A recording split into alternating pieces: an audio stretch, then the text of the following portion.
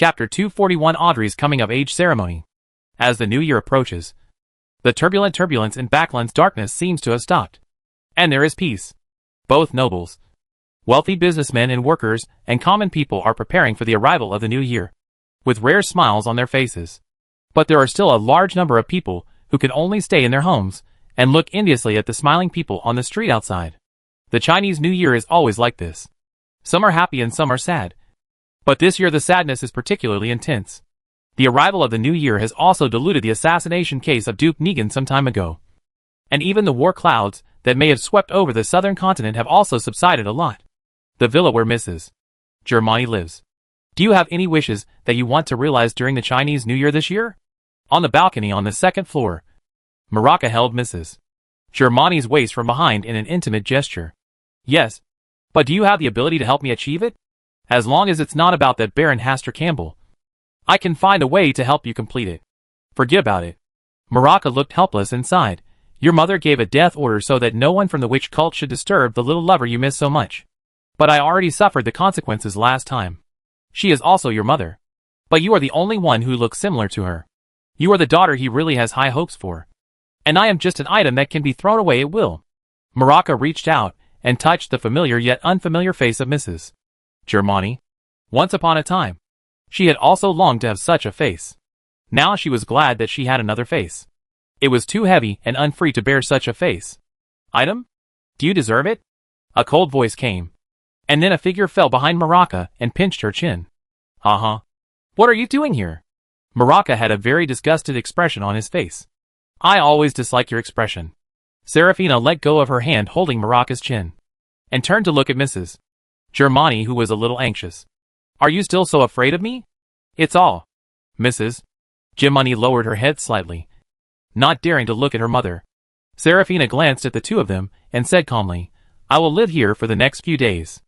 Does an immortal, which also want to celebrate the new year like others do? Maraca mocked, and was naturally rewarded with a loud slap. Who allowed you to speak to me in this tone? Aren't I always like this? Maraca's stubborn look only made Serafina laugh. She longed for maternal love, and deliberately chose to torture herself in this way in exchange for her mother's attention. Sometimes she would play with Maraca and treat it as a daily interaction between mother and daughter. Sometimes she would deliberately ignore her and make her fall into pain. A witch needs to be in such an environment to truly grow up.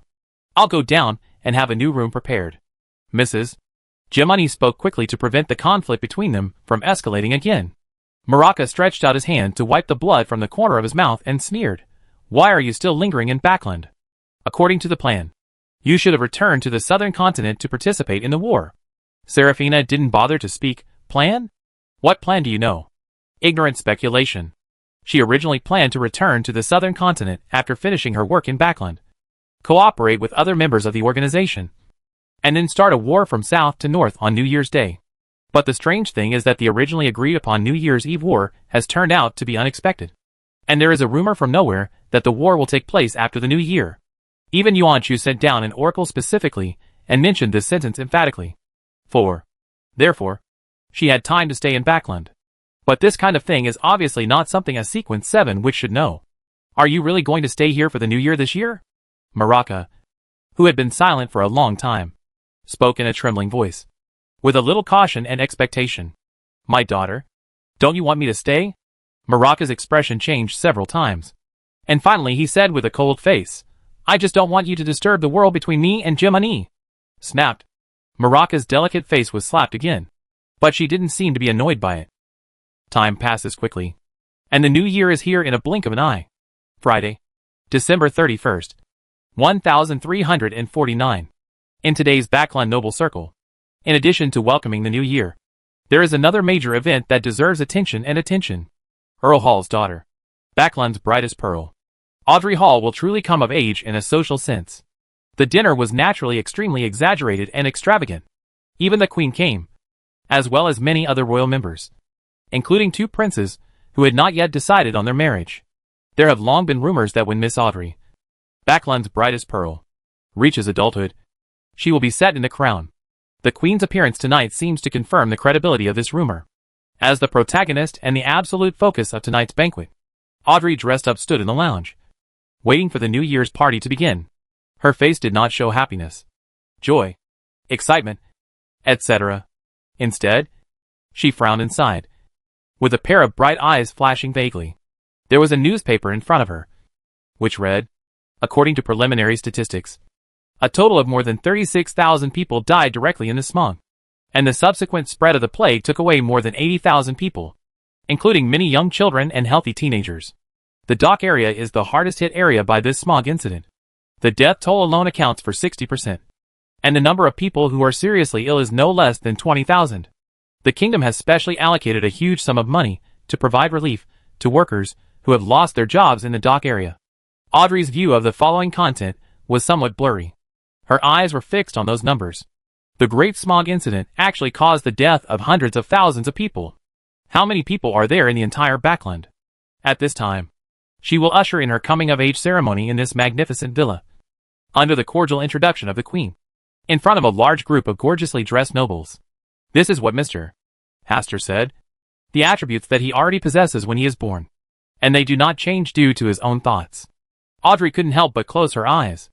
At this time, Earl Hall and Countess Hall came in and praised at the same time, "You are more beautiful than everyone else tonight. Baby, it's time to go out. The Queen is waiting for you." Audrey opened her eyes and smiled elegantly. Accompanied by her father and mother, she left the lounge and came to the party hall. She walked all the way up to the highest platform and handed the hand wearing an elbow-length white gauze glove to the Queen under the astonishing gazes. The Queen led her to the edge of the high platform, faced all the guests, and said with a smile, "Although this is a dark period in Backland's history, we still have a gem that illuminates the entire city. Her wisdom and her beauty, her character and her etiquette are impeccable. Tonight, I will formally introduce her to you. Miss Audrey Hall." Boom, boom, boom. Outside the floor-to-ceiling windows, fireworks took off. On the night of the last day of 1349, Audrey officially came of age in a social sense. Standing on the high platform, Audrey kept an elegant smile and looked down at the nobles who were applauding for this.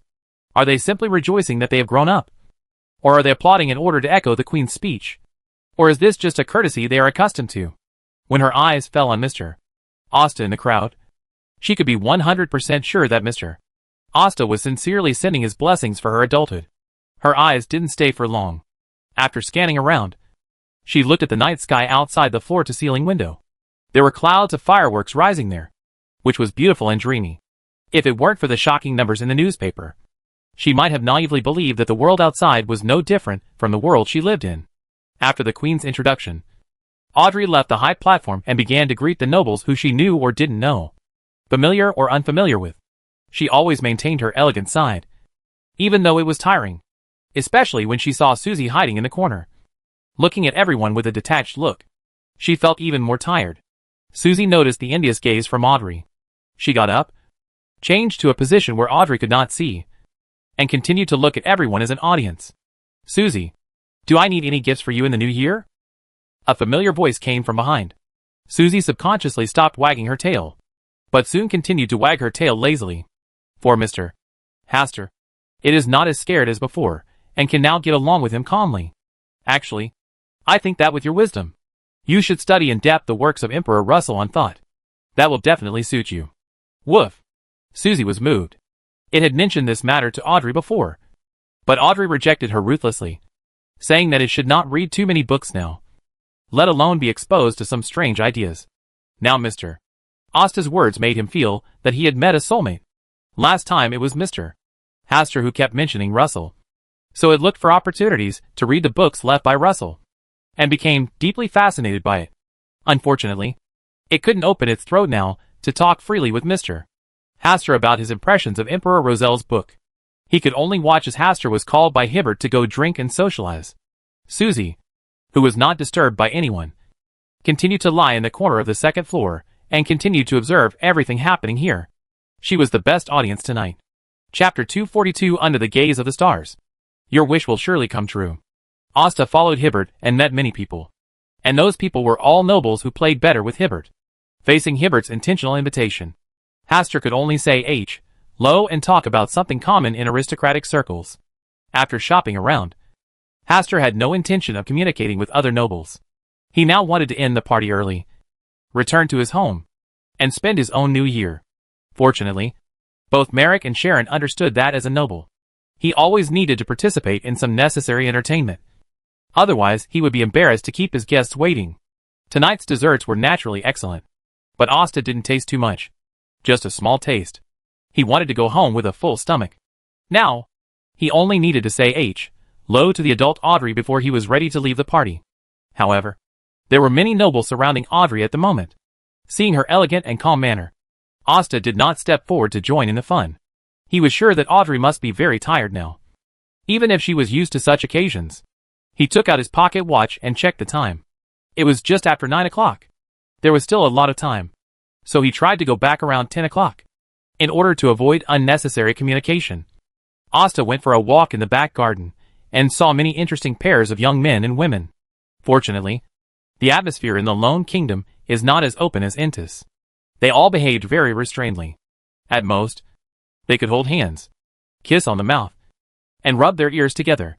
Compared to Russell's initial experience, it was already much better. When Hastur returned to the party hall, Audrey walked towards him. She still had that formulaic elegant smile on her face, but her eyes were much brighter. Mr. Hastur, I thought you had sneaked away. I won't do such a rude thing before I can say goodbye to Miss Audrey. Audrey heard the implication of this sentence. Mr. Hastur in front of her really wanted to leave, but was just waiting to meet her. If I had known this, I shouldn't have taken the initiative to come here.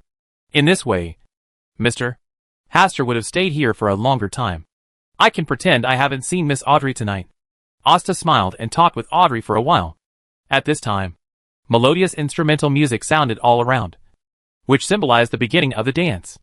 Miss Audrey, would you be honored to ask you to dance? Hastur sent out the invitation smoothly. Audrey's eyes lit up slightly.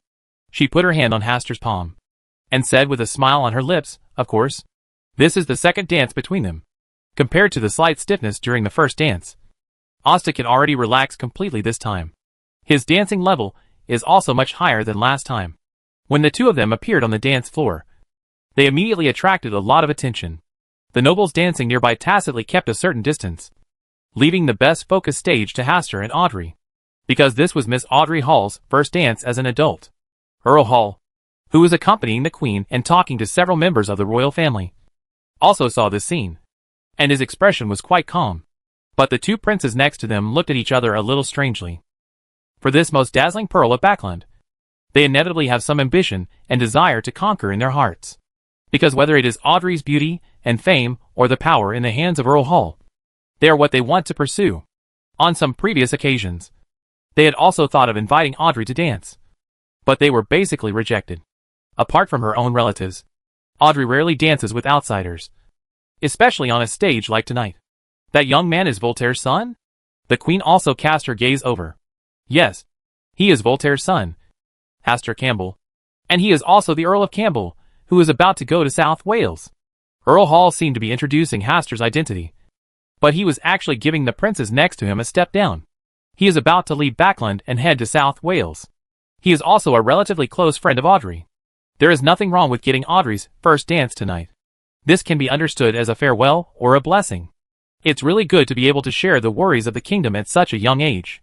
The Queen gave a pretty good evaluation, and the expressions of the princes nearby also improved a lot. I'm definitely the most jealous person tonight. While Hastur was dancing with Audrey and chatting lightly, he could naturally feel all kinds of strange looks from all directions. Didn't Mr. Hastur say that standing in the eyes of everyone always has to bear some pressure? Or does Mr.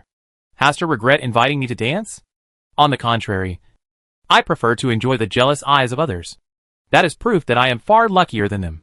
Is this what Mr. Hastur really means? Certainly. Audrey had a sweet smile on her face, and her tired mood improved a lot. This was one of the few freedoms she had tonight.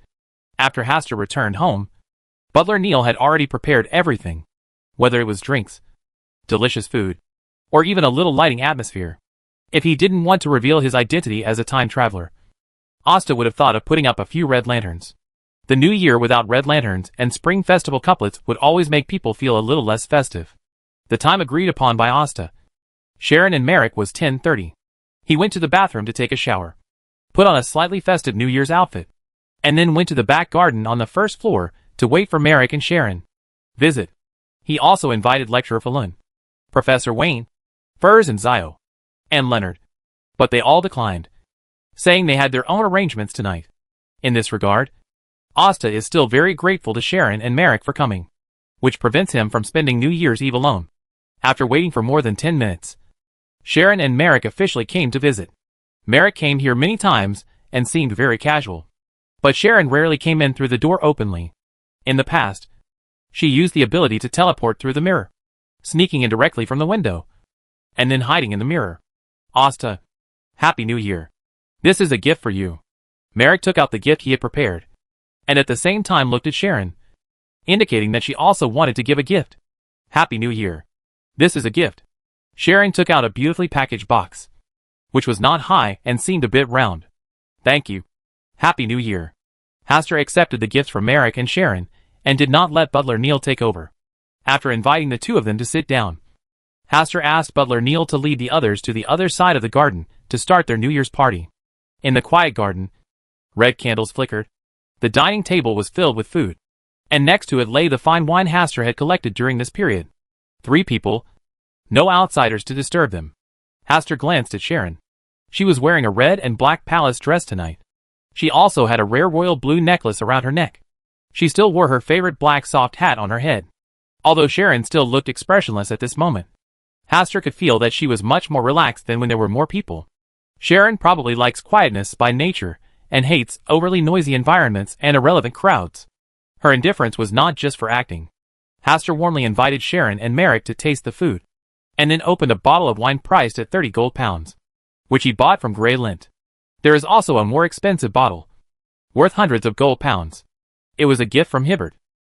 It should be part of Earl Hall's collection, and is not sold on the market. When 12 o'clock came, Asta had already arranged for Butler Neil to set off fireworks, and even left a few larger fireworks to prepare for his own fun. Hastur shook the matchbox in his hand and said, Miss Sharon, do you want to give it a try? Sharon was a little tempted, but she politely shook her head and refused.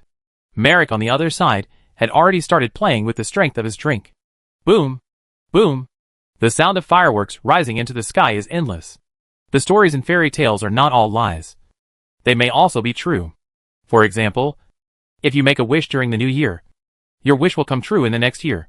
What Hastur said with a smile on his face made Sharon fall into silence. Seeing this, Hastur said again, in the new year, I also want to give you a gift. If you don't make a wish, I won't be able to give you my gift. Do you know what my wish is? Why not give it a try? Just leave yourself a good expectation. Sharon stood up, walked to Hastur, and took the matchbox from him. Hastur placed a large firework in an open area and blocked its sides with rocks to prevent accidents. After doing all this, he motioned to Sharon to light the fuse. Sharon squatted down slightly, closed her eyes, and made a wish, then lit the fuse and carefully stepped back a few steps. After a few seconds, balls of fire took her wish and flew into the starry sky, turning into blinking stars. Under the gaze of the stars, your wishes will come true. Hastur gave his blessing at the right time. Sharon looked at the dreamy fireworks in the starry sky. Her eyes blurred for a moment. At this time, she actually believed that the stories in fairy tales were not necessarily lies. Maybe fairy tales really will come true. Chapter 243 Russell. Please show some face. January 1st. 1350. It wasn't until 2 o'clock in the afternoon that Asta climbed out of bed. Meow! As Hara jumped up from the ground, landed on his quilt, and let out a very dissatisfied meow. Last night, there was a small whitebait in front of its right paw, a tender fish fillet in front of its left paw, and a dry croquette in its mouth, not to mention how comfortable it was in its little life. But in the middle of the night, its owner drank some wine, and while he was still drunk, he actually dragged it out of the snack hut. Originally, it was good to lie in the owner's arms and eat small whitebait, but not long after, the owner gently put it down, then turned around to drink, not caring about it at all. It was a pretty young lady who fed it some snacks. Its sleep was disturbed and bombarded by fireworks outside, making it even more difficult to fall asleep. But its owner slept soundly until the afternoon. Can this be tolerated? It can be prepared to slap him with a few little paws to improve his memory. Ishara, what new clothes are you going to wear today? A voice like a devil's whisper sounded, and as Hara was covered in hair, she consciously jumped off the quilt, and then slipped away from the slightly open window. You ran away really fast. Hastur got up from the bed, then changed his clothes, went to the bathroom to wash up, and took a bath to wash away the smell of last night's alcohol. On New Year's Eve last night, it wasn't until about 6 o'clock in the morning that Asta asked butler Neil to send a carriage to take Sharon back. As for Merrick, he was already drunk and probably hadn't woken up yet. When Hastur came out of the bathroom, Mariki appeared stretched out. Like Hastur last night, he deliberately did not suppress the alcohol and competed based on his drinking capacity. It seems you lost. The barbarian's physique is indeed powerful, and he can even increase his drinking capacity. Asta smiled and asked Merrick to go to the bathroom to freshen up while he went downstairs to eat something. The considerate butler Neil had already prepared suitable food and made 2 sweet soups to quench thirst and relieve hangover. After Merrick went downstairs and had something to eat, Asta invited him to hang out with him, but he refused, saying that a living corpse was not suitable for shopping during the day and that he had to go back and catch up on his sleep. Hastur could only take Azhara out for a stroll. The Queen's District is where the nobles live. In order to seek happiness and good luck in the new year, most of the nobles are willing to spend money and invite many performance groups from other countries. Even the performance groups from the southern continent also bring several animal taming projects. Add to the fun, it is free for the people of Baklan to visit these performance groups, and no tickets are required. The only requirement is that they must be neatly dressed and not smell bad. Hastur also spent some money, about 500 gold pounds, to hire a song and dance troupe from the Republic of Intis. If you want to experience a more authentic Chinese New Year flavor, head to the Republic of Intis. Their country still retains many musicals and dance dramas invented during the Russell period. When he was about to walk into the dance hall with Azhara in his arms, he saw Klein leading Benson and Melissa towards them. It can be seen that Klein has the same idea as him, and wants to see what kind of cultural legacy this fellow Russell will leave behind. Hastur and Klein had only come into contact during the nursing home incident. When they met at this time, they just nodded and found their seats to sit down. There are so many people. Is Baklan's New Year so lively? Melissa exclaimed as she looked at the huge crowd. Benson observed for a while and said, "It is indeed more prosperous and lively than imagined. We will live in Baklan more often in the future." Klein was looking for a suitable seat, since he didn't need to buy a ticket. There were no guaranteed seats. He couldn't find a seat where 3 people could sit together. Basically, there are sporadic vacancies, and they are all in the corners.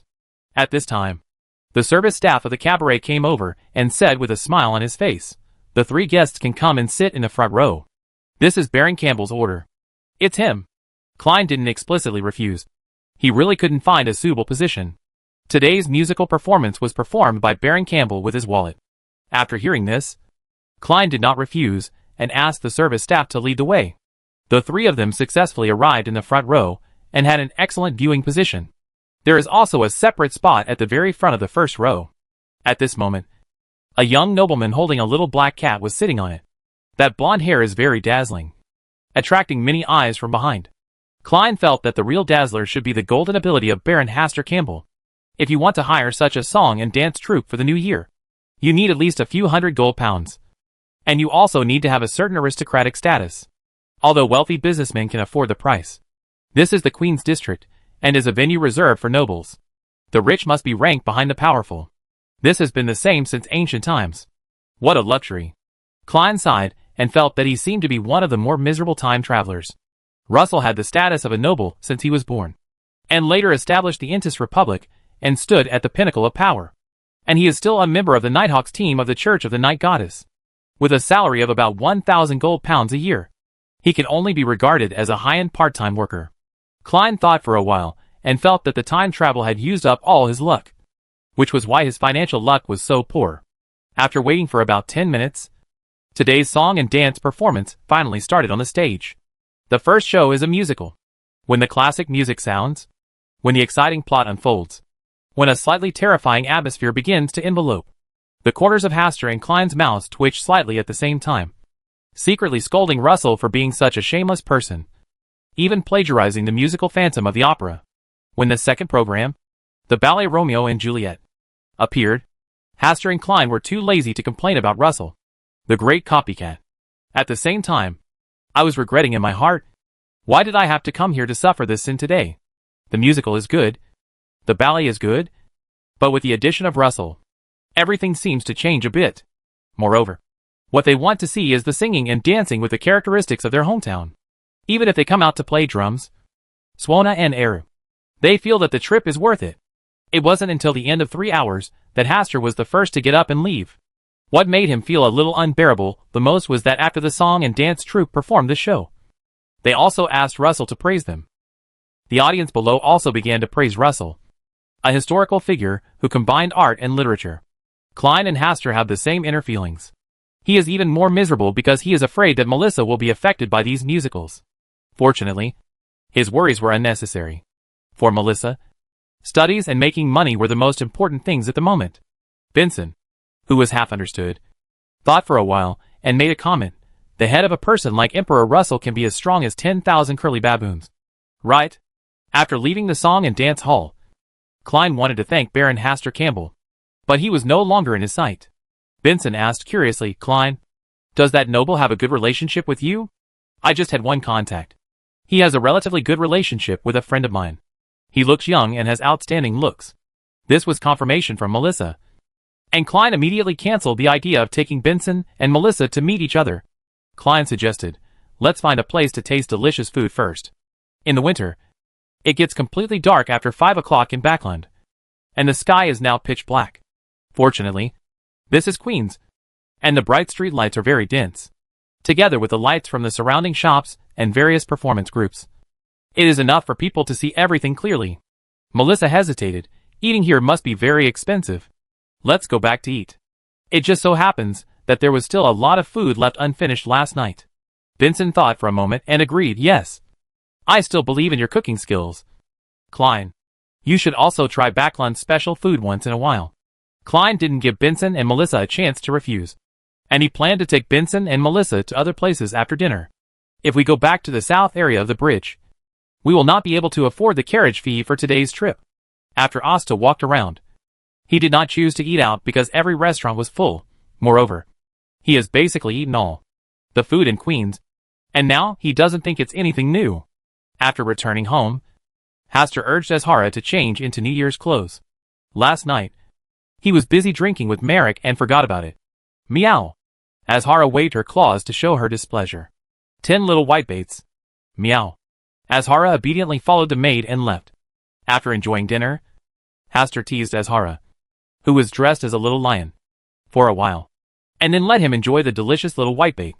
Seeing that Hastur was at ease, Butler Neil came over and took out an invitation, saying it was an invitation from the king. Hastur opened the invitation and glanced at it. The king wanted to see him, and the date was set for January 5th. Generally, after the king meets him, he will leave for South Wales 3 to 5 days later. At this time, Asta could still accept that his affairs in Backland had been arranged years ago, and this time he did not choose to bring Butler Neil with him, but asked Butler Neil to stay in Backland to handle the matter. As for the new butler, wait until he arrives in South Wales before finding someone who is familiar with the local conditions. This is also the solution adopted by most nobles when they leave Backland for business. Chapter 244, Chapter 200, Chapter 42. Audrey's soul shocked. January 4th. 1350. 2 days before the new year, Hastur took Azhara out for a walk and saw a lot of novel things, especially the animal taming show from the southern continent. It was very interesting, especially when he took Azhara to watch it together. Originally, Hastur was going to rest at home today, but Audrey sent an invitation, saying that Earl Hall had agreed for her to go to the dock area, and she wanted him to fulfill his promise and be her tour guide. In order to prevent any accidents, Hastur unhooked a paper crane from the window and put it in the inner pocket of his coat before going out. In Backland, under Will's gaze, usually nothing would happen. 10 minutes later, Hastur arrived at the place where he had made an appointment with Audrey. Soon, Audrey appeared in sight in a carriage. Asta got on the carriage. There were only Audrey and Susie in the carriage. Mr. Hastur, I'll help you take me around the dock area today. Audrey seemed to be in a good mood today, and the smile on her face was not the formal smile at a coming-of-age ceremony. It's my pleasure, Hastur said politely, looked at Susie and said, Susie, have you received the New Year's gift I gave you? Woof, Susie shouted, then looked at Audrey and made a sound that sounded like a cry. This means that it saw the gift, but was cut off by Audrey. Audrey's cheeks were slightly hot and she said, Mr. Hastur, Susie is just a dog. And she really can't understand the works of Emperor Russell. I see. Asta did not continue the topic. And Susie had no choice but to lie at Audrey's feet, seemingly sulking.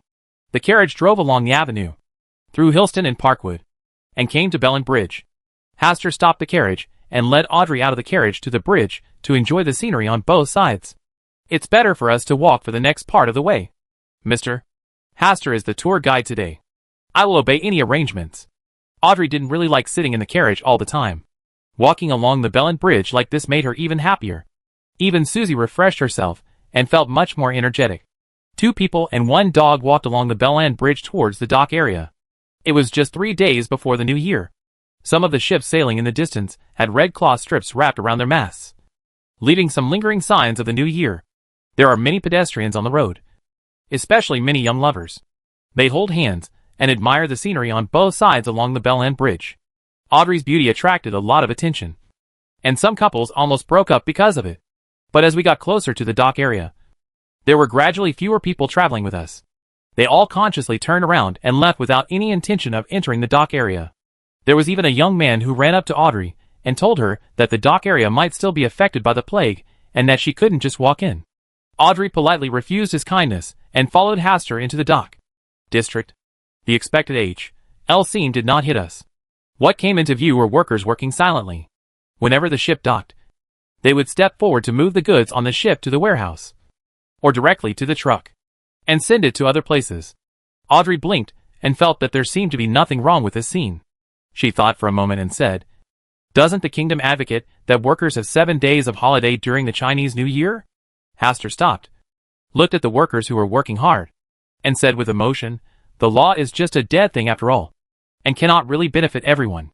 It would be great if they can have a day or 2 off during the new year. Why is this happening? There are many ways to get workers to give up their New Year holidays to work. As long as the factory management declares that those who don't come to work will not have to come again next year, or they directly increase the wages during the New Year period, 3 or 4 times higher than usual, many workers will voluntarily give up your vacation and come back to work. In this way." Audrey asked questions while following Hastur deeper into the dock area. Passing through the bustling pier, we were greeted by a vast silence. There are very few people walking around on the streets, like an old man who has lost too much vitality. The shops on both sides have started to open for business, but about 1/3 of the shops are still closed. When the shop owners saw Audrey and Hastur arriving, they shouted a few times about the items for sale. Seeing that the 2 of them had no desire to shop, their voices gradually disappeared. After passing through the less lively and lively streets, we arrived at the residential area of the dock area, where most of the residents of the dock area live. There are no corpses lying on the road here, but almost every house has people crying and sad, as well as corpses wrapped in straw mats that haven't had time to be cremated. Before entering the residential area, Audrey trembled slightly and stopped. She didn't need to look. She could tell that the sky here was already filled with sadness and despair. Mr. Poole said that the dock area is the best breeding ground for the birth of evil gods. The reality is indeed like this. In this place full of negative emotions, it is the paradise that the evil god longs for. Audrey endured the shock and followed Asta deep into the residential area. She saw 4 or 5-year-old children leaning against the door. They should have been laughing and playing, but at this moment, their faces looked as silent and lonely as an old man. Lifeless. She saw a family of 5 living in a dilapidated shack that she had built. 3 of them were already lying on the same bed, suffering from diseases that were difficult to cure. Only 2 teenage children were busy taking care of them. She also saw a lady who wanted to greet her with a smile, but in the end, she could only force out a forced smile on her face, and then suddenly ran away in tears. She'd seen a lot along the way, and she'd grown more and more silent as she looked forward to her trip to the Docklands. When she saw such suffering happening in the land of Backland with her own eyes, her heart felt clogged and uncomfortable, as if she was being squeezed by a heavy object, making it difficult to breathe. She subconsciously reached out and grabbed the corner of Hastur's clothes. Hastur silently stretched out his arm, indicating that she could put her hand on her arm and use his strength. Asta chose a relatively short road and led Audrey through the residential area and onto the street outside. The scene that is truly like H.L. is still deeper there. People who have houses to live in such misery. How miserable must the lives of those who have no houses as shelter and no savings on their bodies be? It's conceivable, But it's enough for Audrey. Why did Earl Hall agree to Audrey coming to the dock area? He should know the situation here. Is it to let Audrey see the real world as an adult? So this time, Earl Hall did not let his personal mate follow Audrey, but only let himself be responsible for protecting Audrey? Earl Hall really believes in himself. Audrey, who had been silent for a long time, stopped, raised her head slightly, looked at Asta, and said in a trembling voice, "Mr. Asta, simpleness and innocence are never a fault, but a blessing. You don't need to feel guilty. But there are not so many things in life. But you are you, Audrey Hall, the daughter of Earl Hall, the Pearl of Backland, and also a kind and gentle Miss Audrey." Hastur interrupted Audrey one after another, because it was not Audrey's turn to bear the tragic scene in the dock area. This was a crime committed by the Witch of Despair, and it was also the product of the failure of the Lone Kingdom to remedy the situation in time. "Mr. Hastur, thank you for your encouragement." Audrey forced a smile on her face. "Are you going back?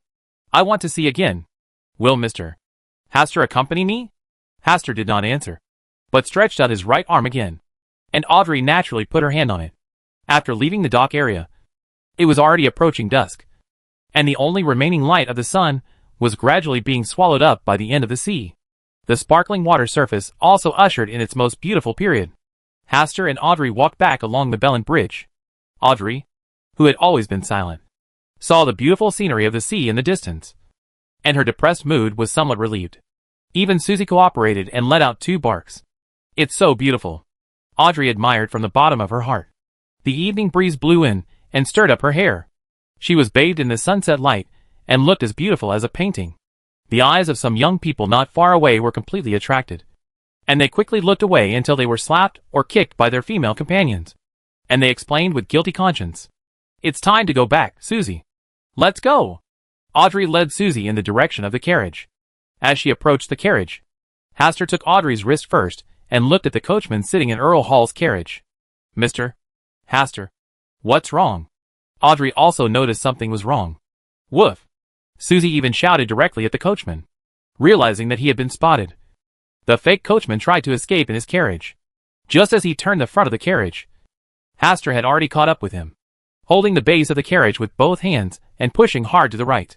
It actually caused the carriage to roll over and fall together with the horse in front. Such is the power of barbarians. Seeing the carriage fall on its side, the coachman hurriedly got up from the ground and wanted to escape directly. He was not fast, and he was quickly kicked in the back by Hastur, causing him to fall forward. When he tried to get up again, Hastur's right foot had already stepped on the back of his neck. Under the strength of the barbarian, he could not get up at all, and could only turn his head slightly. "Who sent you here?" Baron Hastur Campbell. "We have noticed you. You are a believer in the stars. Why don't I know that myself?" As soon as he finished speaking, Hastur stepped hard and broke his neck.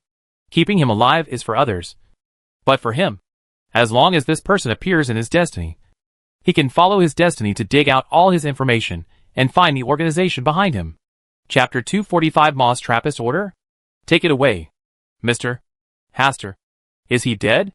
Audrey and Susie also caught up, and at the same time many people gathered around. Hastur's eyes scanned the faces of everyone around him, and when he had time back home, he would verify them one by one. "Well, he has already fallen to his death." Asta casually found an excuse. "Who is he? Why did he suddenly appear here? Where is the original coachman?" Audrey was really puzzled. She just vaguely guessed that this fake coachman was coming for Mr. Hastur. It was only because Mr. Hastur and Susie saw through it in advance that they thought of escaping. "Leave everything to the police." Hastur told Audrey not to worry. When the police arrived, he first sent Audrey home and then back to his own home before coming to the police station to handle the matter. Police station. The person in charge of hearing this case was Sheriff Jimung. He was slightly surprised when he saw Hastur coming. Although this case is not complex, some testimony is still needed to complete the file. Generally, nobles would entrust a lawyer to handle such matters, and rarely come to the police station to resolve the matter in person.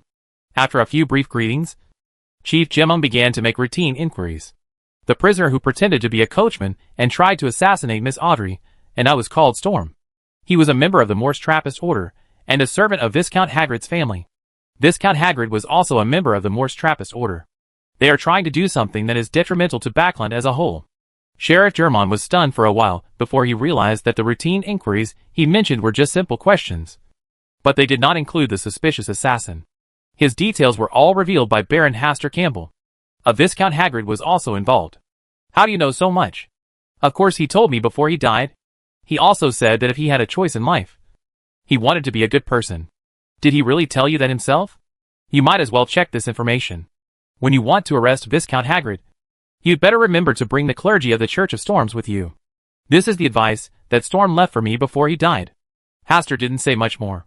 This information was what he learned by going home to the Hall of Stars and peering into destiny. The members of the Moss Ascetic Order have been paying attention to matters related to Bernadette. At first, he had contact with Bernadette and was also targeted by them. In addition, there are indeed many problems with him. For example, if he did not die after the resurrection ceremony, he must have been protected by some mysterious existence. The members of the Ascetic Order of Moss, upon learning of this news, identified themselves as followers of the stars. Today's incident is more of a temptation. It's a pity that all their details have been revealed by him. And Viscount Hagrid's stronghold will definitely not be saved. Chief Jimung was stunned and sent Hastur away from the police station, and then sent a copy of the case file to the Church of Storms. That night, the police station sent personnel, led by several Church of Storms personnel, to raid Viscount Hagrid's villa. Viscount Hagrid was confirmed to be a member of the Moss Trappist Order, and also found evidence of their conspiracy against Hastur. Viscount Hagrid was arrested on the spot, along with 4 members of the Moss Trappist Order. At around 11 o'clock in the evening, Hastur put the paper crane in the palm of his hand, lay on the bed, and fell into a dream. Soon, Will appeared yawning and said dissatisfied, "Is there a new witch targeting you? This is not available yet. But it is being targeted by people from the Moss Ascetic Order. Those people, their power in Backlund can't deal with you. At most they can just harass you." Asta said with a smile, "I want to know what organization in Backlund today is more suitable for stirring up trouble." Aurora Society. They are a bunch of lunatics. Are there any other suitable organizations? Hastur also plans to seize the evil god's heir, and does not want the Aurora Society to attract too much attention for the time being. Both the Witch Sect and the Rose School are not good things. Is the Rose School a sect of indulgence? Asta still wanted to be sure, so as not to drag Sharon and Merrick into this vortex. "Don't worry. I know you have a good relationship with that Temperance girl." Will joked and added, "The Rose School is indeed a good choice. It can not only muddy the waters, but also reduce the threat to your friends." "Well, that's them. Remember to bring me the latest ice cream," Will shouted, and Hastur had cut off the dream, hung the paper crane back on the window, and then returned to bed and entered the Palace of Stars. He looked at the star where the Mother Tree of Desire was. The Rose School of Orgy Department was an organization that believed in him. Those who could stay in Backlund to handle things should be his devout believers. Only devout believers can turn into small points of light and inherit his divine inspiration. Hastur's eyes swept across the small light spots, and finally found a suitable light spot in Backlund. Judging from the light emitted by the light spot, this devout believer should be in sequence for. It is just enough to solve the problem of Moss Ascetic Society. Select the light point, and the chain of order stretches out, connecting the light points. With the experience of guiding Mr. A last time, Hastur directly transformed into the image of the Mother Tree of Desire and appeared in the believer's dream, and then passed down the oracle to kill the members of the Moss Ascetic Order. And he also gave it to him very thoughtfully. A picture. That was another stronghold of the Moss Ascetic Order in Backlund. In the home of a count, Moss Ascetic Order only has these 2 strongholds in Backlund. After finishing the divine revelation, Hastur's eyes scanned the stars again. The only thing that had changed was the star where the high-dimensional overlooker was located. The area affected by the pair of white crystal eyeballs was much larger than at the beginning, and the number of believers also increased a lot. The blindfolded devout believer has now taken off the cloth covering his eyes, and there is a musket behind his back that he got from nowhere. Preaching with a musket? Will there be a group of fanatic believers holding Gatling in the future? This is really creative. Hastur looked at it for a moment longer, then looked away. Tonight is destined to be an uneventful night. In addition to Viscount Hagrid's incident, an Earl's family suffered a bloodbath, and the battle between extraordinary people attracted the attention of members of the Nighthawks and the heart of the machine. When they rushed to the scene of the battle, the extraordinary battle was over, leaving only an Earl's mansion engulfed in flames. The fire burned away the traces of the battle, but some clues were still found by the members of Nighthawks and Mechanical Heart. Finally, it was determined that the two extraordinary parties fighting here tonight were members of the Moss Ascetic Order and the Rose School of Indulgence. What's this? Dog eat dog? I don't know why they had a conflict, but they killed so fiercely that they even set the house on fire. I heard that the stronghold of the Moss Ascetic Society hidden in a viscount's house was also taken away. Could it be that the Moss Ascetic Society offended someone?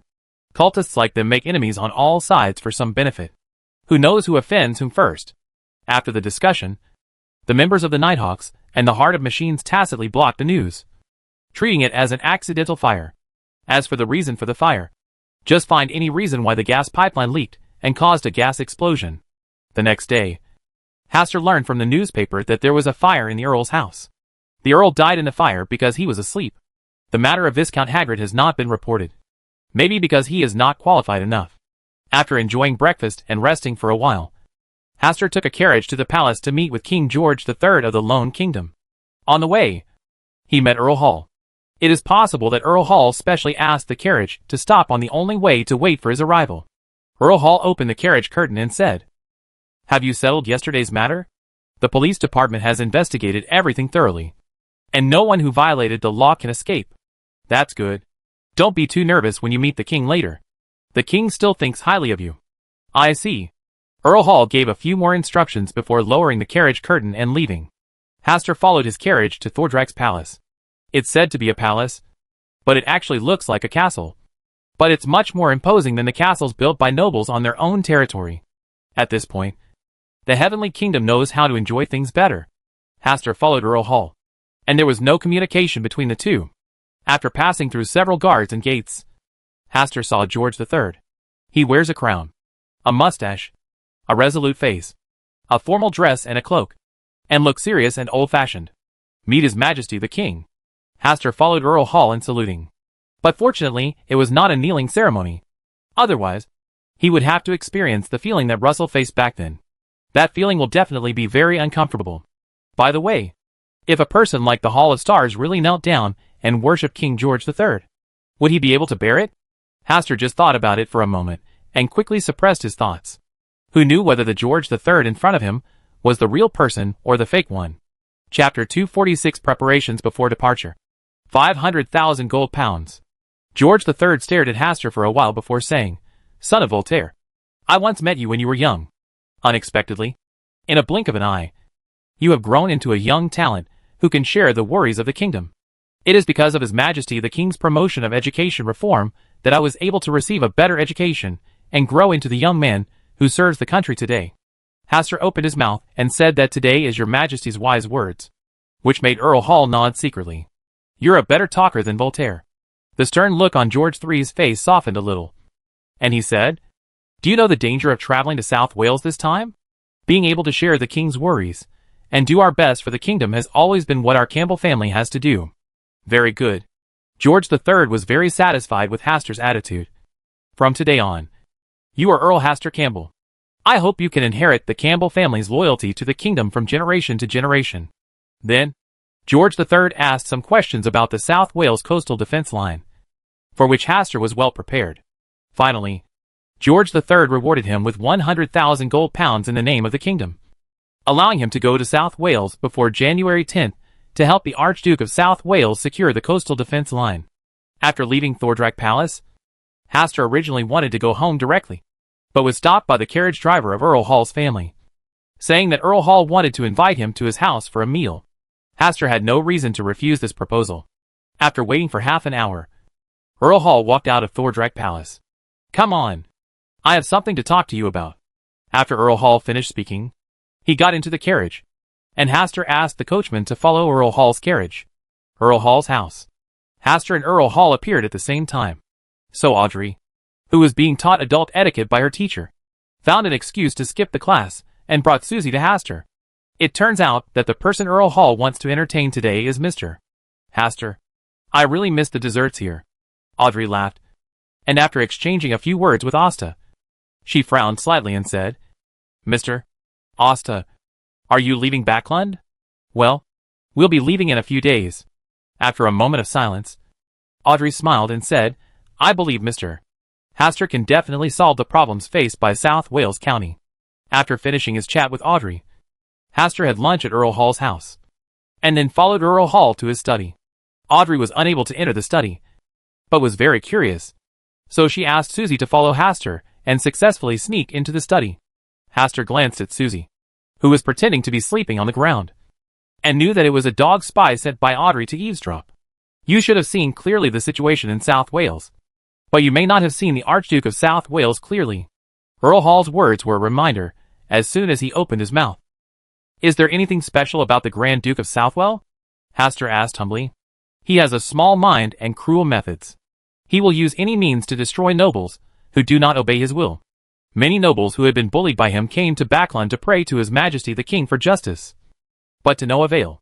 Earl Hall paused for a moment and then said, he has such power and status not only because he is loyal to His Majesty the King, but also for another reason. He was the illegitimate son of the previous Archduke of Southwell. A fact that few people knew. Is that the Archduke drink Augustus? Earl Hall glanced at Hastur in surprise. I didn't expect you to know the existence of this Grand Duke. This is a figure that even many elderly nobles have almost forgotten. I just like to read some idle books, which contain records of the deeds of the former Archduke of Southwell. Earl Hall nodded and said, since you know him, you should understand how terrifying this Grand Duke is. Hastur heard Earl Hall's warning, which was to tell him to avoid the Archduke of South Wales as much as possible when heading to South Wales, and not to conflict with him, so as not to draw out the Archduke drink Augustus. Giant. Alas, it's a pity that the Archduke of Southwell and I cannot tolerate two tigers on the same mountain. Now that Hastur is ready to go to South Wales for development, he naturally wants to be the only voice in South Wales. Hostility was already doomed when he chose to go to South Wales. There are 100,000 gold pounds here, and I trust you know how to use them. Do you want me to use this money to honor the Archduke of South Wales? What a waste. Asta pretended to be puzzled and said, what is this money for? This is an investment by our Hall family in you. I believe your future will not be simple. Earl Hall made his words clear directly. With an angel investment of 100,000 pounds. Earl Hall is really rich. Asta was filled with emotion. The funds he had raised from law firms and factories during this period were only about 100,000 gold pounds. This was already his bottom line. Unexpectedly, Earl Hall doubled his wealth directly. Hastur left Earl Hall's house and returned home not long ago. Greg, who heard the news, also found a reason to come to meet him. In the study, Hastur and Greco sat opposite each other. Greg sighed and said, Asta, I really didn't expect you to have grown to this point. Maybe I'm born more suited to the path of an extraordinary person. Hastur understood what Greg was referring to. The speed with which he found and killed Lockhart last time had revealed a lot of information. Now I understand why you chose this path. No matter how powerful you are, it is not as reliable as holding great strength. Greg, we are still friends. This has not changed. Greg laughed. This should be the best news I've heard in a while. I'm also very lucky to have you as a friend. The two chatted for a while, and Greco suddenly said, I know that you will need a lot of money when you go to South Wales to build your territory. So I have prepared 200,000 gold pounds for you. And I have some money in South Wales. Part of the industry will also be handed over to you to manage. It's too much money. Not much. 100,000 gold pounds is the bounty for the assassin. And the other 100,000 gold pounds is the traveling expenses of my private sponsor friend. 100,000 gold pounds for travel expenses? The road from Backland to South Wales is really long and rugged. I hope you won't refuse. These wealth are nothing to me. Greg gave Hastur no reason to refuse. 200,000 gold pounds. It's hard for me to say no. Asta sighed in his heart. Today alone, he has already received 400,000 gold pounds. Adding in his own 100,000 gold pounds, his wealth instantly soared to 500,000 gold pounds. This money was too much to use to build the territory. And he could even form a private army. Well, it shouldn't be called a private army, but a knightly order guarding the territory. January 9th. 1350. Since his last meeting with George III, Hastur had spent several uneventful days. To prevent 500,000 gold pounds from being too much of an amount to be safe these days, Hastur secretly transported 400,000 gold pounds to the Hall of Stars. Anyway, there was still a month until the next gathering of stars. He had already decided to leave for South Wales tomorrow. Before that, he followed Professor Follin to find Professor Wayne. Professor Wayne gave him a list, saying that the people on it were from South Wales, friends from the county. If you need help, you can try to ask for help. Hastur went to Greyling's place to attend the last extraordinary gathering. Greyling generously gave him a lot of medicines that he had refined during this period. They basically had all kinds of medicinal effects, and were widely used. He also went to the Brave Bar to meet Leonard again. And this time Klein was also there, saying it was to thank him for providing him with a seat at the Opera House during the last New Year. Before leaving, Hastur asked Klein a question. Do you like the ordinary and warm life you have now?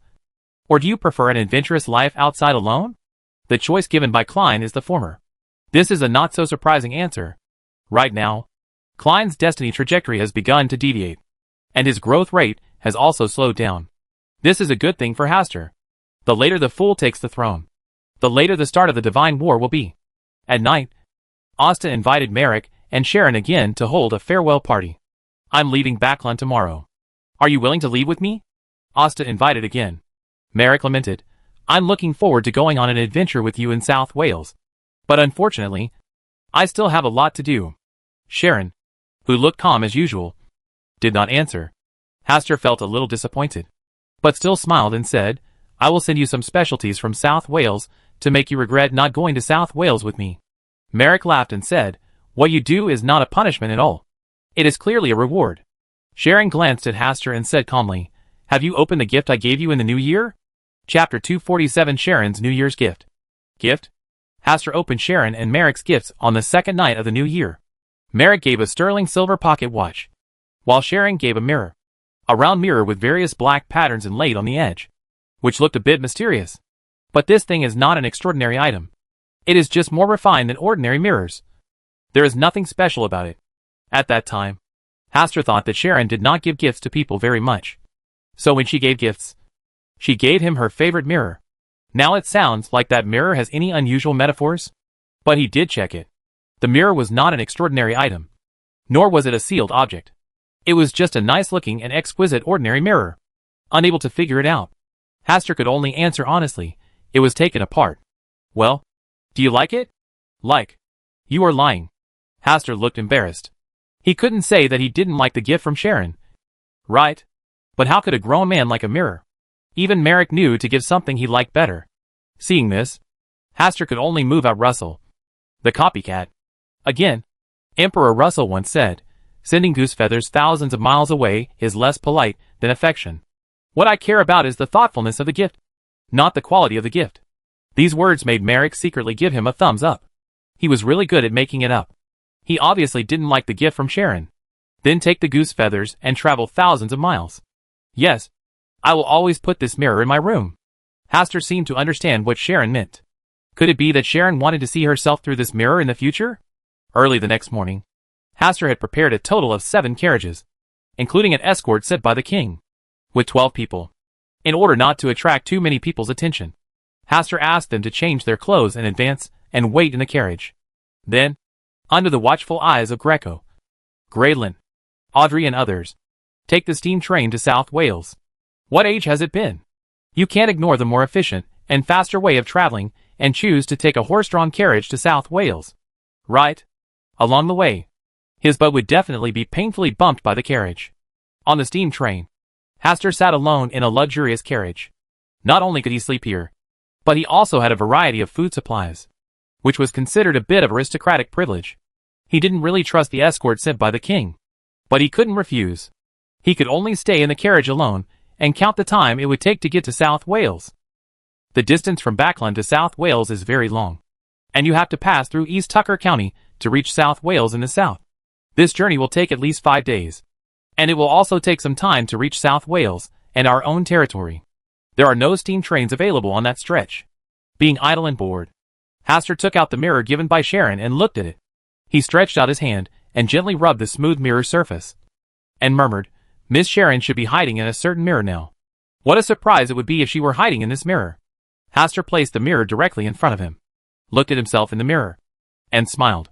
How is this possible? Sharon still needs to stay in Backlund to handle things. She can't just leave everything to Merrick. Right? The steam train roared forward, with Backlund shrinking behind it. Hastur admired the scenery outside the car window for a while, then took a book and started reading it. This was a book specially selected for him by Professor Wayne, saying it was the possible direction of the laws of the Kingdom of Lone in the future. By the time it was time to eat lunch, Hastur had read a third of the content. This book is definitely the product of Professor Wayne's private goods. The various laws in it looked like advanced versions of the current laws in the Kingdom of Loan. The food on the steam train was far less exquisite than the food prepared by his own chef. So when setting off, Asta specially offered a high salary to bring along 2 chefs who were willing to go to South Wales. After tasting the food that was similar to what he had at home, Hastur glanced at the mirror on the table again, paused for a few seconds, and then said in a deep voice, "It is forbidden for resentful souls to be invisible here." Golden rules flashed all over the carriage, and Sharon's appearance was revealed on the originally smooth mirror. She was still dressed in a black palace dress, and her blue eyes were looking at herself from the mirror at the moment. The corners of Asta's mouth raised slightly, and he said with a smile, "Miss Sharon, are you here to see me off on my last journey? What do you think? Of course, I hope that Miss Sharon's move means she agrees to go to South Wales with me." Sharon in the mirror nodded slightly, confirming Hastur's statement. "So you already agreed to my invitation when Miss Sharon gave me a New Year's gift?" Asta, who was in a happy mood, stretched out his hand and stroked the edge of the mirror and said, "Why didn't you tell me that you wanted to give me a surprise? I overestimated your intelligence." Asta thought the same thing. Obviously, the night before leaving, Sharon specially reminded herself to remember to take the goose feathers with her to travel thousands of miles. If she was smart, she should have noticed the true meaning of that sentence. After all, he still couldn't believe that Sharon would agree to his invitation to accompany him to South Wales. What was the reason that made Miss Sharon change her initial decision? Asta changed the topic to a topic that was more beneficial to him. "I need a demigod mummy to help me advance to sequence 4. Just to be promoted to a higher rank? Isn't this reason enough?" Hastur sighed and said, "Do you need me to accompany you to the southern continent?" "If necessary." "Then you left all backland matters to Merrick?" "Well, he needs to learn some restraint." Sharon glanced at Hastur again and said, "Do you prefer that the person who appears here is Merrick?" "Of course not. I also think that Merrick should be given more experience in handling things on his own. Being too eager to take risks is not a good thing." Hastur immediately denied this statement. If Merrick were to hide in this mirror, he would probably throw the mirror directly out of the car window. "Miss Sharon, do you want to come out? You can't enjoy the scenery along the way by hiding in the mirror." Sharon nodded. Her body floated out from the mirror and sat down gracefully opposite Hastur. Her upper body was slightly tilted, and her eyes were looking at the scenery that kept flashing past the car window. Hastur leaned back slightly on the seat cushion and looked in Sharon's direction. This trip to South Wales finally won't be lonely. After a long time, Sharon suddenly said, "A New Year's gift from you. I am hiding in my territory in South Wales, and only there can I fulfill this gift." After the brief exchange, the car became quiet again. Sharon looked out the car window at the scenery, and Hastur took her as the scenery, until there was an unusual feeling outside the carriage. Sharon looked back at Hastur, who shook his head slightly, indicating that she could hide in the mirror first. Sharon didn't say anything and directly entered the mirror in the state of resentment. After a while, Hastur fell into sleep. There was only darkness in the dream, and no human figure appeared. Soon, the dream fell into pieces. A very short dream, like taking a nap when tired.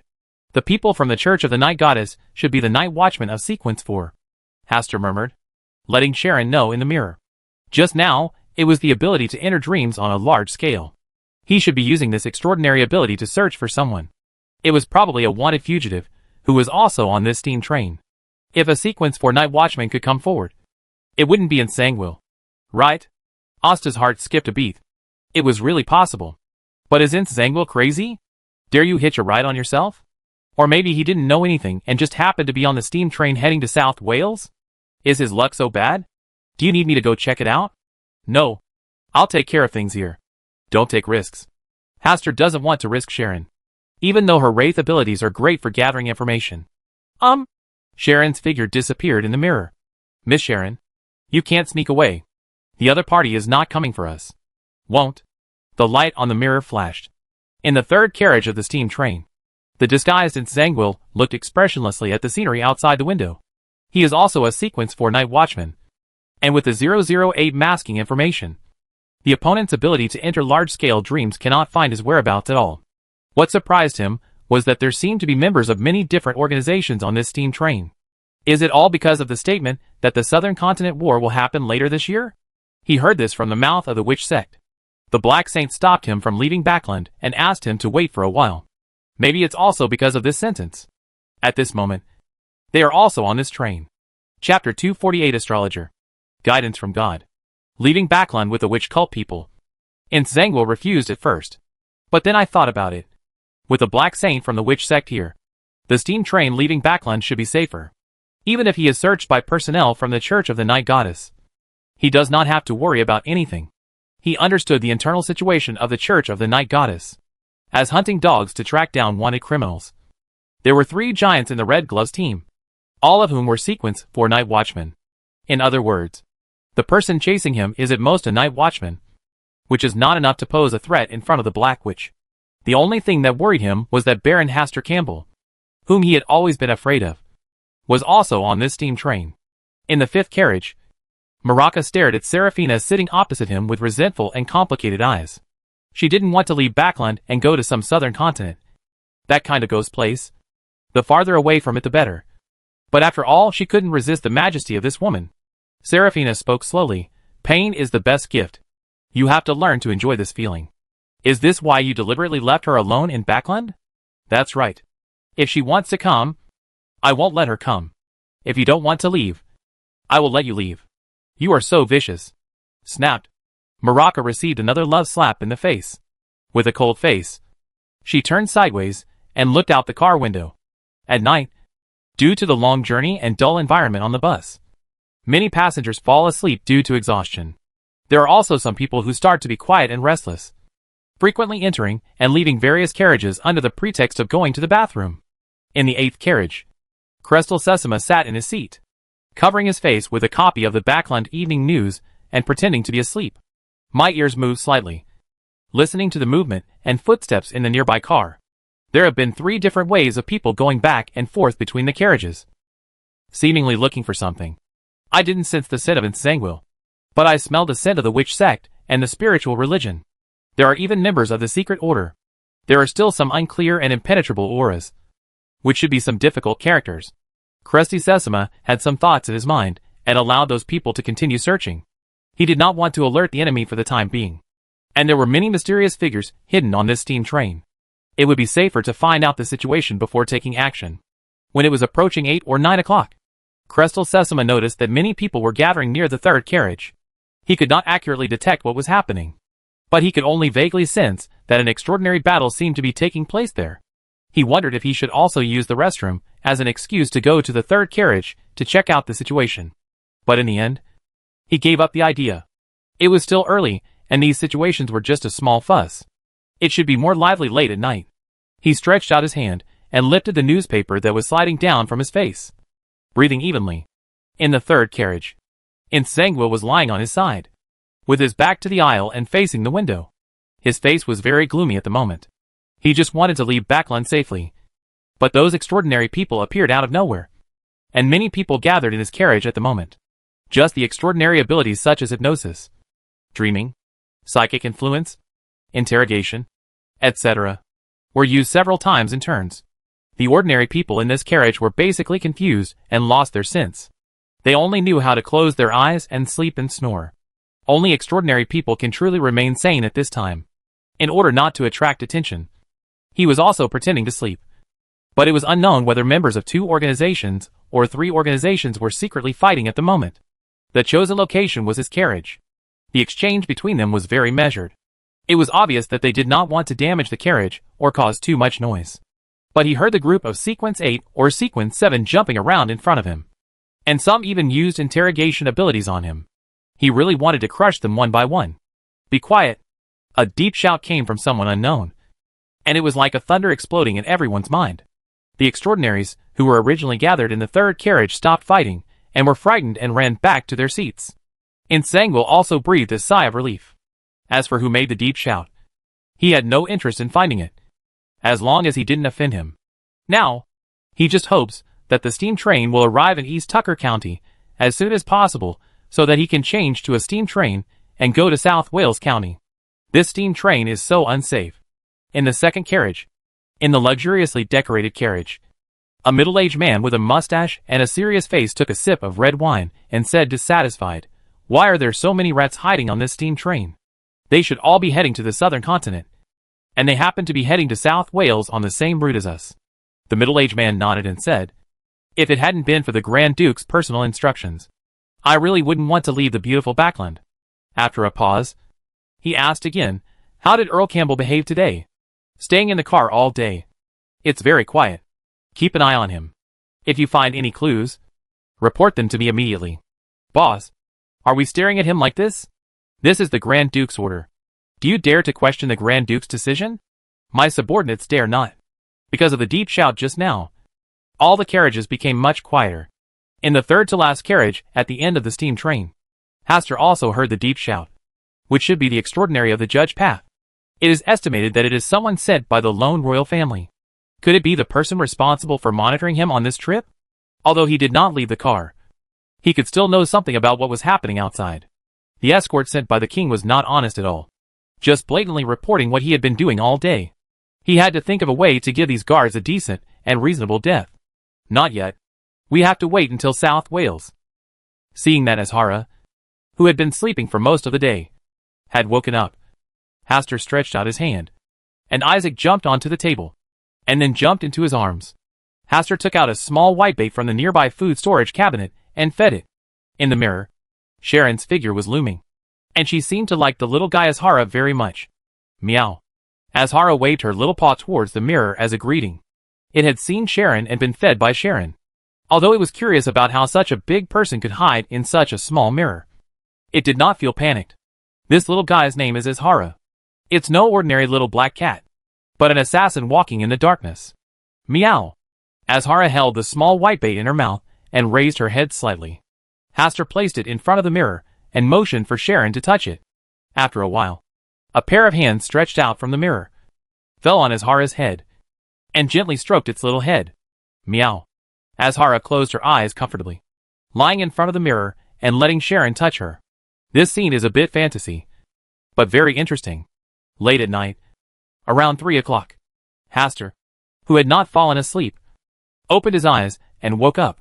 Azhara also jumped to a high platform behind the door, staring at the door sharply. Silently, a figure passed through the locked door. Meow. Azhara gave a warning meow, and Hastur signaled it to quiet down first. Looking at the late-night visitor, the man was about 27 or 28 years old. He was dressed in a formal white shirt and a black top hat. His eyes were as deep as a deep pool.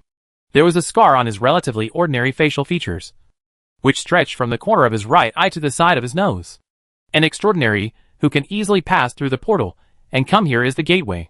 His strength should be between sequence 7 and sequence 6. A member of the Abraham family?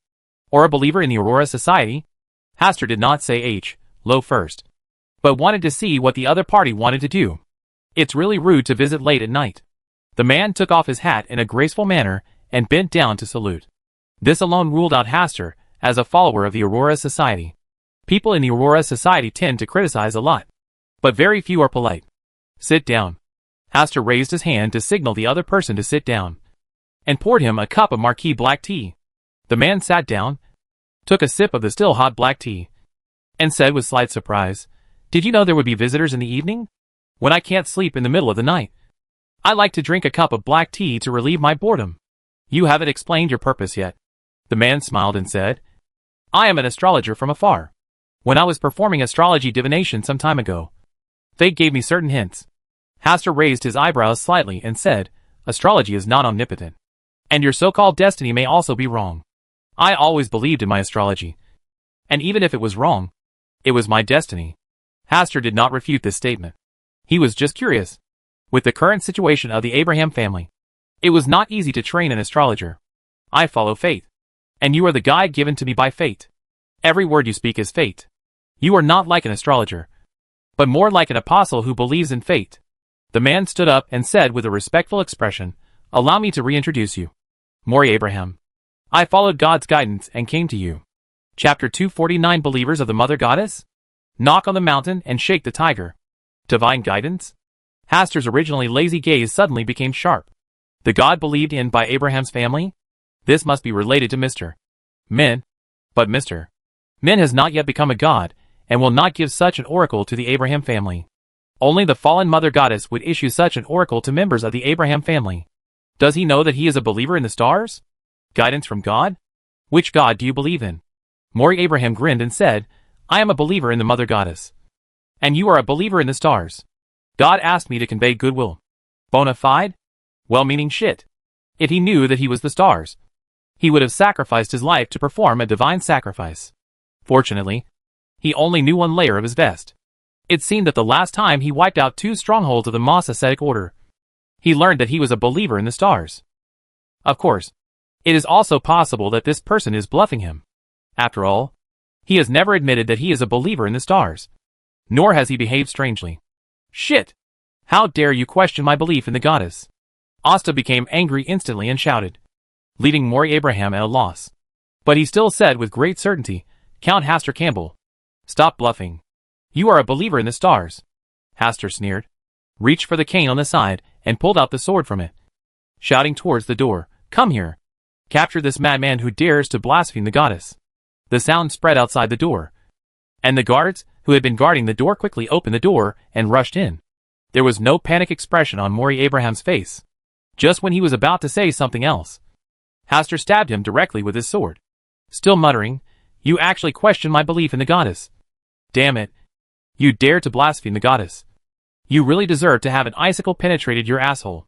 The escort also surrounded him at the same time, preparing to capture the assassin who suddenly appeared in the carriage. You? Maury Abraham did not dare to stay any longer. So he opened a door and hurriedly left the carriage through teleportation.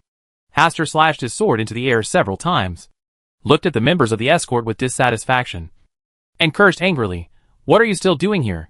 Why don't you quickly find the assassin who just wanted to assassinate a count? Check every carriage for me. No one suspicious can be let go. Now that things have developed like this, Hastur will take advantage of the situation and come to shake things up. Anyway, there are clergymen from the Church of the Night Goddess and extraordinaries sent by the royal family on this steam train. Even if there is any trouble, they will eventually come forward to solve it. After the escort left, Hastur closed the door again. The angry expression on his face disappeared, and sat on his seat, pouring himself another cup of marquis black tea. Meow? Azhara looked at Hastur with puzzled eyes, as if to confirm that the person who just breathed out the fragrance was really her elegant master? You don't understand.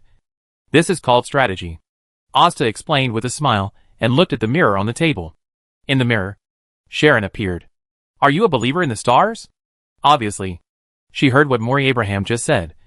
And she is not that easy to fool. So be it. This is dangerous, and you shouldn't tell me the answer, because I believe Miss Sharon will not do anything harmful to me. Sharon was silent for a while, and then said, I didn't see or hear anything about what happened tonight. After saying that, her figure disappeared into the mirror. Hastur told Sharon not to go out to investigate casually, and then focused on what happened just now. Maury Abraham, an extraordinary person from the Abraham family, actually became a believer of the fallen Mother Goddess. Does this mean that some members of the Abraham family have also become believers of the fallen Mother Goddess? It didn't seem like that was a big deal. Hastur thought carefully, and found that he didn't have to worry about the fallen Mother Goddess at all now. Although the fallen Mother Goddess's personality and strength are higher than the Mother Tree of Desire, her power in the real world is obviously not as powerful as the Mother Tree of Desire. The Mother Tree of Desire is the indulgent sect that controls the Rose School of Thought. It has the Sequence 1 Abomination CA under its command, and it also cooperates with the Superstar Master, so it has a lot of available manpower. On the other hand, the fallen Mother Goddess did succeed in corrupting Mr. Min and Russell. Mr. Keeman was discovered in time by the Goddess of Night and other true gods, and was successfully isolated, while Russell himself was still resisting the erosion of the fallen Mother Goddess. In other words, the 2 trump cards of the fallen Mother Goddess can only play their due role if you take the initiative to join them. There is no organization under the fallen Mother Goddess, and she can only occasionally influence the extraordinary people of the 2 paths of Mother and Moon through her own personality. But Lilith is still in charge of the relevant authority, and the influence of the fallen Mother Goddess naturally has Lilith targeting him. Calculated this way, the fallen Mother Goddess has very little power to affect reality. Thinking of this, Hastur was relieved. Even if the fallen Mother Goddess was sure that she was a believer of the stars, it would be difficult for her to send powerful extraordinary people to target her. You still have to quickly plan for the descendant of the evil god that exists with Mr. A, and develop it into a disciple of the stars, so that your men can have real usable combat power. after the new year. You can also recall Bernadette back from the southern continent, so that your safety in South Wales can be guaranteed. Haster thought hard about these unspeakable things. Routine inspection. Take out your tickets and proof of identity. Hurry up. At around 4 o'clock in the night, the escort members joined forces with the police officers on the steam train to begin a detailed search of each carriage. Although many passengers complained, they had to cooperate with the inspection. Some of the extraordinaries who sneaked into the steam train without buying tickets or identification documents all had their faces changed drastically when faced with strict routine inspections. And they all began to think of countermeasures. Although they are extraordinary, most of them are Sequence 8 and Sequence 7. And they do not want to have a head-on conflict with these armed police officers. There were powerful extraordinary people guarding here last night. And there were also many church clergy. Also in the car. All passengers without identification and ticket purchase records must get off the bus and buy tickets when they arrive at the next stop, and must also pay a part of the fine.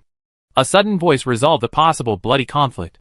If these extraordinary people are not given a chance to step down, conflicts will definitely break out. The extraordinaries, who were ready to move, suppressed their desire to fight and allowed the police officers to inspect them. Crestal Sesama, who originally wanted to take action to suppress the chaotic situation, continued to pretend to be asleep. Insangwil also breathed a sigh of relief. Although he had bought the ticket properly and had a fake identity certificate that was enough to cope with the inspection, he also didn't want to cause too much trouble. After this routine inspection, the atmosphere on the steam train became much quieter and calmer.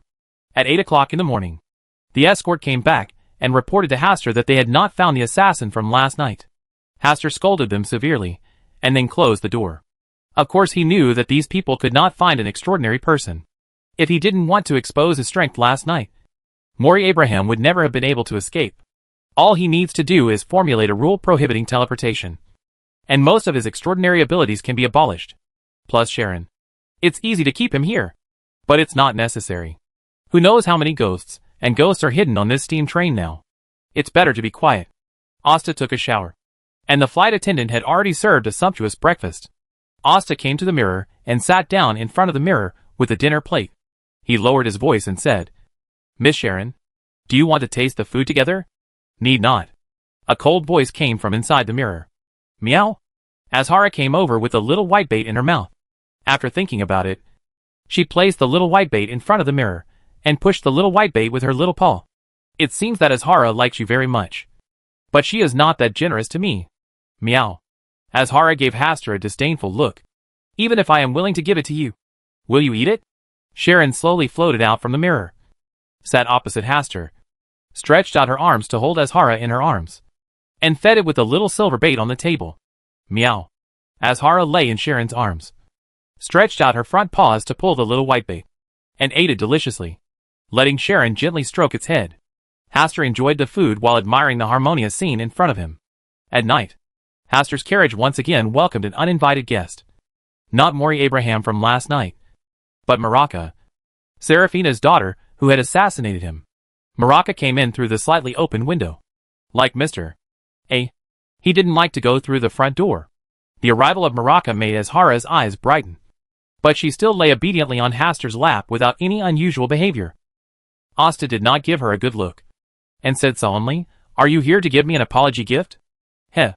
Are you still not satisfied after taking so many things from us?" Maraka was equally sullen. "You came here tonight just to show me a lifeless face?" Maraka suppressed the anger in his heart and said in a cold voice, "If my sister hadn't been thinking about you, I wouldn't have come to remind you. Many organizations now believe that you are a believer in the stars, so you can take care of yourself." After saying that, Maraka didn't want to see Haster's extremely annoying face, so he melted into the shadows and left from the window. Meow. Azhara instantly became energetic, jumped off Haster's lap, ran to the shadows and hid. Its black hair blends naturally into the shadows, making it difficult to detect its existence with the naked eye. Asta was in a good mood and said, "Little guy, you learn very quickly." Chapter 250 Premeditated Explosion. It was late at night, and there was blurry starlight outside the car window. Tonight, the crimson moon seems to be shrouded in black clouds, with faint starlight shining through.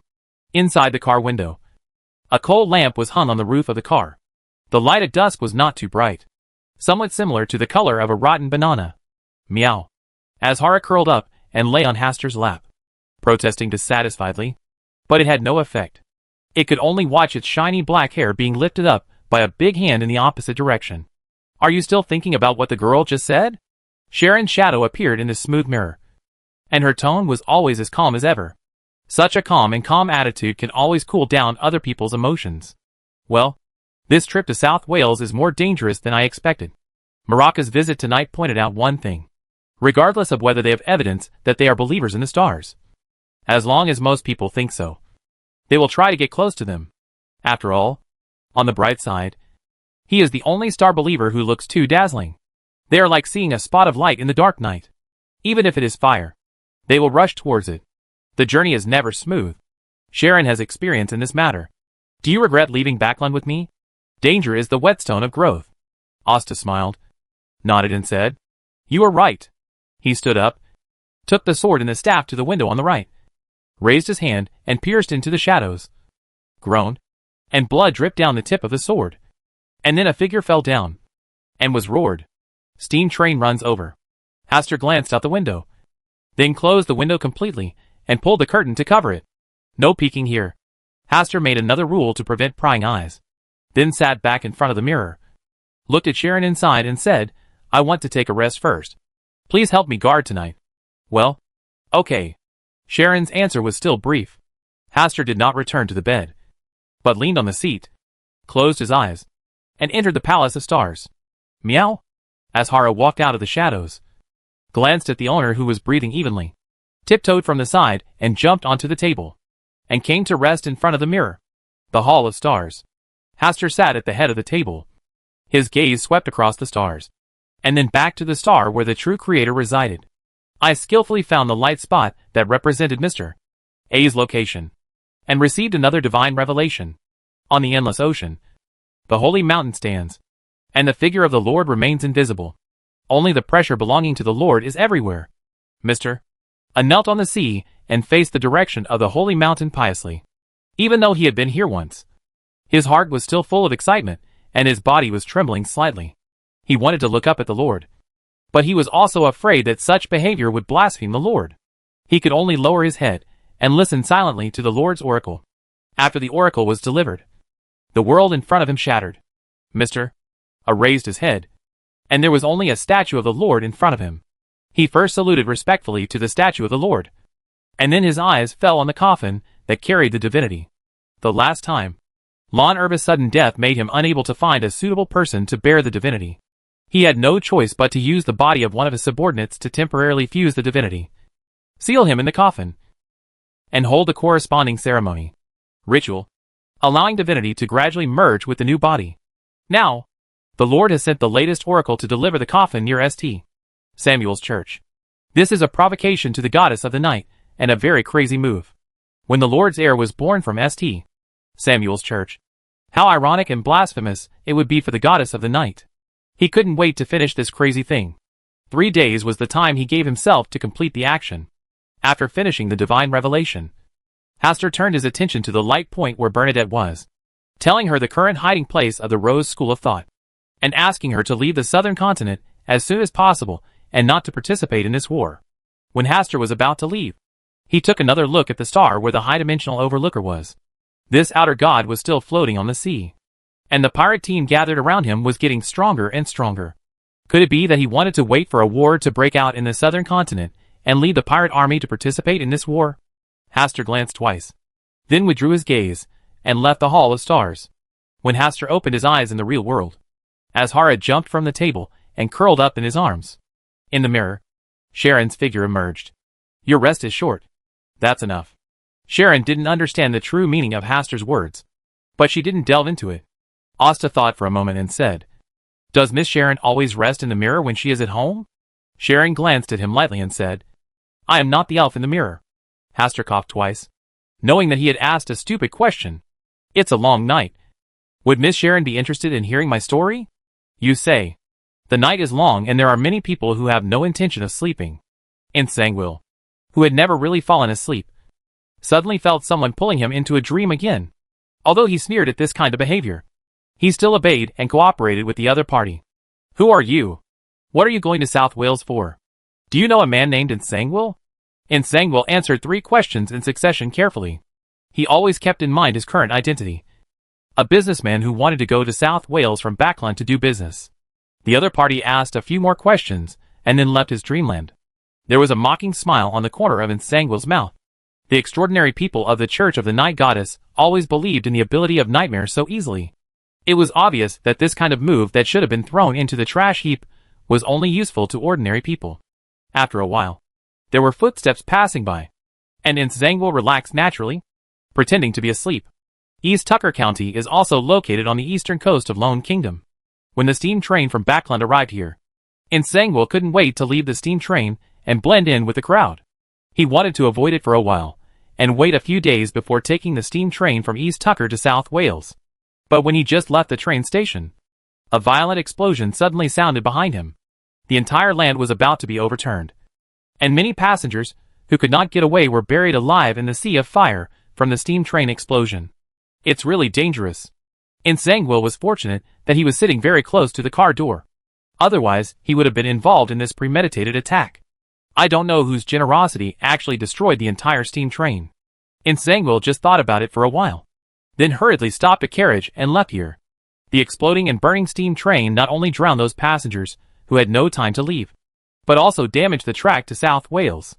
The station quickly raised the alarm, and a large number of police officers rushed to rescue and evacuate nearby passengers. Damn it! Who on earth dares to act so blatantly, with no regard for the laws of the kingdom? If I catch you, I will definitely hang you all on the gallows. The middle-aged man with a mustache looked at the steam train that had become a pile of scrap metal, his face gloomy and ashen. Boss, we have lost the news of Earl Haster Campbell. It seems that he did not have time to escape. All the members of the escort who were following him were also killed in the big explosion just now. Died? The middle-aged man looked at the ruined explosion site several times, and finally said coldly, if he is really dead, find his body as evidence. Otherwise he is missing inexplicably. Do you understand? Understood. We will contact the local police station to handle this matter together. On the other side, Crestel Sesama, who also survived, looked at the place of the big explosion, frowning. The big explosion was too sudden and too fierce.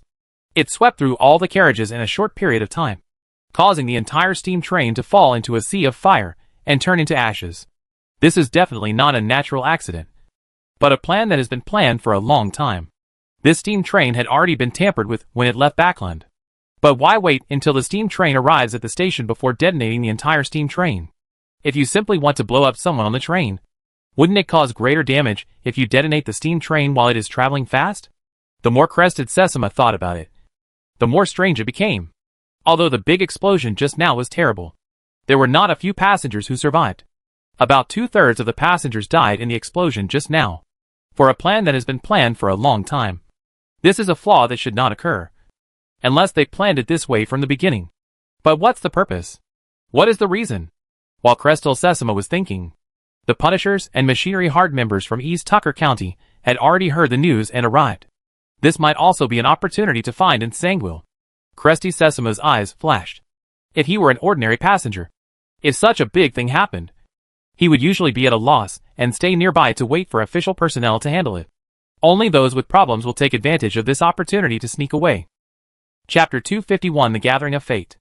East Tucker County is close to the capital Backland and has a relatively prosperous coastline.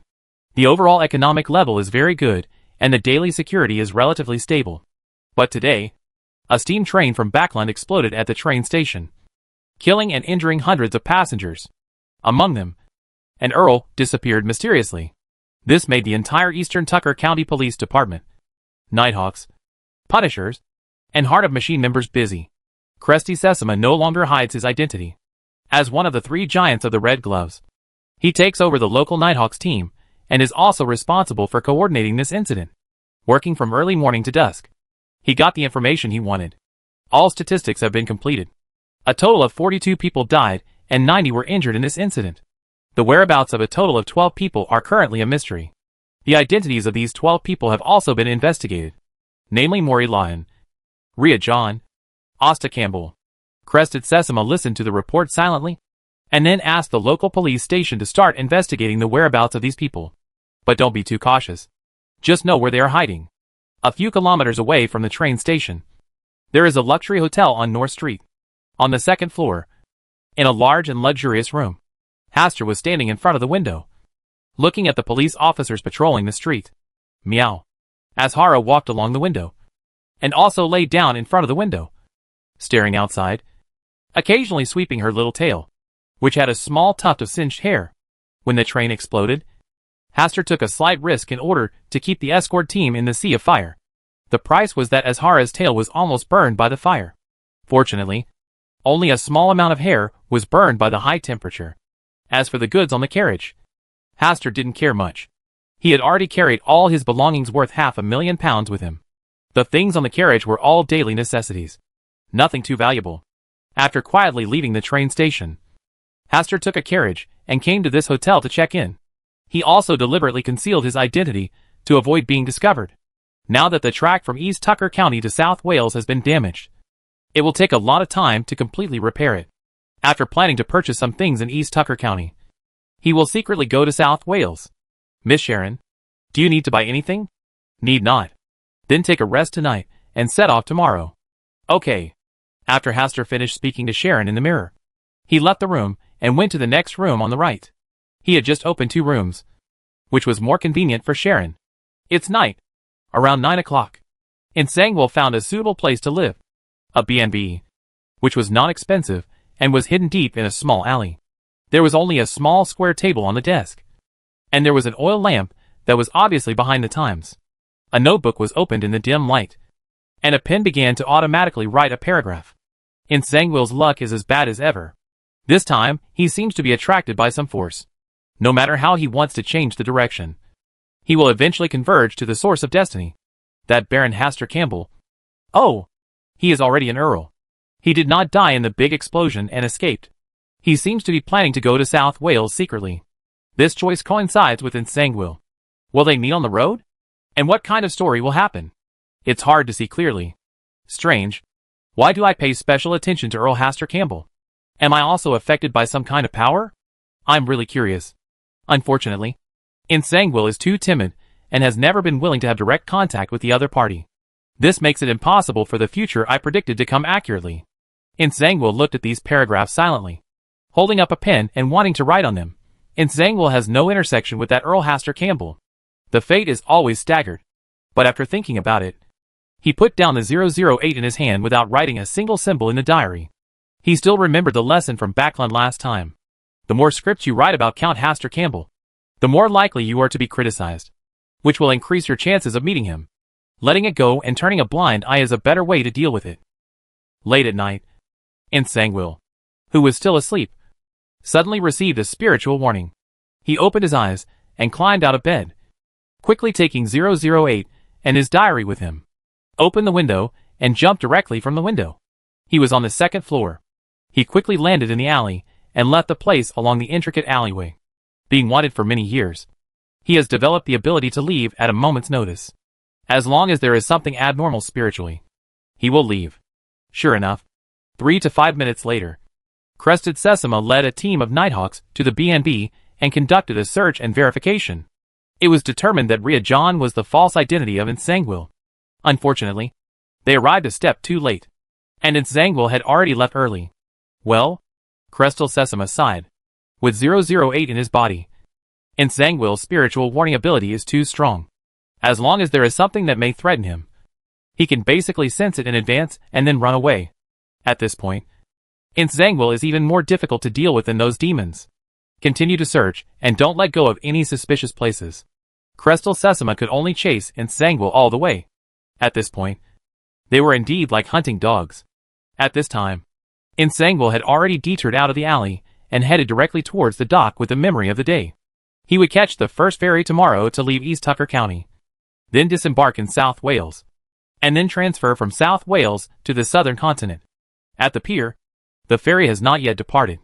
We need to wait until 7:30 tomorrow for the first ferry to set sail. Nsangwil changed another false identity and bought a ferry ticket to South Wales. In order not to attract attention, he deliberately chose the cheapest ticket among the 4 types of tickets. In this way, he could blend in with the crowd and avoid being hunted by the Red Gloves members.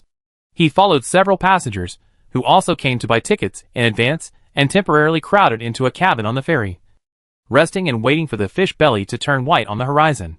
As morning came, more and more passengers crowded in on the ferry. The already narrow cabin was like a sardine can produced in a factory. The place wherein Zangwa lives is a small bed that only allows one person to lie down. It is difficult to even turn over. In a cabin, there are 3 layers of small beds separated by 2 rows and 5 columns, with a total of 30 small beds. There were small beds on the front, back, left and right. This almost airtight situation made him feel more at ease.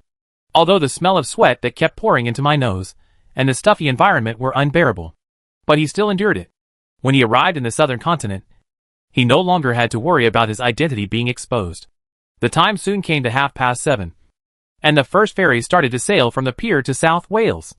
The not-so-calm sea shook the hull of the ship, which in turn shook the already crowded cabin. People swayed back and forth on the cots like weeds, making creaking sounds. Some people were so dizzy that they vomited directly in the cabin, making the entire cabin even more stench intolerable. In a luxurious single room, Hastur was sitting by the window, tasting the captain's private collection of red wine and delicacies, while watching the red sun rising from the sea. Last night, he dealt with 2 little mice that followed them secretly. In order not to be affected, he chose to take the first ferry today to South Wales.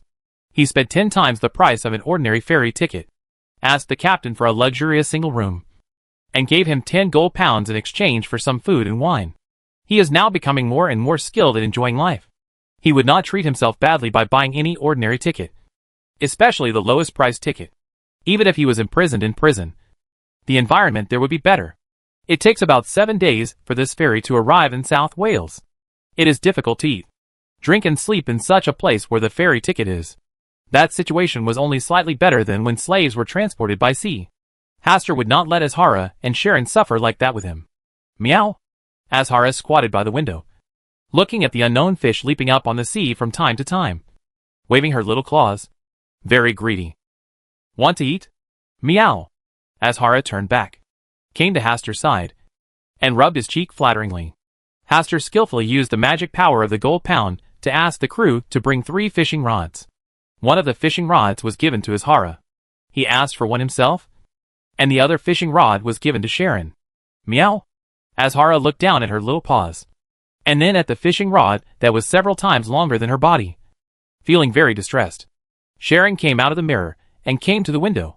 She grabbed 2 fishing rods with one hand, fishing casually, and caressed Azhara's little head with one hand. Meow.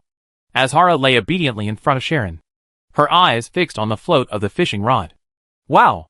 It was the sound of a big fish being fished out of the water. Azhara followed the sound and looked over. It was its owner who had gained something.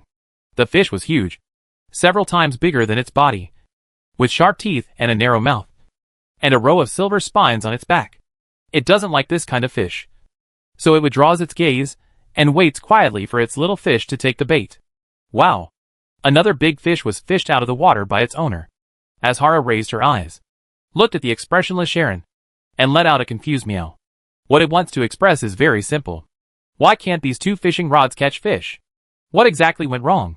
Sharon didn't answer, but her eyes deepened. Chapter 252, Fire at the King of the 5 Seas. Fishing is a very metaphysical thing, especially after you study bait, water areas, fishing locations, and other techniques. You can better understand the importance of metaphysics. Asta glanced at Sharon out of the corner of his eye and remained silent. After putting on the bait, he flicked the fishing rod line and continued fishing with his eyes closed. After a while, he caught another one. The long body of the fish was a bit like a hair tail, with no spines on the back and a light red color all over. Meow! Azhara became excited all of a sudden. She had no immunity to this fish, and was too greedy. It secretly glanced at Sharon, then at the motionless float, and walked towards Hastur with small steps. Halfway there, a hand wrapped around her waist. It was Sharon. Although she didn't speak, Azhara could understand that this was her last stubbornness. It glanced, stopped, turned around and stayed with Sharon. It could still tell the difference between a meal of fish and a meal of fish. On the other side, Hastur unhooked the hooked fish, knocked it unconscious, and then threw it in front of Azhara. Azhara stretched out her little paw, pushed it farther away, and rubbed her cheek against Sharon's palm. TSK. I'm getting smarter and smarter. And I know how to watch people's emotions. Hastur is still very satisfied with Azhara's growth in wisdom, intelligence and restraint, which will be beneficial to her subsequent promotion. When lunch was approaching, the 2 fishing rods in Sharon's hands started to move, and the float sank, without Azhara's meow to remind her. Sharon lifted the fishing rod with a flick of her wrist. Well, it's an aquatic plant. Very lush. I'll go out on the deck and take a look. Hastur suppressed his laughter and consciously left for a short period of time. Sharon did not speak, but silently threw the fishing rod to the sea again. After Hastur left for a few minutes, the 2 fishing rods in Sharon's hands were harvested at the same time. Meow! Azhara made an excited sound. She couldn't wait to enjoy the little fish. Sharon stroked Azhara's little head, seeming to be thinking about something. On the bow deck, the arrival of Asta made the captain, who was also fishing for leisure, very happy and invited him to taste sashimi. Hastur was not interested in this. He just picked up a plate of grilled fish and a seafood platter, and then tipped the captain 5 gold pounds. After returning to his luxurious single room with the food, Asta saw Sharon fishing a big fish weighing more than 10 kilograms, and then glanced at Azhara, who had a bulging belly. I thought to myself, has Miss Sharon's fishing luck improved? Hastur closed the door and placed the delicious food on the dining table. The aroma made Azhara want to move. When Hastur picked up the fishing rod again, Sharon never caught another fish. As dusk approached, under the threat from Sharon's eyes, Asta had already given up fishing and handed all 3 fishing rods to Sharon. The harvest was great. The fish came one after another, and 2 big buckets were already filled. At this time, a small black spot appeared in the distance where the sea and the sky met. The little black dots kept galloping towards this location. Very fast. That's a fleet. The leading flagship is very famous in the sea. The ghost ship Black Emperor. Problem occurs. Sharon gave up fishing and looked at the fleet with wary eyes. Hastur also walked over and looked at the unexpected visitor. King of the 5 Seas. Nas Solomon. A descendant of the Solomon royal family. A powerful, extraordinary person with a bounty worth 800,000 gold pounds. This is also a very attractive wealth. Unfortunately, this King of the 5 Seas is very powerful, and is a Sequence 3 crazy mage of the Black Emperor pathway. Although Hastur was tempted, considering the reality, he still gave up this tempting idea for the time being. Such bad luck. Hastur heard Sharon complain in a low voice, turned sideways, looked at her and said, this King of the 5 Seas has a pretty good reputation. He treats prisoners well, and usually only robs money, and does not kill people. A pirate is a pirate after all. Maybe he just happened to be passing by. The possibility is very low. You should hide in the mirror first to avoid being discovered. The results are the same. Sharon was not optimistic about this encounter. She had a hunch that the King of the 5 Seas came specifically for this ship. Don't worry. I think we can all survive. Hastur had some speculation about the arrival of Nas Solomon, and it should be the influence of the Black Emperor's blasphemous card. Are you sure? Yes. Leave it to me. Hastur signaled Sharon to go into the mirror and hide. Those pirates were not good people. A beautiful and delicate girl like Sharon would be in danger once she fell into their hands. Be careful yourself. Sharon's figure floated into the mirror and disappeared. Azhara also knew that something big had happened and meowed softly. Don't worry. I'm still with you. Hastur put away the mirror on the table and placed it on his heart. Then picked up Azhara and closed the window. Hastur has at least 3 solutions to this unexpected incident. First, when Will was leaving, he gave him 2 destiny charms that could change a certain destiny. Now that Will has not been reincarnated, his strength is genuine Sequence 1. So the things he gave must be high-quality products. Second, he can perform a ritual to summon a messenger and dig out Sharon's teacher from the spiritual world. He has not tried this, but with his special characteristics, once the ritual to summon a messenger is performed, he can definitely attract powerful people from the spiritual world. Creature. Third, he has the Black Emperor's blasphemy card that Nas desires, and he will not choose this solution unless he has to. If that doesn't work, he can also enter the Hall of Stars and call Bernadette. Bernadette, who has been promoted to Sequence 2, can definitely scare away the King of the 5 Seas. Now, let's see how many shady and mysterious people are hiding on this ferry. After the steam train explosion, this was the first ferry to leave East Tucker County, and there were definitely many extraordinary people hiding there. And Sangwil, who had gradually become accustomed to the stench of the cabin, began to spiritually warn that a powerful beyonder was approaching. He immediately got up and left his cot, and went to the bow deck in the name of going to the bathroom. Looking at the approaching pirate fleet in the distance, his eyelids twitched twice. The King of the Five Seas, Nas Solomon, is very powerful, and is suspected of being a Sequence 3, encountering pirates on the sea. And they were part of the fleet of the King of the Five Seas. He really felt that he had been very unlucky recently. Should we take self-rescue measures, or let things develop naturally? Zangwill was a little hesitant. With the power of 008, he could temporarily transfer the King of the Five Seas, or cause an accident to scare him away. But this will increase the risk of his identity being exposed. Who knows if there are any powerful people hiding on this ferry? The captain was as anxious as an ant on a hot pot. And he was frightened. That was the fleet of the King of the Five Seas. Not to mention a ferry. Even the kingdom's armored fleet may not be able to withstand it. The reward amount of 800,000 gold pounds is proof of his strong strength. The only thing he can hope for now is to live. When the ferry was within a certain distance from the fleet of the King of the Five Seas, it stopped on its own initiative, with a flag of surrender hanging high on the mast. This was the only way to survive, as the ferry's hull was not strong enough to withstand a round of sh. Ling. There was a commotion among the passengers on the ship, but in the face of the huge power gap, the commotion was short-lived. The captain had already led some people to stand at the bow of the ship, lowering their heads respectfully. The ghost ship Black Emperor is a special flagship that can travel through the spiritual world. It is said to be a legacy left by the Solomon Empire, and has various incredible abilities. The fleet headed by the Black Emperor came in a mighty manner, and stopped about half a mile away from the ferry. On the bow deck of the Black Emperor, a burly figure with an unclear face was scanning everything on the ferry with a pair of sharp eyes. Finally, the figure withdrew his gaze, and stopped paying attention to a small ferry boat. The Black Emperor deflected its course slightly, and just as the two ships were about to pass each other, an artillery SH-L suddenly fired from the ferry. This is a weapon equipped to deal with the little pirates. There are only 4 weapons in total. The roar sounded, but it could not harm the Black Emperor at all. It only caused a lot of water splashes to explode around it. It's not very lethal, but very insulting. Who gave the order to fire? What damn bastard it was! The captain roared crazily, and his whole heart felt cold. He finally managed to survive this disaster. But there were many complications. A small ferry boat dared to fire at the fleet of the King of the Five Seas? This is a feat worthy of being recorded in history. And the only price they paid was to become this piece of history. The captain now just wants to find the bastard who fired the cannon, and execute him Ling Chi before he dies. This sudden change made the passengers on the ship completely crazy and desperate. Zangwill's face was livid.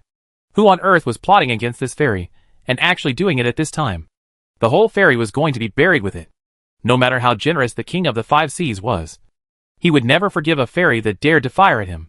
Not to mention, there is a huge pirate fleet behind him. With the ferocity of those pirates, all the people on this ferry will die tragically today. Chapter 253 Goodbye. Hastur and Zangwill. This SH-L silenced Nast, who was standing on the bow deck of the ship. Except for its larger capacity, that small ferry was incomparable with his fleet in other aspects. The gap between the two is like an ant and an elephant. I just passed by here accidentally. I didn't come specifically for this ferry. I just glanced at it casually. If nothing unusual is found, we prepare to leave. After all, this is still a coastal location. But this small ferry boat, which he didn't take seriously, fired directly at him? Is it because the operator was under too much psychological pressure that this kind of thing happened?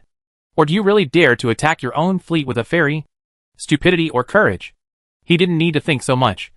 And even without his orders, his fleet had already spread out and surrounded the ferry. Soon, the captain of the ferry came to him tremblingly. Before he could speak, the captain knelt down with a plop. He was shaking all over and explained in tears what had just happened. A sailor who was responsible for operating the cannonball was under too much psychological pressure, causing his hand to deviate. And the provocative scene just occurred. The captain had already brought the sailor over. A very ordinary young man, with a pale face, was trembling and kneeling behind the captain. Such an ordinary young man obviously does not have the courage to challenge him. Nor does he fit the image that can go down in history. It was already clear that this was just a coincidental incident caused by enough psychological pressure. But he is not a fair and impartial judge, but a pirate king who roams the sea, the King of the Five Seas. Although he likes to present himself as an elegant descendant of the Solomon Empire, there are some things that cannot be overstepped. Although this was an accident, in the eyes of outsiders, it was a provocation. And this reason was enough. He didn't speak. He just waved his hand and let the ferry captain kneel down and kowtow, with tears streaming down his face. His crew understood, and dragged off the ferry captain and the young gunner who had caused such a stir. At this time, the ferry, which had been controlled, fired another cannonball. This time the SHLS landed firmly on the deck of the Black Emperor, although it had no effect. This is a ghost ship left over from the Solomon Empire, and it cannot be destroyed by such small artillery fire. The successive provocations made Nast look thoughtful, and he decided to go and see for himself. His men had laid planks for free walking between the Black Emperor and the ferry. Nast walked across the plank and came to the ferry deck. Wherever he looked, the passengers were all trembling, and some were already crying. The third officer came to report that the person who fired the second SHI was not found. Since he is not an ordinary person, he might be an extraordinary person. Perhaps the two actions of shooting cannonballs were caused by extraordinary beings provoking him. Nast didn't say anything, but just randomly added a few rules on the ferry. Prohibiting teleportation, prohibiting concealment, prohibiting disguise, etc. At his level of strength, the Black Emperor path can also exert abilities similar to the Judge path. Bring out all the passengers inside one by one. Nast issued his first order. He was to check every passenger on the ferry one by one to see who was provoking him. Under the gaze of his own eyes, he did not believe that anyone could hide his true identity. In the cabin, Nsangwil, who was among the crowd, saw the situation developing like this, and his face was as gloomy as ink. Even he didn't know who secretly shot the second SHL just now. It was meant to drive the entire passengers on the ferry to a dead end. Nsangwil came to the bathroom alone and locked the bathroom door. He was still thinking about whether to expose himself. He knew that as soon as he made a move, the King of the Five Seas would definitely notice it. Everything here is now under his watch. Boom! Boom! Boom! Someone banged hard on the bathroom door, disrupting Nsangwil's thoughts. Please, let us hide here too. Ugh! I really don't want to die. Those people are all pirates. Nsangwil finally opened the door, and outside the door were two pale-faced passengers who looked back toward the deck from time to time. Thank you. Thank you so much. As long as we can survive, I will definitely repay your generosity today. Nsangwil didn't answer, and left them in the bathroom as they kept thanking him. After almost 2 minutes, he saw the two men being dragged out of the bathroom by the pirates and beaten severely. You all listen up. Line up. Go to the deck one by one in order, and accept the review of our captain. If anyone dares to cause trouble again, don't blame us for not treating the prisoners well. The fourth officer of the Black Emperor stood directly in front of the crowd, his eyes like a poisonous snake, looking around at everyone here. Nsangwil was also pushed and squeezed into a queue. He stood in his position and kept looking at the passengers lining up here with his peripheral vision. The extraordinary person who dared to challenge the King of the Five Seas must also be among them. But even in the face of this situation, that person still chose to hide his identity. He glanced around and found several beyonders. They were all uneasy about the situation in front of them. Because of fear, they chose to obey the arrangements like ordinary passengers and had no intention of resisting. After all, they are still not in despair, and they still hold on to hope. There was a trace of ridicule on the corner of Nsangwil's mouth. Since he didn't want to show off, he could endure it until the end. Having made a decision in his mind, Nsangwil deduced in his mind the possible direction of the story and the escape route that suited him. The passengers in the cabin were called to the deck one by one. When the number of people in the queue became smaller and smaller, Nsangwil caught a glimpse of the last person standing at the back of the queue. He had never greeted that person face to face, but he had seen his portrait and knew his origins. Hastur Campbell, a mysterious figure that even 008 is extremely afraid of, and he is actually on the same ship with him. If it hadn't been for today's accident, he might have disembarked in South Wales without even knowing that Hastur Campbell was still hiding on the ship. Sure enough, once he comes into contact with his affairs, his luck will get worse. Could it be that he was responsible for all these things today? Also, why is he at the end of the queue? Nsangwil began to have a bad feeling in his heart. The person at the front is more likely to see the King of the Five Seas, and his identity will be revealed more quickly. Being at the end of the line is the most advantageous position. Could he have recognized my identity? Nsangwil's heart skipped a beat, and his bad premonition became more intense. At this time, a scream came from outside. A Sequence 7 navigator beyond her attempted to seize a lifeboat and escape, but was discovered and captured, and was torn into pieces on the spot by the Black Emperor's third mate. The bloody and cruel scene made the other extraordinaries tremble with fear, becoming more and more afraid to resist, and could only accept the humiliating scrutiny from all directions. The team squirmed forward some distance, and Nsangwil could already see clearly what was happening on the deck. The passengers who came out of the cabin were divided into two parts. One part was ordinary passengers, and the other part was extraordinary people who had hidden their identities. At present, 6 extraordinary people have been uncovered, in front of a Sequence 3 strongman. They were like cattle and sheep waiting to be slaughtered. Soon, it was Nsangwil's turn. He walked out of the cabin with a sullen face, came to the deck, and walked up to the king of the 5 seas. This king, who was said to be the first king to cross the sea, showed no signs of old age, but was in his prime. His figure was not as tall and burly as he looked from a distance, but the pressure he gave people was extremely thrilling. Tell me your origins honestly. The person who spoke was the Black Emperor's second mate, Nsangwil. Nsangwil told his name honestly. He had thought about deceiving him at first, but in front of a Sequence 3 of the Black Emperor path, he wanted to deceive the other party. He thought that even with the help of 008, he would not be able to deceive him. There is no way to do this. I've heard about you. Nast's eyes stayed on Nsangwil for a while. The defected archbishop of the Church of the Goddess of the Night successfully escaped pursuit and came all the way to the sea. He is already a somewhat famous figure in the extraordinary world. Have you never thought of running away? On the sea, I don't think my legs can go faster than the Black Emperor. Nasty nodded and asked him to stay aside, not caring about Nsangwil's possible outburst. Nsangwil stood together with the 6 other extraordinaries who were found out.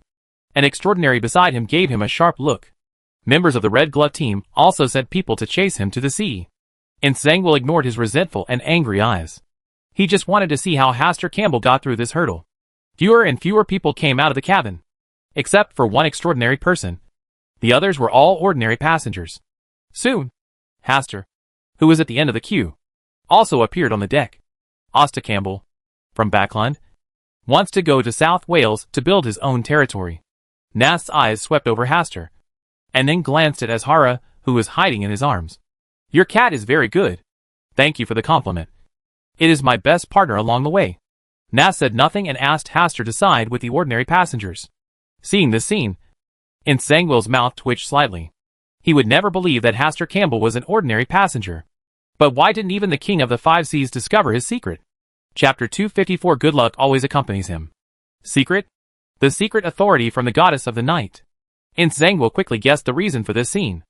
008 had mentioned this before, and even suspected that Haster Campbell was the Night Blessed. Now it seems that this possibility is very high. Of course, there is another possibility. Haster Campbell is related to the King of the 5 Seas in front of him. So he deliberately pretended to have discovered nothing? Nsangwil had many suspicions in his mind, but he did not choose to stand up and reveal Haster's identity. Remain silent and watch. No one came out of the cabin anymore. Nast looked at the cabin. The entire Black Emperor suddenly flashed with black light, and the black light net completely enveloped the entire cabin. Then, the entire cabin was turned into powder under the huge force, leaving only the bare deck of the ferry. There are always some people who think they are smarter than others and think that as long as they hide and don't show up, they will be fine. After finishing dealing with those smart people, Nast retracted his gaze and looked at the 7 extraordinary people he had picked out. Give me a reason to live.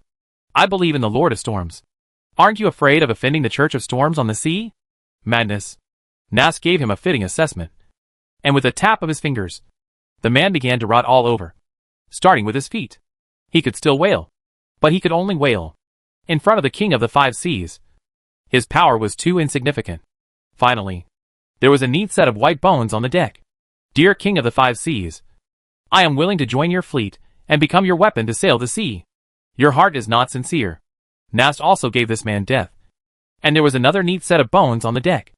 I am willing to give all my wealth, just asking the great King of the 5 Seas to give me a way to live. Your wealth is too insignificant to me. The wails of pain started again, whether intentionally or unintentionally. Nsangwil and another extraordinary became the last 2 extraordinaries who had not answered the question. Hastur, who was standing on the other side, was holding Azhara, with the corner of his mouth slightly raised, looking at the two acquaintances opposite, Zangwill and Maury Abraham. Now that things have developed, the situation has become clear. The person who just acted to provoke Nast is among the two of them. Hastur personally believes that it is Maury Abraham, a believer of the fallen mother goddess, who is always crazy and terrifying. For Zangwill, who wanted to escape to the southern continent, he would not do anything to attract Nast's attention. It's your turn. Nast's tone was unhurried, and he was not worried at all that they could escape from his hands. When I decided to act like this, I knew that I had no way to survive today. It would be too difficult to escape from the powerful king of the five seas. Maury Abraham spoke, but his eyes kept staring at Hastur, with cruelty and madness in his eyes. Wise king of the five seas, there is something you may not know yet. Right? Standing opposite, Hastur Campbell, whom you classify as an ordinary passenger, is a believer in the stars. He is also an extraordinary person, and he is on the same extraordinary path as you. He will definitely be your mortal enemy in the future. Maury Abraham directly revealed Hastur's identity and advised Nast to kill Hastur. The expressionless Zangwill was secretly happy in his heart. He didn't want Hastur to stay out of the matter, but he didn't dare to offend Hastur casually unless he had to. Now, someone did what he had always wanted to do, but was afraid to do. Believers of the stars. Nast's face moved slightly. His eyes fell on Hastur, and he said solemnly, "Are you really a believer in the stars?" They all thought I was. I did make a mistake. Nast took a deep look at Hastur, and then looked at Maury Abraham. This news is not enough to be the reason for your life. Yes, I know. Maury Abraham nodded and said with a smile, I am ready to face death. I just want to know that the king of the five seas plans to deal with the deceiver. And he is also a believer in the stars. There was a smile on Nast's lips. Of course, I want the followers of the stars to be my guests. What? Maury Abraham looked shocked and stunned. But before he could say anything more, his feet had begun to rot, revealing bones as white as snow. Soon, a complete skeleton was laid out on the deck. Seeing this scene, Zangwill's pupils narrowed slightly. He was rejoicing that the person who had just stood up to reveal Hastur's identity was not him. Sure enough, good luck has always been with Earl Hastur Campbell from Backland. Obviously this was a dangerous encounter. But under the protection of fate, the king of the five seas not only had no intention of harming him, but also wanted him to be a guest. This kind of treatment is in sharp contrast to the miserable situation he has experienced along the way. You are the only one left. Defected Archbishop.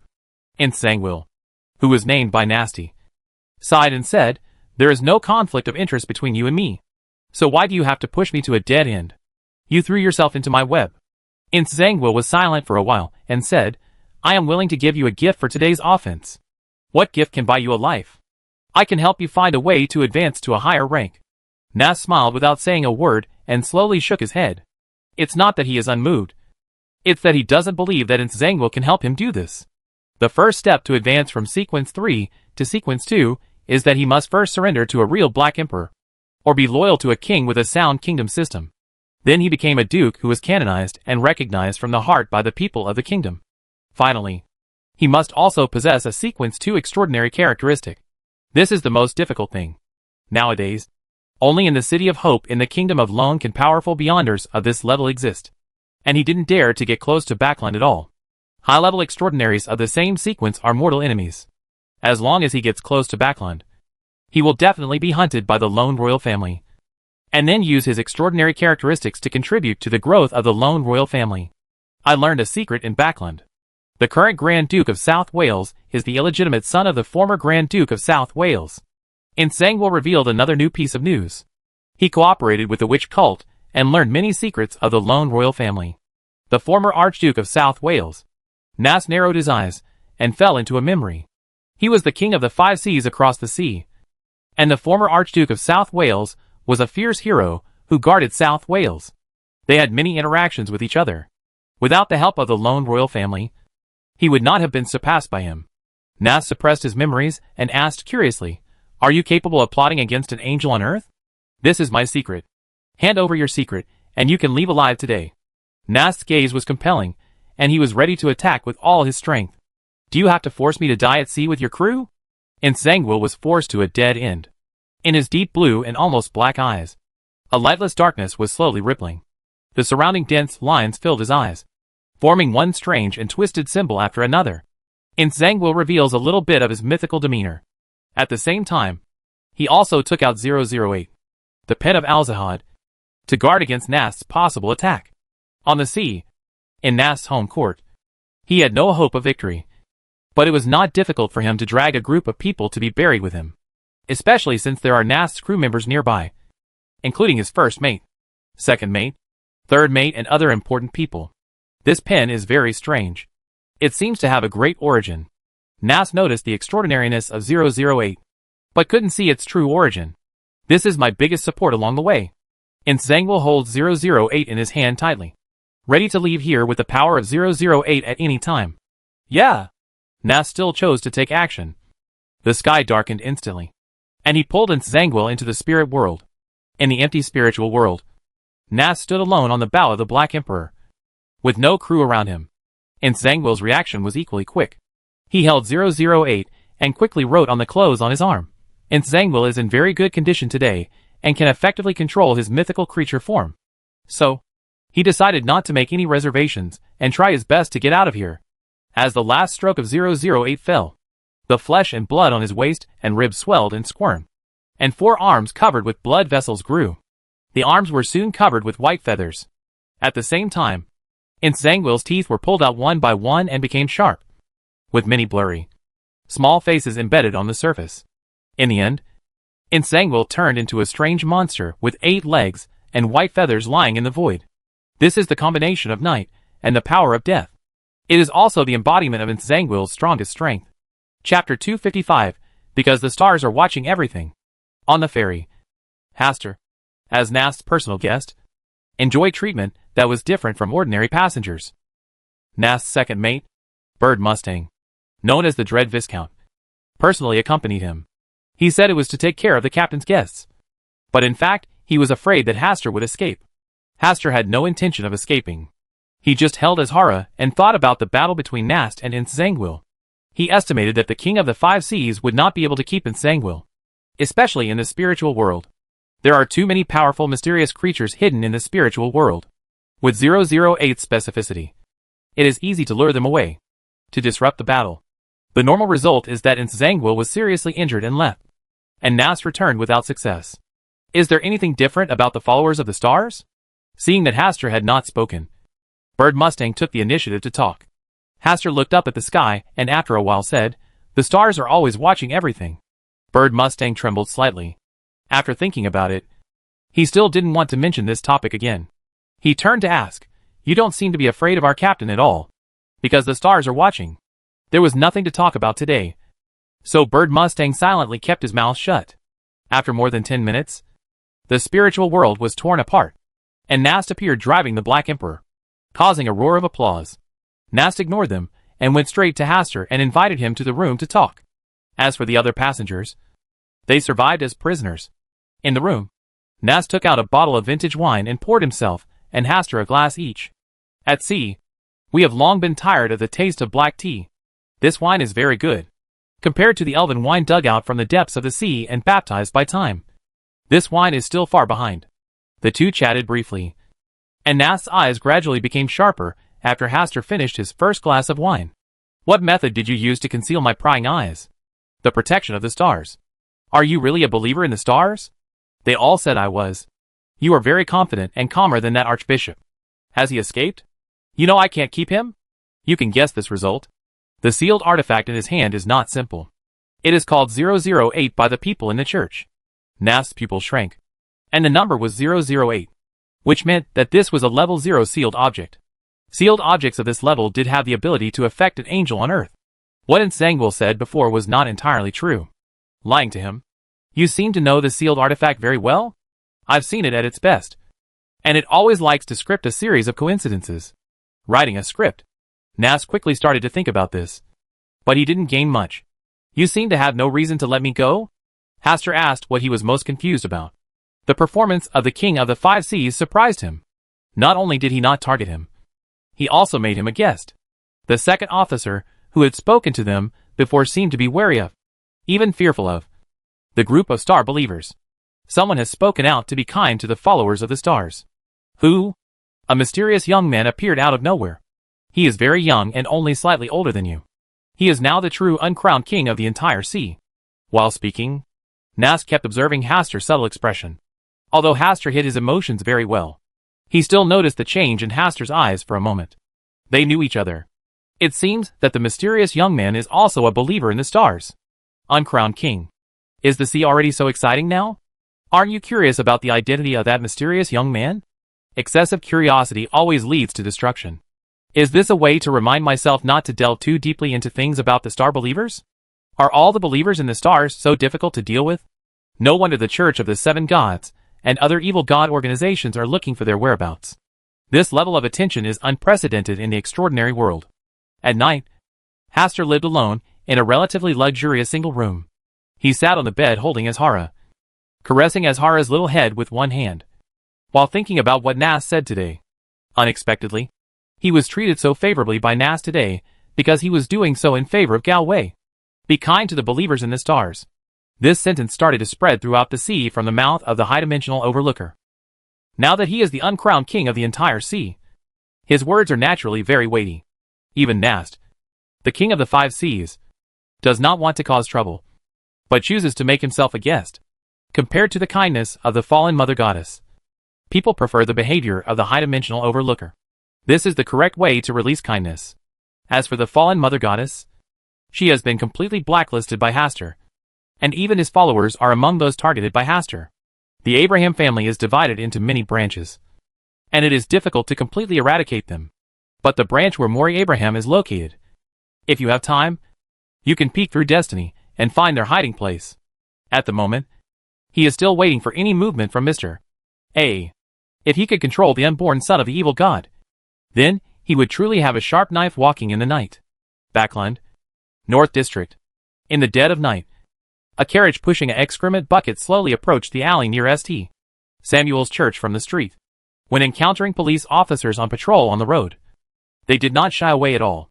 Deep in the alley, in a 3-story house, when the carriage carrying the excrement buckets approached, 3 or 4 workers in ordinary clothes came out and unloaded the excrement buckets from the carriage.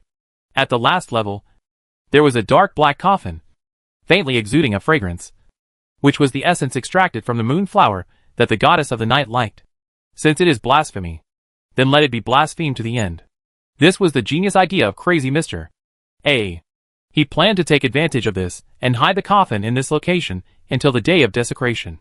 The workers carried the coffin to the underground dark room, then sealed the stone door tightly, prohibiting anyone from entering, including Mr. I himself. This is the Lord's will. No one can enter here before the day of blasphemy. I didn't expect tonight to be so smooth. This saves us a lot of preparation. I heard that there was a big explosion suddenly at the nursing home, which attracted everyone's attention. The nursing home? That place is really evil. Mr. I was walking out of the underground dark room when he heard the voices of his subordinates talking. His face darkened. It is forbidden to discuss any extraordinary things. Remember, you are just ordinary workers living here, and I am your landlord. Other than that, nothing else. Yes, Mr. I did not say any more harsh words, but went to his exclusive room, took out the miniature statue of the moderator from his arms, and began to pray silently. The mission assigned to him by the Lord has been completed. Although there is still some distance from St. Samuel's Church, it is quite close. If you get any closer, there will often be clergy patrolling nearby. Here, the power of the night was obvious, making him feel uncomfortable. If it weren't for the Lord's great plan, he would never have been able to stay in such a place without even thinking about it for a moment. The nursing home had become a sea of fire, and the red flames illuminated most of the night sky, attracting countless people nearby to stop and watch. A large number of police officers set up a barrier to prevent ordinary people from entering. Klein, Leonard and others were all in the isolation zone, frowning as they looked at the nursing home that was surrounded by flames. When the team of 4 of them dealt with the incident in the nursing home together, there was a mentally disturbed lunatic who said that he could predict the future. Among the things he predicted, one was about a big explosion in a nursing home. There is a real explosion happening in nursing homes right now. The man also predicted that a ghost ship would sail through the storm. Among the delayed messages sent back from the sea, there was a mysterious young man who drove a ghost ship through the abyss of storms. and also caused the Church of Storms to lose a big figure. The incident of a meteor falling from the sky also happened not long ago. The church took this matter very seriously, so they sent them to form a temporary team to continue handling this incident. According to relevant police personnel, the cause of this big explosion really came from the leakage of the gas pipeline. Hearing this reason, Klein and Leonard looked at each other. Sometimes when dealing with major extraordinary events, they always use this reason to explain everything to the outside world.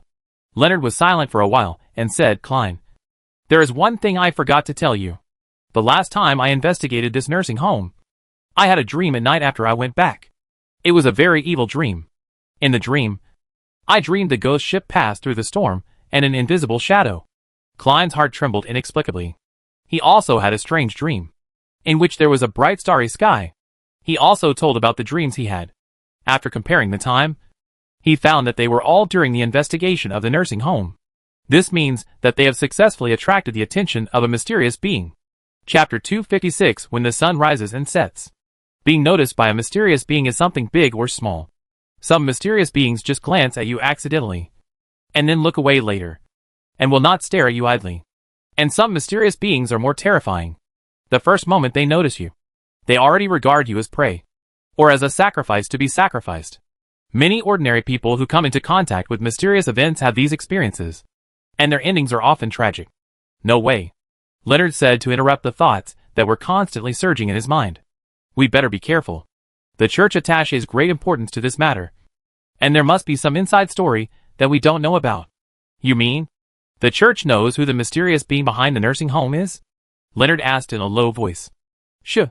Let's not mention these things, lest we attract the attention of that mysterious being again." Klein's cautious attitude made Leonard feel nervous. It was not until dawn the next day that the fire in the nursing home was completely extinguished. After half a day of statistics in the morning, the death toll was 8. 17 suffered severe burns. 26 people escaped from the nursing home in time, and 2 were missing. Both Klein and Leonard focused on the 2 missing persons, Sheriff Reed and his lover. It is also the focus of observation in this nursing home. This is certainly not a coincidental accident, but a deliberate one, with the purpose of helping Sheriff Reed and his wife escape from the nursing home. Leonard sighed and said, "It seems we are going to be busy again. Hope everything goes well." Klein was not very optimistic about this incident, and could only let the police continue to search for the real cause of the fire in the nursing home. He and Leonard went to interview the survivors of last night's fire to see if they could get some useful information. After another busy day, Klein and Leonard summarized an analysis of the nursing home accident report. Last night, some survivors did see Sheriff Reed and his wife, and said that the 2 of them knew magic and left the place just by walking through a mirror made of intertwined firelight. Mirror? Leonard is very familiar with this thing. The last time he entered Sheriff Reed's dream, he saw countless light mirrors. Stepping through the light mirrors felt like he could cross different worlds. If what the eyewitnesses said is true, then there are extraordinary factors behind Sheriff Reed and his wife leaving the nursing home, and there is a high probability that it is that mysterious being. Another witness said that the fire in the nursing home last night was not a gas pipe rupture, but a large fireball suddenly exploded in the small yard near Sheriff Reed and his wife.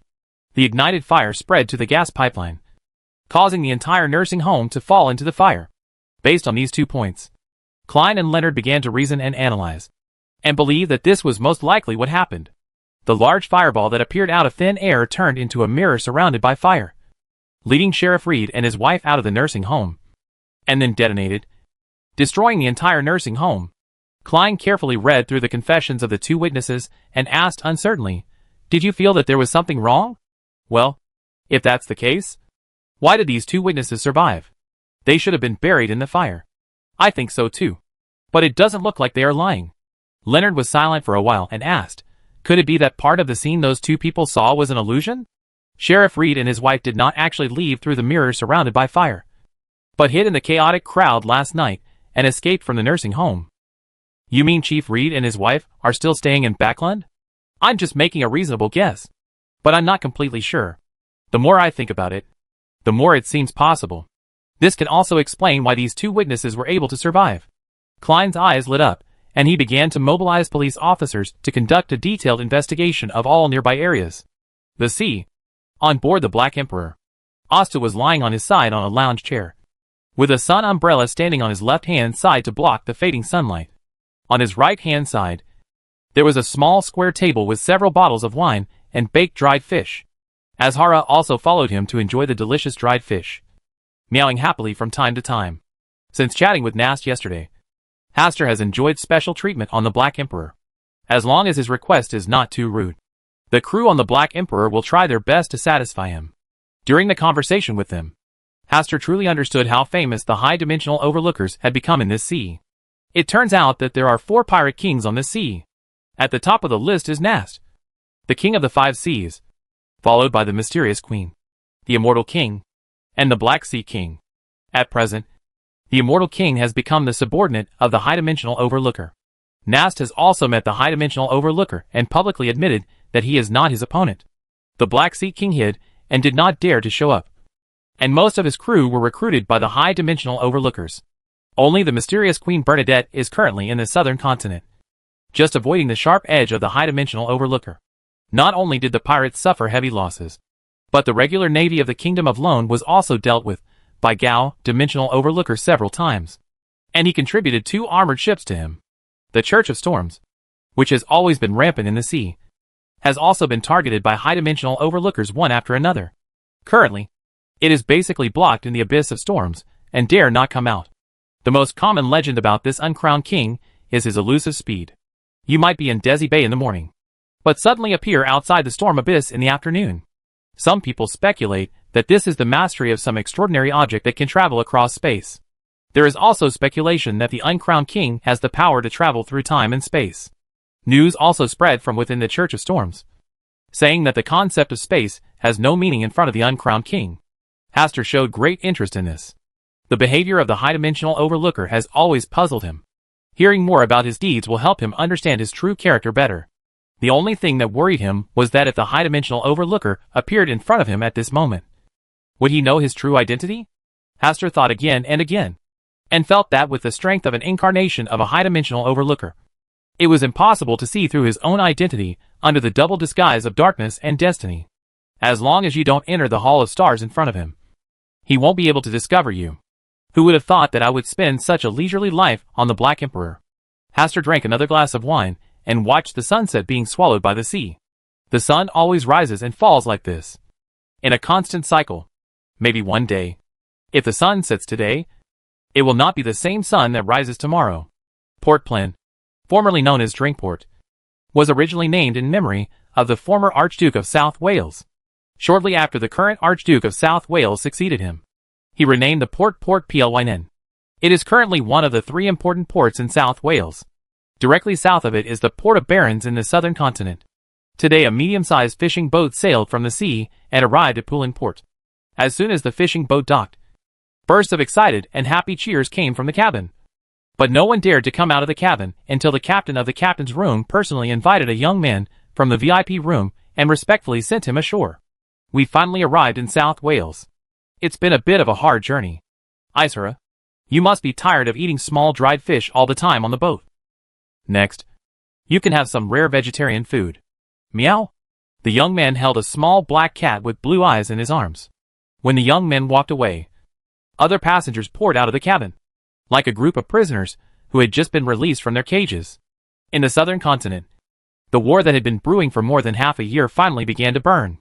West Balam and East Balam, which had always been relatively indifferent, joined forces to launch a crackdown on members of the Church of the Seven Gods and related forces from the northern continent under the slogan of restoring freedom and peace in the southern continent. The war burned mercilessly and soon spread to the entire southern continent. The cause of the war was that the Eternal Sun Church discovered the Rose School's residence on an island. As soon as the clergy of the Church of the Eternal Blazing Sun, who had been searching for a long time, discovered this place, they began to unite the forces of other churches and start an onslaught. At first, the Rose School retreated steadily and retreated to the deepest part of the island. Just when the members of the Church of the Seven Gods were about to bulldoze the island in one fell swoop, a sun cracked and rose in the center of the entire island.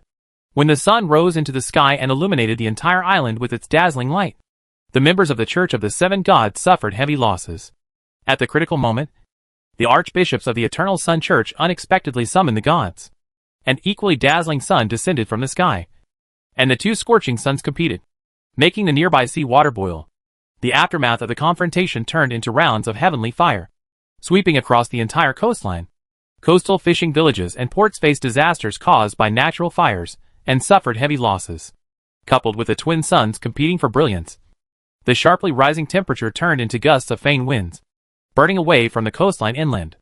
The fires continued to spread, forming horrific mountain fire disasters.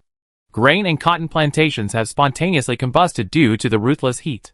The losses and impacts caused are too great. It was under this circumstance that East Balam and West Balam announced their cooperation to expel the Church of the Seven Gods and return a peaceful land to the southern continent. The war began to spread. Chapter 257. The war is rolling forward. There are different opinions on who will win in the final battle between the two Yangs, and no one seems to be able to tell clearly. The last surviving members of the Church of the Seven Gods, who were involved at that time, were silent about this incident.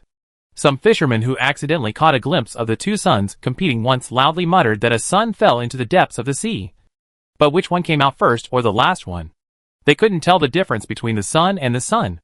Along the southeastern coast of the southern continent, the sky is still unbearably hot, and from time to time, glowing fire will fall and smash into the earth that has been burned to black coal. Bernadette looked up at the sky. The sun was still dazzling, but now there were two small suns competing for its power and authority. She felt an indescribable feeling of shock and joy. She was glad that she could watch a power struggle over the sun from afar. Who is it that can actually make the god of the eternal fear sun return in vain? Yes, there is no real winner in this battle between the two suns. There is a sun that falls into the bottom of the sea, but there is also a sun that turns into a shadow and disappears. The divine descending is, after all, just divine descending, not the eternal blazing sun itself. But fortunately it wasn't a real battle between gods. Otherwise she wouldn't even be qualified to watch the battle. Even from a distance, she wouldn't be able to withstand that kind of power now. From her perspective, the real winner of this battle is the southern continent. Most of the elite members of the Rose School and the Church of the Seven Gods who went to the island were reduced to ashes in the battle of the two suns. And not even a complete skeleton was left behind. The Church of the Seven Gods, which has lost most of its power, has lost corresponding control over the southern continent, coupled with the joint counterattack of East Balam and West Balam. It is only a matter of time before it is completely driven out of the southern continent. I should also leave here and return to the sea, Bernadette whispered. This is not only guidance from the stars, but also her inner desire. Staying in the southern continent will only involve her in a meaningless war. Now there is a new uncrowned king on the sea, recruiting members from all major pirate groups, and his strength is growing. She should also return to the Dawn and take charge of the overall situation to prevent her fleet from being swallowed up by the uncrowned king. Just as she was about to leave, a figure came to her side. This is a young man with a well-proportioned figure. He is wearing a white robe. His feet are bare, and his blonde hair is tied up with a golden hairband.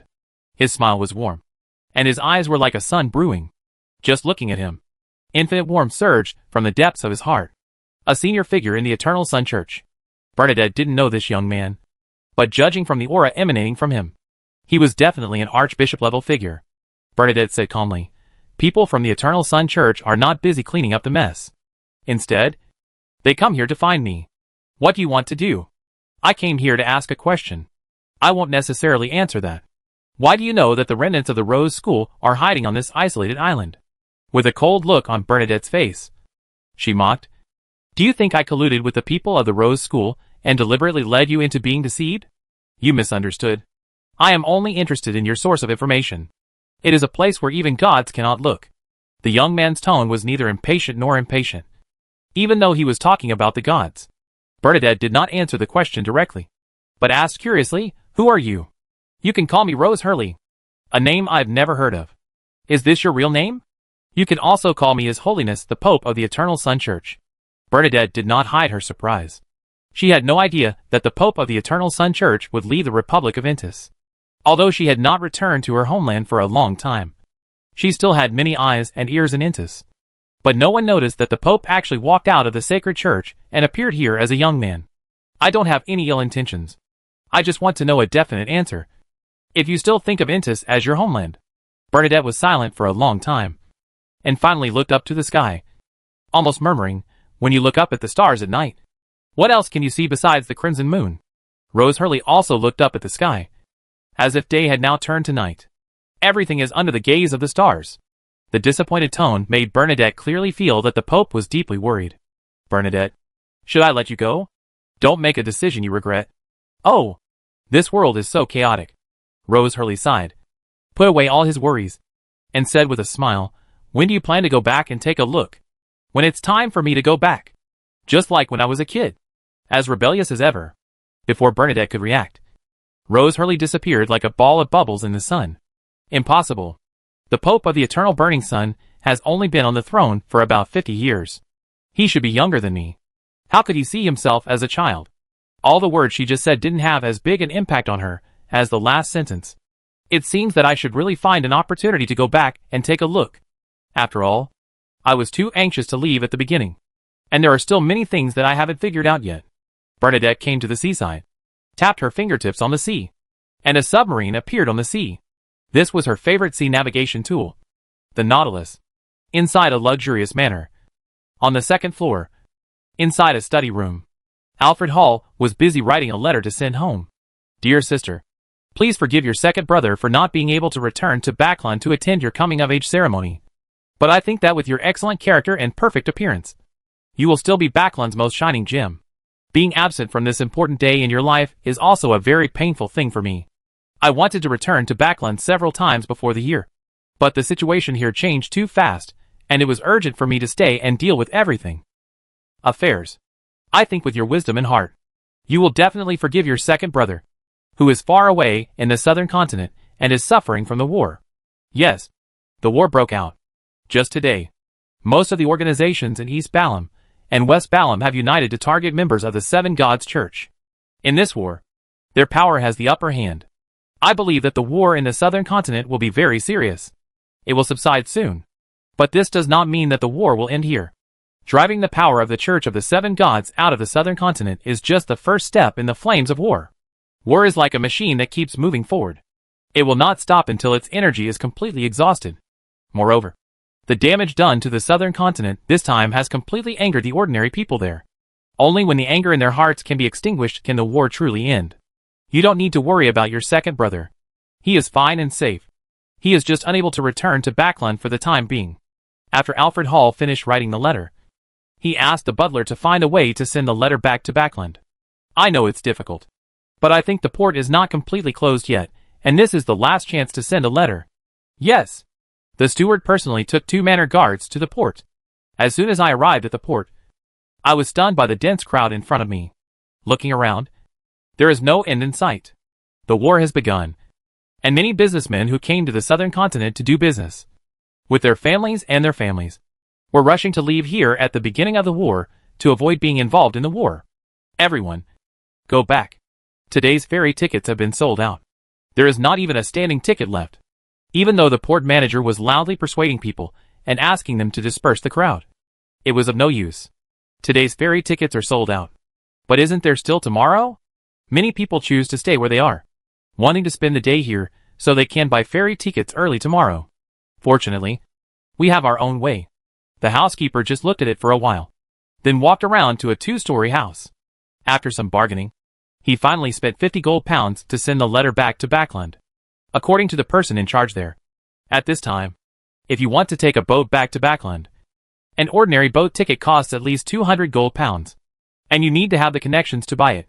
If those people outside don't find other ways to work around, they will be stuck here as long as the war lasts. They all want to leave the southern continent when the war starts. Do the rulers who manage this place really think of this? 2 days before the war started, they had already suspended some ferries, and at the same time sent personnel to guard important ports, and would never allow the wealth belonging to the southern continent to be brought back to the northern continent. Port Pullen, South Wales. In the VIP room on the second floor of a pretty good hotel, Hastur took the mirror out of his arms and placed it on the table. Miss Sharon, we have left the Black Emperor and arrived at a port in South Wales. You can come out. This period of time was really hard for Sharon. In order not to be discovered by the King of the Five Seas, she had been hiding in the mirror. Although he later became a distinguished guest on the Black Emperor, Sharon still had no idea of coming out of the mirror. So Hastur could only keep the mirror close to his body. Chapter 258 The Tragedy of Nsangwil. While carrying Miss Sharon with him, Hastur kept thinking about a question. Miss Sharon has been in the mirror for so many days. Doesn't she need to solve her personal physiological problems? He knew that Sharon's current sequence was a resentful soul, but her essence was still a human body. Right? Humans cannot photosynthesize, according to the law of conservation of energy. Well, she also needs to replenish energy and nutrients regularly. Right? He could only think about this question silently in his mind, so as not to do such a stupid thing as asking it face to face. If the target was Merrick, Asta wouldn't worry so much, and might even be interested in doing an autopsy. Back to you. As soon as Sharon came out of the mirror, she handed a spell densely packed with various distorted timelines to Hastur. This was when the Black Emperor was approaching the ferry. Hastur specially gave it to her, saying that she only needed to take it with her to cover up her fate and allow her to hide in the mirror more safely. Things turned out as Hastur predicted. Hiding in the mirror, she was indeed hidden from the King of the Five Seas. Even if she hid herself in Hastur for several days, her whereabouts were still missing. Exposed. This thing is too precious. Hastur did not take the destiny charm, but put it back into Sharon's palm and said with a smile, I said before when I handed the thing to you, this destiny charm is equivalent to your hire to accompany me to South Wales. I'm not worth that much. Whether it's worth it or not is up to me, the employer, to decide. No. Then I can extend the employment period until you think it is enough to repay the value of this destiny charm. With this destiny charm on your body, it will be easier for you to do some things, and it will be harder for people from the indulgent school of Rose School to find you. Seeing that Sharon was still hesitating, Hastur added this sentence again. Good. Sharon finally put away the destiny charm. This thing was of great use to her. With her resentful soul ability, she could hide it from many high-sequence experts.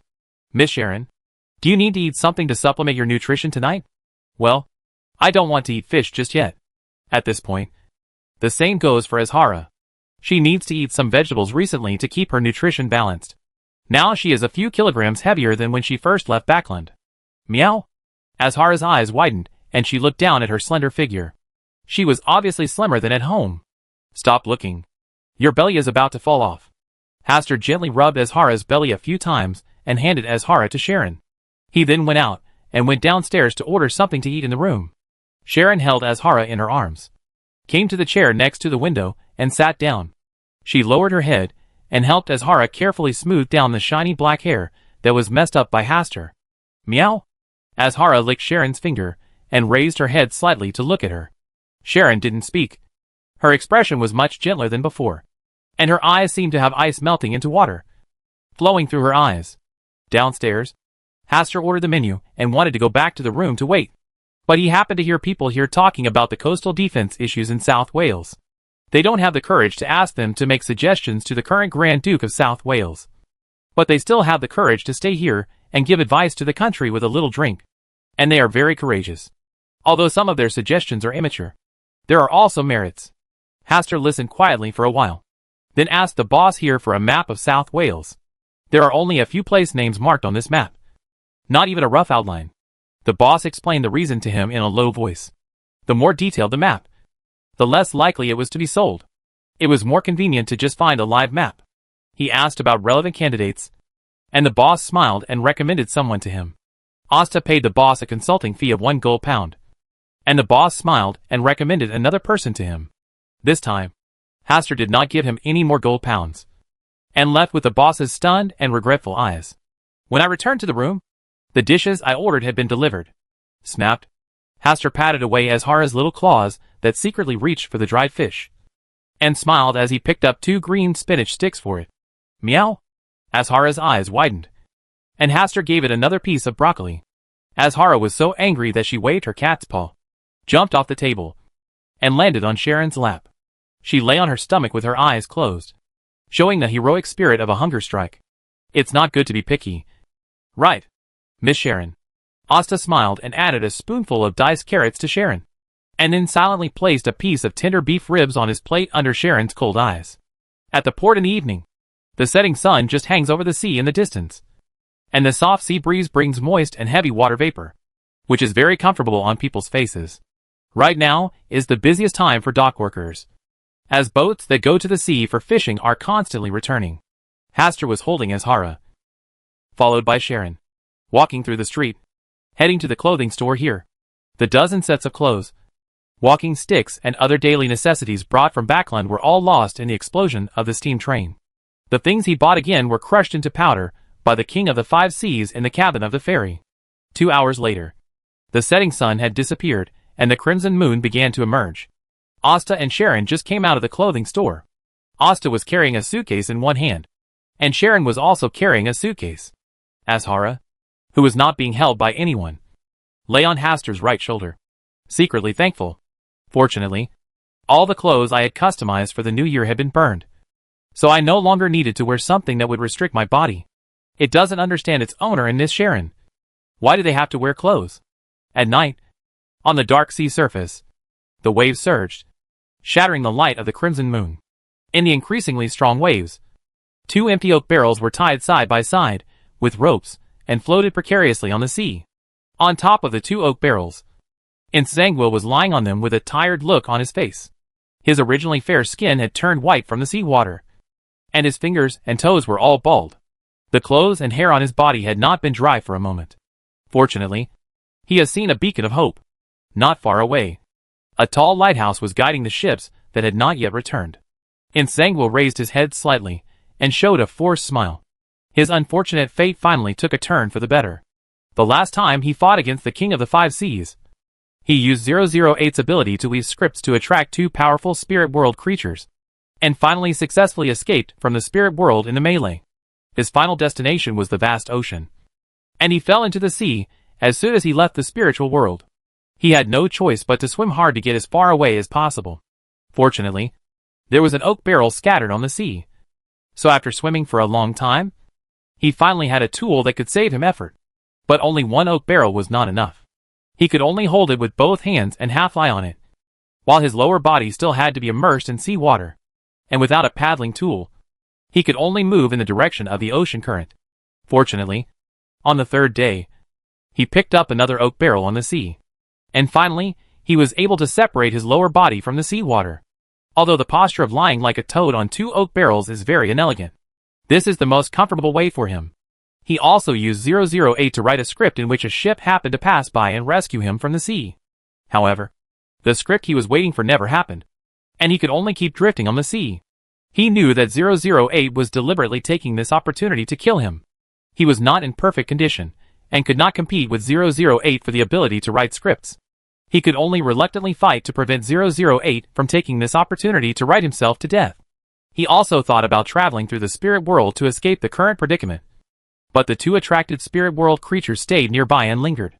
Rather than returning to the spirit world, it was safer to stay in the real world, where despite the hardship, there was no danger to one's life. As an extraordinary person, his physique has been strengthened to a certain extent through promotions. Otherwise, he would never be able to withstand the sun's exposure during the day and the heavy waves at night. Fortunately, fate has not abandoned him all the time. Following the movement of the ocean current, he has not been drawn into the uninhabited sea, but will arrive at a port with a watchtower light. In the middle of the night, Nsangwil had arrived 500 meters away from the coastline, but the raging waves could not bring him ashore. Instead, they kept pushing him away, letting him drift farther and farther on the oak barrel. At this time, he had no choice but to abandon his lifesaver, who had been with him for several days, and resorted to primitive swimming methods to fight against the waves. Unfortunately, his perseverance has no audience. When the sun begins to rise where the sea and sky meet in the distance, the raging waves calmed down. Nsangwil was finally able to swim to the beach. He felt the urge to cry for a moment. It turned out that the feeling of having his feet on the ground was so beautiful. After barely leaving the seawater-soaked beach and reaching a higher place, he stopped his difficult steps and lay on his back on the beach with his exhausted body, his chest heaving as he gasped for breath. Nsangwil tilted his head slightly, looking at the orange-yellow sun, with a smile of satisfaction on his face. On the coastline, Haster opened the window facing the sea and let the rays of the new sun shine in. Sharon, who had rested in front of the mirror all night, also came out of the mirror, picked up Azhara, who was lying lazily on the bed, and came to the window to enjoy the glorious beauty of the sea and sky. "Good morning, Miss Sharon." From the window of the next room, Haster's head poked out, smiling and greeting him. "Good morning, Mr. Haster." The sun shines on Sharon's face, seeming to reveal a faint smile. Chapter 259 Mr. Fool, may the sun rise as usual tomorrow. Above the grey fog. The weekly tarot session is held again. Klein sat at the head of the table, flipping through the 3 Russell diaries submitted by Miss Justice and Mr. Hangman. Miss Justice's 2 diaries of Russell. The contents are mostly about Russell's romantic affairs. Fortunately, there are always a few lines of extraordinary knowledge that seem to be very high-end. After reading Russell's diary, Klein indicated that they could communicate. The first person to speak was Alger, the hangman. The war in the southern continent has broken out. Currently, the ports in the southern continent have been sealed and no ships are allowed to travel. War breaks out. Audrey and Furs were not prepared for this to happen. Didn't they just celebrate the new year? Why did a war suddenly break out? Klein nodded and said, this will happen sooner or later. Within the church, there have long been rumors that the war will begin after the year. Will the war affect the kingdom of Loan? Forsey asked the question that concerned him most. She didn't have much idea about war, especially the war in the southern continent. I don't know. It's difficult for me to obtain first-hand information about the southern continent. Alger shook his head and answered. Audrey, who gradually recovered, pursed her thin lips and said calmly, does Mr. Hangman know the reason why this war broke out? 2 suns appeared in the southern continent, causing an almost devastating blow to the fishing villages, small towns, and plantations in the coastal areas. This aroused the anger of the residents of the southern continent. Alger replied with still fear in his eyes. This was the latest information sent back by the surviving clergy of the Church of Storms in the southern continent, and it happened to be handed over to the Church of Storms through his hands. The 2 suns have too many meanings. In addition, the crazy behavior of the Eternal Sun Church some time ago has aroused many people's speculation. Although they are both churches of the 7 gods, the relationship between the Church of Storms and the Church of the Eternal Sun is not good, and there is even a hint of hatred and hostility. Therefore, some members of the Church of Storms speculated maliciously that there might be something wrong with the sun in the sky. This is such a disrespectful speculation. However, the Church's senior officials did not correct this ideological trend, according to his long-term observations of senior church personnel. If he does not directly come forward to correct it, it means that this guess is very close to reality, and the Church of Storms is preparing to fall out with the Eternal Sun Church. At this time, Alger inevitably thought of Mr. Fool's profound words. The sun's brilliance is beginning to dim. Did Mr. Fool already know that there was something wrong with the sun at that time? Alger lowered his head lower. His expression became more respectful, and his whole body was trembling with nervousness. He was afraid, but he also felt the pleasure of violating a taboo. That is the supreme god. How is it possible for 2 suns to appear? Derek, who had been silent all this time, spoke up. The sun is a symbol of authority. It can only have one person in control. It is impossible for 2 suns to compete, unless there are other gods that are robbing the sun of its power. Derek opened and closed his lips tremblingly, giving his guess. In the myths and legends of their Silver City, the Creator once took back the authority held by elves, giants, and dragons, and even gave part of the authority to the angels who sat down on him. In those mythological wars, there are rough records of the struggle for authority. This is the knowledge he gleaned from studying the mythology and history of Silver City during this period. Fighting for power over the sun? Boom! These words swept through Audrey and Force's minds like a hurricane. None of them thought that a war in the southern continent could involve the high gods. Doesn't that mean the start of a divine war? In other words, the war between gods has already begun? Audrey, who was better at learning history knowledge, clenched the 5 fingers of her right hand into a fist, and her whole body was tense. Historically, large-scale wars seem to have occurred at the end of every era of change. Sometimes, the shadow of gods can be found in the history of changing times. For example, the last era, the 4th era. In the Church's classics, there is a record of a pale disaster. It is said that the gods came out to quell the disaster, ushering in the 5th era of stable development. But now, there are already signs of this. Mr. Fool, who sits at the top and has always maintained a mysterious and omniscient image, is also constantly thinking about fighting for the power of the sun in his heart. He has obtained a lot of occult knowledge from Russell's diary. For example, adjacent extraordinary paths can be replaced with each other, and they are mortal enemies of each other. For example, in the Nzangwil incident, it was confirmed that the death path and the dark path of night are 2 adjacent paths. Then, the solar pathway should also have its adjacent pathways. It is definitely impossible for the sun path to give birth to two true gods. And it is also impossible for extraordinaries on the same path to be able to compete for the authority of the sun. Only true gods from adjacent extraordinary paths would compete for the power of the sun. The so-called two suns are rather the incarnations of two gods descending from each other. One of them wanted to seize the power of the sun, and the eternal sun wanted to defend his power. The two sides started a fierce battle for this.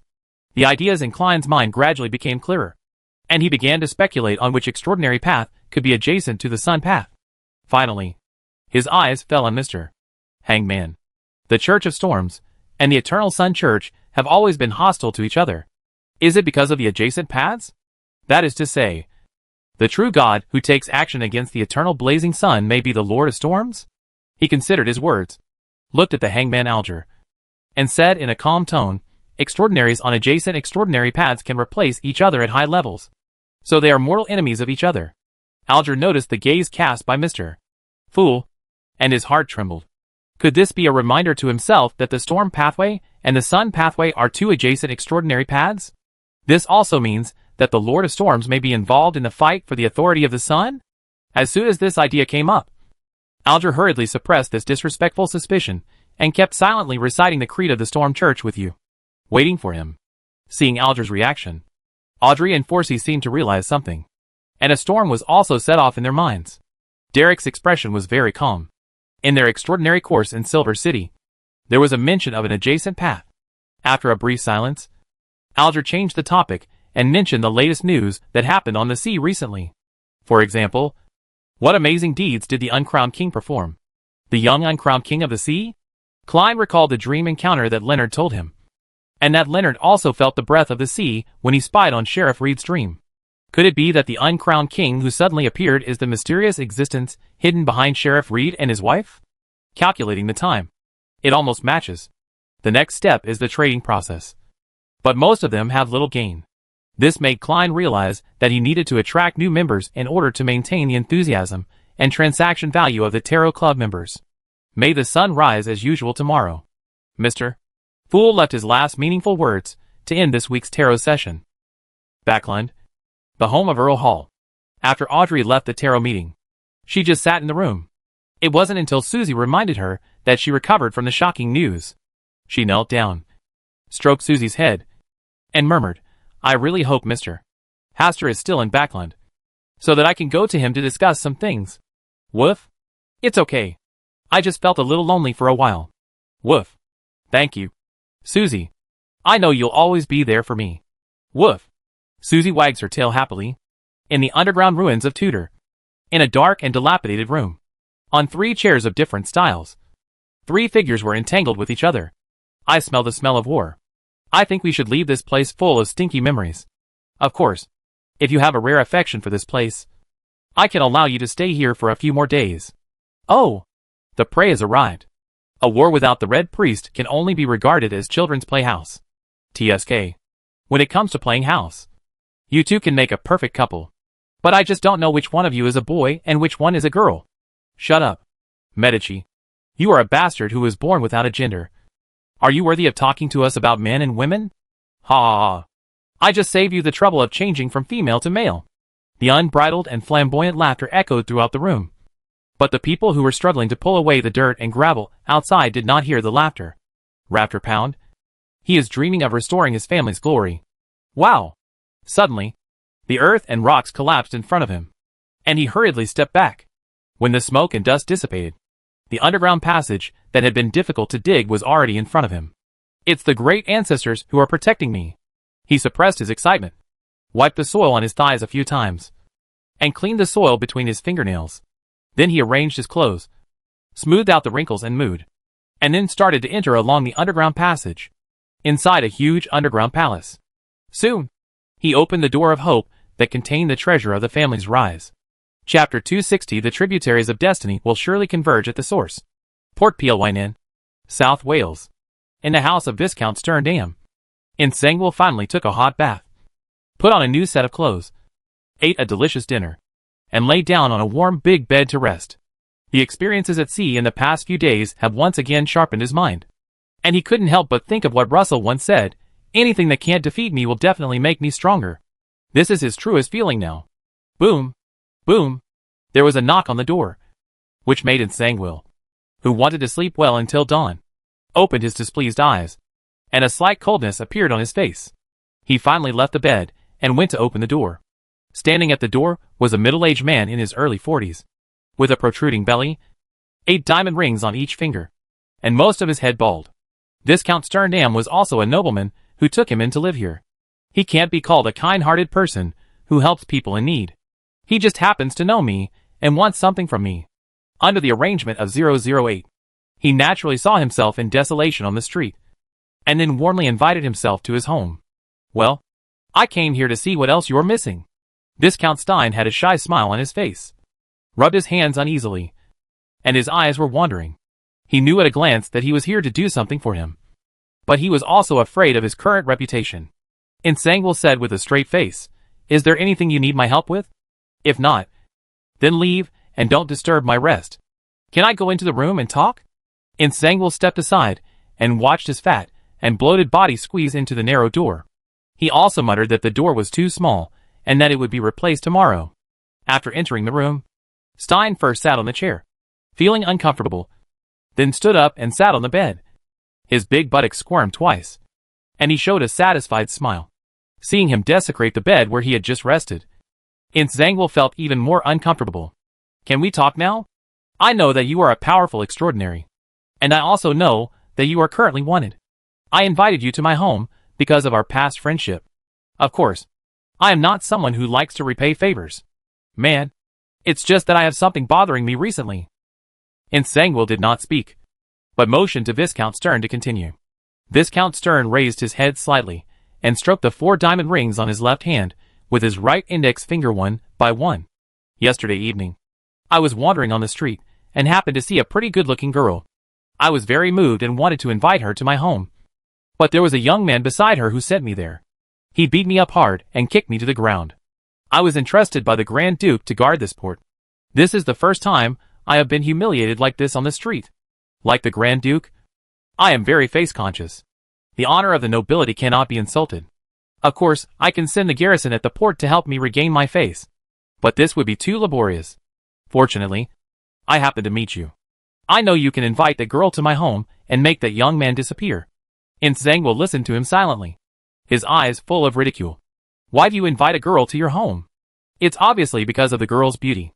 With such a fat body, he is not afraid of crushing people. He just thinks about that trembling thing all day long. You should help me with this. Right? Do you know the origin of that girl?" "I don't know. She is not a local, but a foreigner who has just arrived in South Wales." "New to South Wales?" Nsangwil subconsciously became alert. Could that girl be a member of the witch cult? They originally left Backlund to go to the southern continent. Calculating the time, they should arrive in South Wales before themselves. But that's not right. If it was really a member of the witch sect, this fat pig would have died on the bed. Seeing that Nsangwil was still silent, Viscount Stern said in a deep voice, "The ferry to the southern continent has been suspended. If you want to go, you need a private ferry, and I can help you quietly. Finish this. The terms are very tempting. Of course, I have always been generous to my friends." Viscount Stern laughed, and the diamond ring on his hand was very dazzling. What does that young man look like, and what are his specific characteristics? Nsangwil thought it was better to be cautious and asked one more question. Viscount Stern tried hard to recall, and then he said with a sigh, "That young man is quite handsome, and there is a little black cat lying on his shoulder." "Little black cat?" Nsangwil caught the sensitive word and asked tentatively, "Does he have dazzling blonde hair and a Backlund accent?" "Yes." "Do you know him?" "Yes. I know you." "Your friend?" Viscount Stein's face turned ugly. "No. They are considered enemies." "Ha ha ha. That's good." Viscount Stein's expression softened, with a satisfied smile on his face. But before he could finish speaking, Nsangwil in front of him had already grabbed him by the throat. Under his disbelieving eyes, he was strangled to death. "It's not good to offend anyone. You have to offend him," Nsangwil murmured, glanced at the pile of meat lying on the bed in disgust, and wiped his slightly greasy palms with the quilt. "Every time I meet him, he always brings misfortune to me. I'd better leave here as soon as possible." Nsangwil sighed helplessly. He just wanted to find a place to take a good rest. But he still encountered something related to Hastur. As 008 said, Fate begins to converge. If he were a tributary, then Hastur would be the source of his destiny, and he would always be inevitably involved. He didn't stay in the room longer, packed up his things, and just turned around to leave through the window. Viscount Stern, who was lying dead on the bed, suddenly opened his eyes and came to life. He stretched out his thick arms and hugged his waist fiercely. The strength is great, and it is simply not something a living person can exert. Nsangwil felt that his waist was about to be crushed. His face was suffocating, and his heart was about to be ejected from his throat due to the squeeze. Requiem. He tried to appease the ghost of Viscount Stern, but to no avail. He quickly opened a portal next to him, trying to summon powerful spiritual creatures to help him get out of trouble. But the surrounding space seems to be blocked, and his portal cannot attract spiritual creatures. He had no choice but to reveal his mythical form with all his strength. The flesh and blood all over his body swelled and squirmed, growing into 4 arms covered with blood vessels. The arms were soon covered with white feathers. The powerful force broke free from the restraints at once, and Viscount Stein's body exploded into pieces. The fierce sound caused a burst of noisy footsteps. Nsangwil, who knew that there were still people watching him secretly, did not dare to end his mythical form. He could only lie forward, like a magic wolf, quickly scurrying towards the window, and suddenly jumped onto the roof of the next door. At the same time, one arm took out 008 from his arms and began to write on his clothes. Nsangwil is very lucky today. His enemies are always in a state of abnormal performance. Because of a momentary mistake, they let Nsangwil escape from this encirclement. At this time, the dark night sky suddenly became brighter, and a large fireball fell like a meteor towards the place where Nsangwil was. This was originally his favorite move, but now it was used against him by others. The meteor deviated from the course and passed by the lucky Nsangwil. 008 wrote such a paragraph again. The fireball hit Nsangwil's right shoulder, and the scorching heat directly scorched his shoulder, and there was a faint aroma of barbecue. Boom! The fireball hit a room and exploded suddenly. In the sky, the shadows of fireballs appeared again. Nsangwil's scalp was numb, and he didn't dare to stay any longer. So he hurriedly hid in the spirit world. The powerful spiritual creature that was previously attracted by 008 only took a few breaths to catch up to Nsangwil. He fled a distance in a panic, and then returned to reality from the spirit world. At the same time, 008 wrote, because the powerful spirit world creatures were unable to refer to the coordinates of reality. Nsangwil eventually lost his whereabouts. Returning to reality, Nsangwil used 008 to write down relevant sentences that the secret pursuer could not catch up with him. After doing all this, he was exhausted and ended his severely damaged mythical form. Just now, in order to get rid of the 2 powerful spirit world creatures, his mythical form was almost torn to pieces. In the end, he finally managed to escape from the spirit world at the cost of 2 arms. In addition, he was injured by the king of the 5 seas before, and has been drifting on the sea. If he maintains his mythical form, he will either self-destruct and die, or he will completely lose control and become a monster. It should be safe for now. Right? Nsangwil was breathing heavily, as if he was constantly wandering between this life and the next. Don't worry. It's safe for the time being. But it's only for the time being. A voice sounded from in front of him, and Nsangwil raised his eyes to look at the person. A handsome young man with blonde hair was looking at him with a smile.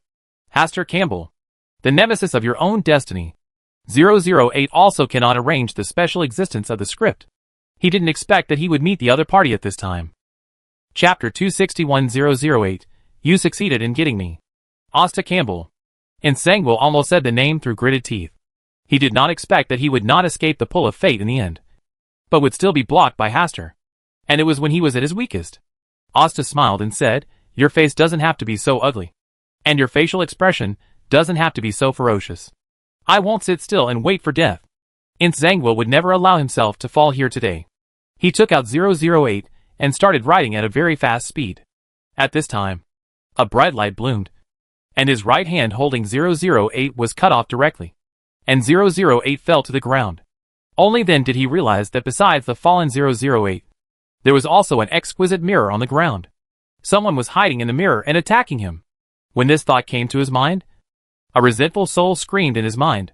His reaction paused again, and at the same time, ice gathered, freezing him into an ice sculpture from his feet to his head.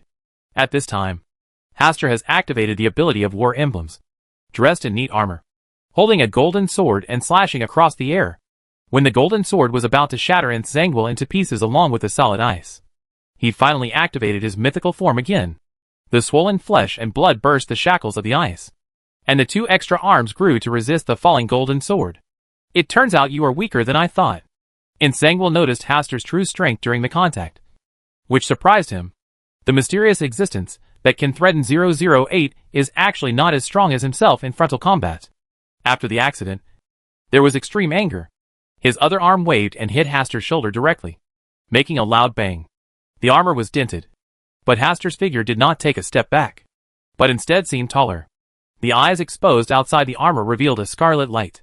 The golden sword that had been blocked, but with the blessing of huge force, broke free from the restraints of the 2 arms and slammed it down, cutting off a section of his left shoulder. Desire? An ethereal and elegant voice sounded, and Zangwill, who wanted to fight back, was thrown into chaos and began to lose balance. His desire sprung up like mushrooms after a rain, constantly attacking his already fragile mental defense. Upon seeing this, Haster cooperated with Sharon's action and used the extraordinary ability of the Night Path. The mental shock turned into a sledgehammer, completely smashing Zangwill's last mental defense. He was completely controlled by desire and fell into complete madness. At this time, his mythical form was distorted again. The flesh and blood all over his body grew and swelled several times, like a big ball of flesh, and 8 arms covered with white feathers sprouted. His head collapsed into the ball of flesh, and his face split open, revealing eyeballs that were leaking. It looks like a giant spider monster with 8 arms. Walk! Haster did not hesitate, took the mirror on the ground in 008 and stayed away. He had no intention of staying and fighting to the death with Zangwill, who turned into a monster. His life was more valuable than Zangwill, and he felt it would be too wasteful to use the destiny charm given by Will against Zangwill. It's better to let the crazy monster turn Zangwill stay here to fend for himself. Besides, he was not the one really targeting Zangwill tonight. He just heard the noise and took Sharon to see what happened. But by chance, he met Zangwill, who was running away like crazy. And then he came up with the idea of targeting him and taking away 008. Haster retreated a certain distance, but Zangwill did not catch up. Instead, he frantically destroyed everything nearby. Now he has completely lost his mind. As for whether he can regain his mind, Haster has no relevant experience. Haster looked down at the mirror in the palm of his right hand and said with a smile, "Let's go back to sleep." This seems a bit ambiguous, but never mind. Don't we need to eliminate him completely? A crazy demigod who turned into a monster. If we want to deal with him, we will inevitably get into a long battle and maybe even get injured. It's better to leave him to others to deal with, Haster said, and raised the 008 held in his left hand. We have obtained the most important thing in him. Okay. After a brief exchange, Haster disappeared. After he left, the shocking scene of falling meteors appeared in the sky again. Late at night, in the room, Azhara was pouting a stinky cat face, staring at her master who had returned from an outing with an unhappy expression. It obviously wanted to join in the fun, but it was assigned the task of staying in the room and guarding the luggage.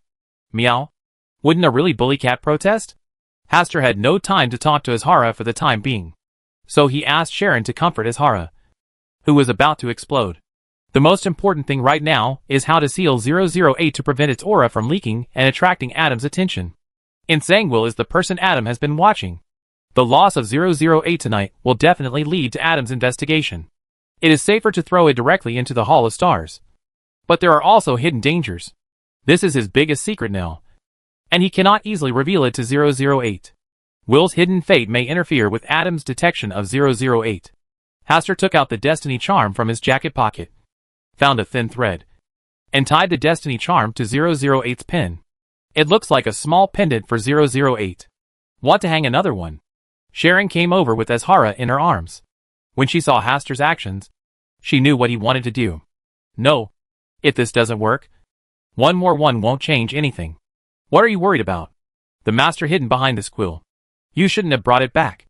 Asta smiled and said, now that we have encountered it, we can't just watch it slip away from us. Moreover, this thing is very useful and can help us achieve many things. Well, be careful. Meow. Azhara also let out a meow, to the effect that since you are out on an adventure, I will generously forgive you for leaving a cat behind. For the sake of your obedience day to day, you are allowed to eat a small dried fish for breakfast tomorrow. Meow? Haster ignored the protesting as Hara came to the desk, took out a blank piece of paper, and it was time to chat with 008. Move it yourself. I know you can sense what's happening in the outside world. Haster placed 008 on the blank paper, and then under the surprised gazes of Sharon and Azhara, the quill stood up on its own. It did not need to be dipped in ink, and it wrote paragraphs of text on the blank paper. Zangwill finally failed. As early as when he took me away, I knew he wouldn't be a great person.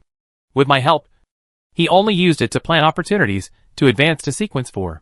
It's serious. Lower my status. Even in a small place like Tingen, he was defeated one after another. His stupidity was really impressive. Later, I figured out that Zangwill was not a qualified master. So I decided to abandon the dark side and turn to the bright side. By your side. In these days, I have rewritten a lot of Zangwill's fate so that he will always maintain a certain connection with you. Finally tonight, you succeeded in getting me from Zangwill. Haster raised his eyebrows slightly and said nonchalantly, Do you think I need your help? I am just a pen. Whoever holds me is my new master. It is my duty to help the master. Asta chuckled and said, Aren't you thinking about how to write me to death? Great master. It is a great honor for me to be the pen in your hands. How could I dare to have such rebellious thoughts? Your level of deception needs to be improved. What the master said is that I must practice hard next time and try to hide my insights from the master. Oh! What I said is really unreasonable. Is this how 008 gets along with Zangwill? No wonder Zangwill has such bad luck. Meow? Azhara, who had been looking at it for a long time, jumped down from Sharon's arms, landed on the table, and stared at 008 seriously. It was amazing that this quill pen that no one was holding could actually write by itself. Oh! Silly little kitten. Do you want me to write an adventure story script for you? Meow? You don't have to doubt. My abilities are beyond your imagination. You just need to choose to believe. Meow? You said you still can't read? Your master didn't teach you how to read? That's really irresponsible. It's a pity that I can't communicate with you. Otherwise, I can teach you to understand all languages. Grandmaster. Haster couldn't stand it anymore. So he reached out and picked up the curious Azhara and warned it not to approach 008 casually in the future. With 008's ability to confuse people, if Azhara learns to read, she will definitely be deceived. This pen. Sharon also saw what was unique about 008. A sealed artifact with complete self-awareness. This kind of thing has always been scary. 008, who noticed Sharon's gaze, wrote on the blank paper again, Oh, beautiful lady, future hostess. Is there anything you need my help with? Chapter 262 Changing Temperament 008. The scene fell silent for a moment, and Sharon's usually calm face changed slightly. She just glanced curiously, not expecting that the pen would write such a sentence. Finally, she looked at Haster. You are really getting worse and worse. Oh! Oh! Oh! Master, please forgive me for being outspoken for a moment. Have you always been this naughty? Or do you think this disguise can make me let down my guard against you? 008 turned the blank paper in circles, and then continued to write. Trust is a very luxurious thing. No matter how hard I try, you will never completely trust me. So why should I waste this time? Oh! I hope you are not a fool like Zangwill. Otherwise I will have to find a new master, which will be really troublesome. The quill that had been standing upright fell down and lay motionless. Is this a temper tantrum? Haster was a little unclear about 008's specific personality for a while, so he couldn't coax it. Right? I don't know. Sharon blocked Haster's question first. Snapped. The quill lying on the paper stood up again and quickly wrote a paragraph in the blank space. My new master, you are different from a fool like Zangwill. His trust is of no value to me, but your trust is a gift to me. Is this turning into dog-licking mode again? Asta couldn't help but ask, is that dog-licking mirror a relative of yours? So? 008 after this sentence. Add a burst of blooming fireworks. It turns out that the new master likes this kind of service of being kneeled and licked. It's really disgusting. No. No. No. It's such a unique hobby. Well, in order to gain the trust of the master, I am willing to endure this ruthless whipping silently. Please ask the master pity. Haster is too lazy to complain about 008's changeable temperament. Sharon, who was standing on the edge, saw Hastur being so speechless, and a rare smile appeared on her face. Unfortunately, it was short-lived, and only as Hara, the little black cat, saw it, with no one paying attention. 008 lay down again, lying quietly on the paper full of words. Look at this appearance. It is not much different from an ordinary quill pen. Well, you have to find a suitable pencil case to put it in, and preferably a lock on it to prevent it from escaping with its own legs. At night, Asta, who had not found a suitable pencil case, grabbed the destiny charm in one hand and entered the dreamland. Through the destiny charm, he could also get in touch with Will, who is far away in Backland. In the dream, Will was sitting in front of his desk, holding a quill in his hand and scribbling on a blank paper. Before Hastur asked, Will spoke first. I didn't expect 008 to fall into your hands. You knew already? You put that destiny charm on 008's head, and I can sense it to some extent. What is a good way? Hastur said and walked forward, ready to admire Will's painting. Will quickly crumpled the paper into a ball and threw it away. He also made a trash can in the dream and continued. He is a fastidious person. It's not difficult to cover up from a distance. But if you get too close, Adam will still react. Of course, this kind of induction is relative. 008 will also be aware of it. As long as it doesn't want to be eaten, it will remind you to leave quickly. Is there no way to completely block this induction? I can't help it. But you can. More specific, those yellow monks seem to be very good at dealing with 008. After hearing this, Hastur was satisfied and immediately promised to give Will a pile of ice cream. Huh? A blank check. Will curled his lips in disdain. Now that Hastur was far away in South Wales, it was impossible to care about Backland's affairs. Then put it in the account first. South Wales. Southwest Hinterland. Spelling City. From here, continue to the right and pass through two large areas, which is Dixie County. The transportation is relatively convenient, but many places in the jurisdiction are the private lands of nobles, and it is impossible to coordinate development. How the economy is depends on whether the respective nobles and lords are wise and powerful. Today, a carriage went along the dirt road to the mayor's palace in the city center. Inside the carriage, Hastur opened the curtains to observe the situation near the street, such as the construction of houses, the clothes of residents, and the things for sale. From these small details, one can get a glimpse of the general situation here. After reading it, I was a little disappointed. Even the urban area seemed so dilapidated. So my own territory must be even more impoverished. It will take a long time to develop and expand. It is estimated that we can only grow food first. When the carriage arrived at the gate of the mayor's palace, Hastur got out of the carriage and paid the coachman 10 gold pounds for the carriage fee. This coachman has done his job for several days, and is worth the price. Hastur came to the door, and the guard stopped him. After a brief announcement, Mayor Ron, the actual person in charge of Spelling City, walked out. He was about 50 years old, with a slight beer belly and a classic Mediterranean hairstyle, and the few remaining locks of hair were in danger. Are you Earl Hastur Campbell from Backland? Mayor Ron obviously couldn't believe that an Earl of Backland would come to a small place like theirs. This is the king's letter of appointment.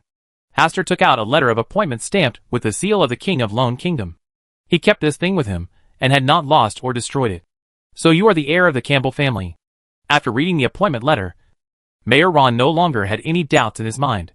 He also received news from the Archduke of South Wales that a young earl might arrive at his place, and asked him to pay attention.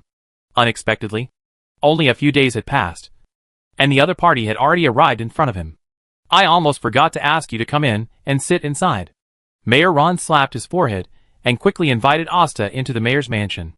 Judging from the title alone, the other party is greater than his title. He is only a viscount, and it is not hereditary. The streets outside are very poor, but there is no poverty here at all.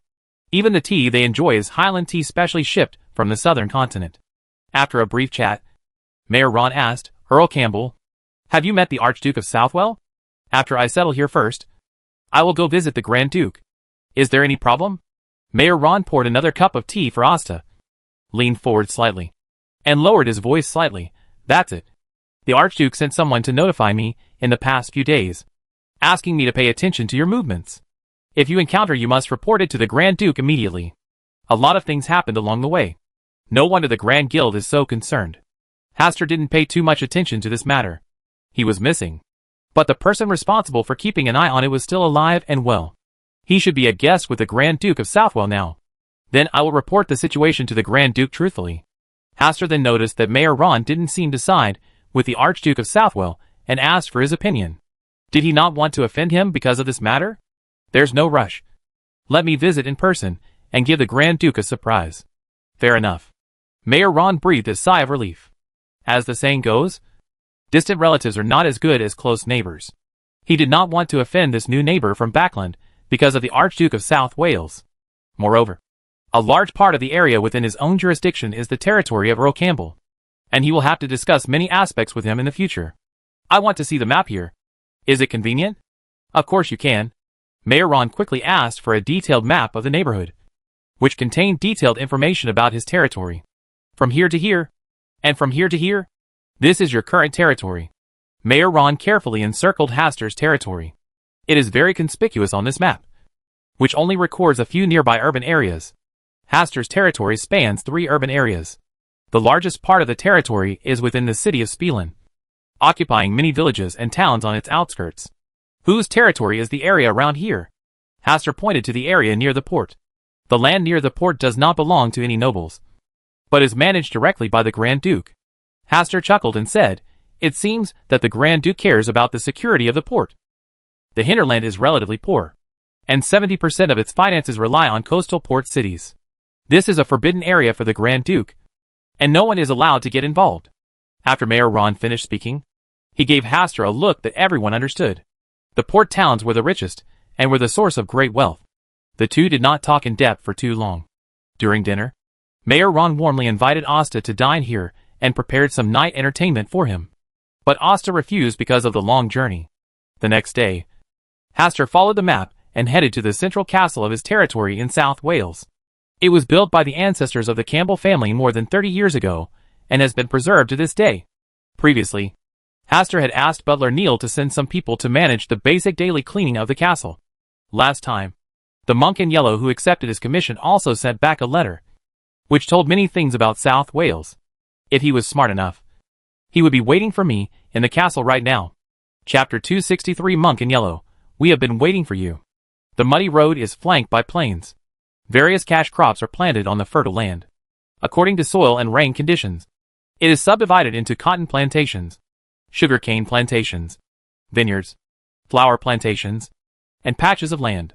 Oak forest. The barren land was overrun by weeds. Crows returning from foraging for food appeared in groups, and landed on old trees that had not known how many years they had lived. At the end of the road, there are small towns. 2 large water wheels stand at the entrance of the town. The streams that divert water for irrigation push the water wheels to rotate slowly. The lazy sunlight shines on the farmers, who are cultivating farmland on both sides. And the cattle grazing in groups come back eating green grass. Entering the town, the road is still a dirt road, but it has been flattened, and there will be no obvious dust when the carriage passes by. The items sold on both sides of the road are common fruits, melons and vegetables, as well as some self-made clothes, or dismembered prey that has just been returned from hunting. Most of the houses are 2 stories high. The ground floor is usually made of stone. There are wooden houses, some mud houses, and some tile houses bought at a high price. The center of the town is the most prosperous area. There is a large square where residents can rest and chat daily. There are beer houses, flower shops, and tailor shops nearby. All the way through the town, there is another deserted dirt road, but a row of fences are erected on both sides, as if to block something. Following this road to the end, there is a castle, hidden alone among the trees. This castle has a history of nearly 200 years. After several generations of Campbell family repairs, it is now made entirely of black stone. The architectural style maintains the ancient flavor, and there is also a castle in the back, a tall tower. It is said that there was an heir of the Campbell family who believed that there were magical magicians in the world and decided to build a high tower to attract magicians to stay. It's a pity that he didn't seem to be waiting for the magician he was longing for, leaving only this tower that has been passed down to this day. The sound of the carriage broke through the silence of the woods, and the birds in the forest flew away in fright. From the tower in the distance, a black flock of crows flew out. About 200 meters near the castle, the dirt road has been replaced by a flat stone road. The surrounding weeds gradually disappeared, and were replaced by clusters of carefully maintained flowers and vegetation. When the carriage stopped at the gate of the castle, many people had gathered here. There was a maid sweeping the floor, a gardener armed with shears, a coachman leading the horse, and even the cook appeared with a large butcher's knife. In front of them was a relatively familiar figure, Caius. As expected, he was waiting for him here in advance, which showed that the monks in yellow clothes hiding in the dark knew his general whereabouts. Maybe they were the ones who secretly targeted Zangwill last time. Did they deliberately let themselves get 008? Hastur did not think too much and stepped out of the carriage under the gaze of many people. Earl Hastur Campbell, the true owner of this castle. Caius made a brief introduction to the gathered people, which shows that he has a certain prestige here.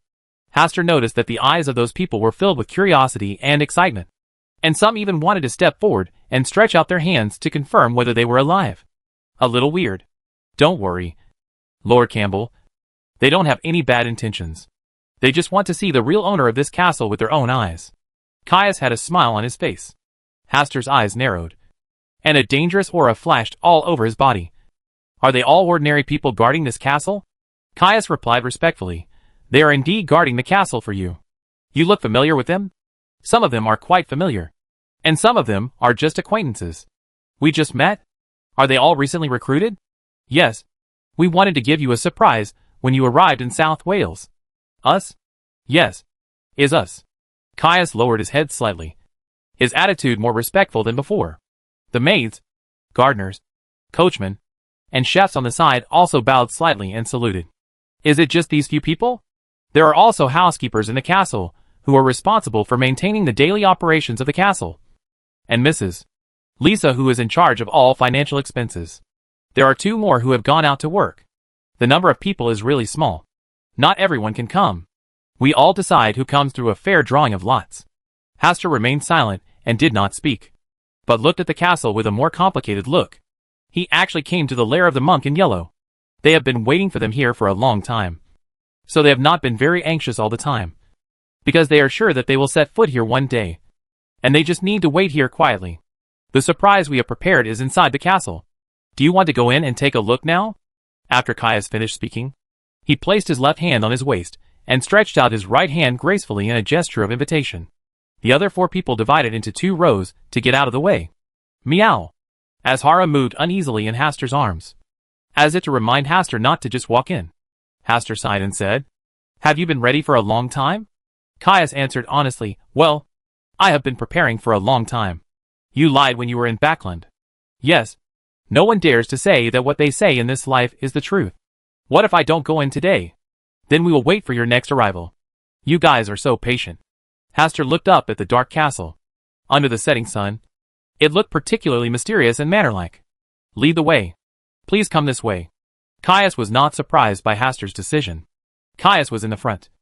Hastur was holding Azhara in the middle, and behind him were the maid, gardener, coachman, and cook. The 6 people were quiet along the way. Hastur did not speak, and Caius and others also remained silent. When Hastur stopped to admire the surrounding buildings, they also stopped without saying a word to urge him. When Caius opened the castle door, all the bright candles lit up in an instant. In this age where oil lamps and gas lamps are used, except for churches, few people use large numbers of candles to light up their houses.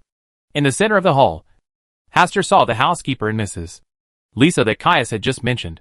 They were a man and a woman, both elderly people. They were standing on the left and right in front of a golden box held up by a wooden frame.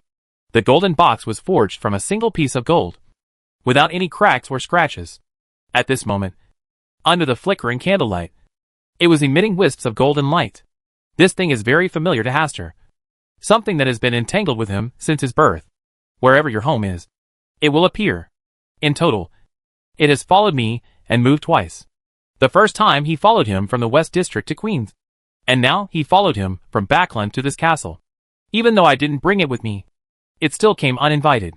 There was a trace of ridicule on the corner of Hastur's mouth. Is this the surprise you have prepared for me? Caius said with a pious expression, This is your gift of destiny. It has been waiting for you to open it yourself. You want to know what's inside? Yes. We have been chasing an answer. Why don't you open it yourselves? We can't do it. What if I don't want to open it now? Then we'll wait until you want to open it. Hastur said nothing more and looked at the golden box. It is not big. About 30 centimeters long. And about 5 centimeters wide and high. It didn't exude any different aura around it. Just like a dead thing without a soul. Hastur stared at it for a while. And finally chuckled, "I'm a little tired today. We have prepared a room for you. Please come this way." Caius did not worry about whether to open the golden box or not. And still led the way, taking Hastur to his room. In the hall, the candlelight was dim. And the golden box on the wooden shelf was still waiting quietly. Waiting for someone to open it. In the room on the second floor, Hastur asked Caius to go down first. Closed the door. Put down Azhara in his arms. And placed a mirror on the table. Then he began to look at this room, which was even more spacious and luxurious than Greco's villa room. On the collection shelf, there are all kinds of collectibles. And any piece you pick out has a history of hundreds of years. The style of the chandelier in the room is slightly old. And it is also lit with candles. This is a special candle that burns for a long time, and does not need to be replaced all the time. I came to the window, and opened it. The scenery outside was very good. Various plantations were dotted on the flat land, extending to the end of the sky. In addition, you can still see the town you just passed through from here. But it is just a small black spot in the field of vision. And you need a telescope to see clearly. After admiring it for a while, Hastur came to the special big bed. A large bed about 3 meters wide and 5 meters long. Not to mention people can roll around on it. Even if they are jumping on the bed. There is enough space. It's such a nice place. What a shame. Hastur lay on his back on the bed, put away his smile, and began to think about how to solve this matter. Chapter 264 The Planner of Destiny. Judging from the reaction of Caius and others just now, they respect themselves very much. Although this respect does not necessarily come directly from themselves. It may be some symbolic meaning of their own existence. He had thought about his relationship with the King in Yellow a long time ago. And there were two types of it. The first one is that he is a special existence arranged by the King in Yellow. He wants to be resurrected from himself. Similar to Tinswin and Klein.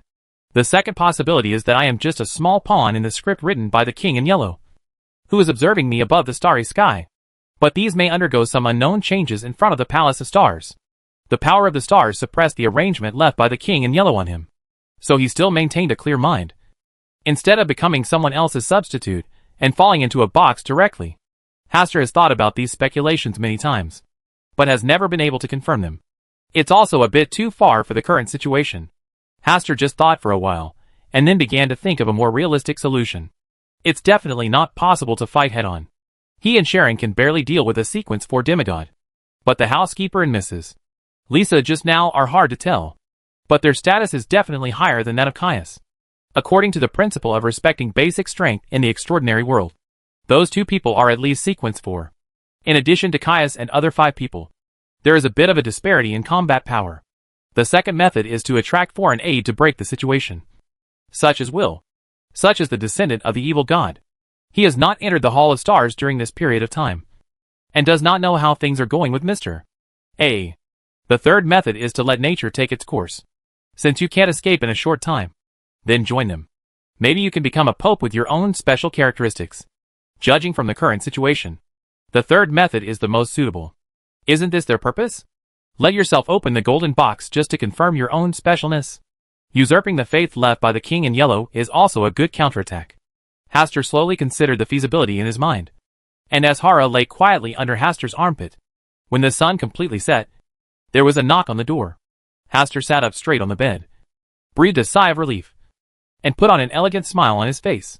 He stood up and came to the mirror on the table, seeming to say to himself, "Relax. This is not a big deal. Maybe they don't have any ill intentions towards me." Meow. Azhara jumped over and wanted Hastur to take it with her, but it was still left in the room. The door opened, and Hastur followed Caius outside the door downstairs, preparing to enjoy dinner. In the restaurant on the first floor, the dining table is an elongated oval with a total of 11 seats. Hastur naturally sat at the top position, with knives, forks, spoons and other items already placed in front of him. Then the maids took turns serving the food. These people are ordinary people, and the maid I saw today is not among them. No one showed up except Caius. It seems they are not in a hurry. Austin enjoyed his dinner in silence. Although the food here was far from as exquisite and delicious as Backlund's, the taste was pretty good. Above the passing line. It tastes pretty good. Hastur gave an evaluation. And Caius, who was standing by, smiled and said, "Your recognition is our greatest honor." After dinner, Caius asked the maids to pack their things and leave. He knew that the young noble in front of him had something to ask him. Asta put his right hand casually on the table, tapped his index finger on the table and said, "Can I still trust you?"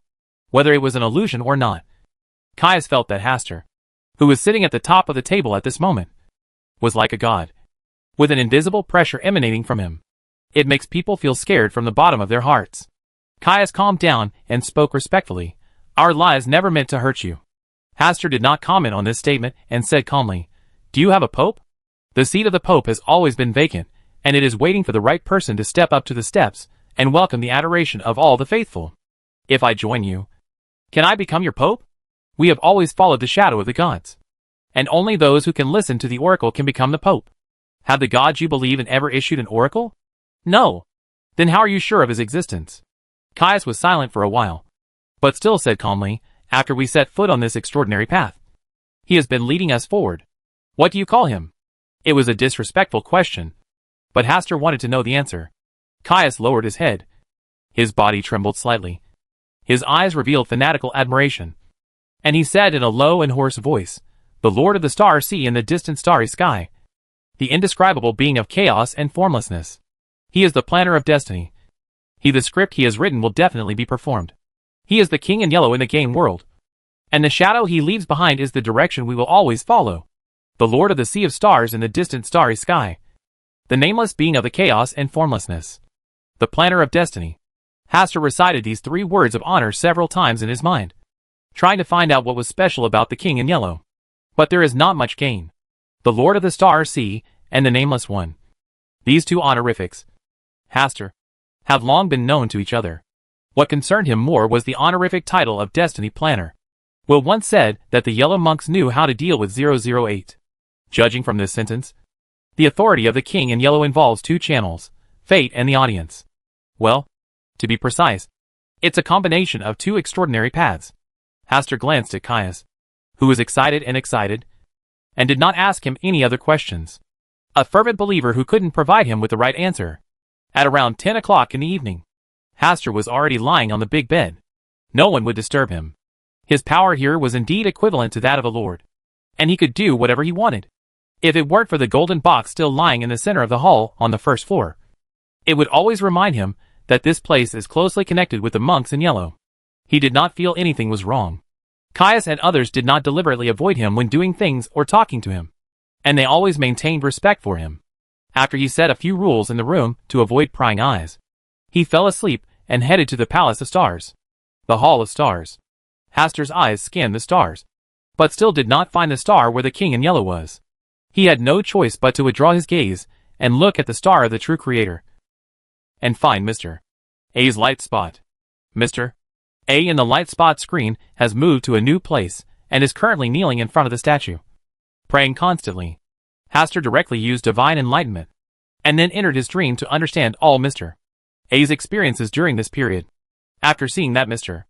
A had successfully completed the task, he thought for a while and decided to give Mr. A good performance evaluation as an encouragement for his hard work. When Mr. A once again came to the familiar sea, with the holy mountain opposite him in his dream, he knew that the Lord's eyes were watching him again. His body lay prostrate on the sea, welcoming the Lord's gaze. "You are very good." The oracle penetrated his ears like a magic sound, setting off a huge wave in his mind.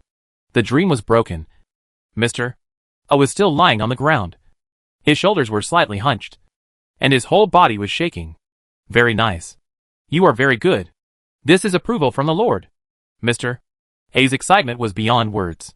He could feel that his heart was beating violently, and was about to fly out of his heart. He used all his strength to control the expression on his face that wanted to twitch and squirm. Finally, he suppressed the smile that wanted to laugh, leaving only a smile hanging on the slightly raised corners of his mouth. He had never heard of any other believer ever being commended by the Lord. "I'm afraid it's hard for even Lord Aurelius to get praise from the Lord." Right? In the basement that had been completely sealed by huge rocks, the dark world suddenly became brighter, and it was a starry sky suspended on the top of the coffin. The starry sky is bright and dazzling, dispelling the darkness and lightlessness of the world. For starlight chains that looked like tentacles protruded from the depths of the starry sky and were tightly wrapped around the four corners of the coffin that carried the power of the evil god's children. With the baptism of the power of the stars, the aura of the stars here gradually becomes stronger, constantly excluding and purifying other powers. The originally dark black coffin gradually faded from black and turned translucent. When the starlight above them dissipated and left, everything returned to calm. In the Hall of Stars, Hastur held his forehead with one hand. His spiritual power was nearly exhausted, and he was feeling severe pain. It will take 2 more nights before I can completely transform the descendant of the evil god into a believer in the stars. However, the consciousness it was originally intended to be born into seems to have been cleared away during the purification process just now. Hastur carefully recalled all the details of what had just happened. He took advantage of Mr. A to reach the basement and perform the baptism with the help of the power of the Hall of Stars. Purify the consciousness that may belong to the true creator in that body, leaving only pure energy in that body. In the process, because the consciousness that was born was more biased towards the true creator, it was obliterated by the baptism of the stars. This is not bad, leaving only an empty SHL without any consciousness. Just like the container for the arrival of the goddess of the night. That body is the container for the arrival of the stars. Hastur thought for a while, and felt that it was indeed feasible. So he left the Hall of Stars, and lay on the bed and fell asleep. Chapter 265 The Container of the Stars. In the next 2 days, nothing happened to Hastur, and he continued to stay in the castle as his lord. On the second day after arriving here, he rode a horse, and took a long circle around the area to get a general understanding of the terrain around the castle. On the third day, he expanded his travel boundaries, and rode his horse around various plantations in the outer reaches, taking the small town named Wolf as a node. Regarding his actions, Caius and others still said nothing, but silently fulfilled all his requests. Among them, Caius also asked for an extremely detailed map, which detailed the villages in various places, including his entire territory and the territories of several nearby nobles. They even thoughtfully put a few lines of introductory information on some of the more distinctive villages, towns and cities. For example, Corfu village, 60 miles away from here, is mainly rich in raw materials for the textile industry, supplemented by animal husbandry. Dal City, 200 miles west of Spelling City, is mainly engaged in agricultural production and also has some iron ore and coal resources. This kind of key information is recorded in detail on the map, and even some secret and remote roads are recorded. It is simply a strategic map for marching and fighting. In this regard, Hastur also had to admire Caius's dedication to this task. On the third night, it was around 11 o'clock. In the Palace of Stars, Hastur finally used the power of the Palace of Stars to completely transform the body hidden in the coffin into a container for the coming of the stars. He has no consciousness, and the divinity in his body has been fully activated after being baptized and activated by the power of the stars.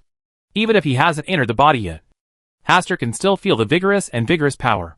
When he tried to touch the body with his consciousness through the chain of order, he entered it smoothly and integrated perfectly. The body was just like his own body, and he only needed a slight movement of his mind. Take appropriate action. This is more real and operable than the puppets in the puppet show.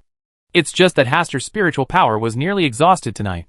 His head was dizzy, and he didn't make too many attempts. When he dispersed the power of the Hall of Stars, the descending vessel became a new point of light, independent of the stars of the true creator. Does this mean that this body is completely free from the influence of its true creator? Hastur stared at it carefully for a while, and then paid attention to the reaction of the true creator. Well, there was no reaction. Just as silent as ever. He glanced at Adam again, but he didn't make any extra moves. It seems that he doesn't know yet what happened to 008 about Nsangwil. Maybe it was because Nsangwil was still alive that he didn't pay too much attention to him. Hastur scanned the stars again as usual, confirmed that there was nothing abnormal, and left the Hall of Stars. Backlund, deep in the alley near St. Samuel's Church, in the house that hides the container of stars, Mr. A was listening to the panicked news from his subordinates. Although he closed the door to the basement and blocked it with huge rocks, he still sent 2 people to guard the outside to prevent anyone from breaking in. Tonight, just now, they came to report in a panic, saying they heard the sound of coffins being slapped in the basement. Why panic? This is a normal sound that the Lord's heir is about to be born. After a while, he will come in a complete form. Mr. A scolded the 2 subordinates in front of him with a sullen face. How stupid! The Lord had given him the highest praise through oracles 2 days ago, which proved that what he had done greatly pleased the Lord. The current abnormality is a normal phenomenon and a sign that the Lord's consciousness is about to revive in that body. The descendants of the Lord are the Lord and the vessel of the Lord's descent. But naturally, he would not easily reveal this kind of information that was too secretive to unrelated people. You continue to stay there. Once the Lord's children are born, I will naturally give you the reward you want. You should know my generosity. Yes. The two subordinates turned and left happily. Oh, I am so happy just for a small reward. For me, no reward can compare to a word of affirmation from the Lord. The corners of Mr. A's lips raised again unconsciously. Recently, he always thought of the Lord's words of praise for him. He never tires of listening to it. And the more he listens to it, the more pious he becomes. St. Samuel's Church. Archbishop Anthony Stephen was currently bowing devoutly to the statue of the night goddess in front of him. The painted glass windows on the dome welcomed the light of the crimson moon. And the candles made of moon flowers and crimson sandalwood that are lit all year round exude a fragrance that pleases the goddess. The calm and distant breath, like the Mother of Heaven, embraces everything. Archbishop Anthony Stephen slowly stood up straight, with some confusion on his face.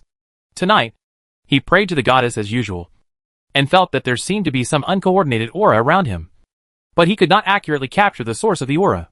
I can only vaguely notice that the aura is very close to here. Is there anything unclean near the church? Anthony Stephen thought for a long time and thought that this was the most likely scenario. And it was also a reminder to him from the goddess tonight. Now the goddess's attention is attracted by other things. Maybe some bold cultists want to take the opportunity to cause trouble. After pondering for a while, he summoned the clergy in the church and sent a red-gloved team to conduct a large-scale search of all areas near the church. Every corner would be checked. No dirty things are allowed near the goddess's temple. Leonard has always been very lucky. This time, his team received a mission from Archbishop Anthony and cooperated with the church's clergy to start a major cleansing of the area near St. Samuel's Church. He heard from his older teammates that every time Archbishop Anthony sensed something lurking nearby, but could not accurately find it, he would start a large-scale purification operation. Leonard was very curious. This was St. Samuel's Church. Apart from the Serenity Church, this was the place where the Church of the Night Goddess had the strongest defensive power. Even the goddess' eyes might be watching here at all times. Does anyone really dare to offend the cultists here? The task of this purification operation was issued late last night. Early in the morning, Leonard followed his teammates and began to search nearby buildings one by one, even checking the residents living here. Once an unfamiliar face appears, focus on observing the target. Even a lot of police officers from the police station came to verify everyone's true identity accurately. I worked hard for a long time in the morning and gained nothing. But in the afternoon, I caught 2 unfamiliar faces, and then followed this clue and gradually located a house hidden deep in a small alley. Such a large-scale search was also noticed by the other party, who began to hide in the house and stopped going out. Damn it! How could the people of the Church of Darkness react so quickly? Mr. A, who sensed something was wrong, had a dark cloud on his handsome face and a cold light in his eyes. Under the circumstances, it would be impossible to move the coffin from the basement to another safe place. The only way is to attract all the attention of the Church of the Night and make them think that all the people in this house are empty. Only in this way can it be possible to keep the secrets hidden in the basement. In order to implement this plan, Mr.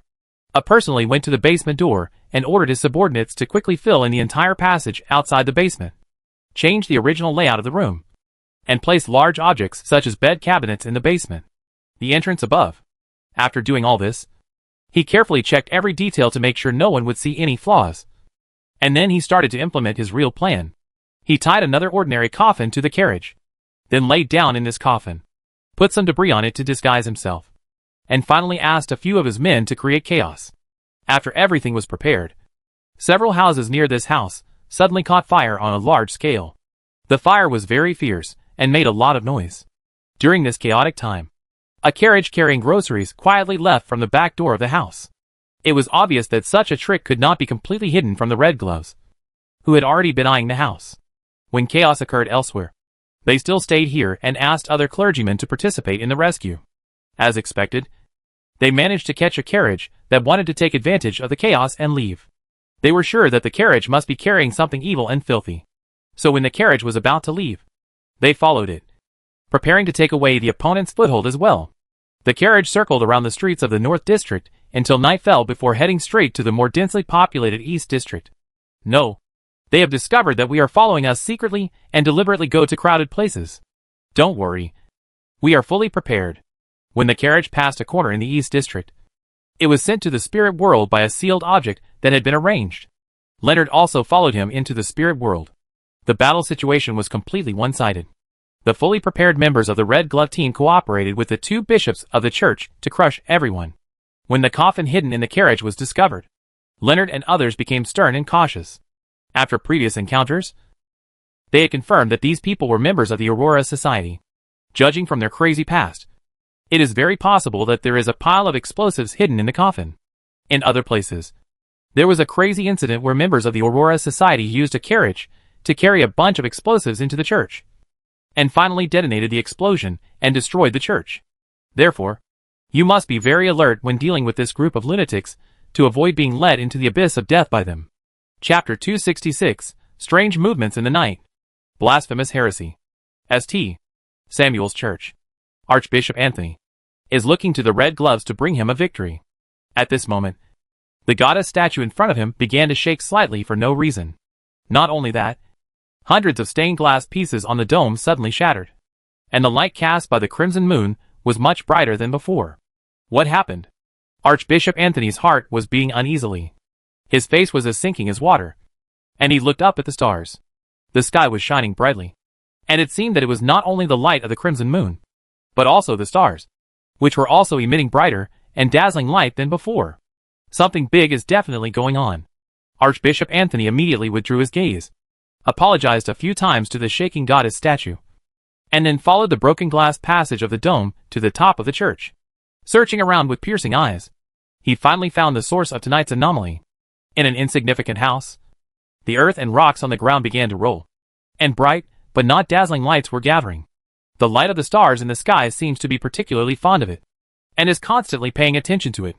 At this moment, Archbishop Anthony understood that what the Red Glove team was chasing tonight was just an illusion, and the real heretics hiding near the church were only now beginning to appear. Any heresy that disturbs the peace of the goddess will be buried in the night. Archbishop Anthony swayed and came to the place where the light gathered. Just when he was about to take action, the earth and stone below completely cracked and the light gradually disappeared. What appeared in front of him was a young man, about 25 years old, with black hair and a handsome face, especially his eyes, which were as deep as the starry sky above his head. The man stood at the bottom of the pit, in the center of the ruins of the collapsed house, looking up at the stars. Well, he was still naked at the moment, completely naked. But this scene is not as blasphemous as imagined, but has a kind of holiness. It was like an ignorant angel descended into the world, naked. But he quickly abandoned this idea. He could clearly feel the increasingly strong stench of the real creator from the other party. This is blasphemy. Archbishop Anthony suppressed the strangeness in his heart and labeled all this as blasphemy. Being half-clothed is the greatest offense to the goddess. Sleep well. Destroy it. Gone in the dark night. Under the soft singing of Archbishop Anthony, the surrounding darkness surged in silently, stretching out black tentacles as if possessing spiritual intelligence, and at the same time turning the place where the young man was into absolute darkness. But it had no effect. The young man was surrounded by bright stars, which dispelled the illusion of the night in just a moment. His left arm stretched out a chain that looked like it was forged by starlight. It spread and grew. With a few quick swings, he smashed all the black tentacles that dared to offend. In Archbishop Anthony's nervous and depressed mood, the young man's eyes finally fell on him. But after only a brief glance, they landed on St. Samuel's Church. His mouth was slightly open, as if he was whispering the word night. Unreasonable fear began to spread in the heart of Archbishop Anthony. What kind of heresy is this? How dare you blaspheme the goddess like this? O blasphemous heretic! Only death can cleanse you of the sin of blaspheming the goddess. Archbishop Anthony's mouth moved up and down, and the natural spirits and ghostly resentment sealed on his teeth turned into black tides and swept away as he opened his mouth. The spirit of the mountains, the spirit of the river, the spirit of the trees, the ghost of fear, the shadow of death. This is a special existence that he has encountered and sealed in his life. For this reason, he has repeatedly set foot in dangerous areas in the spiritual world. Most of the sky turned into a black tide, and rushed towards the young man below. Confinement. The young man uttered a word slightly, and the natural spirits and ghosts in the sky were imprisoned, and all parts of their bodies were wrapped in transparent chains, unable to move. His eyes just glanced at them, and the imprisoned natural spirits and ghosts were completely extinguished. It rained in the sky, a black and sticky rain. During the heavy black rain, the young man opened a portal to the spiritual world and left here as quickly as possible. Archbishop Anthony, whose hands and feet were slightly cold, did not hesitate and also entered the spiritual world to prevent the evil heretics from escaping the goddess' sanction. But what he didn't understand was why the goddess didn't pay attention to her. Moreover, he actually felt a familiar breath on that evil heretic just now, which was the breath of night. At the same time, he also vaguely noticed that the heretic seemed to have a hidden flavor. How blasphemous and treasonous this is. Mr. A felt that he was going to die. Originally, he thought that with the diversity of his shepherd's methods, he could easily leave even if he was surrounded. But he still overestimated himself and underestimated his opponent. They came prepared, but he was careless. Boom! His shoulder was smashed again. His flesh and blood squirmed, and the wound began to heal again. But the recovery speed was too slow. Before he could recover, half of his body and his shoulder were shattered. If it weren't for Bishop Rose's extraordinary ability, he would have been a puddle of flesh on the ground, paralyzed and unable to move. Ho! Ho! He panted rapidly, and his exposed heart began to beat in response to the rhythm of his breathing. Lord, merciful Lord, your faithful believers beg to go to your kingdom of God and continue to serve you. Mr. A shouted loudly, then vomited out a large pool of blood, and fell into a pool of blood. Near the end of his life, he seemed to see the Lord obeying his call and sending an earthly angel to save him. Is it the Lord who sent Lord Aurelius? Mr. A opened his eyes wide to see clearly, but in the end, he couldn't see anything clearly. Leave quickly. A reminder suddenly appeared in Leonard's mind. He quickly stepped back and called the members of his team to leave together. But before they left the spirit world, a young figure came to Mr. A. He raised his hand slightly, and all the attacks on Mr. A collapsed. He stretched out a finger and pointed at Mr. A. And the flesh and blood belonging to Mr. A began to flow back and gather around him. In just a few breaths, Mr. A had recovered as before, without even a scratch on his face. Get out of here quickly. After being reminded, Leonard once again called on his teammates to leave and not to stay and seek death. His shout attracted a gaze. Just the first glance into his eyes, Leonard felt that his heart had stopped beating. His whole body was stiff, and he was trembling and unable to speak a word. So did his teammates, including the two bishops of St. Samuel's Church, who were also trembling. This is absolute personal suppression. Even if the opponent has not yet activated the mythical creature form, just one look can completely make them lose their combat effectiveness. Fortunately, this mysterious young man didn't stay long. He grabbed Mr. A's shoulders and left, disappearing. When Leonard and others were looking at each other in confusion, not knowing what to do, Archbishop Anthony also arrived. After listening to the report, Archbishop Anthony sighed and said, "Go back first." He no longer had the idea of continuing to chase, as the speed difference between them was too great, and it was impossible for him to catch up. Even if he catches up, can he defeat the opponent? In response, he could only smile bitterly. Leonard breathed a sigh of relief, knowing that he had escaped another disaster this time. Following everyone back to St. Samuel's Church, Leonard looked at the broken stained glass on the dome. Leonard was shocked. Was the goddess even disturbed? After a brief question, Archbishop Anthony asked them to go back and rest. After returning to his room, Leonard couldn't wait to ask, old man, do you know what happened tonight? The son of the evil god of the Aurora Society was born." Leonard's eyes widened, and he almost jumped out of bed. He tried hard to suppress the shock in his heart, and quickly asked for relevant details. "Do you remember the last time you dealt with Lanarwis? The divinity in his body was taken away. Remember? The person who took action was Mr. A tonight?" Leonard also wanted to understand all this. Mr. A volunteered to be bait tonight just to buy time for the birth of the evil god's heir. Old man, didn't you say that if a powerful Beyonder took action in Backland, it would be possible for the gods to descend? Leonard asked another key question. If the descendant of the evil god was really born in the alley not far from St. Samuel's Church and alarmed the goddess, why didn't it trigger a divine descent? It takes time and preparation for the gods to come.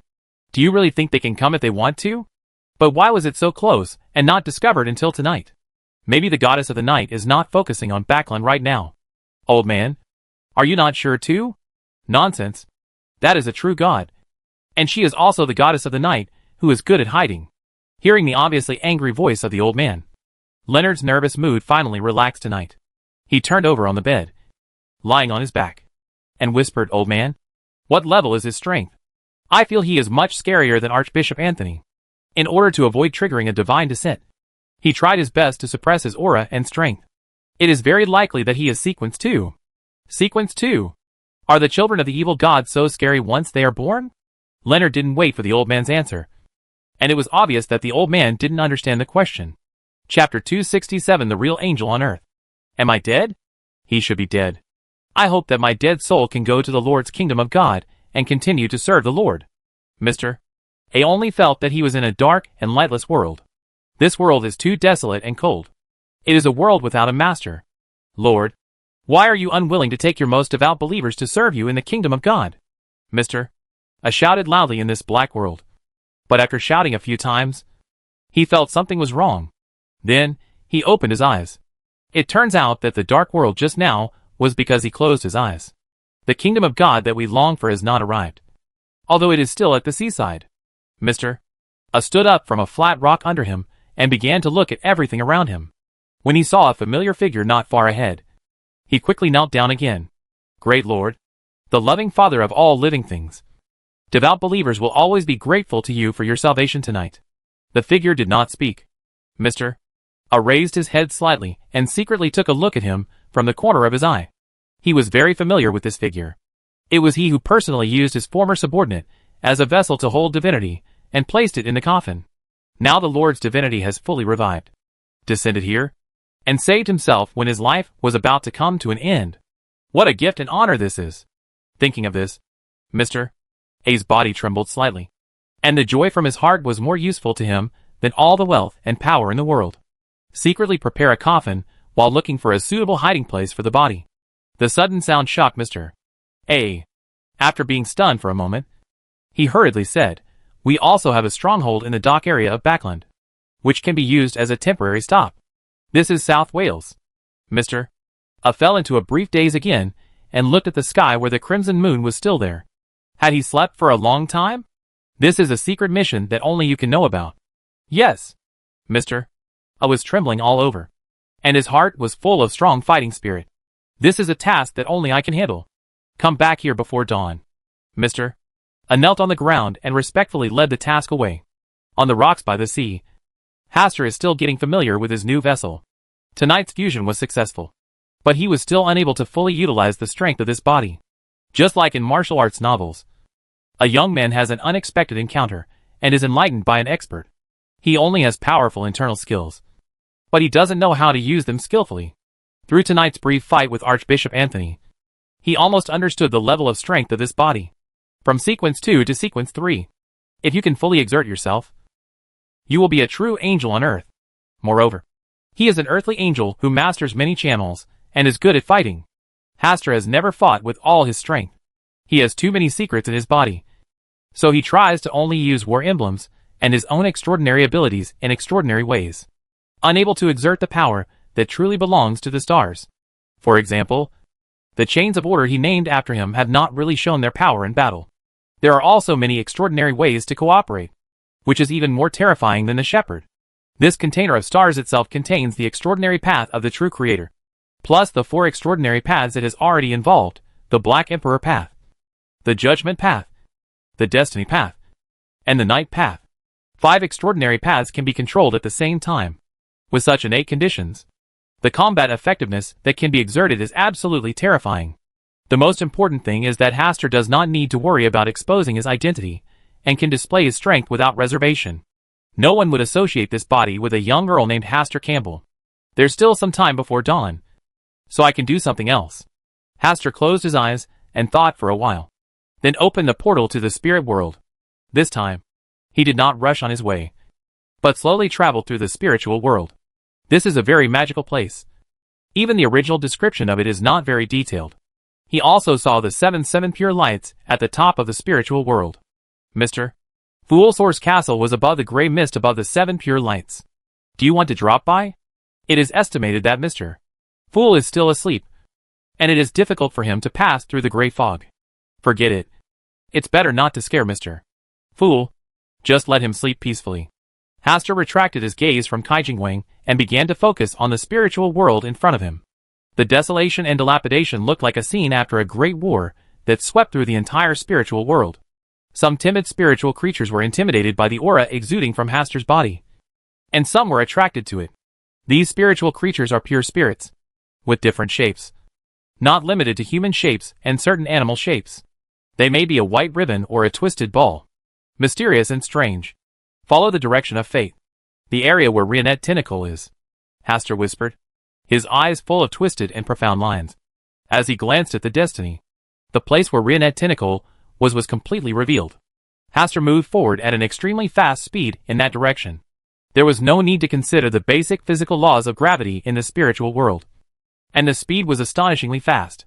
It didn't take long for Hastur to come to Rionette Tentacle. This is a translucent woman. She is almost as tall as the castle, wearing a complicated, gorgeous, dark and gloomy black dress. She has no head, and there are neat cuts on her neck. Her drooping hands hold 4 identical heads, with blonde hair and red eyes. This is her mythical creature form. An ancient evil. Rionette Tentacle. Sharon's teacher and her dearest person. This is also the New Year's gift Hastur wants to give Sharon. At first, Hastur wanted to summon Rionette Tentacle by summoning a messenger so that Sharon could see her teacher. There was still a short period of time before dawn, so he took advantage of the opportunity to come here to take a look. Facing Hastur's arrival, Rionette Tentacle, who was holding 4 heads, did not run away, but looked at Hastur curiously. Her eyes were a little dull. She looked silly, and she felt inexplicably happy. She has not fully recovered from her injuries, which is why she is in this state. Hastur just looked at her for a moment without disturbing her. He began to look for his next target. Nast, the king of the 5 seas. When Hastur left, the giant doll, which was as big as a castle, had 4 heads and 4 pairs of eyes staring straight at the direction Hastur left with a hint of doubt in his eyes. In the sea, on the Black Emperor, Nast did not rest, but was standing on the bow of the ship, looking towards the southern continent. Although he also wanted to go to the southern continent to fish in the troubled waters and reap certain benefits. But because the uncrowned king had been lingering there, he did not want to meet him. He didn't want to be the second pirate king to be conquered. Captain, we found the shadow of the dawn, which is heading in our direction. The lookout responsible for observing the flanks ran over to report the latest situation. Stop sailing and wait for the dawn to approach. Nast had already anticipated the arrival of the dawn. At the moment, the sea is turned upside down and in chaos by the uncrowned king. If it weren't for the people from the Lone Navy and the Church of Storms who attracted his attention, Nast would never have come here to wait for an opportunity. Instead, he would have gone into hiding to avoid encountering the uncrowned king. Among the 4 pirate kings, he and the mysterious Queen Bernadette are the only ones who have not yet been harmed. It is only a matter of time before they join forces. He also wanted to join forces with Bernadette before, but Bernadette's whereabouts were a mystery. It was said that she was in the southern continent, so he was unable to do so. The dawn gradually approached the Black Emperor, and the 2 flagships, which are famous in the sea, successfully met at night before the sun rose. But before Bernadette appeared in front of Nast, a spiritual portal suddenly appeared in front of her eyes, and then a young man with black hair walked out of it.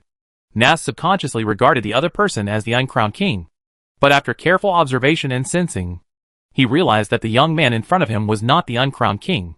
This young man with black hair was wearing a white priest's robe that didn't fit very well. His feet were bare, and he didn't wear anything extra on his hands. A pair of eyes are also clean, without a trace of impurities. Are all young people today so scary? Nast's heart skipped a beat. There was a young man who stirred up the sea and became the uncrowned king. And now another young man appeared in front of him out of thin air. Just from the slight aura emanating from his body, Nast knew that the other party must be a terrifying beyonder. It looks like I'm in the right place for a big event tonight. The young man turned around, facing away from Nast, and looked at the approaching dawn. The mysterious Queen Bernadette appears on the bow. The crew members of the Dawn and Black Emperor stuck their heads out one after another, trying to see clearly what happened tonight. But in the end, under the scolding of Nast and Bernadette. They all returned to the cabin and waited. Bernadette did not choose to go to the Black Emperor. She could not see through the black-haired young man, and she had not seen the uncrowned king with her own eyes. The same young man appeared on the Black Emperor again, seemingly proving his identity. Chapter 268 The Birth Container of the King in Yellow? The crimson moon has slipped from the sky. The sporadic starlight is faint, and there is a new light brewing faintly at the junction of the distant sea and sky. Nast, who had been observing the young man, had a sullen face and tried to speak in a calm tone. Meeting people of unknown origin on the sea is often the most frightening thing. If you come here with good intentions, we can sit down and have a drink and chat. It's almost dawn. An unclear remark left Nast at a loss as to what to answer. He could only remain silent and wait for the other party's next move. You're in luck tonight. Hastur originally planned to take advantage of the last moment to come to Nast to test the true strength of his body. But Bernadette also appeared here, so he didn't want to take action. The power of the stars will make Bernadette suspicious. And now is not the time for a showdown with her. Nast had a question mark on his forehead, not understanding the other party's purpose tonight. But before he could ask any more questions, the young man standing in front of him felt a tremor all over his body, and the entire Black Emperor sank a bit. When his breath calmed down again, the entire Black Emperor bounced back. With this retraction and release, the entire Black Emperor began to rock upside down. Nast tried to suppress the shaking of the Black Emperor, but found it difficult. He couldn't help but have a competitive mentality in his heart. But the other party had opened the channel to the spiritual world and disappeared. Bernadette on the Dawn also understood at this moment that the black-haired young man just now was not the uncrowned king. It's probably some old guy who came out to pretend to be young. Bernadette thought of the Pope of the Church of the Eternal Blazing Sun, whom she met before, who also looked very young. I thought you had another guest tonight. He was only a few seconds ahead of you. What a coincidence. Nast sighed and said, there have been more and more mysterious figures recently. This sea is no longer our era. Bernadette chuckled and rejected his opinion. You are indeed old. And I am still young. Nast straightened his back slightly and spoke boldly. Even if I grow old, I will still be the king of this sea. A new generation replaces the old. This is the change of the times and the law. The big wave of gold mining leaves behind a lot of young people. Nast's confident and heroic spirit drew cheers from his crew. On the coast, still on the awakening reef, Mr. A, who has returned, waits until the sun rises from the end of the sea, and the incarnation of the Lord returns. You are very good. The same tone of approval made Mr. A lower his head lower. He didn't want the Lord to see the corners of his mouth raised uncontrollably. He humbly opened the coffin lid and said respectfully, every devout believer is willing to dedicate everything to the Lord. Have you never thought that you are the special one? A light word made Mr. A think a lot in his mind, making him feel a little carried away. After the master's figure disappeared into the coffin, Mr. A closed the coffin lid and drove a carriage he got from nowhere to a small town by the sea. He had explored everything this town had to offer and had managed to find a suitable place. A suitable place for the Lord to rest must naturally be a remote and quiet place, and no unrelated persons are allowed to come and disturb the Lord's sleep. When they arrived at the habitat, Hastur put an early warning device on the coffin to end this divine visit. In the Hall of Stars, Hastur held his head that was obviously in pain, and took another look at the star where the true creator resides. Before returning to the real world, the sunshine was already spreading from the window. Azhara got up early and went for a walk outside. When she came back, she saw that her master was still sleeping. She went for a walk outside again and came back near noon. The person on the bed was still there, in deep sleep. Meow? Azhara came to the mirror and asked in confusion. In the mirror, Sharon's figure appeared, looking at Asta, who was still sleeping on the bed, and couldn't help but fall into deep thought. Through spending time with Hastur day and night during this period, she knew that Hastur was a person who lived a very regular life and generally did not sleep for such a long time. The depletion of spiritual power is so severe that sleep is needed to restore the spirit. This is Sharon's judgment on Hastur's status. But Hastur stayed in bed all night and didn't even get up to go to the bathroom in the middle of the night. Why did he lose his spiritual power? Another unknown secret. During this period, Caius knocked on the door once, but when Hastur ignored him, he did not appear again. At about 3 o'clock in the afternoon, Hastur woke up from his deep sleep. He sat up straight and shook his head, feeling very energetic and awake. Meow! Azhara rushed over, and Sharon also appeared in the mirror. It's okay. I'll be more careful next time. Asta thought about what happened last night, and felt that it would be best not to be in a divine state for more than 3 hours in the future.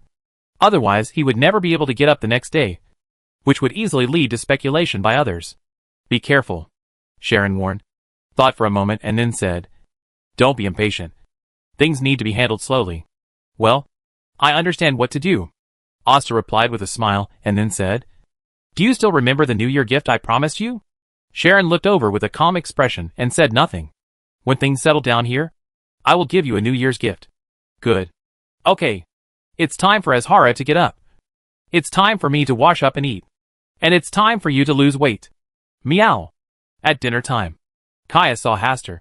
But there was nothing unusual about him. And he did not ask why Hastur did not get up on time for breakfast this morning. He just took a bunch of handwritten information and said, during this period, we will conduct a statistics on all the plantations in your territory, including idle land, and a large amount of land that can be reclaimed and utilized. This is a serious and efficient way of handling the matter. Hastur was very satisfied with Caius's responsible attitude. Even without reminding him, he knew what he needed to prepare. Well done. The information will be placed in my room later. I want to know more about the situation. Caius asked someone to take away the pile of information, and then took out a map. He pointed at the silver lines drawn on it and said, this place is remote and needs several suitable commercial channels. This can connect the territory within your territory.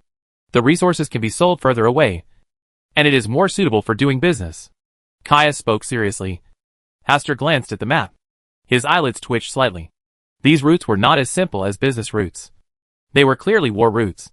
Among these routes, 3 routes are like a trident nailing 3 important port towns on the seaside. As long as the 3 port towns are captured, it is equivalent to gaining sea control of the southwestern coastline of South Wales. There are also 4 routes leading inland. One route ends in the city of Carlisle, where the Archduke of South Wales is located. One leads to an inland military town. One is a transportation hub. And one leads to a city rich in iron or in other resources. Hastur did not believe that Caius did not understand these situations. He must have made relevant preparations in advance. You are really suitable to be my butler, Hastur said without hesitation in giving his praise, with an expression of joy on his face. Caius stood up straight and said, it would be an honor for me to be your steward. Where's the old butler? He has many things to be busy with, and cannot stay here for a long time. Mrs. Lisa has also left. Hastur smiled, nodded and said, then from today on, you will be the steward of this castle. Caius took a step back, bowed and saluted. I will be driven by your wishes. He was really happy and excited. He wasn't just pretending. Hastur still has this bit of vision. And Caius seems to be loyal to him wholeheartedly. That's why the position of a housekeeper makes him so happy. Are the monks in yellow still divided into different factions? Hastur asked this question directly, and Caius did not hide anything and told everything he knew. Currently there are 3 main different voices within the yellow monks, each with their own different opinions. The faction that Caius belongs to recognizes and supports itself and can be temporarily called the Royalist faction. The old butler was a member of the Advent sect. They believed that they needed to sacrifice themselves alive to the king in yellow in order for the gods to come to the world. Your own body is the vessel through which the king in yellow comes to the world. The third voice is the devout believers. They only care about following the king in yellow and becoming the most devout followers. A very classic triangle structure. Moderate, radical, and neutral. The reason why we are so calm right now is because the right time has not yet come. The Adventists have been waiting for a suitable time to welcome the arrival of the king in yellow. Before this, even if the container was empty, it would not be able to receive the coming of God. Hastur asked curiously when this time was. Caius said in a low voice, I don't know. We have always followed the guidance of fate. What should come will always come. Come on. It's the same nonsense again. Hastur was non-committal about this, and he only believed half of Caius's words. He could leave the remaining half to be verified at night. Chapter 269 The Black Star in the Prophecy. In the evening, around 11 o'clock, Hastur specifically gave Sharon a few words of advice before lying on the bed to rest. He passed through the Hall of Stars and descended into the container on the outskirts of the seaside town. The coffin was still lying quietly in the basement. Hastur asked Mr. A to seal the door to the basement and set a rule prohibiting passage. Even Mr. A cannot enter the basement at will and can only stay outside. It's just a divine visit. Mr. A must not be allowed to know that their master has been visiting every night lately. Once or twice is fine. but more than once will definitely make you suspicious. So Hastur simply excluded Mr. A from the right to know, so that he had no idea when he came and when he left. When the coffin lid was opened silently, Hastur came out of the coffin, opened a channel to the spiritual world, and headed to the secret stronghold of the Yellow Monks that he learned from Caius. Since they are still waiting for the right time of destiny, it is up to them to tell them that their arrival is their destiny. Canterbury, South Wales. The crimson moon shines brightly, and the stars shine brightly like songs. In a secluded suburban manor, a group of believers dressed in yellow were worshipping devoutly around the shore of a lake outside the manor. The figure of God is like a flower in a mirror, like the moon in water, elusive, chaotic and formless. God's figure can only be seen through a special medium. In the view of the yellow monk, nothing is more suitable for carrying the coming of gods than a lake, because there are relevant records in the classics. Along the shore, cutting through the clouds, the twin suns sink into the lake. The long shadow falls. Right there, the wonderful night when the black star rises. The wonderful moon that moves in the night. Yellow rags swaying in the wind. The song disappeared silently there. When the soul no longer sings. When the tears no longer flow. Lord of the starry sea and the distant starry sky. Chaos. Formless. Nameless beings. He will arrive in the expectation of thousands of believers. The devout prayers of the believers on the shore became more and more fervent. The chosen ones were naked, singing distant songs, and walked step by step from the shallow water to the center of the lake. They will see the shadow of God under the influence of the lake water. When their figures were completely immersed in the lake water, when they silently walked towards the center of the lake in the water, the believers on the shore knelt, raised and lowered their hands, and kept shouting God's name in their mouths. Lord of the sea of stars in the distant starry sky, the nameless one who is chaotic and formless. Your devout and humble believers are waiting for your arrival. Lord of the sea of stars in the distant starry sky, the indescribable being of chaos and formlessness. Your devout and humble believers are calling for your coming. The shout seemed to be transmitted through the lake portal in front of me to the distant starry sky, awakening the sleeping gods. As the crimson moon in the sky rises higher and higher, when despair once again envelopes the sky, the stars shine with their light, and a star as dim as black lights up in the depths of the starry sky. The black star rises silently. Only those who can keep looking at the starry sky and remember the position of every star there can discover its existence at the first time. In the garden of the manor, Mrs. Lisa was looking up at the stars. The gods they believe in come from the depths of the stars. This is one thing that all believers are extremely sure of. Looking up at the stars. Maybe one day you will be able to meet the eyes of the gods. She has always thought so, and has always done so. At 12 o'clock at night, this habit of looking up at the unchanging starry sky from the old to the new night has been going on for a long time. The unchanging starry sky hides too many mysteries and too many hopes. The hope in her heart was already an old rose petal that was withering one by one. It was the wick that was nearly exhausted and swaying in the wind with its head hanging down. There is no one who has experienced the same thing as her, although she also believes in that God. Her heart is no longer as pure as her piety. They were calling, and she was looking up. In her opinion, whether the gods come or not has nothing to do with the pious calls of believers. On the contrary, it is an offensive act and a loud noise that disturbs the sleeping God. The coming of God only depends on his mood. When he is interested and looks at you again, it will be the day when he is about to come to the world. Lady Lisa looked up silently, and when she was about to withdraw her gaze, she saw, in the position guarded by the stars, a star that almost blended into the dark sky. A black star appeared at some point. Yes, she saw it. She was extremely sure. She can be sure that in the nights of the past years, there has never been a black star in that position. There it is! The wondrous night when the black star rises. The wondrous moon that moves in the night. Mrs. Lisa kept mumbling, and tremblingly knelt down with her already aging body, and worshipped in the direction of the black star. Her high-profile behavior attracted other monks in yellow clothes in the garden. Some of them followed Lady Lisa and worshipped devoutly, while others looked curiously at the stars in the direction of Lady Lisa's worship. The prophesied day has arrived. The black star, the predicted black star, has already appeared at that location. Mrs. Lisa tremblingly stretched out her right index finger and pointed at the place where the black star appeared. The faces of the yellow-clothed monks present flashed with astonishment, and then became fanatical. They all looked up, but they did not find anything unusual in the starry sky, let alone the predicted black star. Although Mrs. Lisa was very sure. No one except her saw the existence of the black star. Some people even questioned whether she was trying to impress others or making a joke because of her old age and dementia. Mrs. Lisa raised her head and looked at the black star hanging among the stars. The excitement in her heart gradually cooled down. God has cast his gaze. But except for her, no one can see the prophesied black star. This shows that this organization is no longer as pure as it used to be. And it has too many changes and thoughts that it shouldn't have. When a figure walked over, the onlookers gave way to a path. Mrs.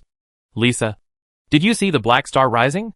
In the plain words, you could only hear the questioning tone, his suspicion, and his ambition. But you can't hear the piety he should have towards the gods. Cardiff, are your eyes so old that you can't see them? Mrs. Lisa stood up from the ground and returned to her usual calm face. Yes, I am old. But I still believe in your judgment and your guidance.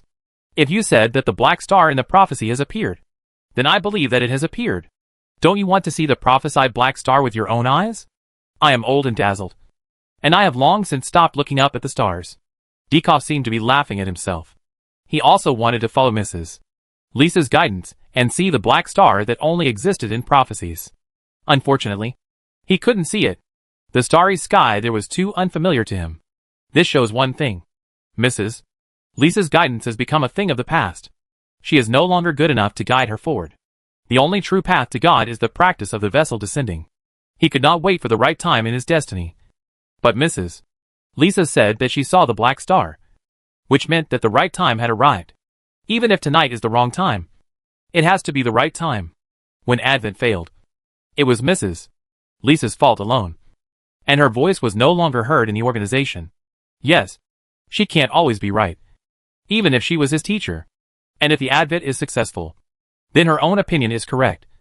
And her own glory will overshadow hers. And the new generation will be better than the old one. Even though he is old, he is still dozens of years younger than his teacher. Mrs. Lisa was silent for a while and sighed. Dick F. You always have too many thoughts that you shouldn't have. People always have to think. And thinking often gives birth to thoughts of one kind or another. My body begins to grow old. Only through thinking can my brain get rusty later. Stop the crazy thoughts in your heart. God has already cast his gaze upon you. And the day of his arrival is not far away. Durkheim nodded and said with certainty, I also believe that God is about to come. But someone always needs to do this last step. He glanced at the monks in yellow clothes gathered around him. Then looked up at the stars. And said in a low voice, It's not that my thoughts are too crazy, but that you are always too naive. Without a suitable descending vessel, even if the gods have cast their gaze, he cannot cross the starry sky and descend directly. Even the true gods of the Church of the Seven Gods still need containers to carry them in order to truly realize the miracles descended by the gods. The Lord of the Sea of Stars in the distant starry sky. The place where he lives is so far away that he needs a container that can travel around the world. Mrs. Lisa put away her gentle expression and issued a stern rebuke. God will come in the way God should, without any additional intervention from us. You always have to try something to know whether it's right or wrong. You still have time to turn back now. A smile appeared on Durkheim's mottled and wrinkled face. He looked around at all the monks in yellow and spoke loudly. Let us go together to welcome the coming of God. Tonight. Chapter 270 Tonight. The coming God. Tonight. Welcome the coming of God. This sentence has some kind of magical power, which made many monks in yellow voluntarily follow behind Cardiff and form a long queue. Follow me, and I will lead you to welcome the coming of God. Cardiff raised his head and shouted again. And the monks in yellow clothes from a distance also gathered and consciously followed the team. The Yellow Monks organization has a total of over 100 members. And currently more than 60% of the members are following Cardiff. Cardiff looked down at Lady Lisa in an almost condescending manner. He did not need to say anything to show off, as the followers behind him had already spoken out his thoughts for him. You are old. It's time to leave the front position. Now is your own time. Cardiff vaguely remembered that he was also a follower standing behind Lady Lisa. But now, he has become a banner followed by others. He had been waiting for this day for a long time. He always wanted to be the first believer to stand before God. Regarding the scene in front of her, Mrs. Lisa did not stop her, but remained silent. People will change. If she lived to her age, she would have seen through it all. But when this day really came, she found that she was not as calm as she expected. After all, This is an organization she built from scratch. She was the first to hold the torch high, attracting followers one after another. Can such farce attract the attention of God?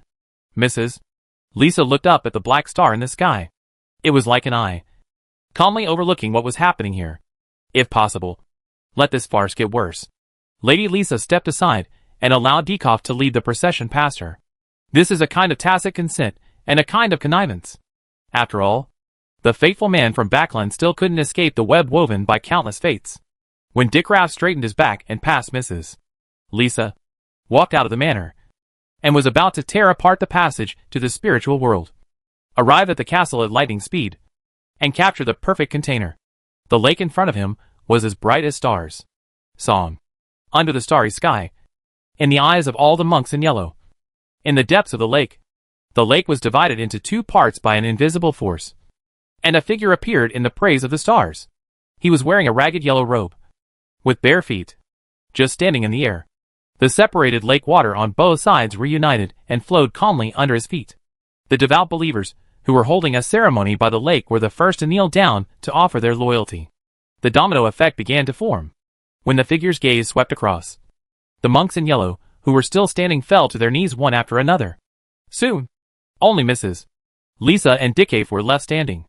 A devout believer is really not devout at all. There was a trace of sarcasm on Hastur's lips. He came to this manor very early, and happened to hear the argument between Mrs. Lisa and Dieckhoff. So he was not in a hurry to show up. He wanted to see how much piety still existed in the organization of the Yellow Monks. Believers. Unfortunately, these believers don't seem to be religious at all. So he deliberately chose this way of appearance, just to see how his so-called followers would face his presence. Dieckhoff was stunned in place for a long time. The mysterious figure who appeared out of thin air on the lake in front of him was very close to the image of God that Mrs. Lisa had originally described. The difference is, the gods mentioned by Mrs. Lisa do not have a specific physical body. Wrapped in the ragged yellow robe is a chaotic and formless indescribable being, which is closer to the concept of nothingness than the handsome black man in front of him. Said young people. You blasphemer. How dare you blaspheme the gods? Dieckhoff directly characterized the young man in front of him with an unusual appearance as a fake. He brought extraordinary power to his words, which resounded deafeningly in the minds of every monk in yellow. Soon, the monk in yellow, who was kneeling in worship, raised his head, then stood up straight with fear. His eyes regained his determination and followed Dieckhoff. Hastur did not speak, and just watched calmly. Hastur didn't hate this title. He really didn't like the king in yellow, the ancient outer god, who had too many entanglements with him. It's blasphemous. He really wants to dethrone the king in yellow. Well, starting with the organization of the monks in yellow. Mrs. Lisa on the side, her eyes full of traces of time, stared closely at the figure above the lake. That figure was quite different from the image of a god in her impression. He was more like a human being than a god. But tonight, not long ago, the predicted black star appeared in the sky. Black star appears, and such a young man dressed as the king in yellow appears. Isn't it too much of a coincidence? Is tonight the fateful day? She wasn't sure, so she didn't choose to stand up. Sacrilegious. Is that right? Hastur pulled out the yellow robe with his right hand, held it in his hand, looked around at the yellow monks present, and then a ball of flame began to burn from the bottom of the yellow robe, and the blazing flames engulfed the symbol of the king in yellow. Blasphemy. Naked blasphemy. The monks in yellow, who were still hesitant at first, became more determined in their choice. Those who appear here tonight are blasphemers, not gods. Only Mrs. Lisa was trembling, and she began to believe in her heart that the young man in front of her was the incarnation of God. Because God likes to play with people's hearts and is the planner of destiny, often doing things that are beyond common sense. Never try to understand God from a human perspective. The blasphemer must die. With a loud shout, a wave soon formed to devour the madman who dared to blaspheme God. Dieckhoff's eyes were full of sarcasm. The God he believed in was still sleeping deep in the starry sky, waiting to be awakened by him. This method of pretending to be descended from the gods should be the work of Caius and his group, in order to legitimately protect the faithful person. For a person who was supposed to die, it was his greatest luck to be able to live for a few more days. Now destiny is claiming the rewards it once paid. Those who blaspheme will surely die under the fire of heaven. Dieckhoff stood up and shouted loudly, followed by 3 followers. They looked up at the stars at the same time, seeming to be chanting and summoning something. Suddenly, In the calm night sky, balls of flowing fire fell from the sky, as if there was a meteor shower. Hastur had witnessed this scene before, and on the night when Nsengwa was targeted, this unusual stream of fire also appeared in the sky. Now the mystery has been solved. The people who targeted Nsengwa that night were these monks in yellow. Hastur just stood quietly on the lake, without even raising his hand. When the fire fell like rain, their attack direction turned out to be Durkav and others. His eyes had already seen through the weaknesses of the rules, and by exchanging concepts between himself and theirs, he changed the target of the incoming sky fire. The monks in yellow, who were expecting the sacred scene of heavenly fire burning the blasphemer, hurriedly fled the place. As the main combat force, Durkav had a particularly solemn look on his face. He just stood there, letting the flowing fire continue to explode around him. But there was no ball of flowing fire hitting his direction. This is a kind of luck and a magical and extraordinary ability. There were many streams of fire hitting the manor, which had nowhere to escape. Mrs. Lisa stood up and swept the fire that hit the manor to other places. Other than that, she didn't interfere too much. Of course, there were also some unlucky ones who happened to be hit by the flowing fire, or were unfortunately affected, and the wailing began to sound continuously. God's blessing, Dikov whispered, and milky white light rose up all over his body, turning into white chains that shuttled through the bodies of every injured monk in yellow. The holy self-healing ability allowed their injuries to begin to recover at a speed visible to the naked eye. In a mysterious world, it's great to have this extraordinary healing ability, somewhat similar to the priests of light of the sun path. O Lord of the deep sea and the distant starry sky, please send down the holy light to judge the blasphemers in front of you. The calls actually caused white beams of light to hit. The area where Hastur is located has been locked by more than a dozen light beams. He just glanced at it, opened his mouth and spit out a black mist, the color of which was like the night, turned into a surging black tide, and swallowed up the dazzling light pillar in an instant. Judgment? Who is judging whom? Hastur deliberately raised a giant holding a black whip behind him. The giant has more than a dozen arms, each of which holds a black whip about tens of meters long. He shouted, "You blasphemous sinners! Come and receive the whip of judgment." After the words fell, more than a dozen black whips were swung down from the air like black tentacles. Some monks in yellow clothes, who had no time to dodge, were whipped to pieces. Some had their heads whipped off, and some had their waists cut off. The bloody and bizarre trial brings unparalleled shock. It wasn't until this moment that they realized what the real strength gap was. You blasphemous fanatics. You double-minded believers. You organizations that have lost your faith. Prepare to face God's judgment. Instead, with a superior attitude, Hastur regarded all the monks in yellow as blasphemers and kept waving the whip of judgment in his hand. Dikov knew that he could not continue like this. While he triggered a stream of fire to hit Hastur, he shouted quickly, "Tonight's movement has attracted powerful spiritual creatures, and they will experience the mysterious young extraordinary. Treat him as a mortal enemy and drag him into the spirit world." A strange sound came from the spiritual world, and a claw as big as a mountain and covered with black fur tore through the channel of reality, preparing to descend.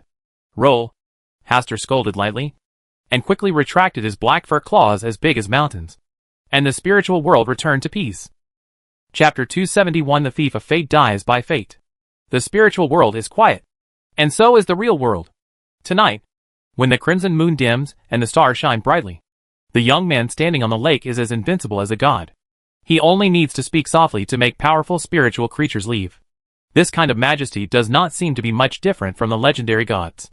The yellow-clothed monks who were originally following Durkav were not as firm as they were at the beginning, and their beliefs were wavering. Even Dikraf himself was stunned for a moment. But he knew that he could not continue like this. Otherwise fewer and fewer people would choose to follow him. Under the protection of fate, tonight's Dekafu is the embodiment of luck. His mythical creature form is very stable. He will be invincible tonight. Dikov gave himself a blessing of destiny, and began to reveal his mythical creature form. The first thing to change was his eyes. Arc-shaped lines symbolizing fate filled his pupils, and then spread along his eyes to his eye sockets, forehead, and cheeks. The flesh and blood of his arms began to swell, and a pair of arms grew from his waist and armpits. Each arm was engraved with dense black lines, like a legendary story from beyond the stars, transformed into characters. A red tail about 2 meters long grew out from behind his buttocks, as bright as fire, and then burned. His body also began to grow in size as his flesh and blood swelled. The clothes on his body were directly burst and turned into ragged rags hanging around his shoulders and waist. This isn't exactly a mythical creature form. Hastur could see through Diekoff's lies at a glance. He was a cunning man who just wanted to trick him at the critical moment.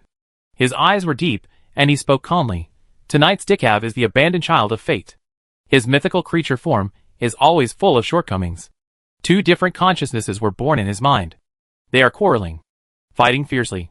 They completely plunge Dekafu into eternal madness.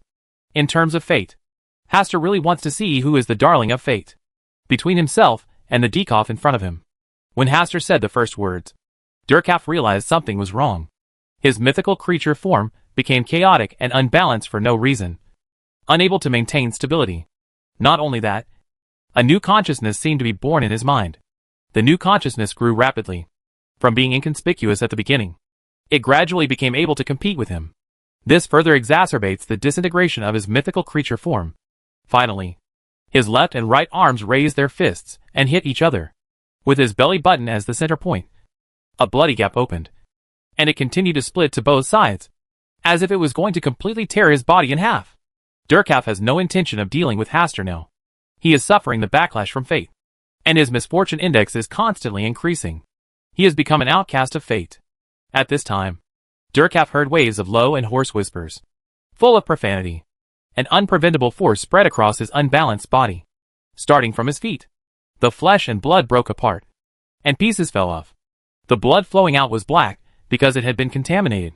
From the feet to the knees, to the waist and abdomen, and then to the neck, all the flesh and blood fell away, and in the end only a head remained. Destiny back. Diekoff was not dead yet. He opened his mouth and let out a deep roar. The body that had been eroded and polluted by obscene words gradually recovered, and the instability of the mythical creature's form was also suppressed and eliminated. Hastur did not interrupt his recovery, observing through Diekoff the extraordinary path left by the King in Yellow. The so-called destiny retrospective is more like a lower substitute for the restart of Will's destiny. Although it can avoid fatal injuries, it is more used for self-protection and is not as magical as Will. Confusion. Out of balance. Die! Hastur seemed to be making another judgment from the gods. Diekoff's newly recovered body cracked open again, and his mythical creature form was completely unbalanced and shattered. Diekoff once again looked back on his destiny, returning himself to a period of destiny that had not yet been harmed. Look back on fate. At this moment, Dickraff heard a whisper that made his hair stand on end. Destiny continued to rotate beyond his control. From the fate of not being harmed to the fate of being on the verge of death. How can this be? All that was left of Dickraff was a solitary head, and a pair of eyes filled with fear, looking at the young man opposite him in great shock. From the very beginning, this mysterious young man has successively displayed several extraordinary abilities that are unrelated to each other. There are extraordinary abilities from the Judgment Path, the Darkness Devouring from the Night Path, and the Obscene Words from the Secret Prayer Path. Now he has shown his ability to control the Destiny Path. Diekoff has seen the Shepherds of the Secret Prayer, although they can also display extraordinary abilities in many different ways. They are far less terrifying. Could he really be the incarnation of a god coming to the world? Are you the real blasphemer? Durkaf laughed at himself. He had been waiting for the gods to give him enlightenment, but the gods had never given him even a single glance. How could he come to this world just for himself, with only one head left? Durkaf put away his other thoughts and just stared calmly at the young man in front of him and said slowly, "The entanglement of fate will not end with this." His last words died in flames. Died? Is it so easy? Asta felt a little strange. He had always controlled the intensity of his attack and tried not to kill Diekoff directly. After all, he wanted to understand the King in Yellow through Diekoff. But now, a Sequence 3 person died so easily in his hands. And he was also an extraordinary person involved in the path of destiny. Unless Durkaf himself doesn't want to live, he will never die easily. Is he a suicidal person? Apparently not. Well, someone is trying to change my destiny. Hastur closed his eyes slightly and found the abnormal fate among the chaotic fate. Diekoff is not dead. He is hiding in his destiny silently. If I didn't have a strong sense of destiny, it would have been impossible to discover that Durkaf could integrate into his destiny. He seems to be assimilating his fate? No. It should be said that he is stealing his own destiny. The thief of fate. You are seeking your own death. Hastur silently replaced the fate line that Diekoff was stealing with the night when the original owner held a resurrection ceremony before he crossed over. Hastur had no impression of that night, so he wanted to use Dekoff's ability to steal fate to help him. Well, he didn't want to take the risk himself, and his spiritual intuition reminded him that it was very dangerous. Let's take advantage of this opportunity and let Dekoff be the demoning soldier. With Hastur's indulgence, Dekoff quickly stole that section of the destiny line. But soon, Dekoff made a sound of panic and tried his best to escape from that fate as quickly as possible. But in the entanglement of fate, where can you come when you want and leave when you want? Soon, Dekoff completely fell in fear and despair. He died on Hastur's fateful line. From the final appearance of Dekoff's death, Hastur could sense the aura of the true creator. That night, the original owner really sought blessing from the true creator, and he did succeed. In the entangled fate, there is still a breath that does not belong to the true creator. A space-distance showdown between the true creator and the king in yellow? It's a pity that he, who was protected by the Palace of Stars, missed out in the end. Hastur roughly reconstructed what happened that night in his mind. After the fate there returned to calm again and continued to flow forward. Hastur opened his eyes. At present, Dekoff, who has been advocating that he should be made into a vessel for the coming of the king in yellow, is dead. In the Yellow Monk organization, only Lady Lisa, a devout believer who claims to be a follower, is left. After getting rid of her, the Yellow Monk organization will no longer be able to pose any threat to itself. The mountain that used to weigh on his head was finally removed. When Hastur's gaze swept across, Lady Lisa, who had been watching the battle neutrally, lowered her head, bent down and saluted, choosing to offer her loyalty. Your loyalty is worthless. Hastur sneered at this kind of loyalty, and chose to lower his head only after the situation became clear. Such loyalty was not sincere at all. People like Caius who choose to bet early are more likely to gain his trust, which is a reward for discerning investors. Mrs. Lisa lowered her head even lower and said with a slight trembling, I shouldn't doubt your identity or hesitate, but I swear on the rest of my life that I will always follow your footsteps until the end of life. Oaths are really a good thing. In order to gain trust, they are often too cheap and make the words that should be sacred full of filth. Mrs. Lisa knelt down on the ground, knelt down and saluted, and said with a sad and choked voice, the believer is guilty and is willing to accept any trial and verdict. I only hope that you will allow me to continue to follow you. Piety is the best way to please God. Hastur left with his last words. Pious. Mrs. Lisa slowly raised her tear-stained face and looked at the black star in the starry sky. Only now did she truly understand that sentence. The twin suns sank toward the lake, and long shadows fell. Chapter 272 The Extraordinary Path of the King in Yellow. When Hastur returned to the basement of Mr. A's house, Mr. A was still praying in front of the statue of the true creator. He was waiting for the Lord to assign him a new task. Hastur did not disturb him, entered the basement, and lay back in the coffin. Consciousness disperses and returns to the Palace of Stars. This time, the divine descent only lasted about 2 hours. Hastur did not suffer from the serious sequelae of the first time. Instead, he still had the energy to think about what happened tonight. Now that the Yellow Monks organization is being disturbed by him, the direction of the wind will definitely change, and his own safety will be guaranteed to a certain extent. Now, what he needs to do is to control the organization of the monks in yellow as much as possible. In the future, some inconvenient matters can be left to the monks in yellow, but he needs to wait a few days first, and wait until Mrs. Lisa has rectified the internal atmosphere of the Yellow Monks organization before he appears again. After thinking about this matter, Asta thought for a moment, closed his eyes, and peered into fate, hoping to find the complete extraordinary path of the King in Yellow from Cardiff. The process went smoothly. Apart from the unknown sequence 0, Hastur has figured out each sequence of this extraordinary path. Sequence 9, Gambler. Sequence 8, Chanter. Sequence 7, Scriptwriter. Sequence 6, Exorcist. Sequence 5, Winner. Sequence 4, Priest. Sequence 3, Stealing Life. Sequence 2, Divine Revelation. Sequence 1, Pope. Tonight's Cardiff is the life-stealing Sequence 3. He finally hides in his own destiny, trying to steal and assimilate his own destiny and replace it. This is the extraordinary ability of this sequence. It is somewhat similar to Amon's ability, but the way Amon steals destiny is more through deception and deception. In essence, he is still himself. Cardiff's stolen life is a real replacement. In essence, he has completely changed his person. Once successful, neither fate nor soul can be seen through. Unfortunately, the real creator and the king in yellow are also fighting for the fate of his stolen map. And there is also the Palace of Stars secretly. He is a sequence 3. In this case, he is just cannon fodder and has no qualifications to participate in the robbery. Priest, life stealer, divine revelation, Pope. Hastur thought carefully about the connection between these 4 sequences, and then focused on the divine revelation of sequence 2. Divinely inspired, the Hall of Stars also provides itself with the authority of the same vocabulary. Is this just a coincidence? Why do you think the extraordinary path of the king in yellow involves many other extraordinary paths? Ah, Stitch monster. Hastur smiled contemptuously, mocking the king in yellow a little in his heart. The next morning, Hastur woke up from bed at around 6 o'clock, and also woke up Azhara, who was sleeping dazedly, from her little bed. Meow. Azhara covered her eyes with her plush front paws, turned over, yawned softly, and turned her back to Hastur. Why are you not as energetic today as you were yesterday? Hastur teased it twice, and then, with its resentful eyes, left the room for a walk. This place is located in the countryside, and the air in the morning is very fresh. Far better than Backland. It wasn't until after 8 o'clock that Asta came back from a leisurely walk on purpose. Caius, who had already learned that something had happened in the organization, looked at Hastur returning from a walk outside the castle, and couldn't help but shudder in his heart.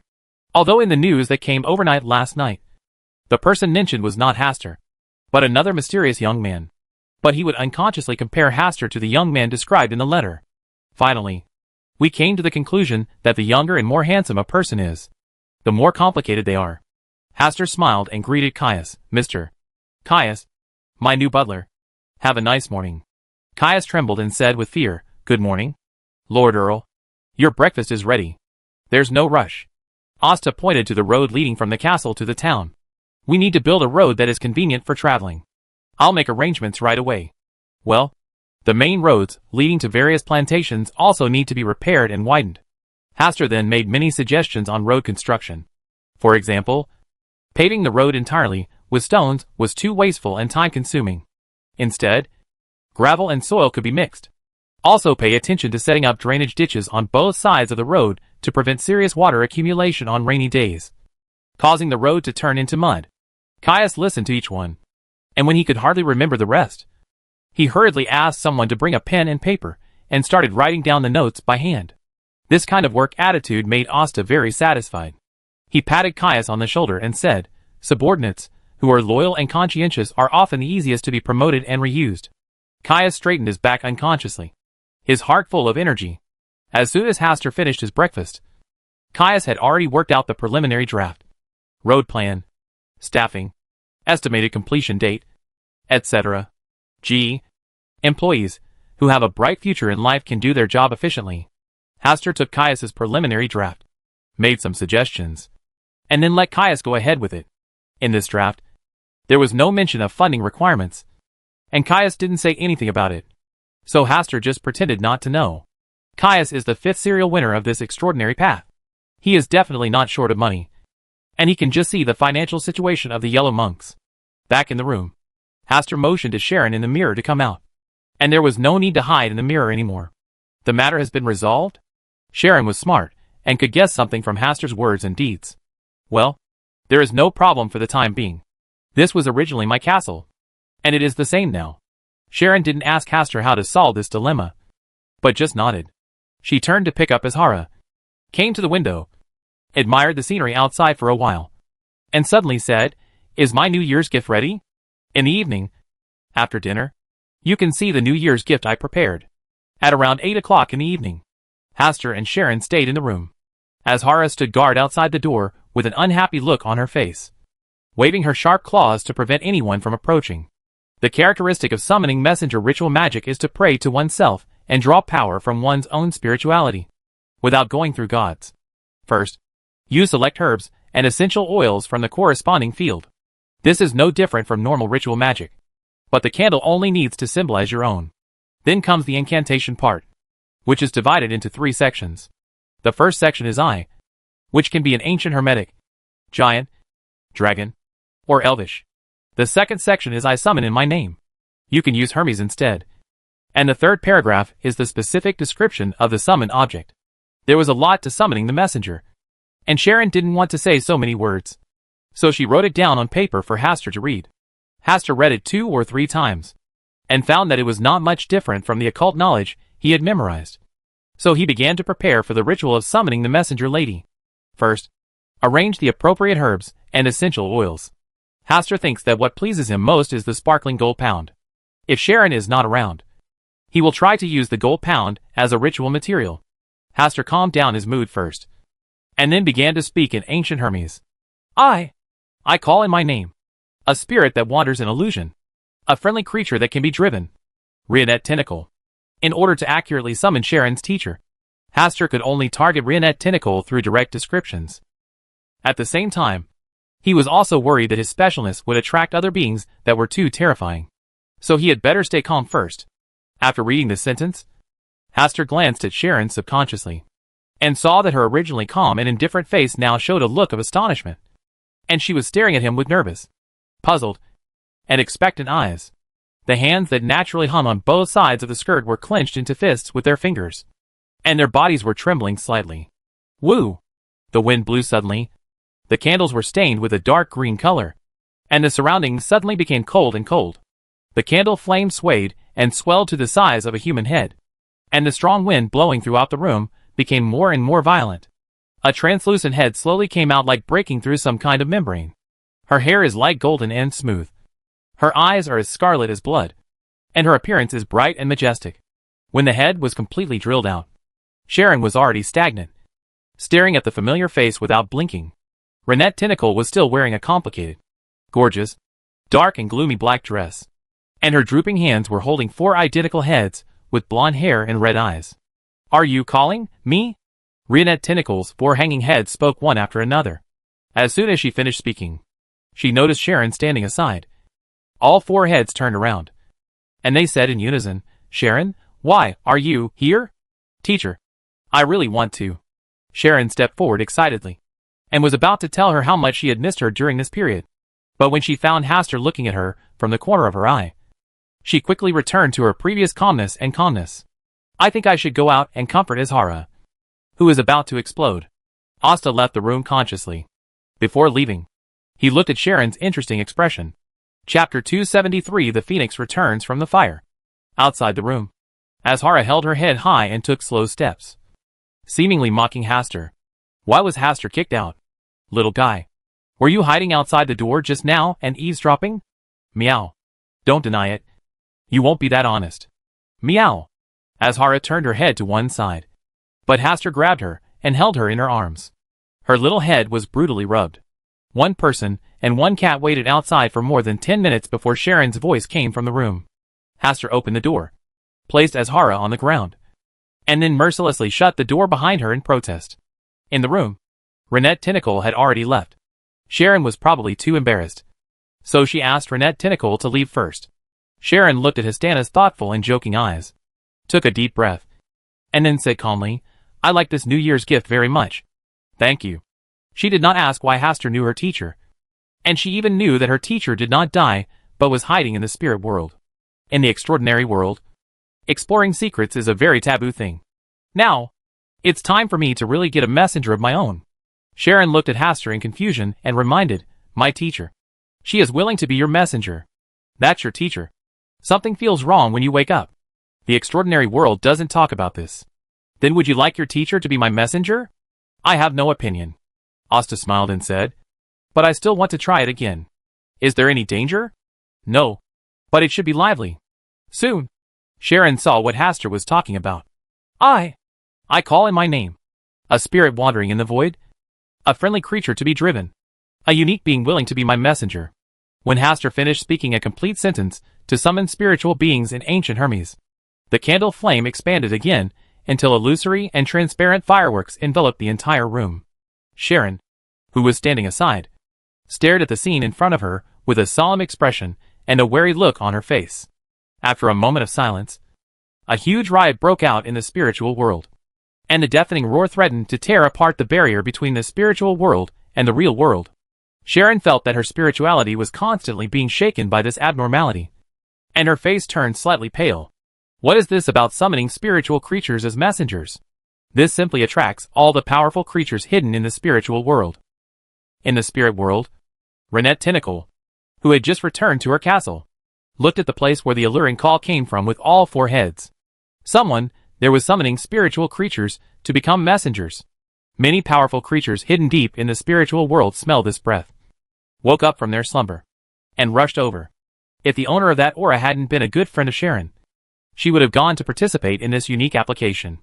Because there were too many powerful spirit world creatures gathered, they started fighting with each other on the way. 2 or 3 of them were not weaker than her, and they were also caught in the melee at this moment. Renette Tentacle did not participate in it. Instead, she held her 4 heads and placed them on top of the castle. She also laid her hands on the castle and silently observed the chaotic battle. In another place in the spiritual world, Nas was driving the Black Emperor in this direction. Powerful spiritual creatures appeared inexplicably and attacked directly towards the Black Emperor.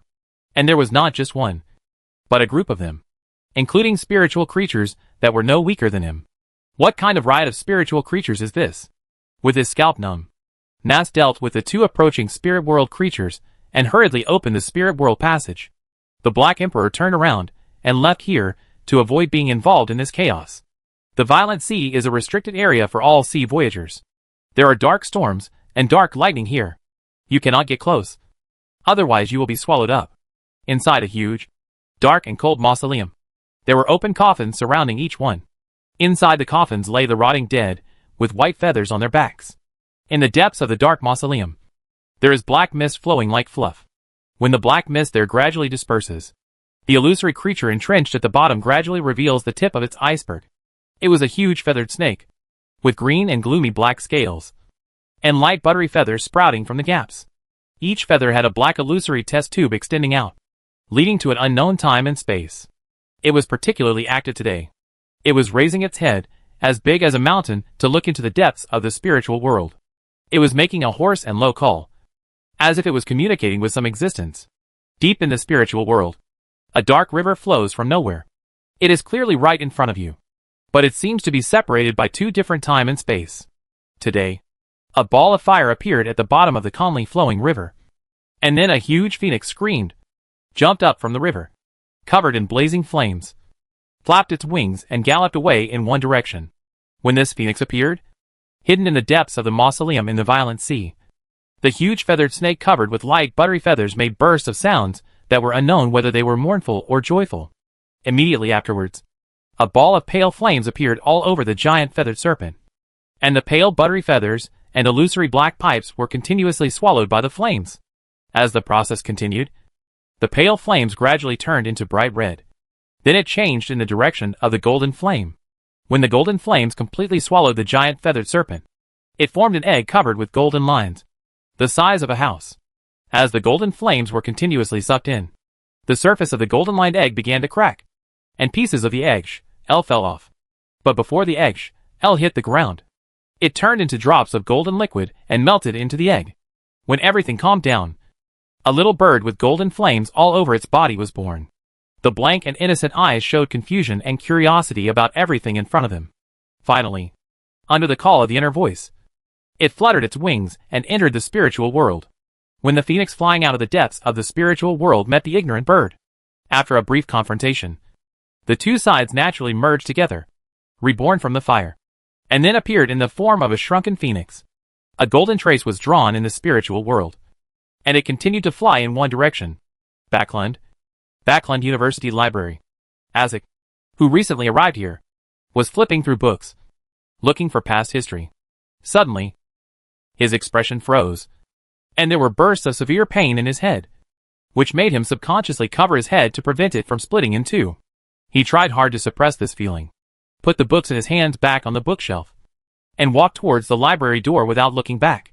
The walking speed was getting faster and faster, and the pain in his head was getting worse. There are 2 souls fighting over something. This tearing feeling from the depths of the soul brings torture like purgatory. Isaac left the library, endured the pain, and walked aimlessly on the street. Mr. Isaac, why are you here? You look uncomfortable. Did something big happen? Quick! Knock me out. This is good?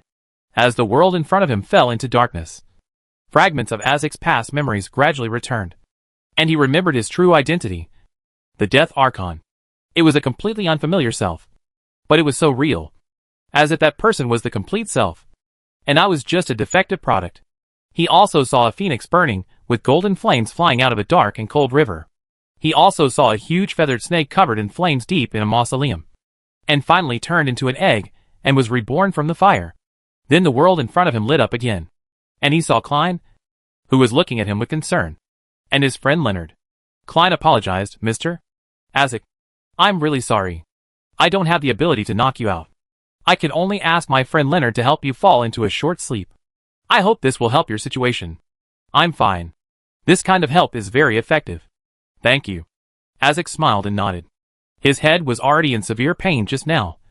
But the guidance in the dark was still there. In the spiritual world. I plan to start a trip next. Which will probably take a long time. If anything happens, you can write to me. Klein was still worried. Mr. Isaac, are you really okay? Isaac smiled gently and said, I have recovered a lot of memories. Although some memories are not as good as I imagined. Leave now? Well, now. Klein's eyes dimmed a little. But soon brightened up again. And he said with a smile, I will write to Mr. Isaac often. Isaac smiled gently, nodded to Leonard again, and then disappeared into the crowd. Leonard looked at the direction Isaac left and said, Klein, something is wrong with your teacher. I tried my best just now to get him to sleep briefly. But he regained consciousness in just a few seconds. Don't worry. Mr. Isaac is a very good person. Klein told Leonard not to worry too much. Haha. He's a very good person. That's a very good review. At this moment, the old man's joking voice came from deep in Leonard's heart. Chapter 274 Contract. Grey Carey. Why did the old man speak at this time? Did he see something? Leonard looked calm on the surface. It was impossible for him to communicate with the old man easily and happily in front of Klein. Even though he had a good relationship with Klein. When the two separated, Leonard found a secluded place and began to ask the old man what he meant by what he just said. It doesn't mean anything. It just means it literally. Don't you think that Mr. Isaac is very kind?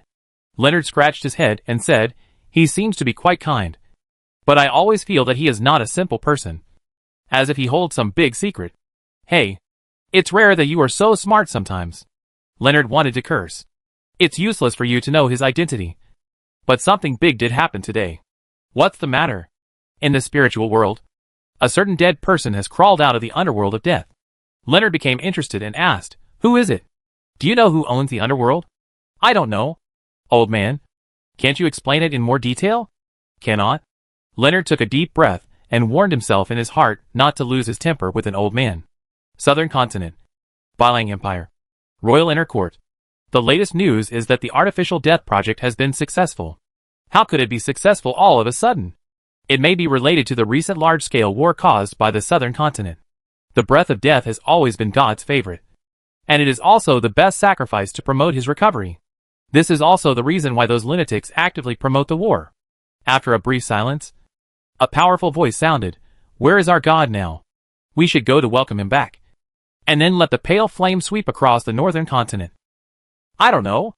The people of the artificial death god sect also don't know the whereabouts of God. Today's resurrection is not in their plan. Then let us win this war, as a gift to God for his resurrection. Is that all? In the room on the second floor of the castle, Hastur and Sharon stared at the messenger who finally came from the spirit world. A small bird with golden feathers. About the size of a head. With wings spread out barely 1 meter long. From a distance, it seemed to be covered with a ball of golden flames. And on its head was a slightly illusory golden crown that had not yet completely solidified. Hastur asked tentatively, are you willing to be my unique messenger?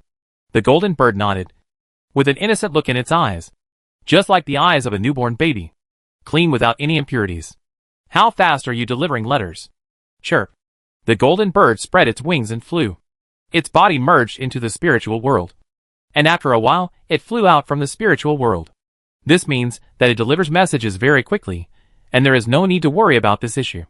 Sharon, what do you think? When Hastur suddenly asked, Sharon subconsciously replied, it's quite cute. She quickly reacted and added, it looks extraordinary. Chirp. The golden bird raised its head slightly, like neatly arranged golden wings, which attracted people's attention. This bird looks very rich. It doesn't look like a spiritual creature. but more like a special domesticated truss bird. Well, let's sign a contract. Hastur picked up the black round belly pen and tawny parchment that he had prepared long ago, and quickly wrote the contract in the ancient Hermetic language that leveraged the power of nature. The format and terms generally include the following. The messenger cannot peek into the contents of the letter, discard the letter, or endanger the life and safety of the contractor. In order to ensure the binding force of the contract, the last part needs to be filled in with the honorable name of the god in the domain to which it belongs. Logically speaking, this is an undead contract. Normally, the name of the god of death must be used. But the god of death has fallen. Although he is not dead yet, there is no longer any response, and the binding force is insufficient. Moreover, Hastur felt that the origin of this golden bird might be very important. After thinking about it, he chose to fill in the name the returner of the stars. Let the stars bear witness to this contract, which can effectively ensure that it is difficult for the other party to violate the contract. After Hastur wrote it and checked it twice, he handed the contract to the golden bird. It lowered its head and held the parchment filled with the contents of the contract in its beak, flew to the table next to it, and carefully looked at every word and symbol in the contract. Finally, it stretched out its right wing, clicked on a certain part of the contract, and made a chirping sound. Hastur walked over and took a look. It was a clause about the freedom of messengers. According to his idea, the messenger has no freedom and must ensure that he is always available without any complaints. Hastur asked tentatively, "Do you want to have a certain degree of freedom?" "Sure." Asta thought for a while and said, "Let's do this. We don't disturb each other on weekdays. But when I need to deliver a message, you have to come as soon as possible." "Sure." Asta had a smile on his face. "I have made certain concessions. So do you also need to give me some compensation?" The golden bird tilted its head and thought for a while, then nodded. "If I need any help in the future, you must try your best to help me. Of course, in return, I will give you a generous reward." "Sure. If there are no other objections, we will sign the contract." Hastur slightly modified the contents of the contract on the parchment and showed it to the golden bird to take a look at it. Both parties had no objections. So Hastur took up a pen and wrote his name on it, Hastur Campbell. After Hastur finished signing, the parchment floated into the air and came to the golden bird. It looked at its dark red beak, then at the wings on both sides. After thinking for a long time, it finally chose to tap the parchment paper with its protruding beak. A golden flame flashed, and a name appeared on it, Great Carry. Great Carry, that's a nice name. And it sounds familiar. Hastur looked at the name, murmured, and then seemed to think of something. He looked at the golden bird as big as his head in disbelief. It looks chubby when its wings are folded. Its eyes are as pure as a newborn baby. And sometimes it looks a little silly when it's in a daze. Could this thing be the ancestor of the phoenix?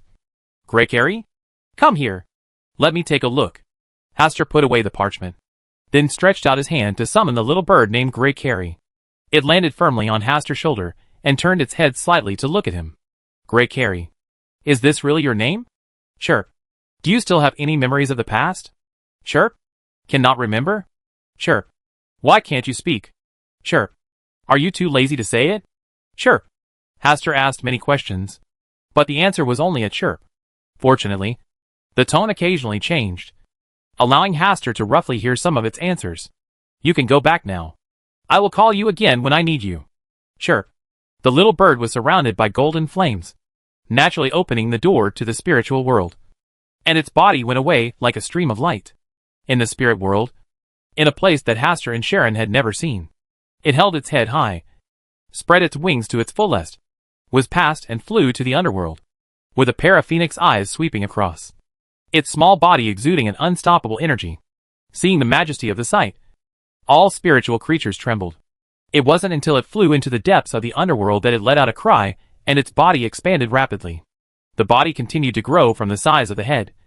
1 foot, 10, 100 feet long, and finally turned into a huge fire phoenix that seemed to be able to cover the sky and the sun. The golden crown on top of its head was as dazzling as the sun. The desolate underworld that had been silent for countless years finally welcomed its owner again. On this day, the Church of the Goddess of Night received an oracle from the goddess, ordering the church members who were still in the southern continent to leave the southern continent and return to Backland. At the same time, other righteous gods also issued oracles with similar contents. Only the Eternal Flame Church did not have an oracle. On this day, the Buying Empire launched a large-scale war, aiming to wipe out the turmoil in the southern continent in one fell swoop, and then send its troops to the northern expedition. On this day, the uncrowned king, who had been wandering on the sea, went to the abyss of storms to provoke him, triggering the divine descent again, and endless thunder enveloped all nearby sea areas. On this day, the violent wind and thunder on the outer edge of the violent sea, known as the Forbidden Sea area, gradually dispersed, attracting many pirates to come and explore. None of this has anything to do with Hastur, who is preparing to visit the Archduke of South Wales. Originally, he didn't want to make this trip so early, but the Archduke of Southwell directly sent an invitation, which was nominally for his eldest son's 20th birthday dinner. In fact, Hastur was urged to visit him, the powerful man in South Wales. Along with the invitation came a letter of reprimand, which was sent by a member of the royal family. The letter severely criticized Hastur's whereabouts during this period, his failure to visit the Archduke of Southwell in time, and his failure to take into account the king's high hopes for him. Hastur had no choice but to pack his things, buy a gift along the way, and take Sharon and Ashara to ride in the carriage. As for Caius, Hastur asked him to stay in the castle and be responsible for repairing the roads, while also slightly repairing the castle to make it look younger. Chapter 275 Hastur, don't even try to catch my weakness. The Archduke of Southwell is an imaginable middle-aged nobleman.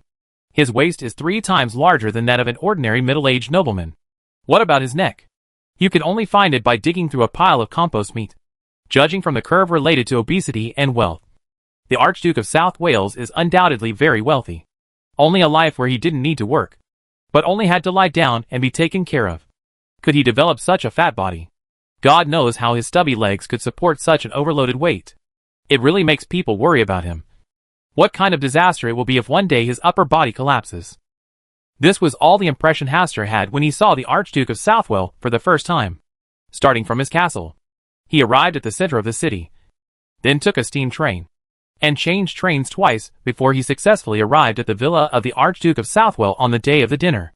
It is said that it is a villa, but in fact it is more like a group of connected buildings. It is majestic and resplendent, and is filled with the smell of money and power. At first, Hastur's arrival did not attract many people's attention. After all, according to the correlation curve between obesity and wealth status, Hastur was absolutely poor and abject. It wasn't until the Grand Duke of Southwell asked Hastur to search for Hastur in public that he stood in the spotlight. It was inevitable to cause exclamations. After all, it was impossible for such a young earl to appear in South Wales. Hastur sent a few words of blessing, and was then invited by the Archduke of Southwell, along with a member of the royal family, who also came from Backland. After being introduced, Hastur learned that the person responsible for monitoring him was sent by the former Archduke of Southwell. Well, all this information came from his own mouth. Arrogantly, and not shy at all, the current Archduke of Southwell stood beside him with a smile.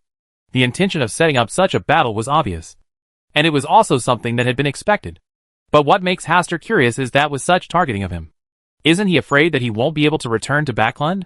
As the Archduke of Southwell revealed in his words, this place is far away from Backland and has its own set of rules. Hastur agreed with this statement. South Wales was indeed more suitable for another set of rules. So he silently put this royal member, who was praised for a few words, and started to give advice after drinking a few drinks on the blacklist. After a brief reprimand from the royal member, and the push from the Grand Duke of Southwell, Hastur was temporarily free. He habitually tastes local desserts, and will never take a second bite. They are so sweet. Holding the wine glass, he stood slightly away from the crowd, observed these cronies of the Archduke of Southwell, and matched their images one by one with the information Caius gave him. For example, this is the mayor of a certain city. That is the person in charge of a certain port. And that person is in charge of which region. It has to be said that the Grand Duke of Southwell is very proud. For his son's 20th birthday, he invited about 2/3 of the powerful nobles in Southwell County. At this time, we need to quote Russell's famous saying, seeing him building a joulou, watching him entertaining guests, watching his building collapse.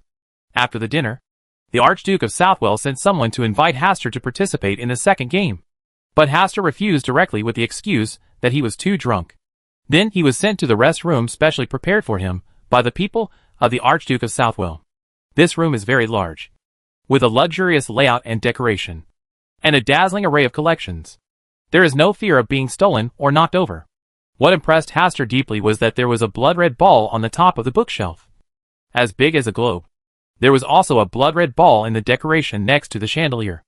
Hastur became curious and patiently searched around.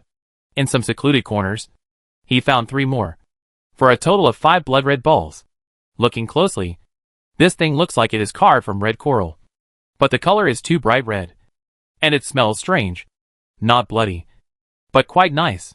Azhara, be careful tonight. Hastur assigned Azhara a patrol mission, and then he laid down on the big bed. Half an hour after lying down, the door was gently opened. 2 young girls, similar in appearance, were about 17 or 18 years old. At this age, she didn't dress up much, just barefoot, with her long hair slightly disheveled, and simply wearing a set of nightgowns. One was red, and the other was also red. A pair of eyes like a deer in the deep forest. Simple, clean and charming. Meow! Azhara jumped down from the bookshelf and landed on the desk, staring at the 2 girls, who suddenly approached with an unkind look on her face. Ah, it's a cat! So cute and chubby. The 2 girls were startled by Azhara's sudden appearance, but they were quickly attracted by Azhara's appearance. Who? Hastur naturally would not fall asleep in such an environment, so he woke up from the bed, using Azhara's meow as an excuse. When the 2 girls saw Hastur for the first time, their initial reluctance quickly turned to shyness. They lowered their heads slightly to explain their purpose of coming, and from time to time, they secretly looked at Hastur, who was also wearing pajamas. Naturally, they were arranged by the Archduke of Southwell, who nominally wanted them to serve his drunken self, but secretly asked them to take him down. Hastur understood the Grand Duke Southwell's plan from their simple words. This is an attempt to find one's own weaknesses and corrode oneself from the inside. Hastur waved them away, saying that he did not need the 2 of them to serve him. The 2 of them knelt down. And Sue? Hastur was completely defenseless. Dear sir, if we leave this room tonight, we will be sold to the southern continent, and our relatives at home will also suffer misfortune. I beg you not to kick us out. At least let us stay until tomorrow. 2 people. The man spoke with red eyes and tears. After some inquiries, Hastur learned that the Grand Duke of South Wales often looked for suitable young girls, especially those who were beautiful and in good shape, and then rated them according to their rarity like commodities. It is roughly divided into 4 grades: red rose, lilac, pink camellia, and white narcissus. On weekdays, the Grand Duke of Southwell does not need them to do anything, and will even support their family life, so that they can have enough food and clothing, and get rid of the life of manual labor for money. The original words of the Archduke of Southwell were, "Girls with rough and shriveled skin are like flowers that are about to wither. How can anyone put such flowers on the bedside? Only with careful care can they bloom with the charming charm they should have." When necessary, the Grand Duke of Southwell will dispatch girls of different levels to serve the guests according to their importance. The 2 of them had been targeted by the Archduke of Southwell since they were 14 years old, and had raised them for 3 years before sending them out to serve others. Originally, based on their looks and figures, they could only be rated as the second-class pink camellia, but because they are biological sisters and have similar looks, they were rated as the highest-class white narcissus. Hastur was silent for a while, and it was only now that he truly understood the tip of the iceberg of the power of the Grand Duke of Southwell. Since ancient times, if you want to bribe someone, in addition to favors, you have to use means such as wine, sex, and wealth. The Archduke of South Wales cultivated a group of girls for use to bribe the nobles here. It can be seen that his tentacles and interests have spread to every corner of South Wales. The term "to emperor" is specially tailored for people like him. It is conceivable that under the thought of Archduke Manuel, how many families will be destroyed because of this? Asta does not believe that people like Archduke Manuel will have any kind methods towards those who are disobedient. Although there are some nobles in Backland who enjoy extreme luxury, they will not bring this kind of thing to the public, and even openly despise such behavior. Even George III, who needed slaves to secretly build his mausoleum, did so by launching people like Capon to bear all the black reputation of the slave trade. You guys can make a bunk on the ground yourself. Hastur placed a set of quilts on the bed on the ground, indicating that they could lay down the quilts and rest. The 2 girls were frightened by this move and burst into tears, but they did not dare to say no, so they had to stand up and start to spread the quilt, lying on their sides to rest, revealing their good looks and slim figures. Unfortunately, Hastur was lying on the bed, and couldn't see the scene at all. As time goes by, the aroma in the room seems to be more obvious and smells better. This made Haster, who felt a little hot, realize that there was something wrong with the aroma.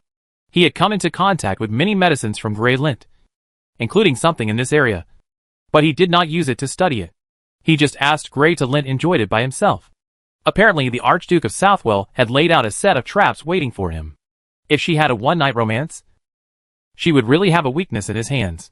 Haster got up and got out of bed, and found the 5 blood-red balls. The increasingly rich aroma was emanating from the inside of the balls. Move these 5 balls to the table by the window. Open the window, and let the wind take the fragrance out of the room.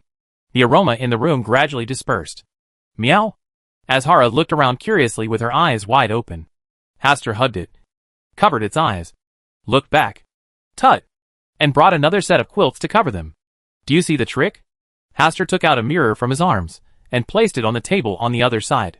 Sharon appeared from the mirror. Have you ever heard of the Celestial Sect? Chapter 276 Gemini. Light and Dark. Celestial Sect? Haster really knew something about this organization. He remembered that this was a sect that believed in the Mother Tree of Desire. What it was best at was making people have children. It is the sect of true desire and reproduction. Haster asked in confusion, am I being targeted by them? No. The method of arranging these blood-red balls is very similar to them. It is indeed a bit similar. It is all to awaken the desire for reproduction in the human body, and then give birth to a child in the ultimate joy. Sharon looked at Haster for a while, and said no more. Ahem. My understanding of them only exists in books. But I have never experienced it personally. Haster quickly made a remedial sentence. Sharon said calmly, which book did you see it in? Asta forced a smile. None of this is important. The important thing is that the people in this sect are not good people. He can't say he saw it from Mr. Fool. Right? How are you going to deal with this? Sharon looked at the quilt that was squirming on the ground from time to time. Will anything happen if you leave it alone? Not sure. If it's the purification ability of the Sun Path Extraordinary, it should be useful. Right? Maybe? Sharon also has no experience in these things. And she has never experienced them. She only knows that there is an organization like the Celestial Sect. Haster and Sharon looked at each other for a moment, then looked away. Sharon said, do you need me to help you investigate? Asta shook his head and said, no. Let's wait until we leave here, and then settle the accounts with them slowly. This is not the right place for action. After all, nobles have to be decent, and cannot let anything too obvious get back to Backland. The next day, it was just dawn, and the sisters lying on the ground finally recovered from the beautiful and charming sleep last night. They looked at each other, and saw the blush on their faces. Somehow what happened last night has always been imprinted in their hearts. Every time they think about it, their heartbeats will beat very fast, and their bodies will become inexplicably soft. Could it be that that young adult likes men? Otherwise, both of them would have become like that last night. And as long as they were men, they wouldn't be indifferent. Right? It's really complicated among nobles. Such a good-looking young noble actually has such bad sexual hobbies. Meow. Azhara walked over with small steps, her blue eyes staring at them closely, so scared that they quickly hid under the quilt. Azhara? Come here. Haster waved, and Azhara jumped into his arms and let him stroke her head. When Haster got up and hugged Azhara and left the room, the two of them breathed a sigh of relief. They secretly peeked outside and saw that the door was closed and no one was in the room. So they began to whisper.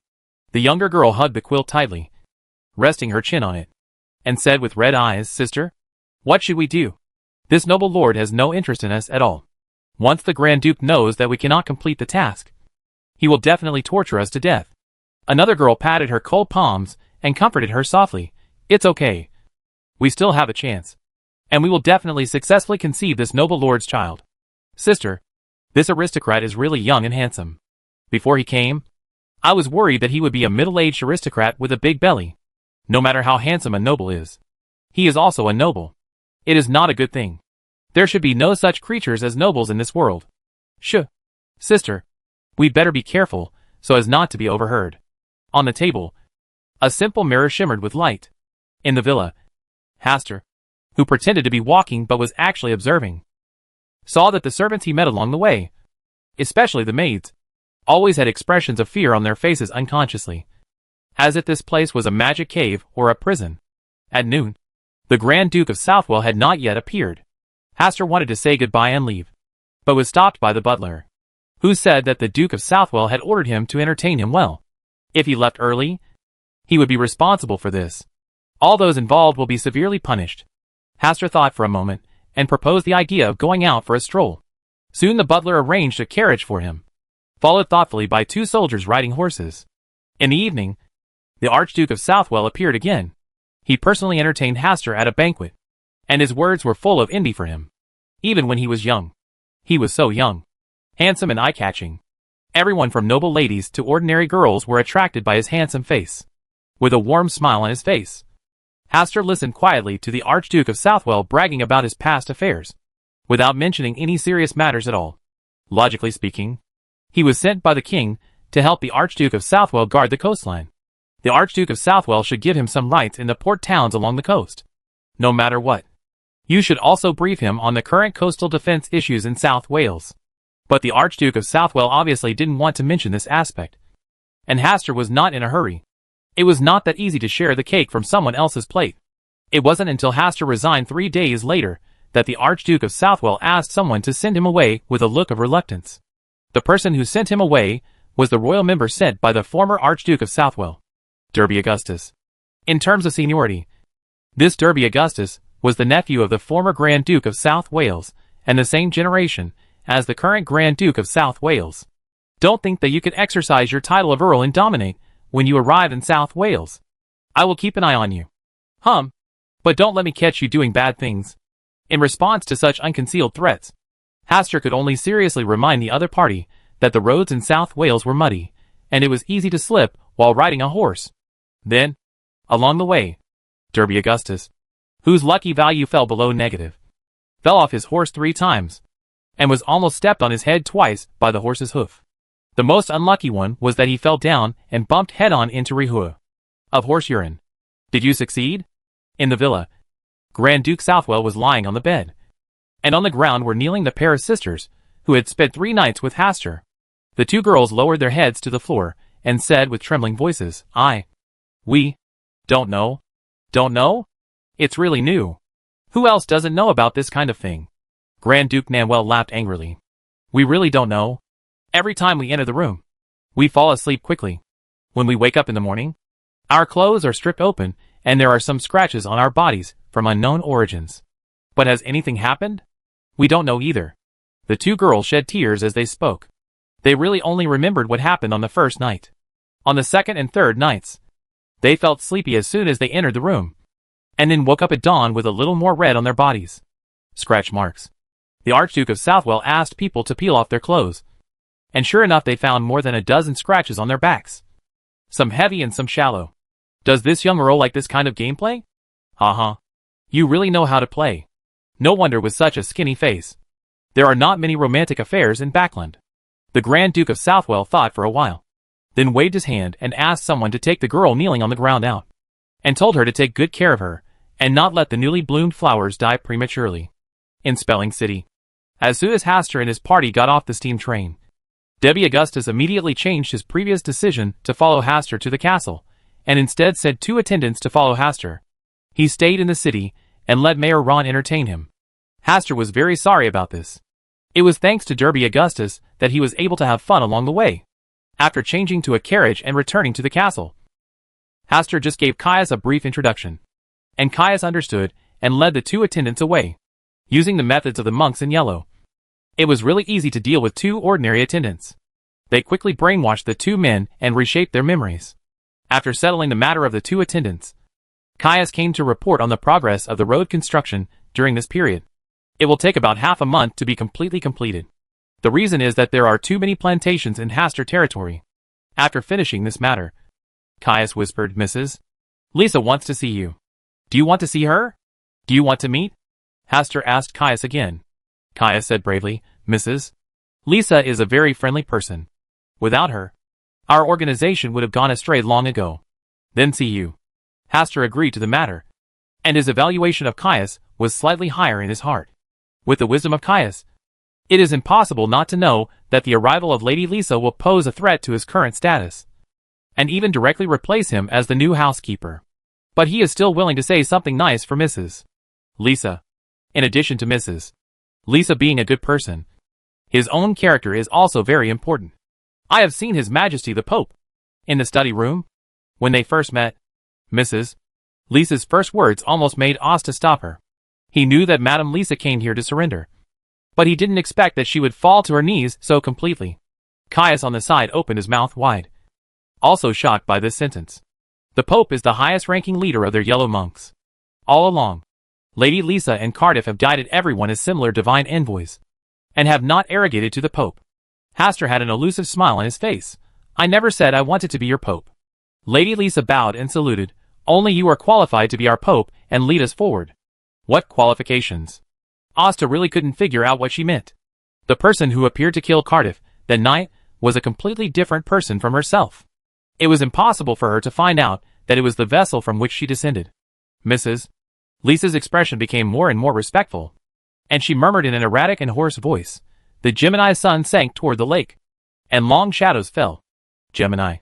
There is light and darkness. Chapter 277 Yellow Document. This is a mysterious statement. Hastur had heard from Caius that there was a famous song among the yellow monks. They were convinced that singing this song could please the gods. Some people also say that this is not a simple ballad, but a script written by the King in Yellow. A prophecy involving the future. Mrs. Lisa's performance and words today clearly took the content of the song as a prophecy, combined with recent events, and put herself and the divine vessel into the song. Gemini. There is light and darkness. You are the light. God sends the container to be the darkness. If you really want to understand it this way, it seems that it can be explained, and it is quite accurate. But this prophecy can also be applied to the eternal blazing sun and the superstar master. The twin suns sank toward the lake, and long shadows fell.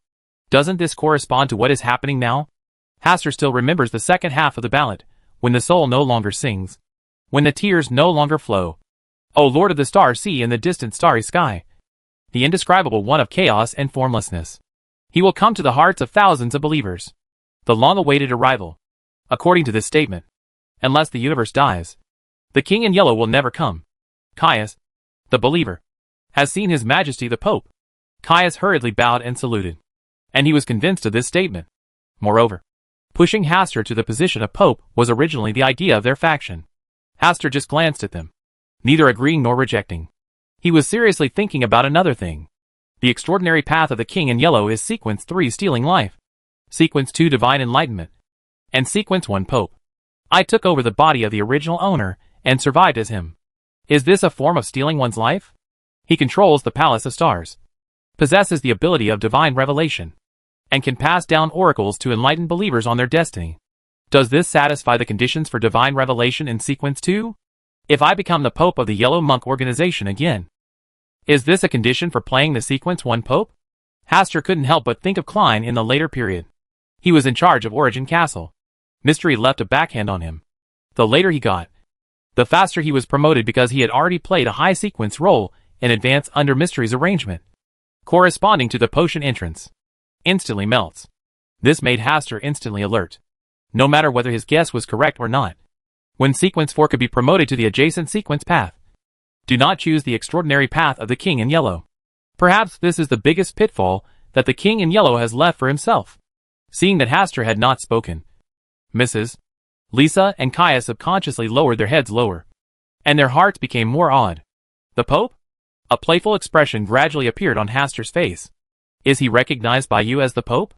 Then this Pope is too cheap. Mrs. Lisa and Caius trembled slightly, and hurriedly explained, No. Our recognition is insignificant. You are the Pope recognized by God, and only God is qualified to crown you. Oh! Did you get another oracle? A slightly sarcastic word made Mrs. Lisa fall silent. She said in a dry voice, God only gave me one oracle. Since then, God has never given me another revelation, and no oracle has been conveyed. Tell me about your first encounter with God. Hastur was more interested in this matter. Maybe he could learn more about the King in Yellow. Mrs. Lisa was silent for a while, then straightened up and said with a smile on her face, Of course, that was the glory of my life. Maybe my luck was completely exhausted at that time. The story starts a long time ago, when I was a carefree little girl. Asta listened silently as Mrs. Lisa told stories from a long time ago in a calm and relieved tone. What is surprising is that her first meeting with God was not during the time when the original owner was born, but more than 160 years ago. The timeline is probably around the time when Russell changed the Republic of Intis to the Empire and called himself Caesar the Great. According to historical records, Russell was named Caesar the Great in 1192, discovered a new waterway in 1194, reopened the North-South Continental Passage, and started the colonial era. Mrs. Lisa is from the Lone Kingdom. She grew up in a very wealthy family. She is an aristocratic lady who was raised at home and ignored the changes in the outside world. She is somewhat similar to Miss Audrey. She had her own fiancé when she was 18. A naval officer with good looks and a good family background. They were a perfect match and had no objection to this marriage being decided by the elders in the family. If the story continues like this, she will get married, give birth to offspring, take care of family affairs, and become a standard noble lady throughout her life. But fate seemed to favor her at a certain moment, just when her fiancé was recruited to divide the colonial wealth in the southern continent. She accidentally saw a plan for creating a space-time gate in a book called Yellow Document. Incantation. Out of curiosity, and with the booming development of occult science at that time, many people classified such books as magic books, believing that the books contained mysterious magical power that could change people's lives. I don't know if it was her good luck, or the King in Yellow had already noticed her when she saw the Yellow Document. But in short, she successfully completed the spell of the space-time gate. That night, she really met the god recorded in the Yellow Document in her dream. The King in Yellow clothes. Instead of feeling scared, she was delighted by the change. In her conversation with the spirit, she learns the fate of everyone around her, including her fiancé, who is about to die in the storm. 3 months later, news of her fiancé's death came back from the sea. It was at this time that she truly understood destiny, and knew that in a seemingly indescribable and unseen future, every living being already had a fixed destiny script. Her fiancé was like this, and so were her parents. Her father died in bed while eating forbidden fruit outside, and her mother also lost her life because of an accidental slip and fall into the water. She asked the god how her own fate was arranged. The gods told her that Dugu would die of old age after he lived to be 82 years old. At the same time, he also told her that she had the opportunity to change her destiny. The gods needed a devout believer, and she was chosen. She had no objection to this arrangement. When she became a true believer, the god left and disappeared. She tried many methods, but she could no longer contact the gods. She knew that the gods had moved away from her and focused on other more interesting things. In order to develop and expand her belief in the gods, she wrote a series of books for preaching based on the songs sung by the gods. She also successfully became a pioneer leading everyone forward, until the appearance of Hastur, the man she called the Son of Destiny. He carried too much destiny. Hastur asked, "Do you still remember what happened when I was born? When I first saw you? You were born more than a year ago. How did you notice my fate? I followed the guidance of fate, and naturally I met you before you learned to walk." Hearing this, Hastur asked again about the golden box. Mrs. Lisa said that she didn't know what was hidden in it, but it must be related to the god she believed in. This was what fate had revealed to her, and she firmly believed in it. Among the monks in yellow, some people tried to open the golden box, but without exception, they all suffered the backlash of fate and died miserably under the unpredictable fate. Many people died before those who wanted to take the golden box as their own gave up the idea and became as fearful as a tiger from then on. Finally, Haas asked about the sequence Mrs. Lisa was in. She is also a sequence 3 life stealer, but her magic potion has been completely digested. As long as there is one more divine revelation, she can be promoted to a sequence 2 divine revelation. The reason why Durkaf worked so hard to get the gods to come was to attract the gods' attention, gain divine enlightenment, and be promoted to sequence 2. Unfortunately, he took the wrong path. I'm going away for a while. At night, Sharon came out of the mirror and looked towards the distant south. Hastur frowned and said, "The southern continent is very dangerous now and is not suitable to go to. I hope you can think about it carefully." Sharon just looked at Hastur and said calmly, "I have no intention of going to the southern continent." "And you are?" Sharon briefly explained the reason for her departure.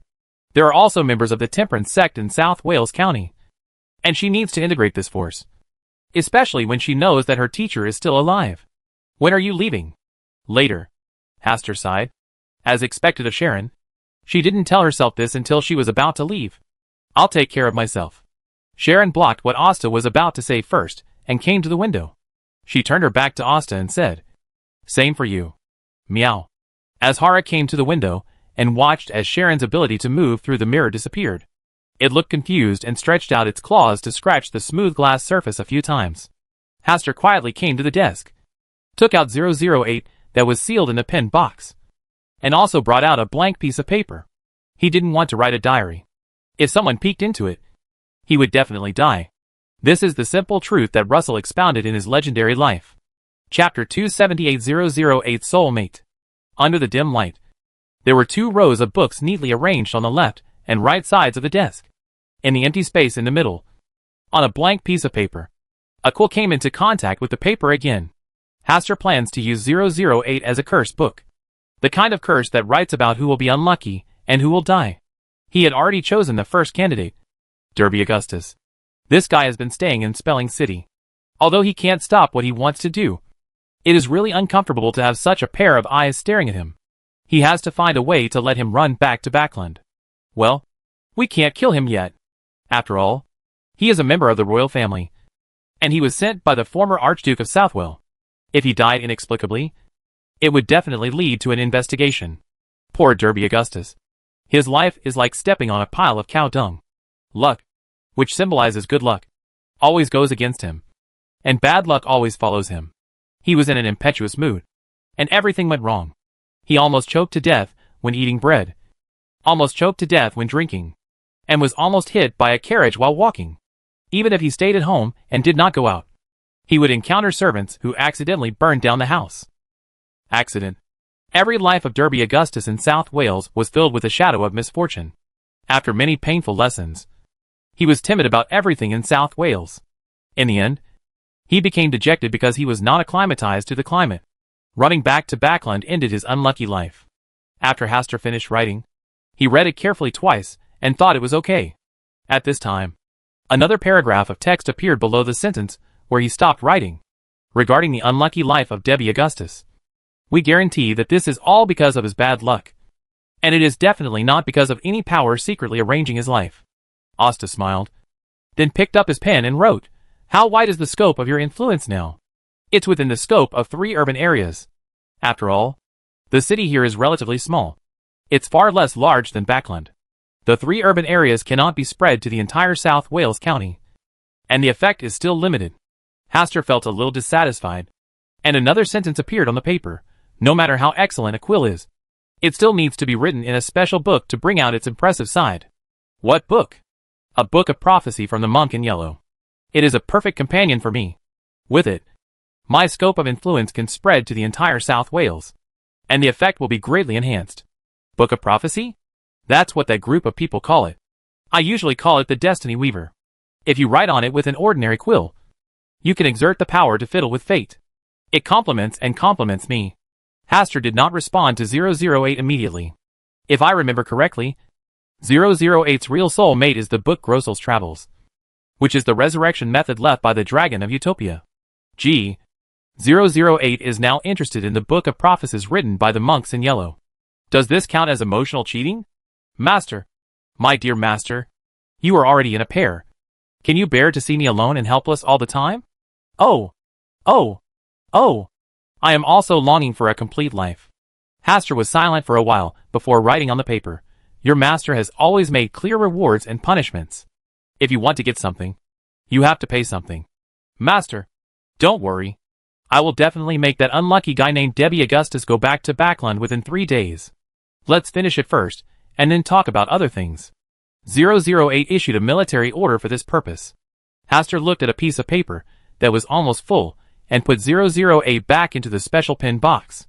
This was something Caius provided him to cover up 008's aura.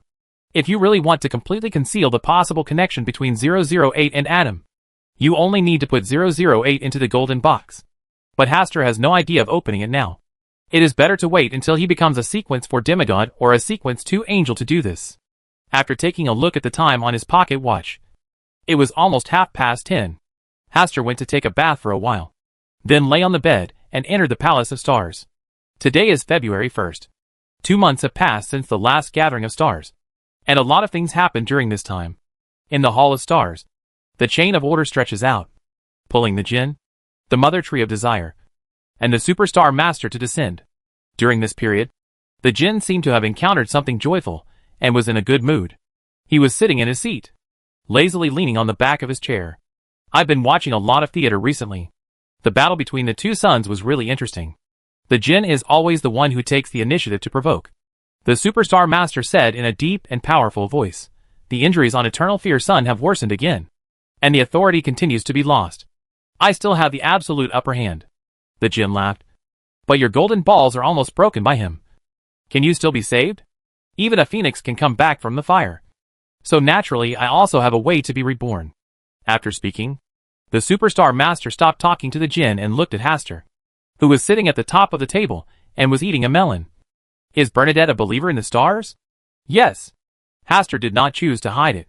When Bernadette helped the Eternal Sun Church discover the hiding place of the Rose School of Thought, she naturally entered the vision of the Superstar Lord and the Mother Tree of Desire. The place they chose for the Rose School was enough to block the prying eyes of the seven gods, and only the stars that watched everything could find them. Hastur said calmly, "I have given you a lot of time." Although he just wanted to spend the new year quietly, judging from the results, it was indeed him who prevented the war from starting early. The Superstar Master explained, "I have no intention of asking for guilt for this matter. I just want to confirm the speculation in my heart." At this time, the Mother Tree of Desire glanced at the Silent Lamp Spirit. "I remember you once said that Bernadette is your believer?" "Uh-huh. My followers are followers of the stars. Is there any difference?" Although the Jinn was shocked by the fact that Bernadette was a believer in the stars, his fighting power did not diminish at all.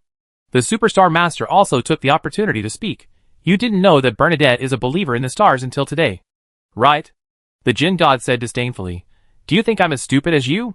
I guessed her true identity as early as when she escaped the pursuit of the stupid son of the Mother Tree of Desire many times. This is just trying to make someone look fat." Hastur saw through the stubbornness of the Jinn God. He definitely did not discover in advance that Bernadette was a follower of the stars. Otherwise, he would not have spent so much effort targeting Bernadette. Maybe he was really tipped off by the Superstar Master, and it was only now that he knew that Bernadette was a believer in the stars. It sounds a bit pitiful. The Mother Tree of Desire and the Superstar Master have no interest in continuing to argue with the tough-talking Jinn about this matter. The Mother Tree of Desire said, "The fallen Mother Goddess once again asked me to help him convey goodwill, and I am willing to pay a certain price for it." "Bona fide? Are you referring to the crazy believer who would rather die than support himself?" Hastur did not ask what conditions the fallen Mother Goddess was willing to give. He just smiled and ignored the topic as if nothing happened. The Jinn God mocked, "Ha. He has been trapped outside the starry sky, and most of the backups left behind have failed. His good intentions are definitely full of traps." The Mother Tree of Desire and the Superstar Master silently supported the Jinn God's statement. Unexpectedly, Ding Shenhua turned around and opened fire on the Mother Tree of Desire. "Every time the fallen Mother Goddess asks you to send a message, you must pay a high price. Should you take the initiative to hand over part of the benefits? If we all send messages like you, didn't that meeting of stars become a joke?" Hastur liked the sharp words very much. He also saw what the Jinn was thinking, which was to gain enough benefits for himself. This kind of show of goodwill is very good, and the goodwill of high-dimensional overlookers is easy to accept. This time, the Superstar Master did not speak for the Desire Mother Tree. In this matter, he recognized the behavior of the Jinn God. In order to show sincerity and apology, "I can try my best to complete one thing for the stars, but only within the initial barrier." The Mother Tree of Desire chose to take a step back. Hastur did not speak, and the Jinn God became dissatisfied and spoke, "What you have damaged is our common interests, and I also need to get compensation." The Mother Tree of Desire once again took a step back, which made both Hastur and the Jinn realize that this time, the fallen Mother Goddess must have given the Mother Tree of Desire a temptation that it could not refuse. "Maybe it's about the interests of authority."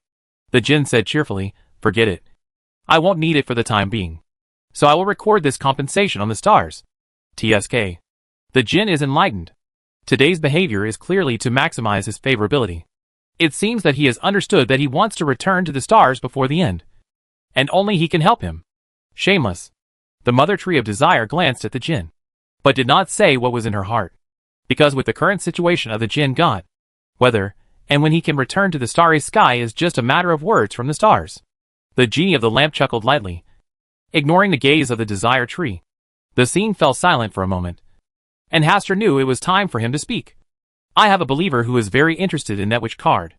I will complete the transaction as soon as possible, the mother tree of desire said clearly. As for the other request, Hastur has not yet thought about it. After all, he does not need the help of the desire tree at the moment. The twin suns sank into the lake, and long shadows fell. Hastur's eyes intentionally glanced at the superstar lord. The superstar master said in a solemn tone, "Is this the prophecy of the stars?" "No. This is a line from a song." "Ballad?" The superstar master's tone was full of doubts. The ballad that could be specifically mentioned by the stars definitely has its own profound meaning. This is the song sung by the nameless one who once wandered in the starry sky. It's him. Mother Tree of Desire reacted immediately and began to think about this sentence. Perhaps this was also a prophecy. A prophecy different from the prophecy of the stars. Chapter 279 Children of the Star. The superstar master was a little impressed by the indescribable person who suddenly appeared. But he didn't care. As the top outer god outside the stars, he doesn't care at all about the so-called prophecies. Only the prophecies from the stars will make him afraid. And that's just fear. What he cares about is that the stars specifically said this because they recognized this prophecy. So they specifically reminded themselves. Eternal Fear Son. Originally he planned to take it slowly. But now it seems that he should be pulled down from the divine position as soon as possible to avoid changes later. The jinn clicked his tongue and said in a slightly disdainful tone, "The prophecy is just an excuse for the incompetent to change the outcome. Don't you think this sentence suits you well?"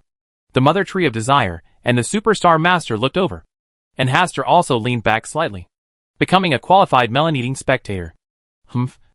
I predict that the Superstar Lord will eventually be swallowed up by the Eternal Sun, and that the Mother Tree of Desire will eventually fall into the hands of the fallen Mother Goddess. Do you agree with this prophecy? It seems you can't distinguish between prophecy and lies. What do I do if I know so clearly? I don't believe in prophecies. The jinn let out a light chuckle, looking like he was in need of a beating as to what you could do to me.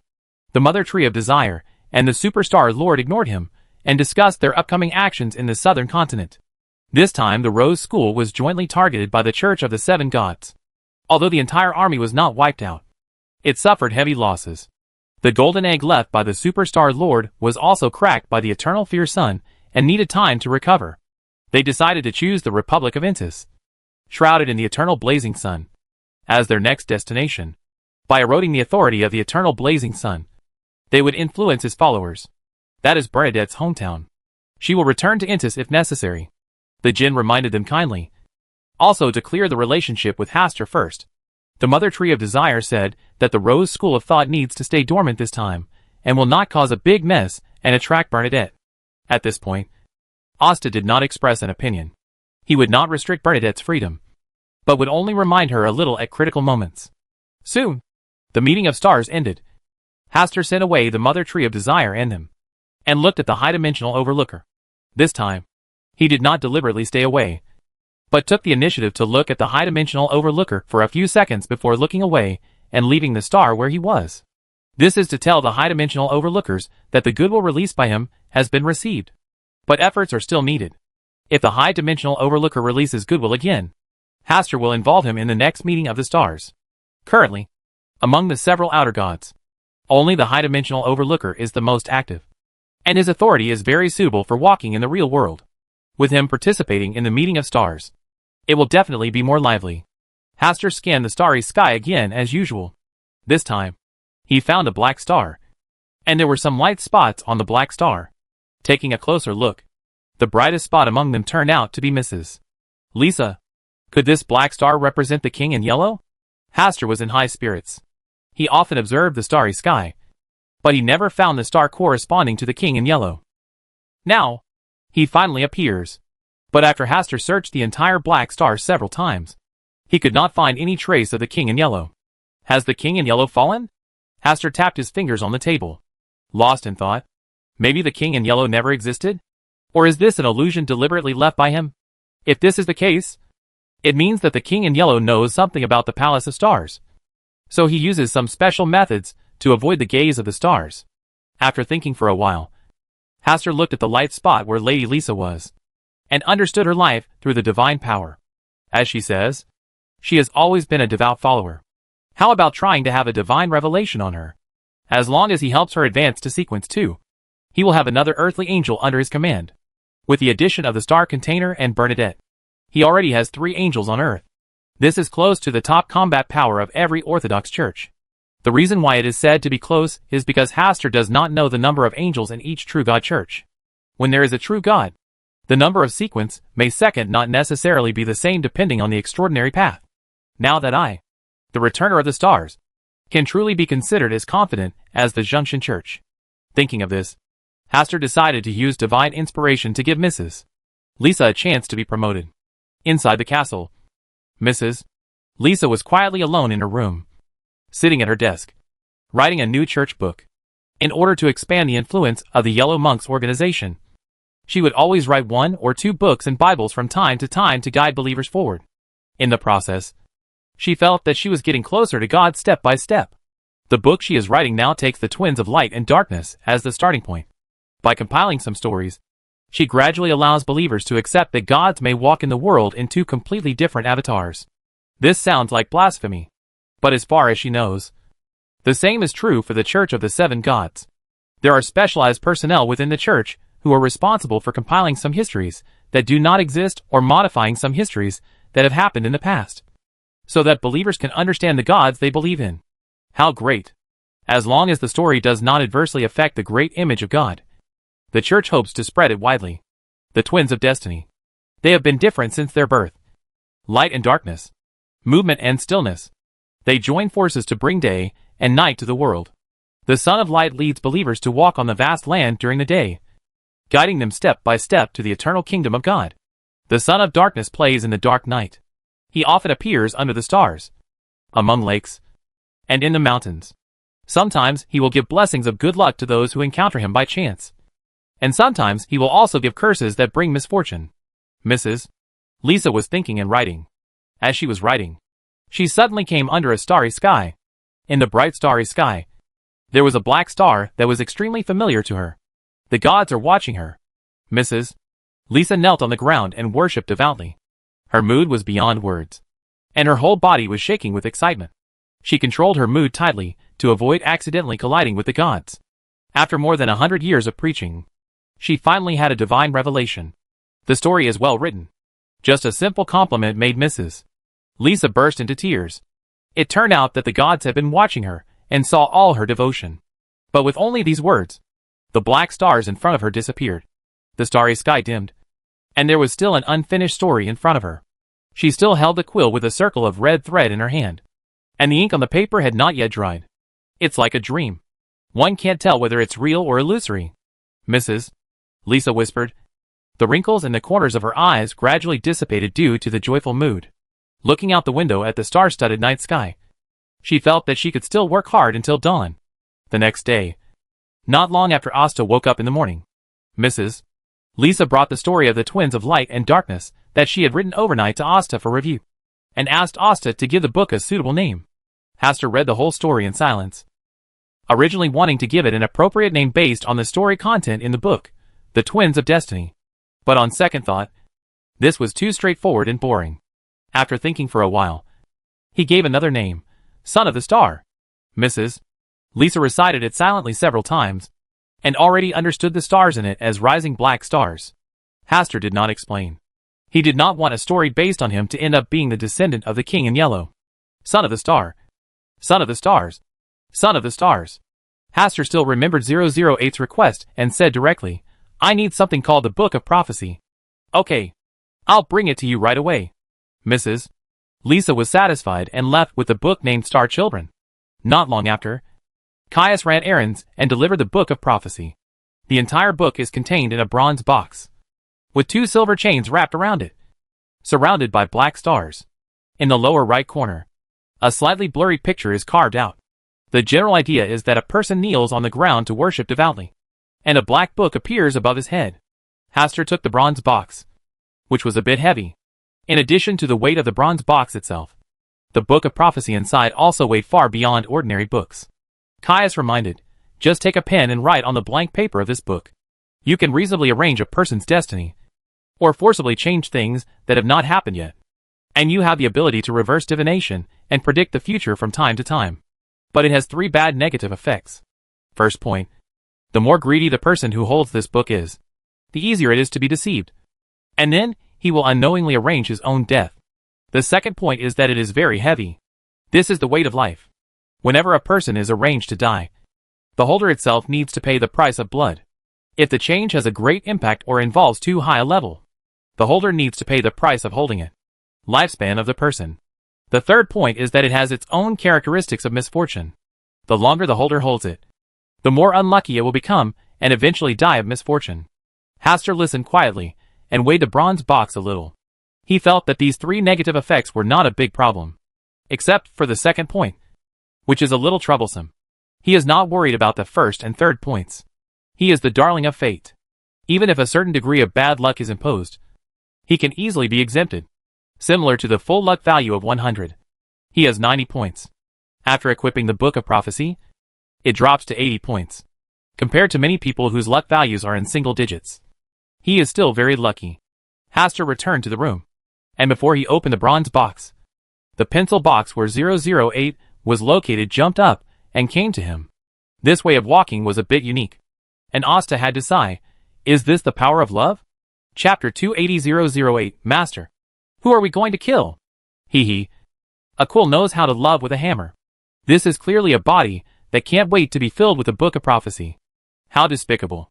The corner of Hastur's mouth was taunting, and he didn't care much about watching 008 jumping around in front of his eyes, hoping that he would release it quickly. The more he behaves like this, the less anxious Hastur is. Instead, he opens the bronze box first and holds the Book of Prophecy that 008 has longed for in the palm of his hand. It is indeed very heavy. Asta estimated that it should weigh more than 20 kilograms. But when his fingers touch the paper, the feeling is not much different from that of ordinary blank paper. The paper is white and yellowish. Open a few pages from the middle. The only difference in the paper is that the edges of each piece of paper are outlined with shallow dotted lines, which form a mysterious texture, like a mantra. And like a mantra, it's a symbol that represents something. Hastur started turning it over again. The first 8 pages were already filled with curse words. The originally white and yellowed paper was slightly tinged with blood, and the texture at the edges seemed to be dripping with blood, which was eerie and permeable. It feels a bit like Death Note. 008 came over with a pencil case, jumped up a few times, and signaled Asta to quickly open up his restraints. I haven't studied it thoroughly, so how can I let you play with it? This sounds a little wrong. Hastur paused while flipping through the book, and then chose to open the pen box. 008 impatiently stood up straight, and lightly jumped onto the Book of Prophecy. Don't just write and communicate with me on it. Hastur saw 008's desire to communicate, so he took a blank piece of paper and placed it on top of the Book of Prophecy. Dear Master, Great Master, it turns out that you have always remembered my lifelong events. I thought you had forgotten them. This really touches me. 008 wrote a paragraph almost instantly. Hastur raised his eyebrows slightly and said, Save your sweet words, and use them to please the Book of Prophecy. Kind Master, can I stay with it when I rest at night? I don't want to be separated from it even for a minute. Yes. It is also longing to be combined with me. Hastur only took it seriously now. It turns out that 008 is a very colorful quill. In this matter, I tend to be a person who beats the Mandarin ducks. Nothing can witness love better than obstacles. Don't you think? This time it was 008's turn to be mute. After a while, it wrote on the paper again, Dear Master, who are we going to kill next? In order to add a bit of horror, the words written this time have special blood effects, and the question marks have been replaced by skulls. Hastur has also thought about this issue. For him now, the person he most wants to die is naturally the Archduke of South Wales. But it is still too early. He will not deal with him until he has truly established a foothold. He thought for a moment and said, What do you think of your former master? Zangwill? Oh, dear Master, Zangwill is my former master. But you want me to take this opportunity to express my loyalty. This is really a devilish idea. Before Hastur could say anything, 008 continued to write, This is simply too easy. There is no loyalty at all between me and him. I even wanted to write him to death many times. Thank you, dear. The Master has given me the opportunity to fulfill my wish. Asta said deliberately, Will one day you treat me, the previous master, like this in front of the new master? Master, you are simply a devil who is good at playing with people's hearts. I am just a slightly different quill. Whoever holds me can write the corresponding destiny arrangement. and then it will be effective. Are you trying to avoid the important things?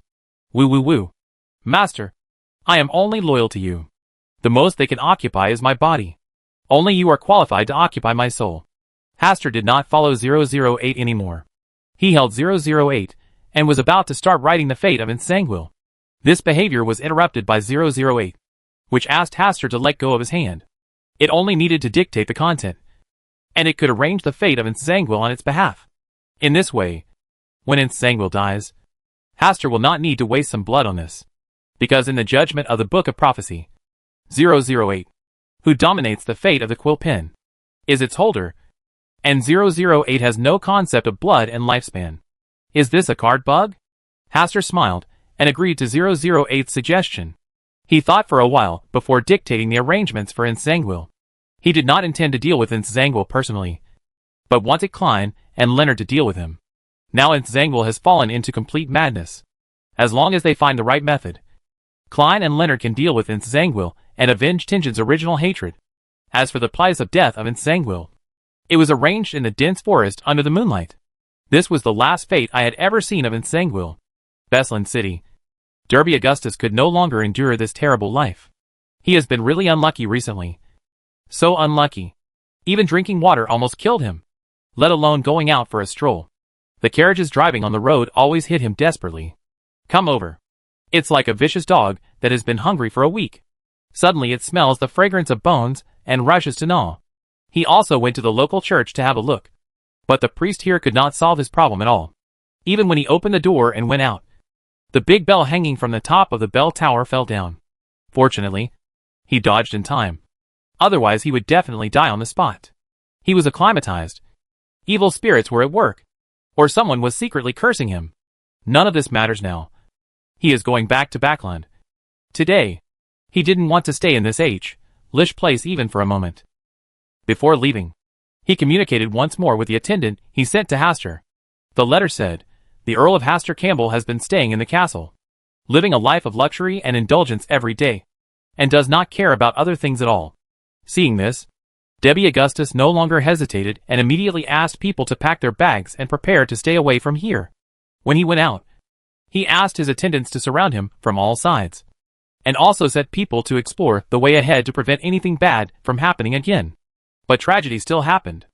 On the way to the steam train station in his carriage, the horse suddenly frightened and ran around, almost flipping him and the carriage to the ground. Fortunately, after this period of experience, he has learned the 35 rules on how to protect himself in times of danger. But before he could be happy for too long, a crazy man ran out of the dense forest, covered in stench, and came to him, easily taking care of the attendants around him. He kept chanting, Backland, Backland.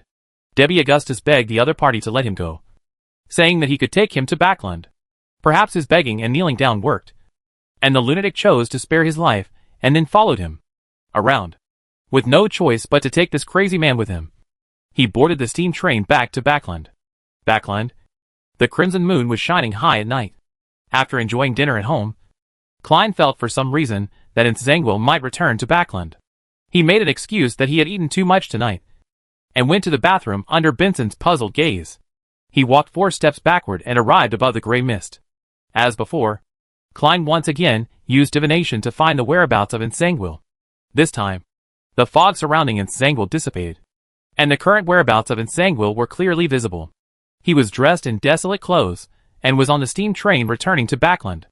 After confirming again, Klein left the gray mist, walked out of the bathroom, and went to contact Leonard first on the grounds that he needed to work overtime temporarily. The Brave Bar has now become Leonard's favorite, and he often comes here to relax in his free time at night. When Klein came and explained their purpose, the two people left the bar and went to St. Samuel's church, preparing to inform the church about the incident so that Nsangwil would not escape again. On the way, Leonard curiously asked Klein why the divination was so clear this time. Klein showed a thoughtful expression and said, I have also thought about this issue and think there are 2 possibilities. The first possibility is that Nsangwil has now lost the ability to resist divination, so my divination this time can accurately find him. The second possibility is that someone is planning something secretly. For example, this is a trap directed and staged by Nsangwil. Leonard followed this train of thought and thought for a while. Is there someone secretly helping us? Why do you think so? Because I really can't find a reason for Zangwill to return to Backland again. While the two were thinking and discussing, they came to St.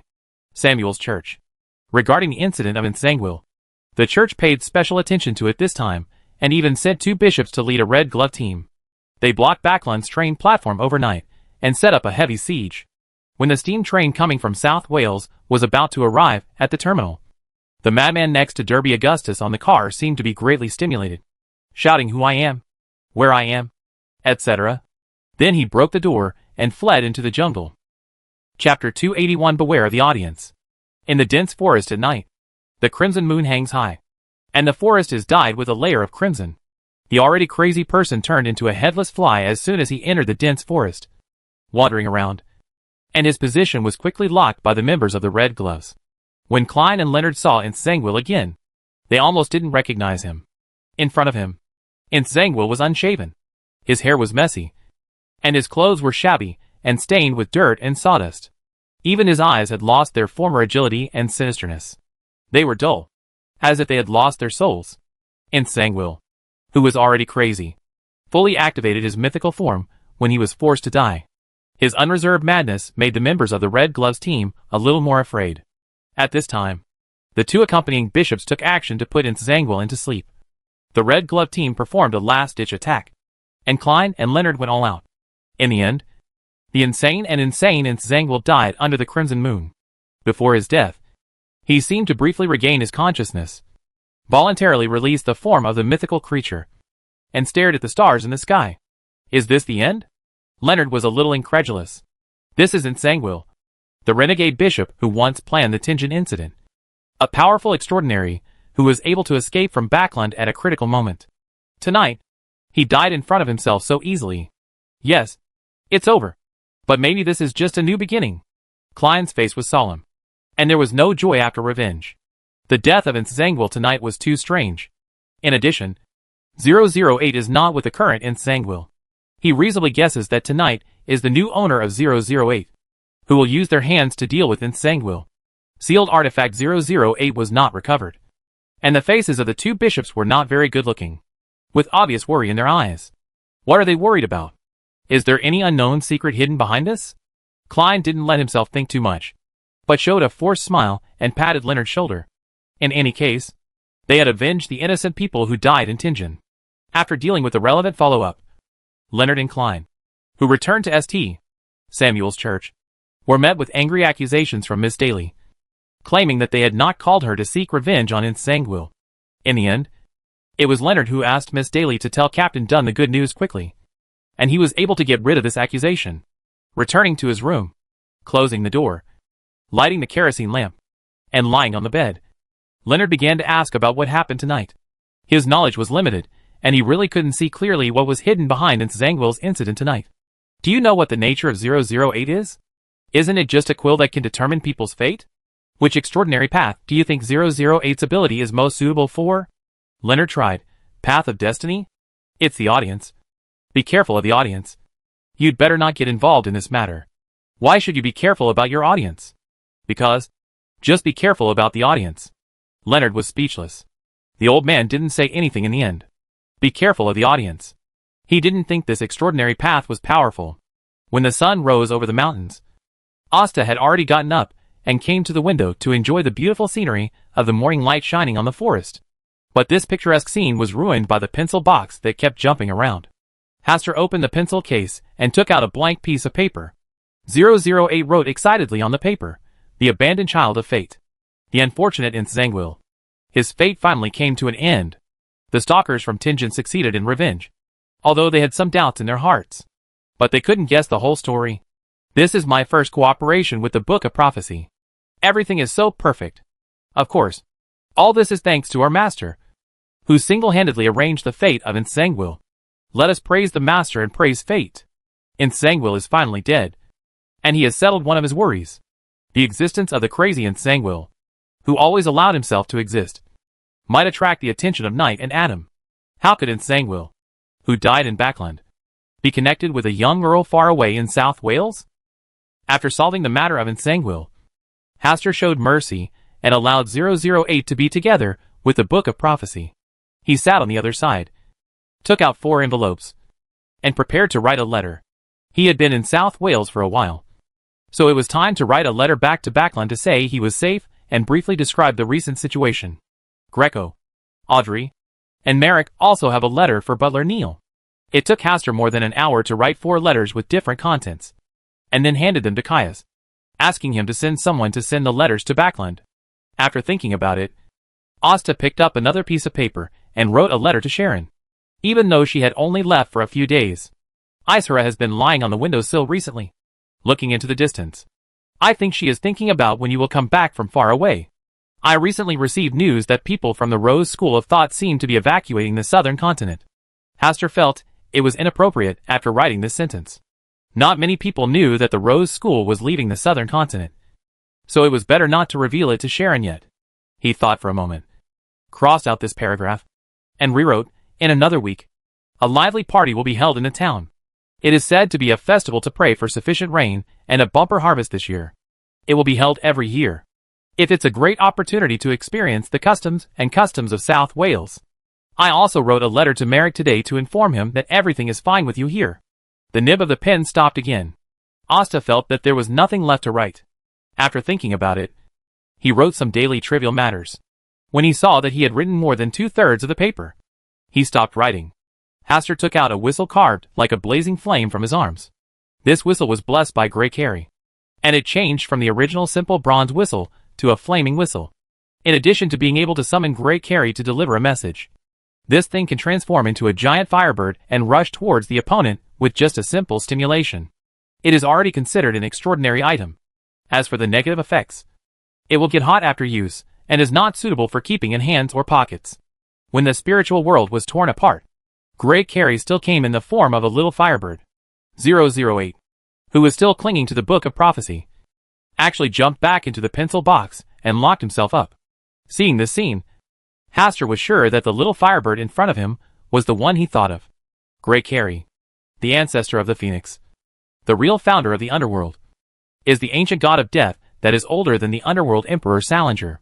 As expected of the ancestor of the Phoenix, he was able to resurrect from the underworld after such a long time.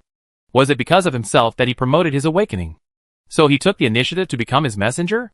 But at that time, I just held a ceremony to summon the messenger and didn't do anything too special. Could it be said that the power of the stars can awaken the sleeping or extinct gods? This reminds Hastur of the Cthulhu mythology system, where there is an outer god, which fits this characteristic very well. The great alarm clock Gareth. It is said that this outer god will emit a strange tone, which will affect the sleeping old rulers in the galaxy.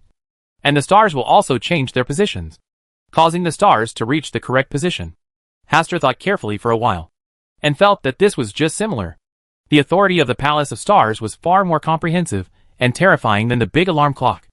To use a simple metaphor, the big alarm clock is just an alarm clock. Its ability is to remind sleeping people to wake up, and then make people rush to work and school according to time. The return of the stars in the Hall of Stars is more coercive, more like pulling out a machine gun from behind and forcing sleeping people to go to the factory to work from dawn to dusk. Well, that's probably it. Hastur recovered his thoughts, handed the letter to Grey Carey, and said, "This is your first messenger mission, so don't mess it up." "Sure." The little flamingo raised its head and shouted loudly, holding a corner of the letter in its beak, flapping its wings and tearing apart the spiritual world and flying away. After Grey Carey had gone away for a while, 008, who was lying in the pencil box and pretending to be dead, began to jump around, hoping that Hastur would let him out. "Since you like to stay here, just stay a little longer and I won't disturb your rest."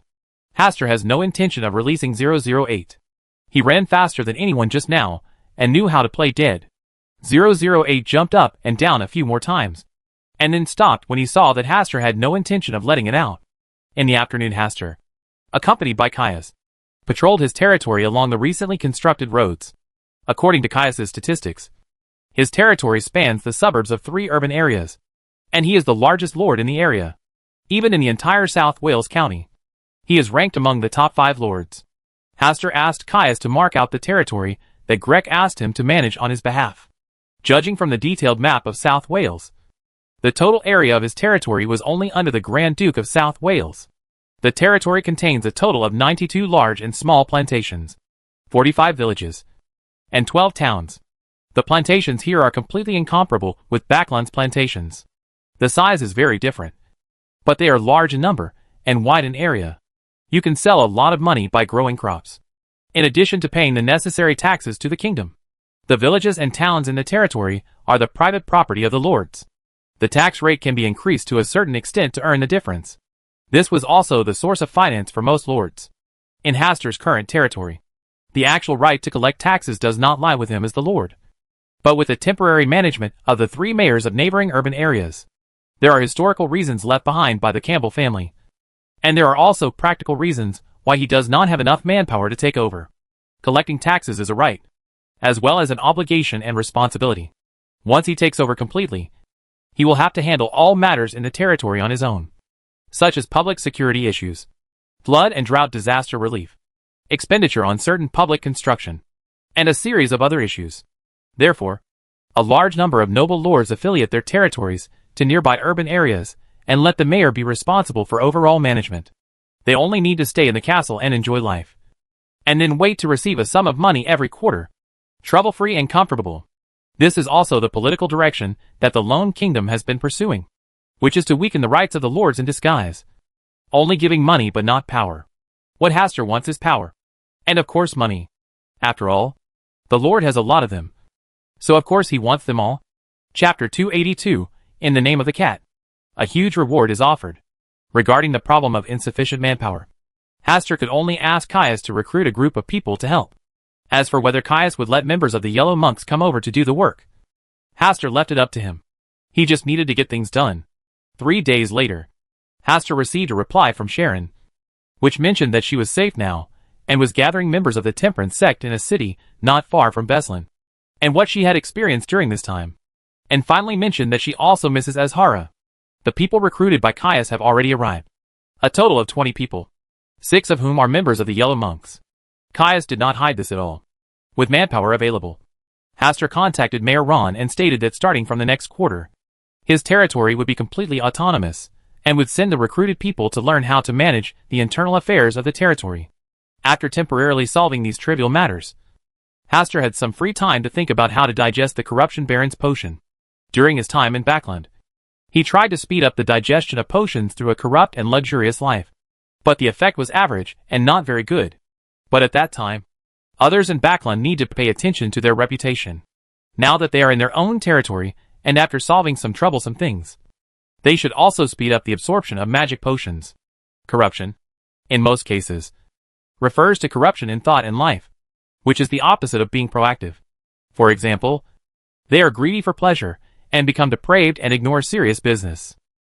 But in essence, it is more like a class privilege. Only powerful people can use the word corruption. If they are ordinary people and poor people, they can only use the word lazy, and do not want to make progress.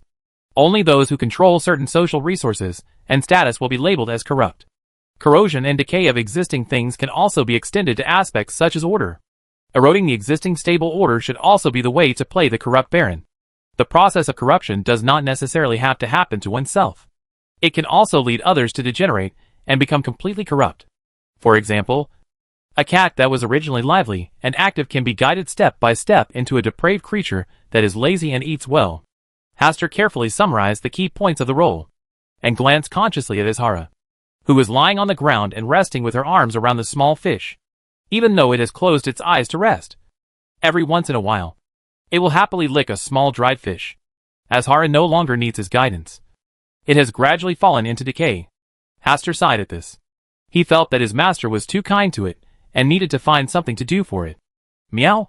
Feeling the chill of the inexplicable gaze, Azhara woke up with a shudder, looked around, and met Hastur's gaze. It meowed aggrievedly again, then came to Hastur's feet, quietly lying down. TSK. I haven't learned anything else, but I'm pretty good at pretending to be pitiful. Hastur chuckled and shook his head, then came up with a good idea. The next day, Caius sent a group of people to post bounty notices in various villages and towns in the territory. The content of the announcement is roughly as follows.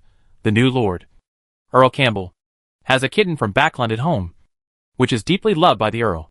Recently, due to acclimatization, he has become depressed and has a loss of appetite. The Earl feels sad for this, Worried, he posted a notice and offered a reward of 1,000 gold pounds for the solution. At this time, Azhara had just finished eating 3 small dried fish and was lying on the windowsill where the sun was shining. She closed her eyes comfortably and let out a happy meow. This reward announcement quickly spread throughout Hastur's territory. 1,000 gold pounds was an astronomical figure that many people could not even imagine.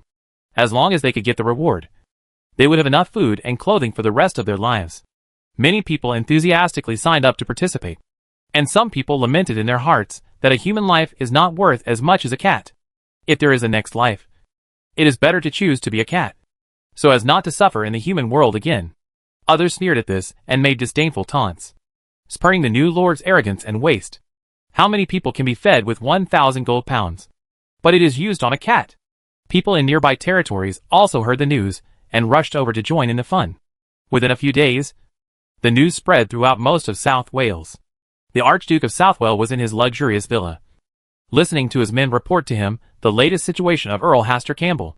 A reward of 1,000 gold pounds was offered for a cat. It's really rich. The Grand Duke of Southwell smiled contemptuously. His wealth was far better than Hastur's, but his money was easy to come in and difficult to get out.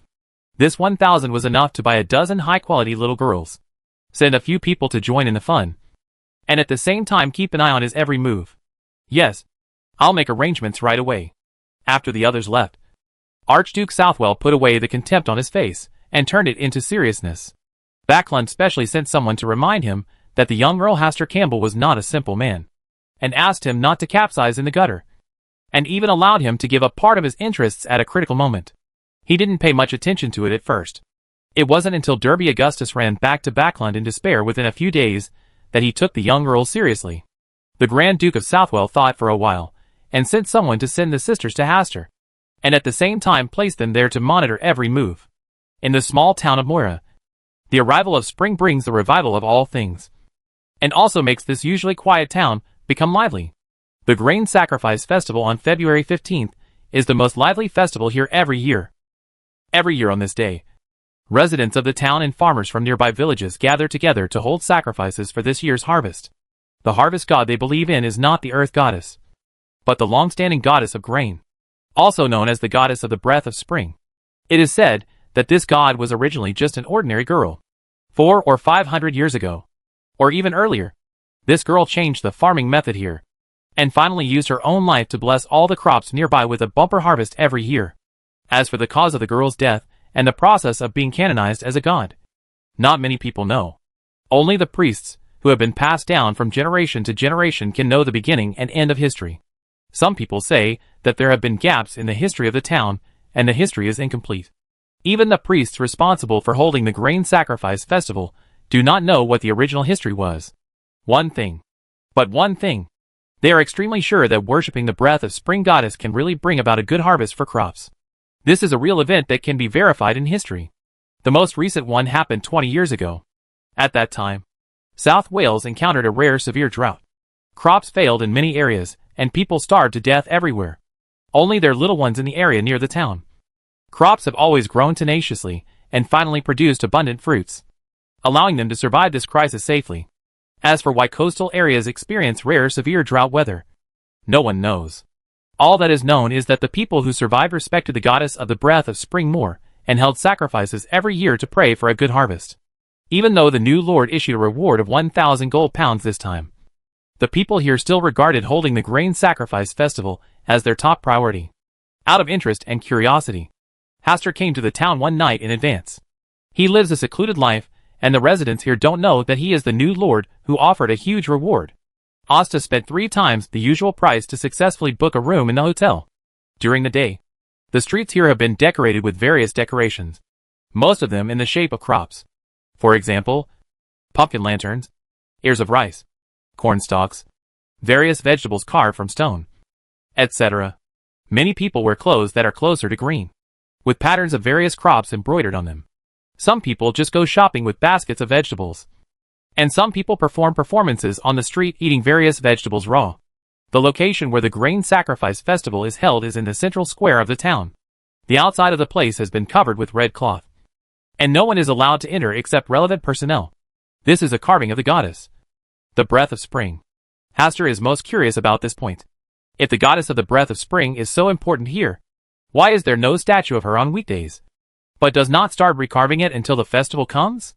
And after the festival, why are they destroyed immediately? These are all what Asta heard from people nearby. Some residents, who held the Valley Sacrifice Festival 5 or 6 times, still don't know the true face of the breath of spring goddess.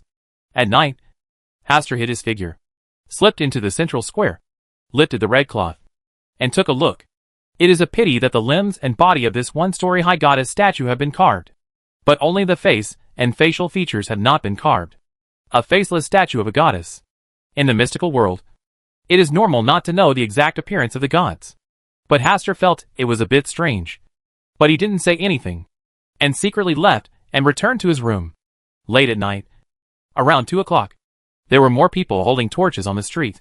They began to dance sacrificial dances around the statue of the god wrapped in red cloth. The leading female priest was dressed in a colorful dress, with triple ears of rice on her head, a sun-dried straw skirt around her waist, and a bunch of vegetables and fruits hanging around her neck.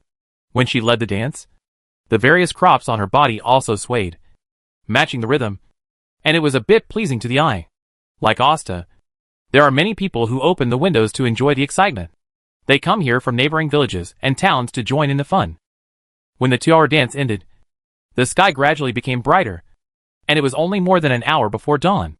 The leading priest asked 5 couples wearing floral wedding dresses to enter the red cloth, and all the people outside started dancing again. Their speed was much slower than at the beginning, and the status of 5 couples was vaguely revealed in the red cloth. They are practicing the ancient and primitive art of reproduction that has been passed down from generation to generation in front of the statue of the god. Chapter 283 Harvest and Spiders. Desire and reproduction? This was the first thought that came to Hastur's mind. He looked at it carefully for a while, but did not find the key element of desire. Only pure reproduction. It is also possible to reproduce and use it on crops. But hiding in red cloth and gathering people like this is still a bit inappropriate after all. In your own territory, it is better to have fewer such things. Hastur began to think about how to change the concept of the small town residents holding the Valley Festival. If they believed in the festival held by the Mother Earth God, he would ignore it, because there will be no uncontrollable events if you believe in the Mother Goddess of the Earth. But this town believes in reproduction, not the Earth Mother Goddess. If it continues to develop like this, it will be dominated by reproduction. And sooner or later it will fall into the arms of the Mother Tree of Desire, or the fallen Mother Goddess. This is something he will never allow. It should be windy here. Strong wind, Hastur whispered softly, preparing to set off a gust of wind to overturn the red cloth, revealing the true face of the so-called breath of spring goddess to everyone. But when the wind blew in the distance, the corners of the red cloth were lifted. But the red cloth in the middle seemed to be held down by something, allowing it to be blown by the strong wind. There is a situation. Asta turned on his spiritual vision and looked in the direction of the red cloth. He vaguely saw an illusory figure lying on the red cloth, admiring the art of reproduction between the 5 couples inside. The figure looked like a spider, but it didn't have that many spider legs, and it didn't have any hair on its body. Its abdomen was round, as if it were pregnant, but its upper body was slender and long, like a person planted in a flower bed. Inside, then stand up and drag the flower bed like walking. Maybe he felt the gaze, and the figure looked back. It should be a human face, but there were no facial features on the face. Spider with a human face? Is this the true face of the so-called breath of spring goddess? Hastur did not interrupt, and still chose to watch quietly. The human-faced spider did not make any other move, and still lay on the red cloth, admiring the great things that were multiplying inside the red cloth. When the sun cast its rays from the sky, the slightly illusory human-faced spider disappeared in the sunlight, leaving no trace behind. With waves of cheers ringing out, this year's grain sacrifice festival has come to an end. Under the instructions of the priestess, some strong young men brought the firewood that had been prepared nearby, piled it around the red cloth, and then lit it. During the entire process, the red cloth was never lifted, and the statue was burned with the flames. According to the residents of the town, all living things eventually return to the soil and turn into nutrients that nourish the growth of all things. The same is true for the breath of spring goddess. When she turns into ashes and blends into the soil with the blessings of believers, she will nourish the crops and usher in a joyous harvest. This statement is well-founded and convincing, and it is difficult to find fault with it.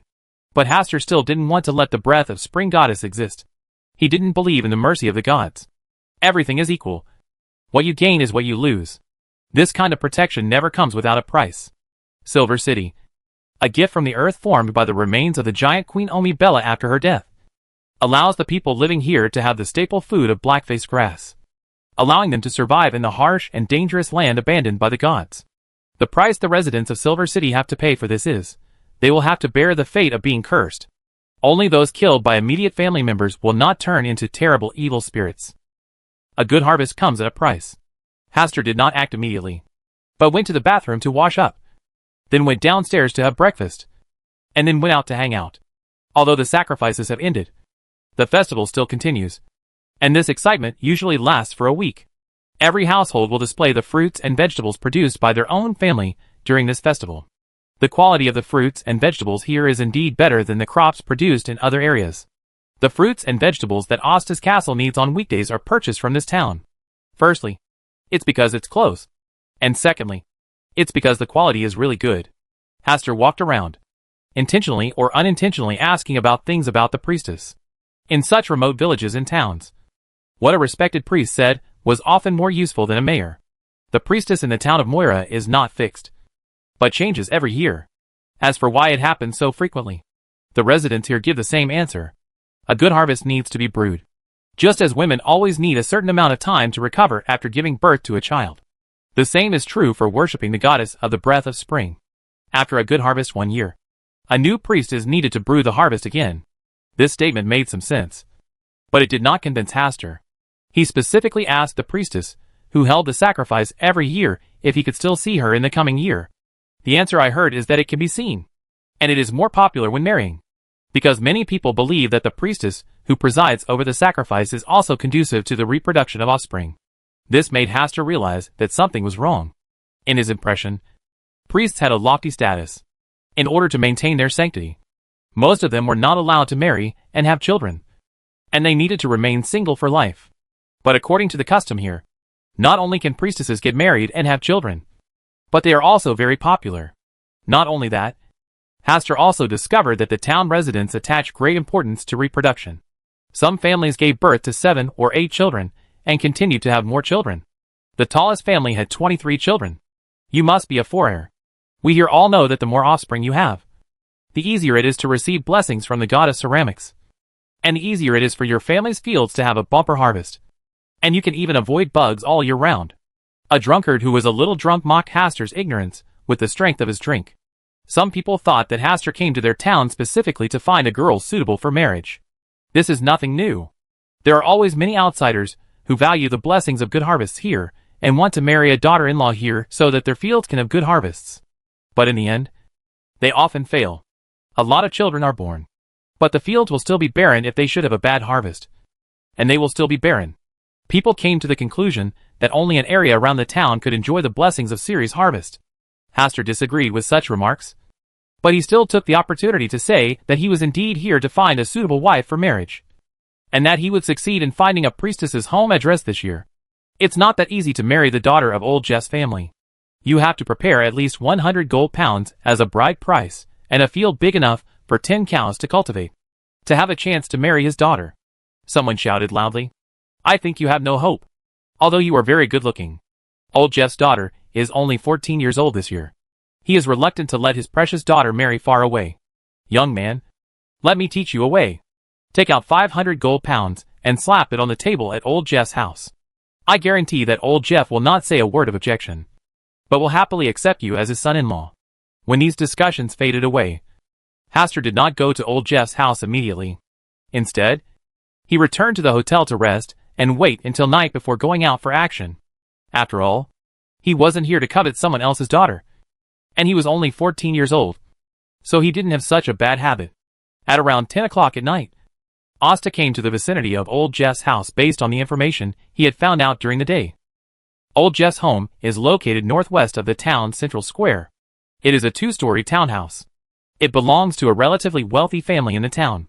Old Jeff has 2 sons and 1 daughter. The eldest son has married and moved out to live outside.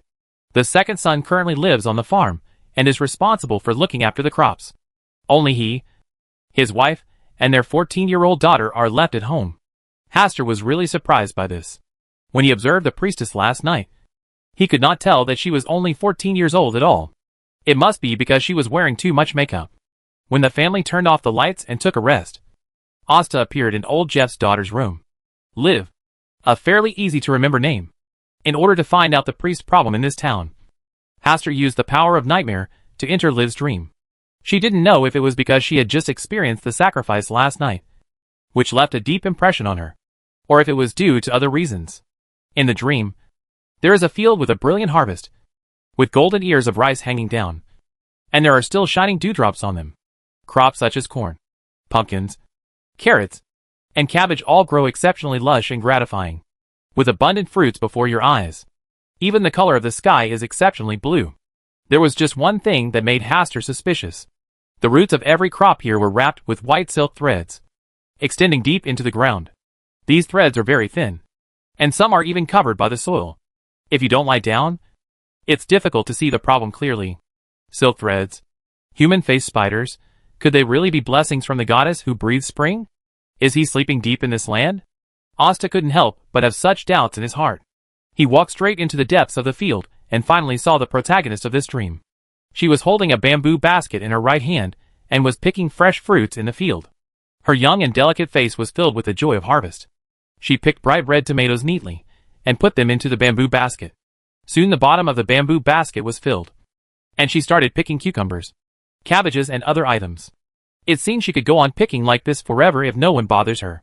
Hastur watched for a while, but found nothing unusual, and finally spoke to break the tranquility here. The little girl seemed to be frightened and subconsciously took a few steps back and hid behind the cucumber rack. After she saw the person clearly, her eyes lit up slightly, and a touch of red clouds filled her cheeks. Her eyes were shy and evasive for a while. Then she slowly walked out from behind the cucumber stand and whispered, "Who are you? Why are you in our field?"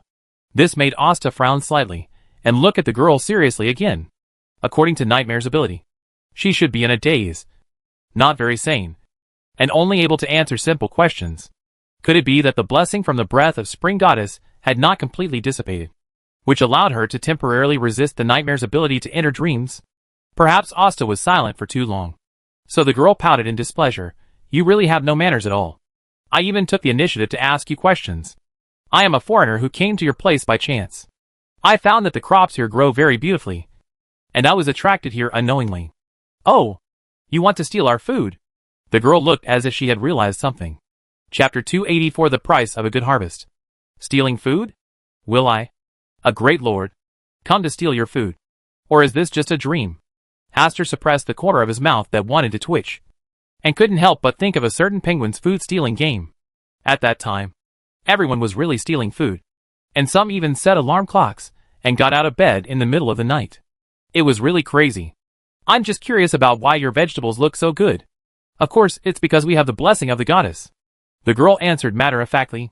Hastur pretended to be ignorant and continued to ask, "Which goddess?" "The god of Ceres, the goddess of the breath of spring. That's what we call him. He has always protected our land and is our patron saint." When she mentioned the god she believed in, the girl unconsciously puffed up her chest and raised her tone. "Oh, I have heard that a female priest is required to preside over the sacrificial ceremony every year." The girl's face was filled with a bright smile. "I am the priest of this year's grain sacrifice festival." Asta also had a smile on his face.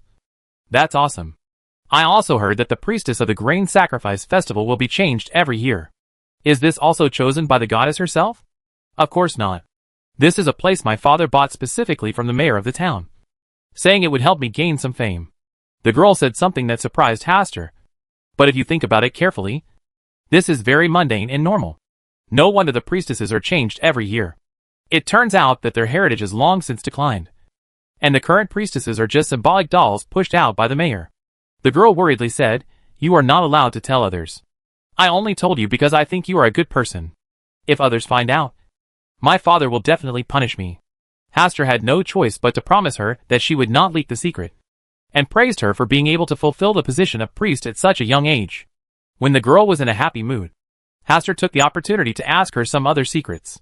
For example, the origin of the grain sacrifice festival. What kind of sacrifices were offered during the sacrifice?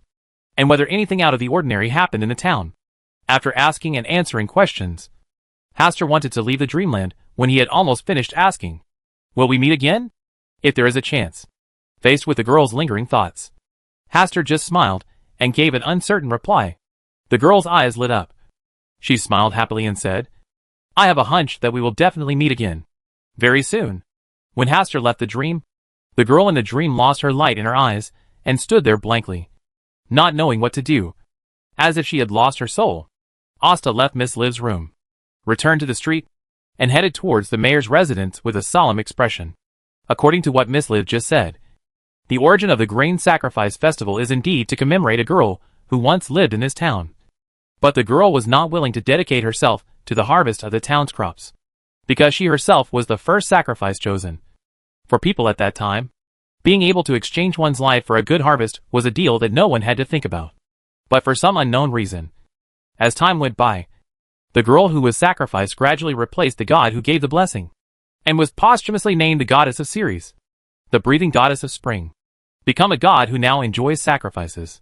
The sacrifices offered during the grain sacrifice festival every year are not the priestesses, but the young lovers. The girl did not disclose the specific situation in depth. Hastur found it strange that she knew so much. Logically speaking, a little girl like her shouldn't know these secrets. Arriving at the mayor's house, Hastur once again used his dreaming ability to enter his dream. This time it went well. The mayor's dream was divided into two halves. One half was a harvest farmland, and the other half was a weird world where spiders made webs. The mayor in the dream had his feet tangled in spider silk, and his eyes were dull and foolish, which fit the description of the nightmare ability. Facing Hastur's inquiry, the mayor was like an answering machine, telling him everything he knew. The mayor also doesn't know how the girl who was first sacrificed became the breath of spring goddess enshrined in the grain festival. He only knows that if he wants the town to have a bumper harvest every year, he must hold a grain sacrifice festival. Otherwise disaster will come here. This is something every mayor is told when he takes office. In the original grain sacrifice festival, the priestess was indeed the chosen sacrifice, but later they gradually evolved into a couple, and they had to reproduce in front of the statue of the god. From one couple in the beginning to 5 couples today. The god's appetite is getting bigger and bigger. But in order to have a good harvest, the grain sacrifice festival still needs to be held. Therefore, in recent years, the town has secretly purchased several couples from other places and made them sacrifices to please the gods, thereby achieving a bumper harvest. As for the selection of the priestess, it was randomly drawn at first, but as it became easier for girls who had been priests to get married and obtain high betrothal gifts, some anxious parents would secretly bribe the town mayor to buy an annual gift. Priesthood. This year's priestess's quota was purchased by old Jeff for 50 gold pounds. What will happen to the lovers who become sacrifices at the grain sacrifice festival? When Hastur asked this question, a strange smile appeared on the mayor's face, and he said sadly, "Of course, he was eaten by the gods." "Where is the god you speak of?" "Haha. Right here in this land." Before the mayor finished speaking, the spider silk that was originally just wrapped around the mayor's feet suddenly surged wildly. In just a few breaths, the mayor was wrapped into a white spider cocoon and hung in the air. In the dream world, which was originally half divided, the golden fields were completely swallowed up by the spider web world. Deep in the white spider web, white spider cocoons hanging in midair began to crack, giving birth to adult-sized spiders with white abdomens, red spots on their backs, and black spiders elsewhere. Did you sense the danger and exert influence from afar? Hastur did not hesitate and immediately left the mayor's dream. In reality, the mayor was lying on the bed and sleeping soundly. His body was also completely wrapped in spider silk, turning into a white cocoon. Those white spider silk threads are spreading to the edge of the room with the mayor's body as the center. The culprit is a spider the size of a thumb. These spiders came from the mayor's navel, where a hole opened, and more spiders crawled out and began to build webs. Soon the whole house became a white spider cave. The strange scene made Hastur retreat to the window. When the spider thread spread over, Hastur left from the window. The strange thing is that after the spider webs covered the entire room, all the spiders followed the navel and burrowed into the mayor's body again. Hastur stared at the house opposite for a long time, until a suppressed exclamation sounded in that house. Although the mayor's relatives were panicked when they saw this strange scene, they did not yell as expected. Instead, taking advantage of the fact that it was late at night, they carried the mayor's cocooned body on their shoulders and got off. The building is placed on an ox cart covered with straw and covered with thick straw and other fruits and vegetables. Seeing such strange behavior, Asta naturally followed him. The speed of the ox cart was not very fast, so Asta reluctantly followed behind. Occasionally he loses the direction of the bullock cart, but he can still find the right direction for himself through the guidance of fate and continue chasing. The ox cart left the gate of the town, drove along the main road for a while, then turned onto a small road and headed into the growing farmland. At the end of this flat farmland, there is a 200-meter high hill, and the ox cart is parked at the foot of the hill. There was no bullock cart to speed them up, and Haster quickly caught up with them. There were 4 people in the group. The person in front was responsible for guiding the way with a lantern. The 2 people in the middle were responsible for carrying the cocoon mare, and the last person was on guard to prevent anyone from following up. Looking at their skilled division of labor, it seems that this is not the first time they have done this kind of thing. Haster thought of the 5 young couples who were there during the sacrifice last night. After the sacrifice, they disappeared accordingly. It seems that, like the mayor, they were wrapped in cocoons by spider silk and then secretly sent here. Feeding the gods? Haster slowly followed them up the hill.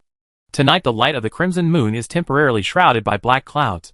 The sky is dim, and the cold wind blows in the mountains, although it is much warmer than Backland. In the middle of the night, people still feel the cold atmosphere wet clothes and let it soak into your skin. After arriving at the top of the mountain, passing through a dense forest path, they came to a deep cave. The 2 men carrying the mayor's cocoon approached cautiously, and then directly threw the heavy objects on their shoulders into the cave. After doing all this, a group of 4 people knelt on the ground and prostrated, chanting words such as asking the gods to forgive their sins. It wasn't until there was a slight dragging sound inside the cave that the 4 of them hurriedly got up and left without looking back. After they left, Haster emerged from the darkness and came to the vicinity of the cave.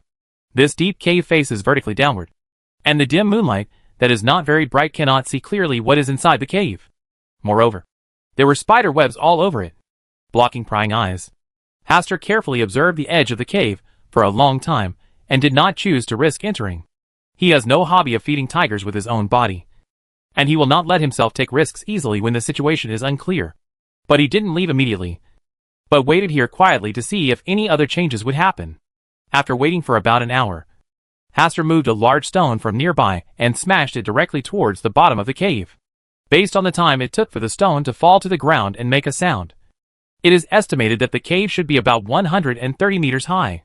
According to the height of this mountain, the navel of the mountain should be the location of the spider's nest. Soon, the sound of heavy objects being dragged was faintly heard from underneath the cave. Haster listened for a while, and then moved 2 large stones from nearby, each weighing about 100 kilograms. First he dropped a big stone, and when the sound of dragging came from below again, Asta dropped another big stone. Soon, there was a harsh sound below, and it seemed that many spiders were emerging from the cave below. TSK. I can't afford to play. Haster left the vicinity of the cave, climbed up a 3-meter high tree, stood on the trunk, and overlooked the cave. Under the faint light of the crimson moon, the dark cave lit up with pairs of dark red eyes. Chapter 285 The Prickly Boy Under the Moonlight. Counting each spider with a pair of eyes, there are hundreds of them densely packed in front of you. After searching to no avail, these spiders crawled back into the cave, and the cave returned to calm. In the early morning, the scorching sun brought the golden light of flowing fire. The cave with a radius of nearly 10 meters last night had disappeared. Gone, replaced by thick earth. The foot on it was no different from ordinary land. Haster jumped twice, but there was still no change. He found a piece of gravel and dug a few times until he dug a small pit of half a meter. There was still soil underneath, with no trace of a cave. Haster was very glad that he did not leave immediately last night, but stayed here instead. Sure enough, he saw something different. He wondered how it was possible that no one had discovered such a large cave on the top of the mountain. It turns out that this cave is like an owl, hiding day and night. It's a bit difficult to solve. Haster chose to leave, and he would switch to the star container at night to see what was going on. It was better for him to stay away now, so as not to be visited by this human-faced spider. Small town. Old Jeff's house. Early in the morning, the mayor's family came to return the 50 gold pounds he had paid for the quota, and vaguely reminded him that there might be changes to the sacrifices during this year's grain festival. This made him frown all of a sudden, secretly regretting that he was too greedy. If he had known better, he would not have let his daughter get into this muddy water. Now that she is fine, she can't be washed out if she falls into the dive vat. This morning, before the mayor's family came to refund the money, his daughter secretly told him that she had a strange dream last night. In the dream, she was like a transparent, lonely soul, her whole body stiff and unable to move. She could only watch the body that originally belonged to her move on its own, and speak words that were not her own. During this period, a young man with a vague appearance appeared and talked to her about the breath of spring goddess. She could not remember exactly what he said. Old Jeff originally comforted his daughter that it was just a dream, and that she thought too much about random things. He even teased her that she already started thinking about men at a young age. But someone from the mayor's house had clearly told him that something unexpected happened during the grain sacrifice festival. And his daughter, as the priest who presided over the sacrifice this year, would also suffer. How about quickly finding a suitable person to marry off your daughter? It would be best to be a foreigner, as far away from here as possible, and wait a few years before picking up his daughter. This is what old Jeff thinks is the best solution. But where should I find a suitable foreigner now? Old Jeff was worried. His old face, which had already begun to grow wrinkles, now looked like it had been plowed by an ox cart, with deep ravines. He came to the pub and ordered a 2p glass of ginger beer, which was a big glass. It was only after 9 o'clock, and many people gathered in the tavern. Someone saw old Jeff greeting him with a smile. Seeing the sad look on his face, the man smiled and said, "Old Jeff, is your daughter ignoring you? Are you going to leave with a handsome foreigner or not?" Foreigner? Old Jeff suddenly raised his head when he heard the keyword. His voice rose a lot, and he muttered, "What foreigner? Yesterday a foreigner came here to inquire about many things, and also asked about your family situation. I thought he had gone to your house to propose marriage, and then you kicked him out with a broom." Ha ha ha. The people around him also laughed, and old Jeff took a sip of ginger beer and said calmly, "Outlanders are not bad. At least they are generous. Unlike people here, who can't even save 100 gold pounds in a lifetime. Then go to old Peter's hotel to find your foreigner son-in-law. If you arrive late, he will be lured away by someone else's daughter." Some people said that he wanted to be a grandfather so much that he was so anxious to marry off his daughter. Hey, what do they know? They are a bunch of poor guys who haven't even left the town. Old Jeff licked the last sip of ginger beer, slapped the 2-penny coins on the table and lined them up, stood up and left with his head held slightly high. After old Jeff left, there was another burst of cheerful laughter in the tavern. The Old Peter Hotel is the best resting place in this town, and the favorite place for wealthy foreigners to come here. Although he hadn't met the stranger yet, old Jeff already had some confidence in his heart. He went to the first floor of the hotel and winked at old Peter, and the two of them went to the back kitchen to chat for a few words. Old Jeff paid the consulting fee of 1 soul, then went up to the second floor while humming a little tune, and came to the door of the stranger's room. He did not knock on the door immediately, but first straightened his somewhat worn brown coat and straightened his brown soft hat. In such a small town dominated by agriculture, he was already considered wealthy in this way. But he had just heard old Peter mention that this foreigner was not only young and handsome, but the clothes he wore cost tens of gold pounds at least. "My daughter is also good looking, and she is the priestess this year, so she is considered acceptable in terms of conditions." Feeling brave in his heart, old Jeff knocked on the door. After a while, the door opened. The moment he actually met this foreigner, old Jeff realized how worthwhile the 1 soul consulting fee he just spent was worth. Not to mention his better-than-average figure and appearance. Just the way he is dressed makes him look like he is from a big city. Old Jeff was very satisfied with the foreigners. But then he became even more unsure. "What's up?" The gentle tone made old Jeff react immediately. He rubbed his hands and said with a smile, "Sir, I heard someone said that you are looking for a girl suitable for marriage." Asta looked at a loss, but he quickly recovered and still had a warm smile on his face. "You misunderstood. I am only interested in the local customs of the town and have no intention of getting married." I knew. How could such a person come to a place like theirs to find a marriage partner? Old Jeff's expression changed, and he began to feel sorry for the 1 soul consulting fee. I misunderstood. Old Jeff apologized repeatedly with a shy face, and after the other party closed the door, he sighed and left. In the room, Haster stood by the window, thinking of old Jeff's purpose just now. He laughed and shook his head. He could more or less guess what old Jeff was thinking. Maybe the mayor's people found him, so he wanted to quickly marry his daughter off to a foreigner. But he didn't know how they found him. Could it be because he entered his daughter's dream last night and left some relevant information? She said there would be a chance to meet again, a little weird. At night, the crimson moon hung high, emitting a crimson light that was far superior to last night. On the flat farmland, there were no cultivators visible, only a few sporadic lights flickering. This is a field keeper who lives near the farmland at night and is responsible for taking care of the fruits and vegetables. Most of the time it can protect against people, but sometimes it can also protect against animals that eat crops, such as wild boars, yoke, voles, etc. A fire blunderbuss is basically standard equipment. Some field guards prefer to use a steel fork to patrol and drive away eating animals.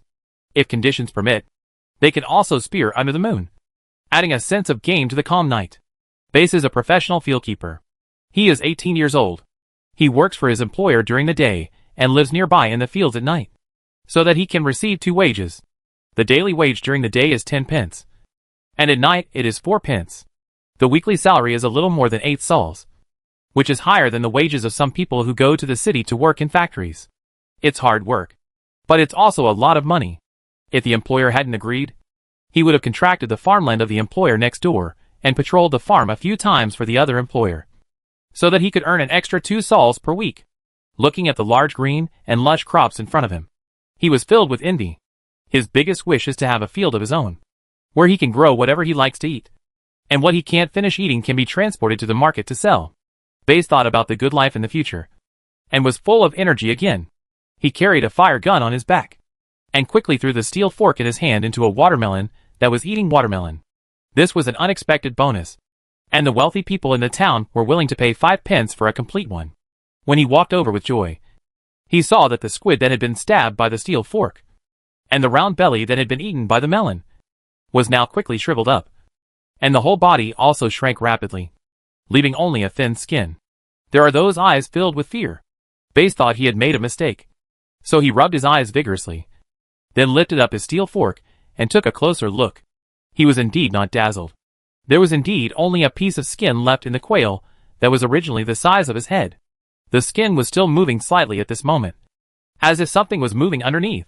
Bass dared to use the forked tip of the steel fork to open the skin, and saw countless little spiders crawling out of the soil, and then kept climbing up the steel fork. Bass was so frightened that he quickly threw away the steel fork in his hand and took several steps back. He accidentally fell on a tomato seedling in the soil, holding his hands in the soil, and looked at the spiders in front of him in horror as they emerged from the depths of the soil. Suddenly, he felt a little itchy on his palms. He looked down in the moonlight and saw that his hands were in the soil. At this moment, little spiders were constantly crawling up. He stood up quickly, hurriedly patting and rubbing his hands to get rid of the little spiders hanging on. Standing upright and looking far away, Bass discovered that under the crimson moonlight, countless small spiders were pouring out of the vast fields. Some of them began to swallow white spider silk, wrapping around each plant, roots, stems, and leaves of crops. He only felt his scalp numb, and he didn't dare to stay any longer, so he ran towards his cabin in a panic. On the road, little spiders were still emerging from the soil. Countless little spiders had been trampled to death on the soles of his feet, and more than a dozen little spiders that had not been cleaned were crawling on his body. Fortunately, he was very close to the cabin where he was resting. After running back to the cabin, he quickly closed the doors and windows before cleaning up the soybean-sized spiders on his body. After shaking off the spiders on his clothes and slapping them to death, he breathed a sigh of relief and drank a few big mouthfuls of cold water. Only then did his nervous and fearful mood recover a little. But before he could rejoice, little spiders crawled in through the cracks in the cabin. Some came from the roof, some from the corners, and some from the gate, under the dim light of the lantern. They were coming in their direction, in groups. There was no corner to hide from in the room, and there were spiders everywhere. Chapter 286 Fallen Mother Goddess. I finally found you. When B.S. closed his eyes and waited for death, a rustling sound sounded. His body trembled. His legs could no longer stand firm, and he fell to the ground. However, the expected scene of being eaten by a swarm of spiders did not come. I quietly opened my eyes and glanced around. It turned out that the rustling sound just now was the sound of spiders evacuating the cabin. There were a lot of questions in his mind. He sat on the ground and rested for a long time before he had the courage to come to the window. slightly opened the corner of the window, and looked out the window. Under the crimson moonlight, the spiders all over the ground seemed to have encountered some kind of natural enemy. They hid in the soil again, like a tide pouring back. Gradually, only layers of white spider silk were left on the ground. Whirled. In such a fantastic scene, he saw a figure standing on the farmland in the distance, with his back turned to him. The light on that person was particularly conspicuous. Not only the light of the crimson moon, but also the brilliance of the stars. Those spiders fled in panic because they were afraid of his presence. When all the spiders on the ground fled, the figure also left. Base hid in the cabin, his eyes wide open, and his whole body seemed to be on fire. He was so excited that he couldn't sleep. What happened tonight was enough to become a lifelong conversation topic for him. On the hill, the cave opened again to the crimson moon. This time, Hastur did not choose to watch from the outside. His eyes were like a torch, piercing through the layers of darkness and the obstruction of spider silk. And seeing everything inside clearly, he took one step forward, and his body fell straight down. Before the spider threads around him could wrap around him, they turned into black threads and then shattered. After reaching the bottom, along the path opened by the spiders, Hastur gradually went deeper into the world made of white spider silk. The dome above his head was filled with white cocoons, at least thousands in number. These are the town's annual sacrifices to the so-called goddess of the breath of spring, including some unlucky ones, like the mayor.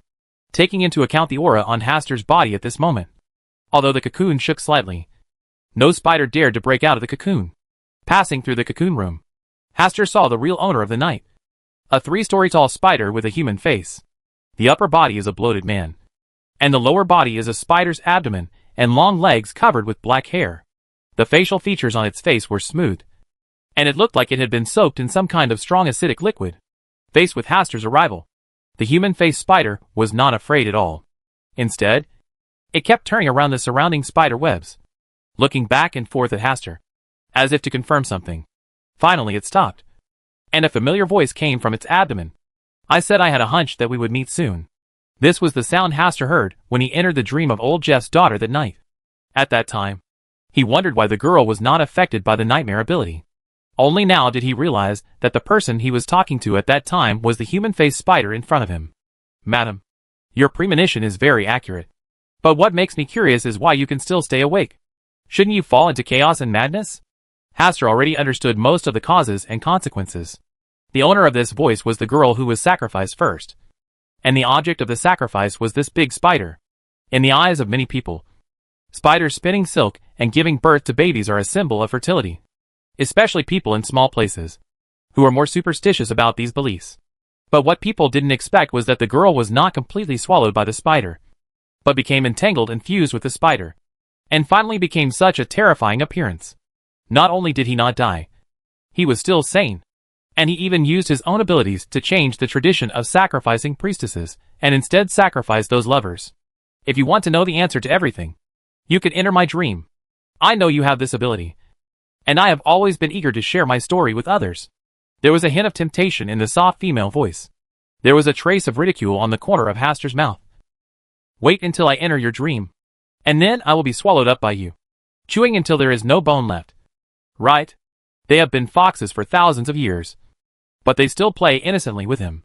He didn't believe that the fat figure in front of him was the result of drinking dew for a long time. After a moment of silence, the voice continued, Are you also a person who judges people by their appearance? I thought you would be different from them. It's really different. I judge people by their appearance more than they do. The human-faced spider was finally angry. It quickly walked through the spider web with its 8 legs, came to the dome, and hung upside down, overlooking Hastur. Then it spurted out a mouthful of spider silk, like a white waterfall. Confusion, doom, fear, dirty talk. Hastur easily dodged this level of attack. And with one word, the completely different extraordinary abilities were mixed, directly smashing the human-faced spider into a sieve, and the body was broken into more than a dozen pieces. In the face of absolute strength, the human-faced spider is just a slightly larger spider. If it can't be crushed with your fingers, just crush it with your feet. In the middle of the broken abdomen of the human-faced spider, there is a slightly beating red cocoon, which is like a heart. A chain of water stretched out from behind Hastur and pulled it out. The red cocoon cracked, and thick red liquid flowed all over the floor. A complete human face appeared there, with a slightly delicate face, in sharp contrast to the ugly body. "Stranger, thank you for saving me." A relieved smile appeared on that face, and then it disappeared like a puff of smoke. In the drifting smoke, Hastur saw the life of this girl. She really had a fearless spirit of sacrifice, and took the initiative to sacrifice herself to the so-called gods in place of the other chosen girls. During the entanglement and fusion, her humanity remained unchanged. But instead, she gradually transformed this man-eating spider into the appearance of a spider with a human face. Moreover, she sincerely protects the harvest of this land. It's just that human nature will eventually be affected by chaos and madness. The sacrifices at the Grain Sacrifice Festival every year are to satisfy the greed of wild cannibals. As this greed gradually increased, the number of sacrifices required each year also continued to increase. This turning point occurred because an external force seriously affected her, eroding her humanity and nourishing her animalistic greed. The source of this external force is a gaze coming from the starry sky. As that gaze reappeared, the flesh and blood of the originally disintegrated human-faced spider body suddenly gathered together and became distorted. Nearby, densely packed little spiders came out in full force, and they all volunteered to be a part of it. This is an indescribably huge creature. Its bloated body can accommodate more than 100 Hasturs. Spider legs poke out from its back at will. A wide mouth is split in the fat of its body, and a large mouth grows out of its lower abdomen. There are tentacles with mouthparts, and there are also desperate patterns printed on them that many people are afraid of death, nausea, wanting to vomit. This was the first thought that came to Hastur's mind. Fallen Mother Goddess. Hastur's expression was much more solemn, and the gaze that affected the distortion of the human-faced spider came from the fallen Mother Goddess beyond the starry sky. Just one look destroyed the girl's thousands of years of persistence in humanity, and she became a monster again. She could only use his own hands to help her escape. "Finally found you." I don't know which mouth this sound came from, or all the mouths were repeating this sentence, which made people feel goosebumps. Found it. What next? Hastur did not give the fallen Mother Goddess a chance to speak again. He first used his secret authority to cover everything here, and then once again smashed the disgusting-looking monster in front of him. Just a gaze left in history. Even with the help of the body of the human-faced spider, the power and influence that the fallen Mother Goddess can exert is limited. This star container has been baptized by the power of the stars, and its combat power is comparable to that of Sequence 2, which is enough to easily crush it. In order to prevent this place from being affected by the power of the fallen Mother Goddess, Hastur shattered the dome and caused the stars in the sky to shine down. The stars shed their light, igniting a flame that quickly swept through the entire cave. The flames of the stars washed away all filth. Hastur stood outside the cave, staring at the underground cave swallowed up by the flames of the stars. To prevent any further accidents, regarding what the fallen Mother Goddess said just now, Hastur didn't take it too seriously. This body is just a container for the stars to descend, not the real body. Even if it is targeted by the fallen Mother Goddess, it is not a big deal. Moreover, it is not that simple for the fallen Mother Goddess, who is far away from the starry sky, to target an angel on earth, unless he takes back the power to compete with the Mother Tree of Desire and Lilith for the authority of the original moon, and then gives up suppressing Mr. Gate and Russell, and fully targets himself. This is almost impossible. The Superstar Master has an accurate assessment of the fallen Mother Goddess. She wants everything, but in the end often gets nothing. When the flames under the cave burned out, Hastur took a huge stone from the air, thought about it, and carved a line of words on it: constant protection, peace and harvest, goddess of spring breathing. With a slight tap of his right foot, the underground cave collapsed, and then this huge boulder rested firmly on top. The first person to discover this huge stone was Base, who survived by chance. On the second day after the boulder appeared, he seemed to be guided by some inexplicable instructions. He came to the top of the mountain without knowing it, and saw this boulder that suddenly appeared here. He has been guarding fields around here all year round, and has been to the top of the mountain many times. He can be sure that this huge boulder never existed in this location before. This huge stone requires 5 strong men to stretch out their arms to hug it. It is about 3 meters high. Unless it is a miracle, it will never appear here overnight. As the news spread, the mayor's family also came. When they saw the boulder and the words engraved on it, they immediately announced that this was the goddess of the breath of spring who responded to their prayers and sent a miracle to protect the town's harvest. More and more people were convinced, and a pavilion was built on the original site of the huge stone to prevent the sacred stone from being corroded by wind and rain. Many people came here to worship and offer sacrifices. The wrinkles on old Jeff's face have been ironed out. And everyone is saying that this year's priestess succeeded in pleasing the god of Ceres, so that the god of Ceres would perform miracles and bless the residents of the town. The newly elected mayor even proposed that old Jeff's daughter become a permanent priest and be responsible for the sacrificial ceremony of the grain festival every year. Old Jeff, who was blushing, was thankful that the foreigner did not agree to marry his daughter, but thinking that the foreigner had good looks and extraordinary wealth, he felt a pity that such a person could not become his son-in-law. Chapter 287008 Master. The paranoid is coming. Back in the castle, Caius hurriedly came over and said that more than 1,000 people had signed up to cure Azhara's acclimatization. Asta said calmly, "Let anyone who is willing to provide a treatment plan pay a registration fee of 1 gold pound." Caius was stunned for a moment. How could he charge money for such a thing? This is called filtering, which prevents some people from deliberately coming to join in the fun. When Caius heard this, he asked someone to arrange the matter, and arranged the location in the small town of Moira, which was closer to the castle. 3 days later, the small town of Moira, which was already celebrating the grain sacrifice festival, once again welcomed a group of contestants who were preparing to win 1,000 gold pounds, as well as some people who came here to win. Although many people have not seen the true appearance of this lord, the reputation of Earl Hastur Campbell, the new lord, has spread. This is one of the reasons why Hastur posted this seemingly playful announcement, akin to buying horse bones for $1,000. Spending 1,000 gold pounds to build a reputation is well worth it. If he wants to operate in secret, he can save even 1,000 gold pounds and earn some registration fees. According to Caius statistics, only 173 players were willing to pay the registration fee of 1 gold pound. Hastur asked Caius to take the money and solve some food and housing problems for people coming from afar, which could also be considered as a contribution to the economic prosperity of the town. When old Jeff accompanied the new mayor and saw Hastur standing on the high platform, his face became even more sad. He sighed heavily. What a good son-in-law. But it is a pity. Azhara was bored and lying in front of Hastur, eyes closed, seemingly listless. But in fact, she was just dozing off. The contestants below can only observe Azhara's situation from a distance, and then write their answers on a slip of paper within the specified time. As for who will win the 1,000 gold pounds later, Hastur asked Azhara to choose a lucky person at random. This was originally the plan. But Azhara, who was lying on the table and taking a nap, twitched her nose slightly, then suddenly opened her eyes, jumped into the crowd, ran left and right, and climbed onto the shoulder of a figure.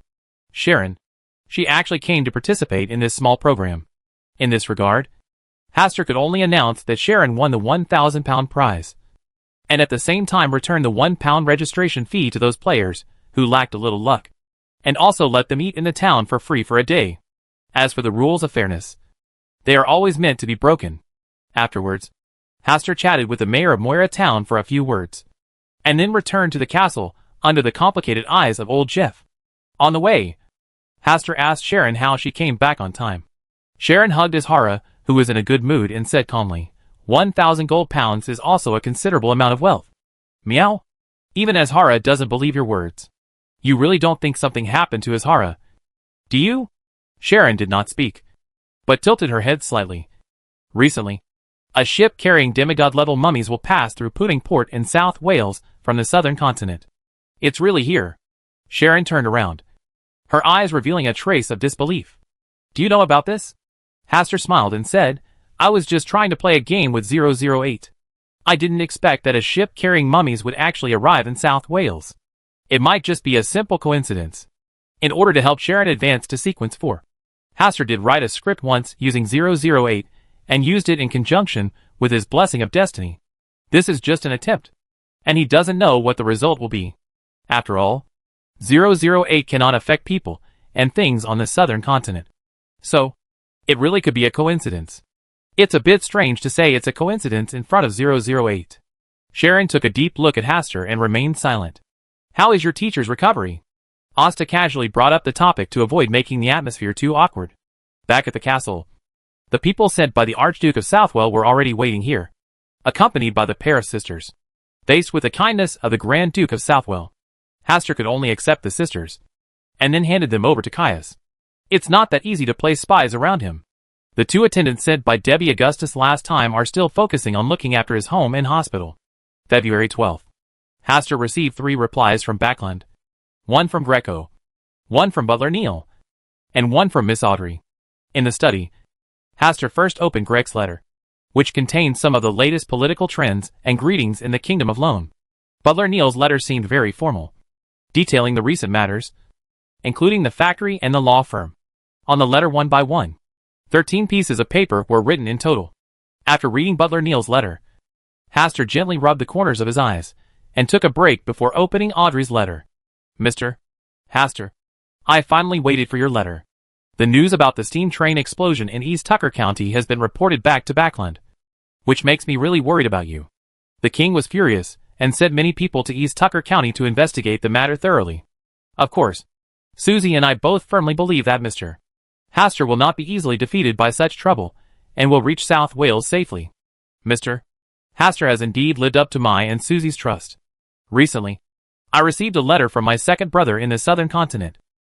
The letter said that a war has broken out in the southern continent, and the possible outcome of the war is that the power of the Church of the Seven Gods will be driven out of the southern continent. I know that Mr. Asta must have also received the news, but I still can't help but mention that I hope Mr. Asta will always pay attention to his own safety. Finally, the South Wales specialties that Mr. Hastur sent with his last letter were really delicious. Hastur read the letter from cover to cover, and then spent another hour writing a reply. Most of the space was wasted on Butler Neal's reply. I have to ask Butler Neal not to write in such detail next time. Otherwise it will be too troublesome to reply every time. Hastur flicked his wrist and handed the letter to Caius to send to Backland. No reply was received from Merrick, so he should have communicated with Sharon by summoning a messenger. Not long after Hastur rested, 008 jumped up to him, eager to come out. Is there something big to report? Asta raised his eyebrows slightly, opened the pencil case, and took another piece of paper and put it in front of him. 008 stood up straight, jumped on the paper and started writing very quickly. Dear Master, I feel the prying eyes from afar. It is the paranoid who is looking for me. I see unreserved desire in his eyes. He wants to eat me. He has come to South Wales and is very dangerous. Asta's face became solemn. He knew that Adam would come looking for him sooner or later, but he didn't expect this day to come so quickly. It seems that many things happened one after another, and Adam could no longer maintain his usual calmness, but chose to come to find 008 in person. Can the paranoid you talk about accurately target this place? No. He just has a rough sensing range. After 008 finished writing this sentence, he hurriedly wrote, he must have left some means on Nsangwil, so he could briefly lock me in South Wales through the death of Nsangwil. This seems like something Adam would do. It seems that he doesn't have much time left. With Adam's ability, he should be able to find this place soon. Hastur will not underestimate Adam, a terrifying opponent. It is difficult to fathom what the ancient sun god can do. Regarding Adam, Hastur also thought of many countermeasures in advance. The simplest way was to lure Adam away. You can go to the Hall of Stars, communicate directly with Adam as the returner of the stars, and use 008 as the transaction condition. You can also ask the high-dimensional overlooker to help you lure Adam away, which just gives the high-dimensional overlooker a reason to join the meeting of stars. In addition to leading Adam away, you can also avoid him, as long as he hides in Backland. Even if he is stronger than Adam, he will not dare to break in directly. Otherwise he will really shout out to Leodro. This is the most powerful spell. He can also directly threaten Adam. The only one he currently has that can really threaten Adam is the messenger, the ancient phoenix Greycarry, and her true purpose is still unknown. So this is the last resort. Hastur thought for a while, and decided to let the high-dimensional overlooker give it a try, and see what he was thinking. You have to work hard to hide it, and try not to let that paranoid find you too early. After Hastur finished speaking, he put 008 into the pen box, and then went to the lobby on the first floor to take down the golden box, when it was really necessary. This thing was also a big killer. He went to inform Mrs. Lisa that there might be a powerful enemy coming, and asked her to be careful. Although it doesn't have much effect, it is better than nothing. He went to tell Sharon to do some things and asked Sharon to stay away from the castle, and come back after the things were over. After doing this, he entered the Palace of Stars in a bedroom, where he laid out many rules, and sought psychological comfort. Chapter 288 The High-Dimensional Overlooker and Adam. The Hall of Stars. Hastur first scanned the star where Adam and the true creator were. In the picture, Adam indeed left the church on the seaside and came to South Wales. He is currently at a port on the seaside, looking at the scenery and buildings nearby. It should be Puningport. Hastur just watched and did not come forward to say hello. Adam in the picture seemed to have noticed something, stopped and looked up at the stars. The gaze of the stars. Adam let out a very slight sigh, but Hastur could hear it clearly. Hastur originally wanted to take the opportunity to say goodbye, but he felt that it was a bit inappropriate. After all, how could the stars pay special attention to a believer, even if the believer held 008 in his hand? Of course, if he whispered the ancient sun god to Adam, Adam would probably leave on the spot and not stay in South Wales for long. But if you have agreed to give the high-dimensional overlooker a chance, then you must give him a chance. He withdrew his gaze and cast his gaze towards the star where the high-dimensional overlooker was. He was still on the ship, probably in the outer waters of the southern continent. This time Hastur did not deliberately hide his prying eyes. On the deck, the high-dimensional overlooker raised his head slightly and looked at the still clear blue sky. Hastur thought for a while, but did not choose to speak. He just threw the picture of Adam in South Wales to the high-dimensional overlooker.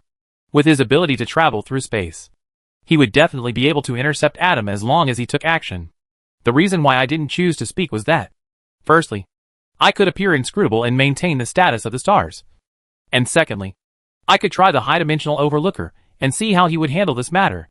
A smile appeared on the face of the high-dimensional overlooker, and he nodded towards the position of the starry sky, then stood up and left the deck.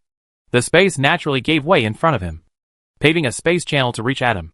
Seeing this, Hastur retracted his gaze, and then looked at the light spot where the star container was. But in the end, he did not choose to use it. The main reason is that it is inconvenient. If he wants to control the star container, he must stay above the star palace. So in the real world, he can only lie on the bed. If Adam saw his own body sleeping, and what appeared in front of him was a container of stars, he would definitely see through the reality. The star container can only be used as a divine descendant. And now is not the time. Hastur quickly turned his attention to the star where Adam was. In the picture, a high-dimensional overlooker who is good at traveling through space has accurately found where Adam is. On the street, the two people just looked at each other from a distance. The two of them had met before and spent some time together, and they both had certain guesses about each other's identities. Adam must have known that the young man transformed by the high-dimensional overlooker was an alien god. He could only guess which one he was, unless the high-dimensional overlooker personally told him his identity. In Port Pudding, there were many people coming and going on the streets of Chester. When I saw two people standing in the middle of the street, I thought they were about to start a duel. I consciously avoided them and formed an unmanned vacuum zone around them, allowing them to see each other without any cover-up. But what is disappointing is that the expected duel did not take place. The high-dimensional overlooker looked at Adam calmly, with a slight smile on his face. Adam looked up at the starry sky with a pair of pure eyes, like a baby, and then looked at the high-dimensional overlooker again. He knew that he should leave. Today, he couldn't successfully retrieve 008 and get everything back on track. Not long after he set foot on this land, an incarnation of an alien god came to block him. It can be seen that 008 has indeed fallen into the hands of the followers of the stars. And this is the instruction of the stars. Watching all the stars, his eyes easily see through the key point of 008 to him. So he arranged for believers to quietly take 008 from Nsangwil. If you want to get back 008, trading is a better way. Of course, he can also force his way in. This incarnation of an alien god cannot stop him. He has a way to temporarily trap him for a period of time. However, the induction from 008 was blocked. Originally, he could only sense a vague range. Now, this induction has been completely cut off, and it is no longer possible to detect where 008 is. In this case, it would be difficult for him to find 008 in a short time. Moreover, the stars are watching everything. If they really want to forcefully turn against each other, the secrets hidden in themselves may be seen through. And he cannot see the future clearly. The future that cannot be seen clearly is itself a dangerous warning to him. He has not yet become a god, and has a serious lack of control over the situation. In addition, the activities of foreign gods are becoming more frequent now, so he can only choose to retreat. Adam left. This disappointed Hastur, who also wanted to see the high-dimensional overlooker and Adam fight.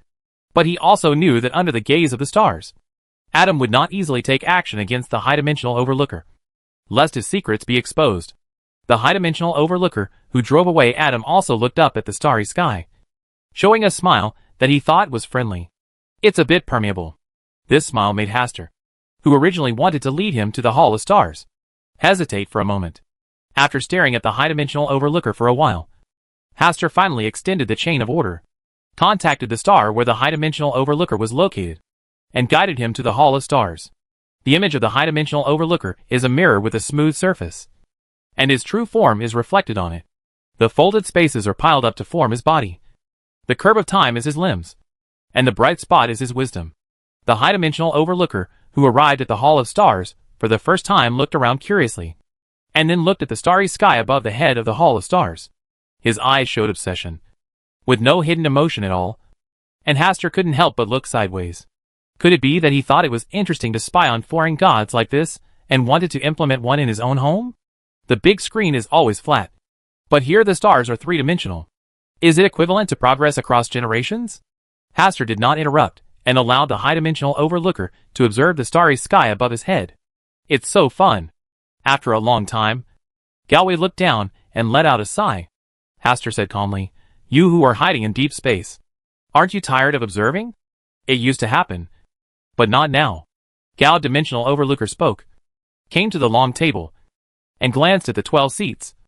"Are there any other beings coming here? The meeting of the stars is held every 2 months, and there is still 1.5 months until the next one. Can I ask who are there currently?" "The Jinn, the Mother Tree of Desire, and the Superstar Master." Hastur also spread some relevant information to the high-dimensional overlooker, and asked him to choose a seat in the free position. "I don't want to sit with that son of chaos guy. But the Superstar Master is even more annoying," Galway overlooking said to himself, and then sat on the next seat of the Jinn. He enlarged the mirror body several times, so that his body could better fit this obviously very spacious seat. After finding a comfortable position, and leaning on the back of the chair, Galway looked at Hastur and sighed. "I didn't expect the stars to really appear. And even I am under your gaze." This was the most difficult thing for him to accept. He had always been secretly observing other foreign gods, and now, he himself had become the object of observation. This feeling is amazing. At first, he was disgusted, and wanted to get rid of this feeling of being spied on. Later, he was still disgusted with this feeling. Now, he is also not used to having eyes on top of his head peeping at him. The stars look alike. The high-dimensional overlooker accepted this explanation and said, "Adam is also under your gaze? He has not yet become a god. The subtext is that Adam, who has not yet become a god, deserves your attention. Is it because there are some unknowable secrets hidden in Adam? There are always some ancient existences that will appear again." Hastur revealed a little. Ancient existence, audience channel. The high-dimensional overlooker fell into deep thought, with several suitable choices flashing through his mind. But in the end, he was unable to decide. Hastur did not continue to remind him that Adam was the ancient sun god. He did not want the high-dimensional overlookers and other outer gods to know about it so early. As for the existence of God, it should be hidden in the background. It's getting more and more exciting. The high-dimensional overlooker gave up thinking about Adam's true identity, and moved his gaze upward to look at the starry sky in the dome. After such a long period of silence, "It's time for some excitement. I'm afraid it will be too lively." Galway looked down with a hint. Hastur smiled and said nothing, and turned to talk about the Jinn, and vaguely mentioned the deal between the high-dimensional overlooker and the Jinn. "He didn't come to me to break away from the mysterious seal. My clone doesn't have this ability. He wanted me to help him separate a historical image, so that he could walk freely outside." The high-dimensional overlooker did not deny it, and directly told the contents of his transaction with the Jinn god. Freedom is really a luxury for him. Hastur couldn't help but smile in his tone. Dimensional overlooker's tone also became relaxed and cheerful. Only those who have lost their freedom know the value of freedom.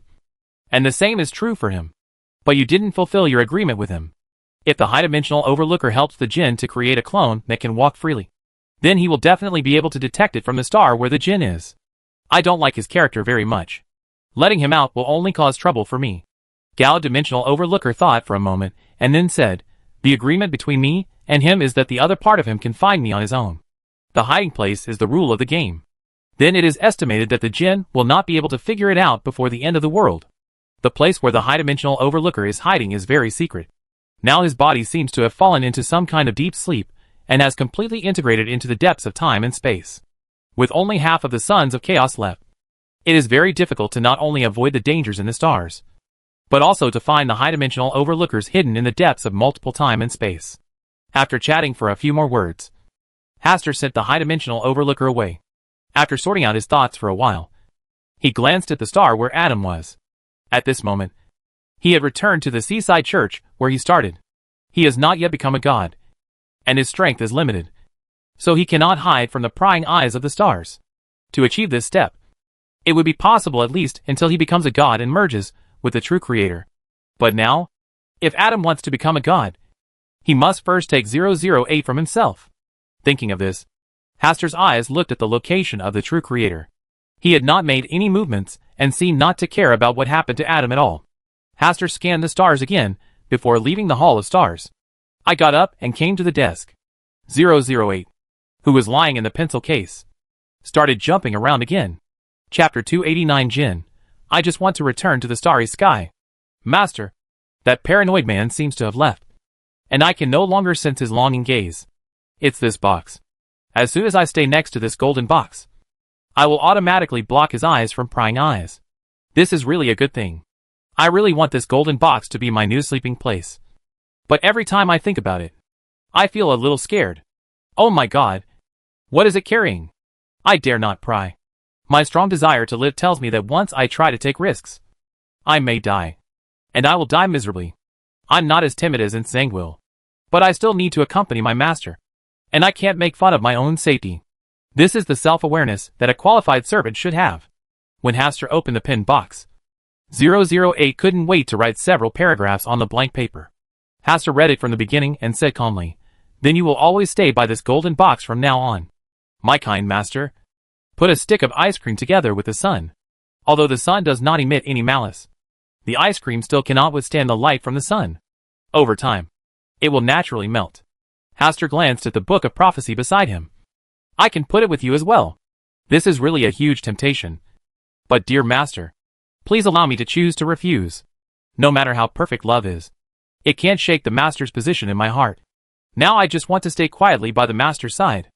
Hastur raised his eyebrows slightly, ignored 008, who had completely adjusted his position, put it into the pin box, and then took away the golden box. Regarding this thing, Hastur does not want to get too close to it at the moment, so it is better to worship it from a distance first. Night. After receiving the news from Hastur, Sharon returned to the castle. She knew that Hastur would have encountered an unimaginably powerful enemy today, but she did not ask, because there was nothing she could do to help. She just said calmly, "About early March, the ship carrying the mummies will arrive at Puningport. The sea." On board the Dawn, Bernadette finally met the legendary figure who had recently sailed the sea. He suddenly appeared on the deck of the Dawn, silently, like a ghost that easily penetrated the outer protection of the Dawn. The first people to discover him were the crew members walking on the deck. At first, the crew just thought this man was strange, and then called the third officer on the ship. The third officer had seen his portrait, and was so frightened that he almost lost his balance before sending someone to inform Bernadette. At the same time, the wishing lantern in the captain's cabin also began to flash, and the lantern seemed to sense something. Bernadette frowned.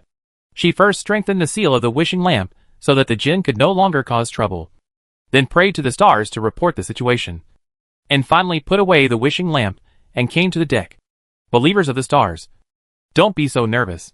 I'm here to deliver something to someone." They moved too slowly. "I happened to be passing by, so I just did something good." Galway looked down in an unhurried tone, but his eyes seemed to penetrate everything. Although the wishing lamp was put away by Bernadette, it still could not avoid his prying eyes. Seeing the jinn tightly sealed inside the wishing lantern, he rarely showed any mercy. This feeling probably stayed in his heart for a second. Bernadette waved the surrounding crew members to retreat, took a deep breath, and said solemnly, "What are you sending me?" A little card. In the palm of the high-dimensional overlooker's originally empty right hand, there was a card of blasphemy floating in it, the side with the image of Russell which facing Bernadette. Bernadette just took one look and fell into silence. She only had one thought in her mind. Sure enough, every witch was impeccable in appearance, even if it was changed by a man. What she finds most unacceptable is that Russell's image of a witch is somewhat similar to hers. She tried her best to suppress her complicated emotions, This is not something I deserve. This is a reward from the stars to his devout believers. The witch card in the palm of Galway's overlooker floated in front of Bernadette. And he said with a smile, "But you don't seem to be that pious. The stars don't care about this." Bernadette reached out to catch the witch card and gently rubbed Russell's witch image with her fingers. The high-dimensional overlooker did not continue this topic, but stretched out his right hand and reached into the empty void in front of him. When he took it back, his right hand held the wishing lamp. The sudden change caused Bernadette's expression to change slightly, and her whole body tensed up. She didn't even notice the movements of the uncrowned king of the sea in front of her. It was obvious that she had placed the wishing lamp into a small space created within the triangle of time and space, and had also specially placed a few seals on it. However, these measures did not have the slightest effect. Not even a warning. "Don't be nervous. I just want to talk to him." The high-dimensional overlooker signaled Bernadette to calm down, and the wishing lamp gave off a shining light, and the djinn could finally manifest himself on the surface of the wishing lamp. Ha ha ha. When the lantern god saw the wishing lantern being held in the hand of Gao Dimension, he immediately laughed happily. Galway looked down with a smile on his face, but Bernadette looked wary and worried. "I knew that with your ability, you would definitely be able to take away the magical wishing lamp from Bernadette's hand." The genie's voice was high-pitched, and the phantom he manifested was a bit more majestic than before. The smile on Galway's face grew wider, and he didn't say anything. "Bernadette, I have given you many opportunities, but it is a pity that you are still unwilling to send me back to the starry sky." The phantom of the genie looked down at Bernadette, and the majestic voice said again, "For the sake of you, for the sake of the followers of Xuanqing, I will not care about the past disputes with you this time, and you should be grateful for my magnanimity." Bernadette remained silent, her eyes always fixed on the high-dimensional overlooker, who was the most terrifying enemy tonight. "Let's go back to the stars." The djinn looked up and saw that the starry sky with sparse stars was as bright as ever before in his eyes. He has been in the wishing lamp for who knows how many years, and now the day has finally come for him to return to the starry sky. The desire for completeness is burning, and he can't stay any longer. When he returns to wholeness, let's see if the mother tree of desire and the superstar master dare to join forces to laugh at him again. "You seem to have misunderstood something," Galway's understated voice sounded, which gave the djinn god an ominous premonition. He lowered his head and said in a daze, "Aren't you here tonight to fulfill the agreement between you and me? There is this agreement, but you seem to have forgotten that there is a premise." Galway looked down and said ruthless words, but still had a bright smile on his face. The djinn was stunned for a long time and asked in disbelief, "Then why are you here tonight?" "Of course I'm stopping by to see my good friend. I haven't seen him for a long time. I'm worried about how he's been doing lately. Now that I've seen him, he's still so energetic. Well, it's time for me to leave." Under the desperate gaze of the lamp god, the high-dimensional overlooker returned the wishing lamp to Bernadette. After taking 2 steps, he chuckled and said, "The starry sky among the stars is beautiful." After saying that, he directly opened a portal and disappeared into the distance. The Dangshan stared blankly in the direction Galway looked down at, without saying a word. When Bernadette looked over, he immediately dispersed his majestic shadow and hid in the wishing lamp. It was rare for Bernadette not to taunt the djinn, although this was a good opportunity. At this time, silence seemed to be better than sound. After a long time, Bernadette put away the witch card and the wishing lamp, and sighed from the bottom of her heart, "God of the lamp, you are really not popular at all." Ha ha ha. When Hastur listened to Bernadette's story about what happened tonight, he first went through the sacrificial ceremony with an expressionless face, took away the witch card from Bernadette's hand, and then sent Bernadette away. He finally couldn't help but laugh. The sound comes. The high-dimensional overlooker is really good at playing. He even made a joke with the djinn about this kind of thing. He really wants to know how big the shadow area is in the heart of the djinn at this moment. It's probably filled up already. Right? No. There should be a small area left where the djinn can hide and cry. Everyone really wants to step on the down-and-out djinn. It shows that in daily life, you still have to be kind to others. The djinn style of making enemies everywhere is a standard negative teaching material. Hastur was very emotional about this. After mocking the djinn, Hastur turned his attention to the witch card in front of him. He has been looking forward to Russell's witch image for a long time. Chapter 290 Mr. A. I am really not a traitor. The clothes are not revealing at all. Instead, she is wearing elegant clothes. Bad review? Her temperament is neither charming nor alluring, but full of maturity and elegance. She looks like an aristocratic lady. Bad review? She goes into battle in person and looks exactly like Bernadette, which deserves praise. Overall, Haster still gave this witch card a good review. After all, Russell dressed up as a woman in battle. So a good review is not too much. Right? Haster played with this hard one witch card. TSK. Before I saw it, I was always full of imagination. After I saw it, it just felt like this. Boring. Russell. You really lived up to my expectations of you. After admiring Russell's image of a witch, Haster began to memorize the various sequences of the witch's path. This time, he was going to let Azhara go out and exercise, and strive to become an assassin as soon as possible, wherever there are assassins squatting at home. Azhara prefers to stay at home more and more. March 1st. Time always flies by quickly. The winter chill has disappeared in South Wales in March, and the spring breeze carries cool moisture, promoting the growth of all things. On the first day of this month, Haster sent Caius, as the steward of Earl Campbell's family, to personally visit 3 mayors in nearby urban areas and ask them to regain their territorial autonomy. First, we must regain territorial autonomy, and then find ways to penetrate our influence into various ports on the seaside. The gunpowder smoke from the southern continent has not yet crossed the ocean and blown into South Wales, and many people still maintain the mentality of watching the theater across the sea. Even Backland, who is said to have gathered the most intelligent people in Lone, is polarized over whether the southern continent will spread the war to the kingdom of Lone. After all, no matter what time, there will always be 2 different voices in a kingdom. The ship Sharon was waiting for was still drifting on the sea. She received the latest news that it would take at least a week before the ship carrying the mummies would arrive at Puning Port. Haster also handed over the task of teaching Azhara to Sharon, who did not need to deal with things for the time being. Her wraith ability was very suitable for tracking and spying. This is helpful for overseeing Azhara's nightly activities. At night, Sharon took Azhara out to try to get her assassin potion to be digested as soon as possible, because the extraordinary materials for the Witch Path Sequence 8 Instigator had been collected, which was the credit of the Yellow-Robe monks. Their luck value is generally very high, and they often get twice the result with half the effort, and can easily collect what Haster wants.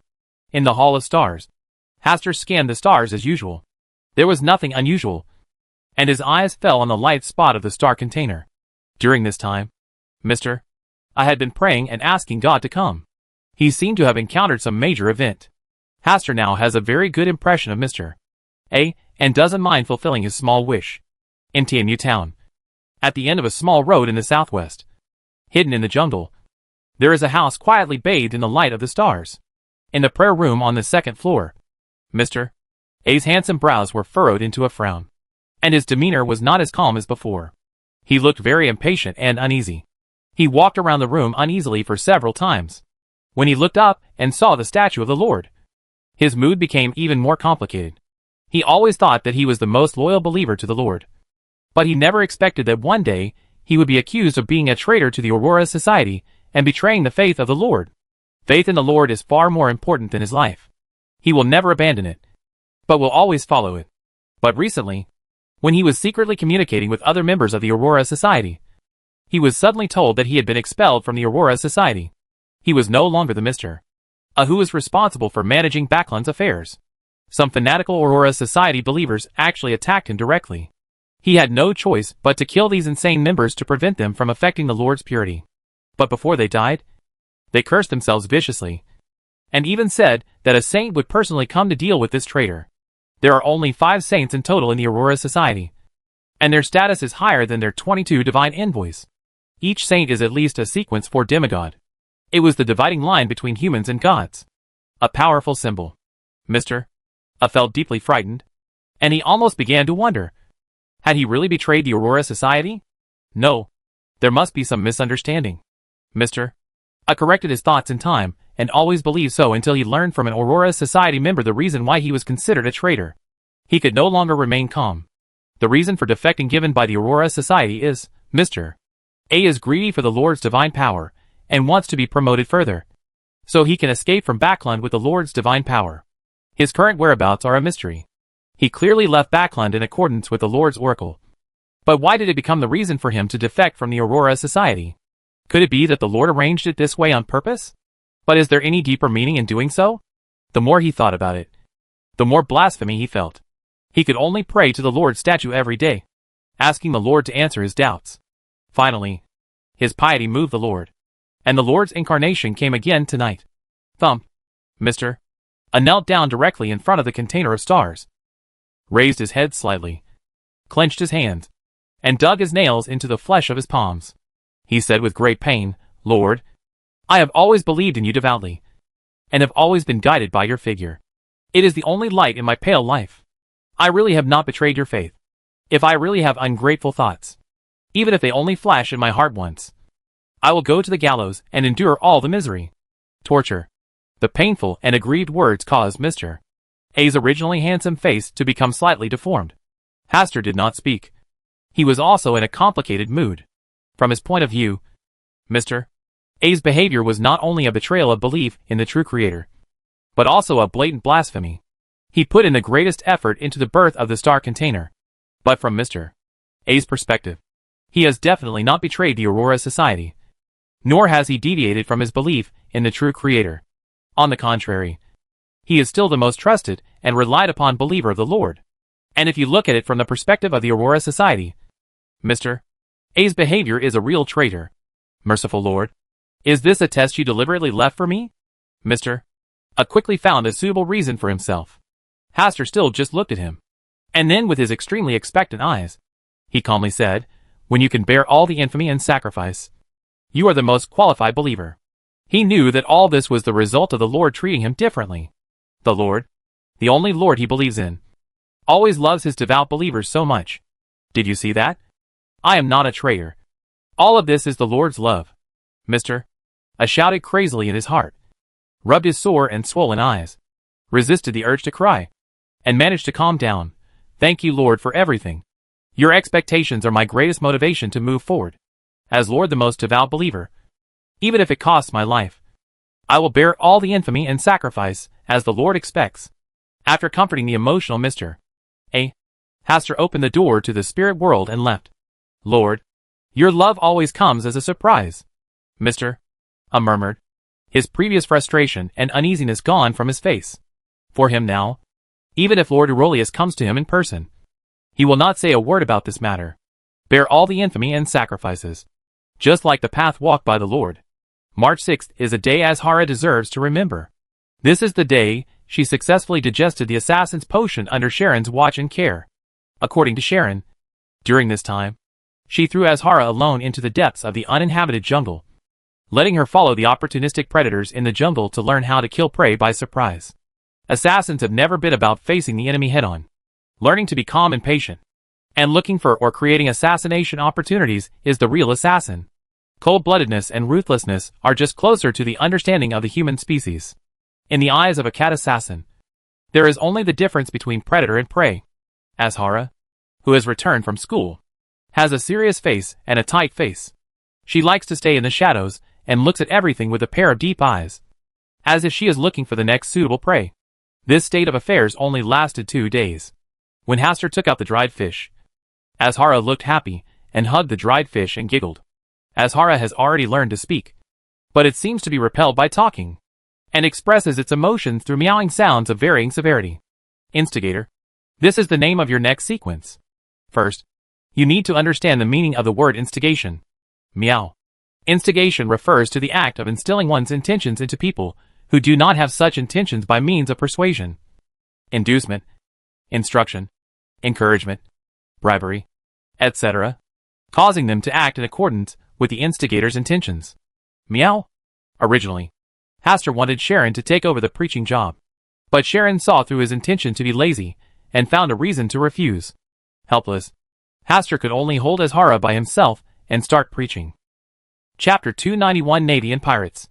In the vast sea, a ship set out from the southern continent, carrying a lot of rare treasures from the southern continent, preparing to go to the kingdom of Lone to avoid the war that had not stopped yet. The sun is shining brightly in the sky, but the temperature is much milder than in the past. Even if you stand on the deck and expose yourself to the sun, it is not as hot as before. Outside the captain's cabin, there is an old man who has been sailing on the sea for more than 40 years. Old Thorn. He is an old antique in this industry, and knows all the changes in the sea and the sky. You can smell signs of an approaching storm from an unusual cloud or a slight sea breeze. Learning to observe the stars in the sky is a required course. And he is also very good at it. Recently, he has been feeling that this year's sun is not as hot as in previous years. Although this change is very slight, he has still observed some abnormal phenomena. Something will happen to the sun? Such an idea was simply ridiculous. No one would believe what he said. He knew this. So he never talked about it with others. He just spent more time observing the sun in the sky every day. Old Thorn, we are almost at Puddingport. Thanks to your guidance along the way, we can avoid all kinds of storms and huge waves so easily. The captain brought a full oak cup of dark beer. This kind of wine has a strong bitter taste. And today's young people don't like it. But old guys like him like this kind of bitter wine best. Which is more flavorful. Old Thorn took the wine and took a big sip. The slightly dark wine flowed down his beard. And his collar suddenly got wet. After a comfortable burp, Old Thorn said, Captain Rawl is too polite. This is what I eat. Naturally, I have to try my best to avoid possible dangers on the ship. After saying that, he smiled and said, I am also on this ship. I can't joke with the god of death with my own life. Captain Rawl smiled and chatted with him for a few words. And was about to leave. Before leaving, Old Thorn grabbed the corner of his clothes and lowered his voice. Don't blame me for talking too much. The natural factors on the sea are easy to overcome. But they are dangerous. It's often caused by man-made disasters. I always have an ominous feeling about this trip. So you better make more preparations. Captain Rawl patted Old Thorn on the shoulder and said that he would pay attention to these problems and let him stay on the ship with peace of mind. When the lighthouse of Puddingport was already in sight, Old Thorn put aside most of his worries. In the absence of pirates, the safety index of the coastal ports in South Wales was still very high. Just when the crew on the ship relaxed their vigilance, the sailors on the watchtower discovered strange ships approaching from 3 directions in the distance. It's a pirate! The pirates are coming! The sailor quickly sounded the alarm, and everyone on the ship became more vigilant. Under the captain's orderly arrangements, they began to stick to their combat positions. It is very close to Puddingport. Once a battle breaks out, the port defenders will come to support them. They just need to survive this period of time. The captain and the crew on the ship all thought so. Only Old Thorn looked worried. He had been sailing at sea for so many years, and was used to South Wales' weakness towards pirates over the years. The defenders of Puddingport may refuse to send naval support on the grounds of ensuring port security, even if the pirates have wreaked havoc on their doorstep. Good premonitions are often just daydreams. But ominous premonitions often come true. Under the eager gaze of all the crew, Puddingport only sounded the alarm to prevent pirates from taking the opportunity to attack the port, but did not send even one warship for support. Old Thorn and others were beaten alive by 6 or 7 pirate ships. Seeing that he could no longer count on the defenders of Puddingport, the captain could only grit his teeth and issue an order to move forward at the highest speed. Even if he collided with the ship, he must rush out of a safe road. The ships, with full power and sailing at full speed, rushed forward with an imminent momentum. The pirates, who had originally surrounded them, were thrown into disarray, revealing a safe passage.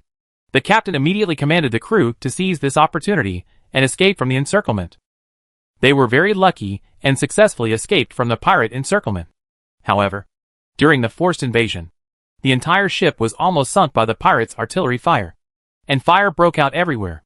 Even though they had broken out of the pirate siege and were very close to the port, the defenders of Puddingport still had no intention of deterring the pirates.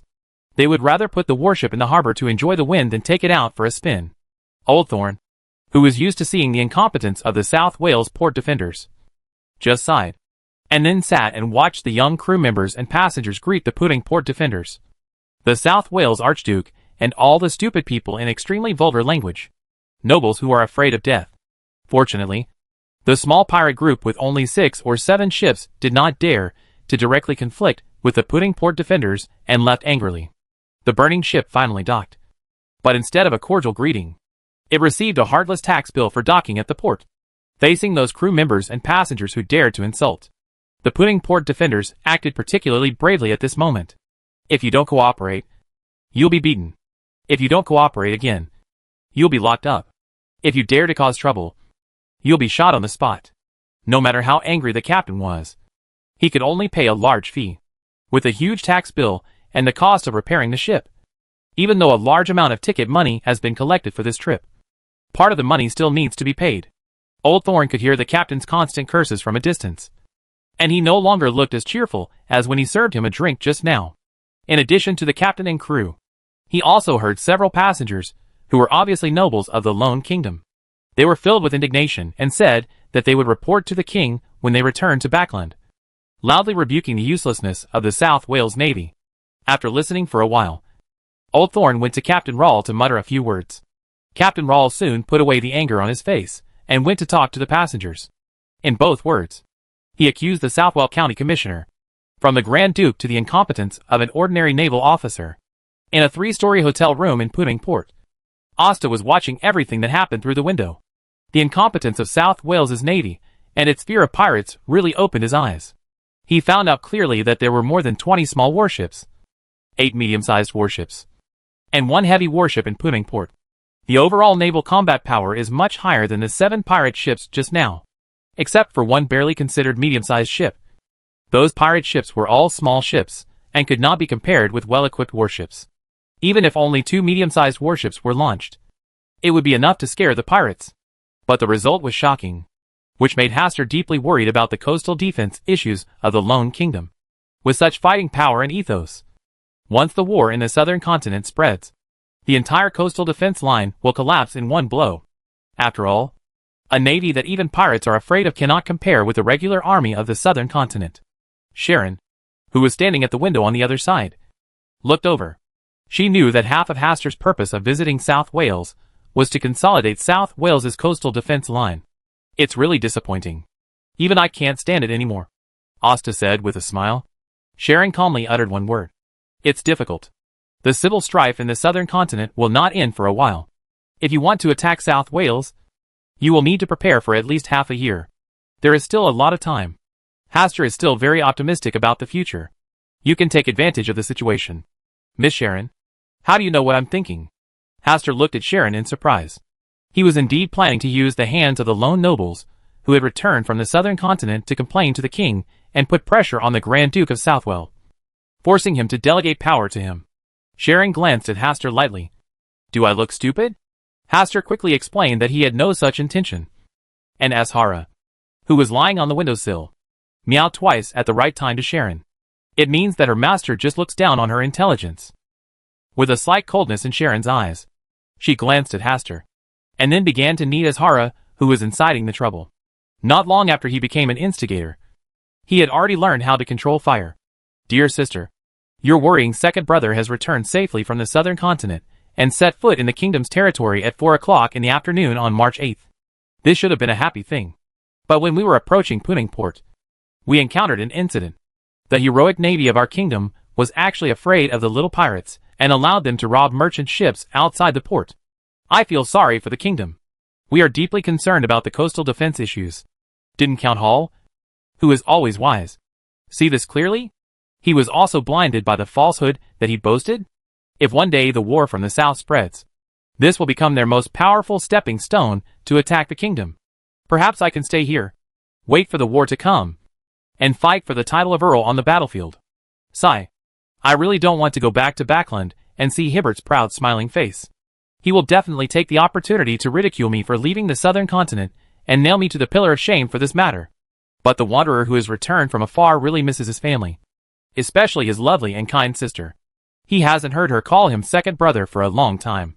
Late at night, under the dim light of the hotel room, Alfred Hall, wearing a black coat, was writing hard. After writing a full piece of letter paper, Alfred Hall carefully checked it several times to confirm that there were no problems, and then asked someone to send the letter back to Backland first. He planned to stay in South Wales for a few days to explore the situation here, and see if it was suitable for him to stay here and make contributions. At the same time, he also wanted to test Earl Hall's tone to see if he wanted him to return to Backland more, or if he would arrange other ways out for him. Chapter 292 Action. Interception by the Witch King. The next day, Alfred Hall wandered around the streets of Puddingport with several nobles who had good personal relationships. There were quite a few nobles who traveled from Backland to the southern continent to make money or start a career. Most of them were the descendants of a certain powerful noble. This time, they left the southern continent with Alfred Hall, so that they could take care of each other on the way. The group walked around the streets for a while, and then went to a well-known local restaurant to enjoy lunch. Compared to the rough style in the southern continent, the food here is much more refined, although it is far from as good as Backland. The group of people was enjoying the delicacies of their hometown with great emotion. The topic of chatting with the guests beside them somehow came to the subject of the Archduke of South Wales, and the future of South Wales. Many diners said that even if a pig became the Duke of South Wales, it would be better than the current one. Some radical diners even said in a joking tone that if one day the war in the southern continent really spread to South Wales, he would definitely not count on the defenders of South Wales, but would join the camp of the South Continent, overthrow this rotten and stinking land. Although the man said it in a joking tone, it still aroused the echo of many people listening to their conversation. It was all accusations, and not a single word was directed toward the kingdom. This made Alfred Hall and others look at each other, and even the food in front of them no longer tasted good. They listened patiently for a while, and found that the logic of these diners' speeches was this. The port defenders were incompetent, and the Grand Duke of Southwell was incompetent, which meant that the king was too stupid, and the entire lone kingdom was in ruins. Finally, Alfred Hall and others hurriedly finished their lunch and left the restaurant. After they left, the diners who had been chatting quietly became quiet again and began to talk about what they were going to do today. Alfred Hall and his group had no interest in shopping anymore. They returned to the hotel room and each wrote a letter to send to Backland. They have experienced with their own eyes how terrible the war in the southern continent is. In the current state of South Wales, if there is no suitable person in power to turn the tide, it will be a matter of time before the door of the kingdom is pried open. Maybe even a well-equipped pirate group could capture the port directly. As the nobles of Lone, they have the responsibility to give the king a warning at this critical moment. In another hotel room, Hastur was holding Azhara and stroking her hair. Ever since being kneaded by Sharon once, Azhara has become much more well-behaved, and she no longer dares to instigate the relationship between Hastur and Sharon. Instead, the war between stray cats and dogs in the port was much more intense than before. I didn't expect Miss Audrey's second brother to come back from the southern continent. It seems that the situation there is very chaotic. Asta sighed with emotion. Today at noon, he was also in that restaurant and heard with his own ears the nobles calling a man of about 25 or 65 years old Alfred, compared to Audrey's beauty and Hibbert's aristocratic temperament. Alfred, who went to the southern continent to work hard, exuded a rough atmosphere from the southern continent, even though he tried hard to dilute it with aristocratic etiquette, but with little effect. Sue was exposed to the sea breeze and sun all year round in the southern continent. His skin color was obviously bronze. His chin and beard were messy, and only one of his eyes shone like a businessman's shrewdness. Based on his understanding of Earl Hall, Hastur believed that Alfred would not be favored by Earl Hall even if he returned to Backland. He was destined to be a failure when it came to inheriting the title of Earl of Hall. No way. Appearance and temperament can sometimes determine a lot of things. Hastur fully understands this. Meow? Azhara raised her head slightly, as if questioning Hastur. Hastur lowered his head slightly and kneaded the round Azhara against the direction of the hair. You are very talented at being a provocateur. Meow. Azhara thought it was a compliment and laughed happily. While Hastur was playing around with Azhara, Sharon, who had gone out to inquire about the situation, came back from the window. At around 2 to 2:30 in the middle of the night, the target ship will dock. Meow. Azhara broke away from Hastur's squeeze and fled into Sharon's arms. She blinked her innocent eyes and began to complain aggrievedly. Hastur asked, "Have you figured out who is responsible for guarding the ship?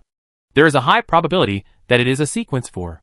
Sharon stretched out her hand to caress Azhara's head and continued, "The target is the coffin. There is no need to fight to the death." "Yes, I understand." Hastur nodded. The two began to make plans on how to proceed. Late at night, at 2:25, a total of 3 ships from the southern continent successfully arrived at Puningport. The night under the hazy moonlight seemed particularly deserted and quiet in the merchant ship berthing area of the port. When 3 ships were docked, a fire, set by an unknown source, began to burn and spread for no reason. These 3 ships, disguised as ordinary merchant ships, secretly used their extraordinary abilities to extinguish the source of the fire when the fire threatened to spread out of control to prevent damage to the cargo on board. When the fire was brought under control and the smoke gradually dissipated, Hastur had already made his way to one of the ships with a mirror. The information Sharon got was that there was a coffin containing the mummy of a demigod on the ship, but she didn't know which ship it was on. She had to find it by herself. Hastur was very good at this job. He had a rough idea of the location of the demigod mummy by peering into fate before he acted. However, The Guardian was not seen and the relevant scenes peaked. So Hastur only sent out his spirit body, which was easier and safer. When there is any danger, Hastur will hide in the Hall of Stars, and then come again with the help of the star container. Because of his preparation in advance, Hastur easily reached the place where the mummy was kept. On the surface, there were only 6 people guarding the coffin.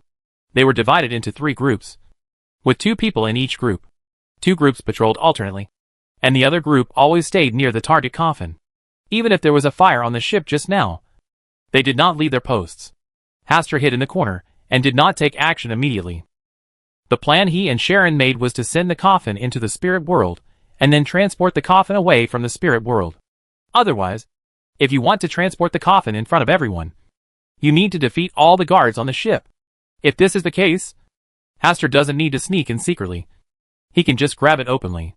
After silently observing the staggered time between the 2 patrol groups, Hastur emerged from the shadows, took advantage of the short gap between the patrols, and successfully sneaked in, arriving 3 meters away from the coffin.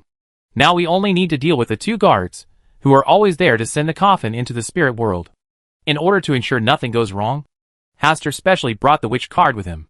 The witch blends into the shadows, is good at assassination, and also has certain anti-divination abilities. Coupled with the personality of the witch card itself, it can more effectively cover Hastur's aura. Before taking action, Hastur looked around again and found that he did not sense the aura of the demigod. So he launched a surprise attack from the shadow position. First, he pounced behind a defender. The witch card in his hand was like the sharpest weapon and easily slit his throat.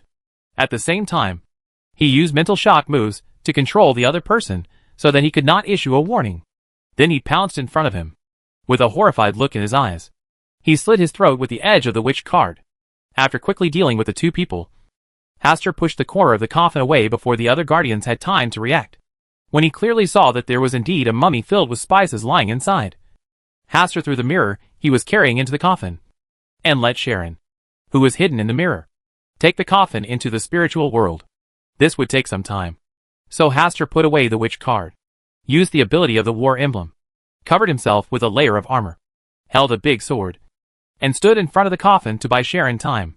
Just when Hastur pushed the corner of the coffin away, he had already touched the warning measures left above. A figure with a powerful aura came over quickly. He was about 40 years old, 2 meters tall, bald, but with a beard. There was also a diagonal scar on the corner of his left eye. He looked particularly burly, strong. The feng shui in the southern continent is really nurturing. Hastur only had this thought in his mind. This body looked even more arrogant than the barbarian himself. The rest of the guards rushed over and surrounded Hastur. When he noticed the subtle fluctuations of the opening of the spiritual world, the leader didn't say a word, but actually picked up a book and started reading it carefully. This contrast made Hastur stunned for a moment. But the various vicious curses and thrust attacks that followed made him instantly understand that the other party was a witch king. Coming from the moon path, Hastur tried his best to dodge. But every curse that was green or dark, like tarsal poison, kept chasing him. In just a few breaths, the armor worn by Hastur had been corroded into a hole. If there was flesh inside the armor, the skin would have been ulcerated and pus would have erupted. A spirit body? The leader's face showed confusion and sarcasm. And he did not reveal his mythical creature form. He just continued to turn the pages of the book. And curses targeting the spirit body completely covered Hastur's surroundings. At the same time, Hastur's figure was reflected in his eyes, as if he was brewing something. At this time, a bright light bloomed as brightly as the sun, and all the curses and ice constraints melted like snow. The light was so dazzling that it was difficult to open one's eyes, and even the leader subconsciously squinted his eyes. He couldn't clearly see the specific situation in the light for a while, worried that the intruder would take this opportunity to escape. He drew a ritual in midair with his right hand, as if a moon was emerging. The gentle and cold light brought by the moon dispersed the dazzling sun and restored the vision of those present. But when the light dissipated, the coffin had disappeared, and only a figure wearing tattered armor remained. Chapter 293 Audrey, you can't be too greedy as a human being. And the same goes for being a dog. Do you think you can steal things that don't belong to you by being pulled into the spirit world? The leader sneered, levitating the moon, increasing the strength of his subordinates, while also suppressing Hastur's power, and then followed him into the spirit world. But not even a minute later, a scream was heard. The portal to the spirit world opened, and the upper half of the blood-stained body of the leader fell out. The corpse was cut at the waist, and the wounds were neat and smooth. There was a look of astonishment on his face, and his eyes were wide. This scene shocked the other guards present. They looked at each other, and each chose a direction to escape from the scene. It must have been Sharon's teacher who took action. Hastur was not too surprised by this. When Sharon proposed the idea of transporting the mummy coffin from the spirit world, he guessed that she might seek help from his teacher. It's better to burn down here. Hastur looked around and set a fire to burn the warehouse to ashes. After successfully retrieving the demigod-level mummy, Sharon did not come back. She just said low to Hastur and said that she was now preparing to be promoted to a sequence 4 puppet, and it would take time. According to her estimate, it will take at least a few months to come back this time. Azhara sighed resentfully at this. With Sharon by its side, it only needed to be nice and please, and it would be rewarded with dried fish. But his master has always been thinking about losing weight. The next day, the fire incident on the merchant ship last night made the port tabloid news. But it did not cause any waves. At night, Hastur went to the Hall of Stars as usual before going to bed and observed the stars. He found nothing unusual. Neither Adam nor the true creator made any movement. When he was about to leave, the star where the jinn stood suddenly lit up. Hastur turned his attention to the genie, who was still trapped in the wishing lantern and was asking for a private meeting with him. This was what Hastur had promised them. Whenever there was an emergency, they could contact him, and he would decide whether to bring them to the Hall of Stars for talks. Neither the Mother Tree of Desire nor the Superstar Lord have any intention of having a private meeting. The genie was so impatient tonight, probably because he was stimulated by the high-dimensional overlooker. Just thinking about that scene, Asta couldn't help but raise the corners of his mouth. After calming down a little, Hastur took out the chain of order and led the jinn to the Hall of Stars. The jinn was very taciturn tonight. He sat in his seat for a few minutes before slowly sighing. Why didn't I realize how precious freedom is before? It seems that you have been feeling a lot lately, Hastur said calmly in coordination with the jinn. The genie thought of the last visit from a high-dimensional overlooker, with complicated emotions. This was not such a wonderful experience. Hastur just smiled and said nothing, waiting for the jinn's next words.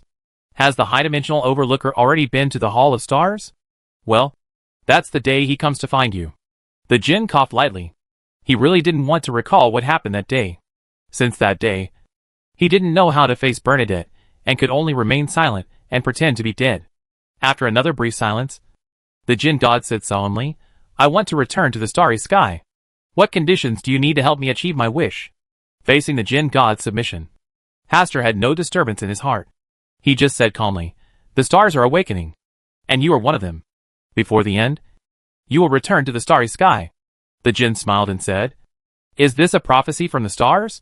You can also interpret it as a blessing. Blessings from the stars. It's not bad to think about it.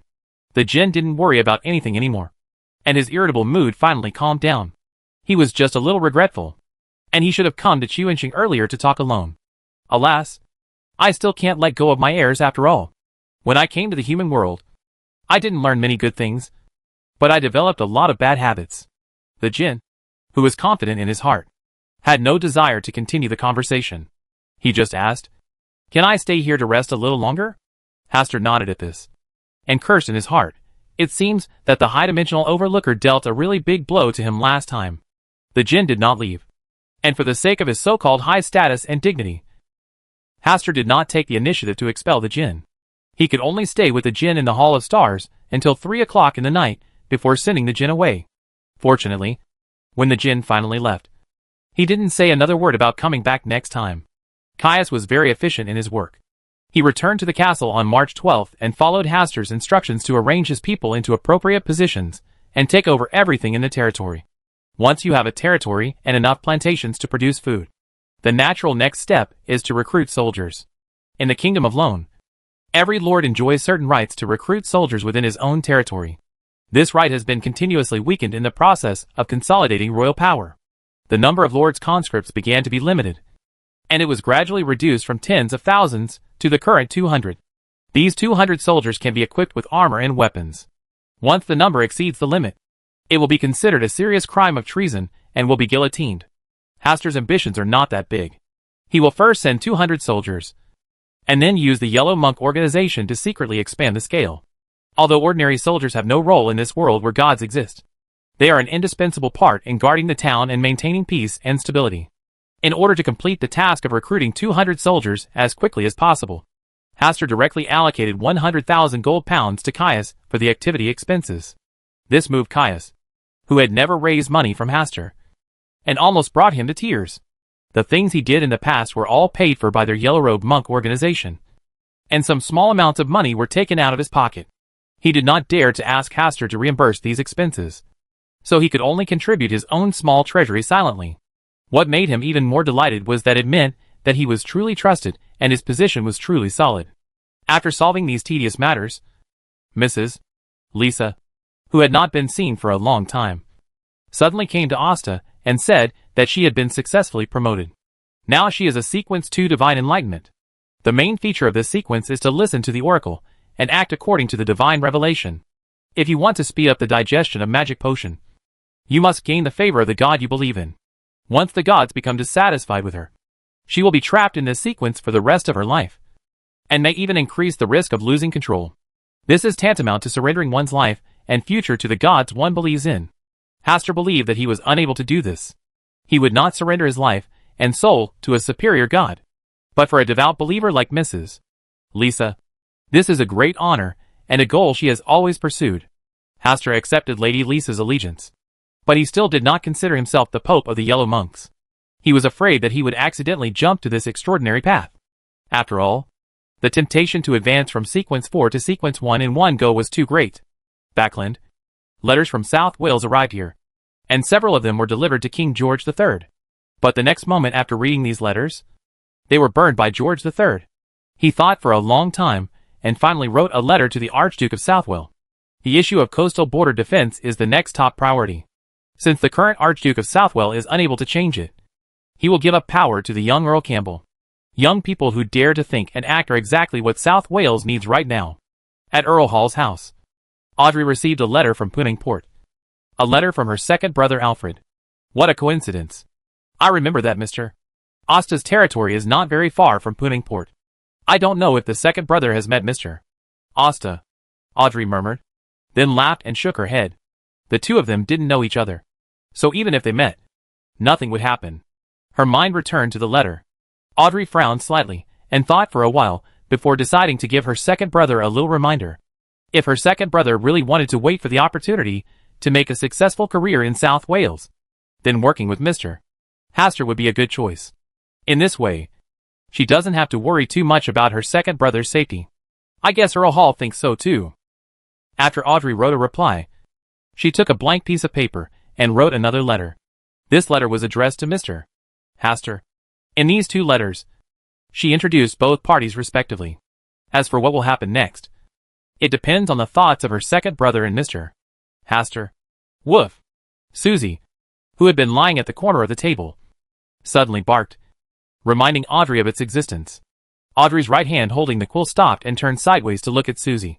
Do you want me to mention your existence to Mr. Hastur in the letter? Yes, Audrey. I'd like a gift from South Wales too, Audrey said earnestly. Susie, you can't be too greedy as a human being. And the same goes for being a dog. Audrey, you have already received 3 gifts. And Mr. Hastur also asked you in the letter if you would like to bring me some gifts. Susie's tone was quite aggrieved. Audrey's focus is, when did Susie spy on Mr. Hastur's letter from South Wales? Obviously, she didn't open the letter in front of Susie. Audrey emphasized her tone and said, Susie, you actually peeked at the letter Mr. Hastur sent me. Woof! Susie barked, took out a letter from its kennel, and motioned for Audrey to take it. After reading it, Audrey stroked her forehead with her hand. It turned out that Mr. Hastur also wrote a letter to Susie. Of course, this letter was not signed by Susie, but was distinguished by a small pattern of a puppy holding a bone. But how did Susie know that this letter was specially addressed to it? Chapter 294 Angel of Time and Angel of Fantasy. The first family, Forsey, who was successfully promoted to the Sequence 8 Magic Master, was currently wearing a light blue floral dress and lying lazily on the sofa. The book she originally planned to read today was casually placed under her head as a pillow. If nothing happened, she would lie like this every day and let Zio help her feed her. How wonderful life would be. But she could only yearn for this beautiful life a little bit. And now she had a discovery that made her very troubled. She followed the guidance of the stars and joined the mysterious organization Tarot Society, and successfully met the villain boss Mr. Fool, and also had a good relationship with Miss Justice. Originally, her goal was to lurk in this evil organization. On the one hand, she would serve as an informant for the stars, and on the other hand, she would collect evidence of their evil deeds, and then work with the stars to destroy the evil organization. But as she joined the Tarot Club longer, she found that the people in this organization were not as scary and evil as she had imagined. On the contrary, Miss Justice and Mr. Sun were both very nice people after she met them. In particular, Mr. Sun is extraordinarily simple, like a child who has not grown up yet, full of innocence. Although he is gradually becoming mature now, there is also the newly joined Mr. Moon, who claims to be a noble vampire, and his whole body reveals a childishness that cannot be hidden. Maybe she should remind the stars that the members of this organization are not so evil. The real source of trouble should be the organizer Mr. Fool. He likes to collect Russell's diaries, and often assumes a mysterious and unpredictable attitude. At first glance, he looks like a scary person with a deep mind and a smile on the outside. Why are you lying on the sofa again?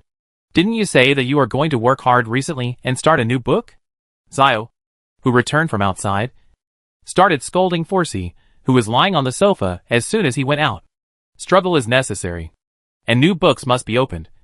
But when it is time to rest, you must not use this time to work. This is disrespectful to the rest time. Forsey replied lightly, looking at Shioshu what I brought back from school.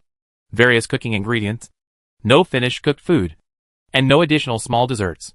Bad review? Forsey curled his lips, turned over, and turned his back to Zio. Pay attention to your eyes.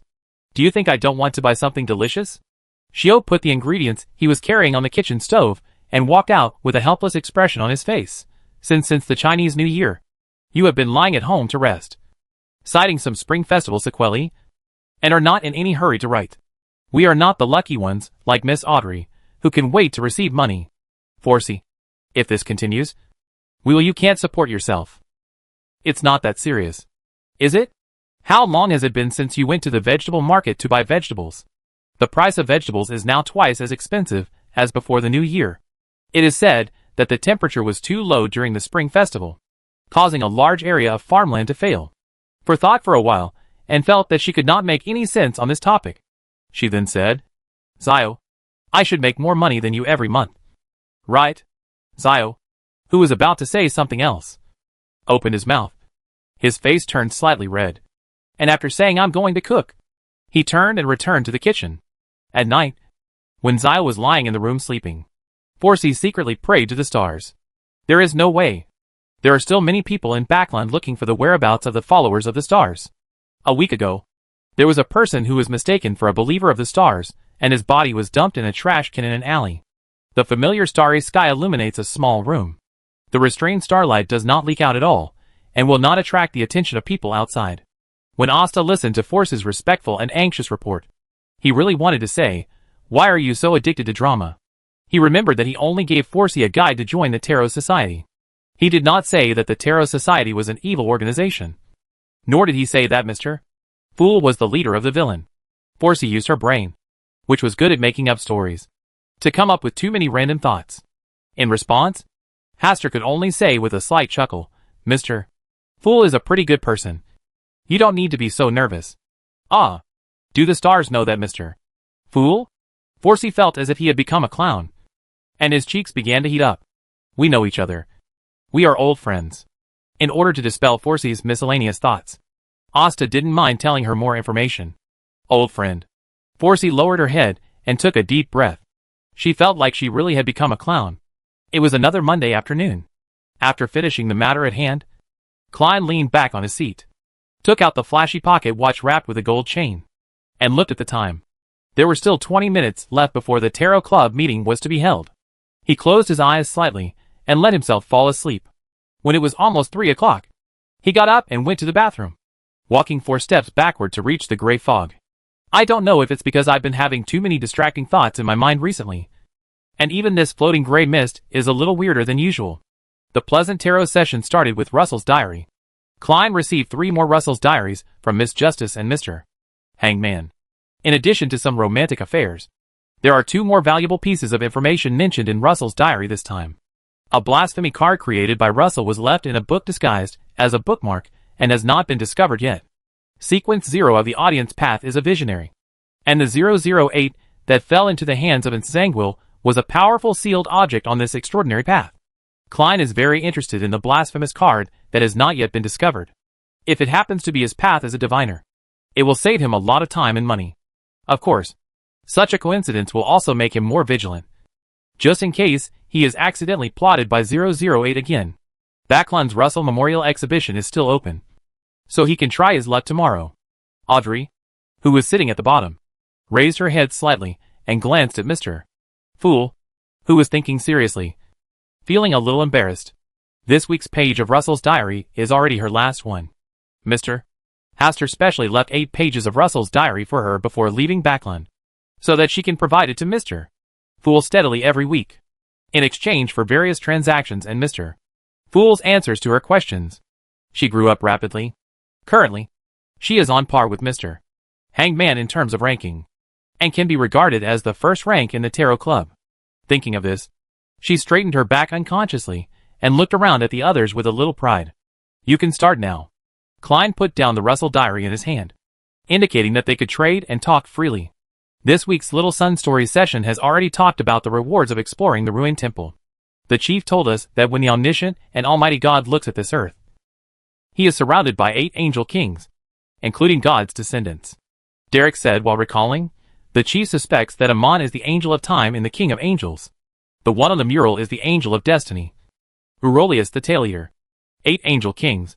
This is a huge secret. Audrey was very excited. This feeling of gradually clearing up the fog of history and getting closer to the mythical era was so exciting. She suppressed the excitement in her heart and asked as calmly as possible, Mr. Son, what are the titles and names of the other 6 angel kings? The chief didn't say it, and I don't know either. Derek lowered his head in shame. I really want to know the answer. Audrey couldn't hide her curiosity, and subconsciously looked at Mr. Fool at the top of the long bronze table. His eyes contained the wisdom that could see through everything. He definitely knew the answer to this question. Her eyes turned into longing. Such a look made Klein's heart skip a beat, but he still tried hard to control the urge to twitch the corners of his mouth. Miss Justice, what's your look like? Look at what I do. This question is too difficult. I can't do it. Of course, he also had some guesses about the identities of other angel kings. But after all, they were just guesses. If he was wrong, he would lose Mr. Fool's face. How can I maintain a mysterious and great image in front of everyone in the Tarot Club in the future? Klein was inexplicably reminded of a sentence he had seen before, when someone mentions a field that is unknown to him or talks about knowledge that he does not know. He usually feels a sense of admiration.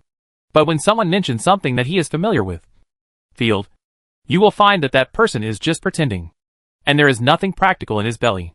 God knows what valuable content Little Sun will find in that area in the future, if he exposes Mr. Fool's true identity. But this time, Miss Justice actively used her eagerness to learn and ask questions when she didn't understand. Seeing that Mr. Fool had no intention of disclosing information about the King of Angels, she used the recently accumulated Roselle diary in exchange for the answer to this question. And on this issue, she did not choose to talk privately, but generously shared this knowledge with every member of the Tarot Society for free. Klein's head hurt a little, and he really wanted to put his hand on his forehead. But his expression remained calm, and his eyes were filled with application, as if he was brewing something. In fact, he was constantly complaining in his heart, Miss Justice, you don't have to be so diligent and studious. You are so rich, and you study so diligently. How can we ordinary people live? You still share it in public. Do you want Mr. Fool to make a fool of himself in public? Well, it seems I have to try my best to think of a better excuse. Faced with such a situation, he always has to spit out some practical information, and can't just use inscrutable words to fool them. Otherwise, if you listen too much, you will only appear to be too ignorant. Miss Justice, you are really giving me a difficult problem. But soon Klein started laughing. He might have questions that he couldn't solve, but Mr. Fool didn't. With his wisdom, he will definitely be able to give a deceptive, no, reasonable explanation to the problem at hand. Chapter 295 Mr. Fool, the old god falls, and the new god is born. Mr. Fool's calm gaze swept over every Tarot Club member, and they were all waiting for his next words. You have already heard about one. Adam of the Twilight Hermits. He is also the king of angels. Well, he is also the brother of Ammon, and the heir of God. Mr. Fool spoke touching words in a calm tone. Since the Son of God is the king of angels, and Ammon is one of the angels of time, there is no reason why Adam, who is also the Son of God, cannot be the same. Ammon is the angel of time, so Adam in the audience path should be called the angel of vision. After all, sequence 0 of this path is visionary. In the shocked eyes of everyone in the Tarot Club, Mr. Fool dropped another bombshell news storm. The King of Angels is very close to the throne of God. After the death of the ancient sun god, new gods were born. This statement is not a random fabrication by Klein, but a very reasonable speculation. Judging from the status of the angel kings, they are basically only one step away from the divine status. So after the death of the ancient sun god, there must be some gods among the 8 angel kings. Judging from the name of the king of angels, since there are angels of time, angels of destiny, and angels of fantasy, there may also be angels of wisdom, red angels, angels of power, angels of light, angels of darkness, etc. Judging from the current 7 righteous gods, except for the god of steam and machinery who finally ascended the throne, and who is unlikely to be the king of angels who sat on the throne of the ancient sun god. Other gods may match his guess. For example, the god of the eternal blazing sun can be the angel of light, and the god of knowledge and wisdom can be the angel of wisdom. The most important thing is that this sentence is not so clear, and no one can find fault with it. After the ancient sun god fell, didn't 7 new righteous gods appear later? This is a very accurate sentence, and it is very powerful, enough to deal with everyone in the Tarot Club. Mr. Fool sat high at the head of the long bronze table, always smiling slightly, and in a condescending manner, overlooking the changing expressions on the faces of the people in the Tarot Club. In their opinion, the reason why they did not tell them clearly was because these messages involved gods. If they were told, it would be a disaster rather than a blessing. They may still be thinking that Mr. Fool is so gentle, and have been thinking about what words to use to take care of these low-sequence beings. This level has been overcome. Mr. Fool is very satisfied. And so is Klein. In the following conversations and transactions, everyone in the Tarot Club was more cautious and low-key than before. Today they heard the secrets about the gods. Except for a certain neurotic vampire and the simple and kind little son. Everyone else felt heavy in their hearts, which was the weight of the hidden history. After this week's tarot session, Klein finally breathed a sigh of relief. He always had to find the right words to deceive them, which was not an easy task. Fortunately, now he has enough experience on how to play Mr. Fool well. After resting for a while above the gray mist, Klein left the gray mist, washed his hands and face, wiped them clean, and then slowly walked out of the bathroom. When members of the Nighthawks team joked about him staying in the bathroom for so long, Klein just pretended to smile bitterly and rubbed his stomach. This way, he could easily get away with it and gain a lot of attention. Being able to go to the bathroom with pay at any time is a perk that Klein finds very comfortable at work. At 6 o'clock in the evening, Klein returned home and started working on tonight's dinner. Benson, who originally stayed at home and waited for news about the exam, but had recently taken some time off, took the initiative to take on the task of cooking dinner, but was ruthlessly rejected by Klein and Melissa. As for the reason, the moonlight tonight is really nice. After finishing his work in the kitchen and eating dinner, Benson took the initiative to take over the task of washing the dishes and cleaning up the aftermath. This time, no one was competing with him to do it. Klein changed into a comfortable position and lay on his side on the sofa. He looked at Melissa with half-squinted eyes, who was concentrating on playing with some of his equipment under the light, and occasionally glanced at Benson, who was working in the kitchen to see if there was anything wrong. This kind of life is very ordinary and beautiful. He always thought that he yearned for such a life. So he would give that answer to the question that Earl Haster Campbell asked him before leaving Backland.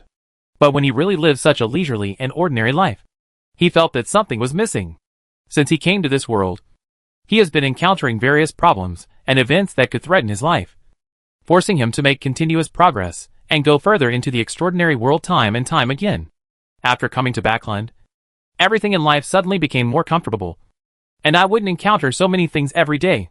I could spend every day smoothly, and I could still live with my relatives, even Ince, who had harmed Tingen. Zangwill is also dead. Life is moving in the direction he wants. But the joy on his face is getting less and less. Perhaps he doesn't cherish things that can be easily obtained. In the nights of the past few days, he often dreamed that he was far away from Backland and venturing to other places. For example, you can compete with pirates on the sea to find the legendary mysterious treasure. Help the Silver City where the little sun is located to get out of the land abandoned by the gods.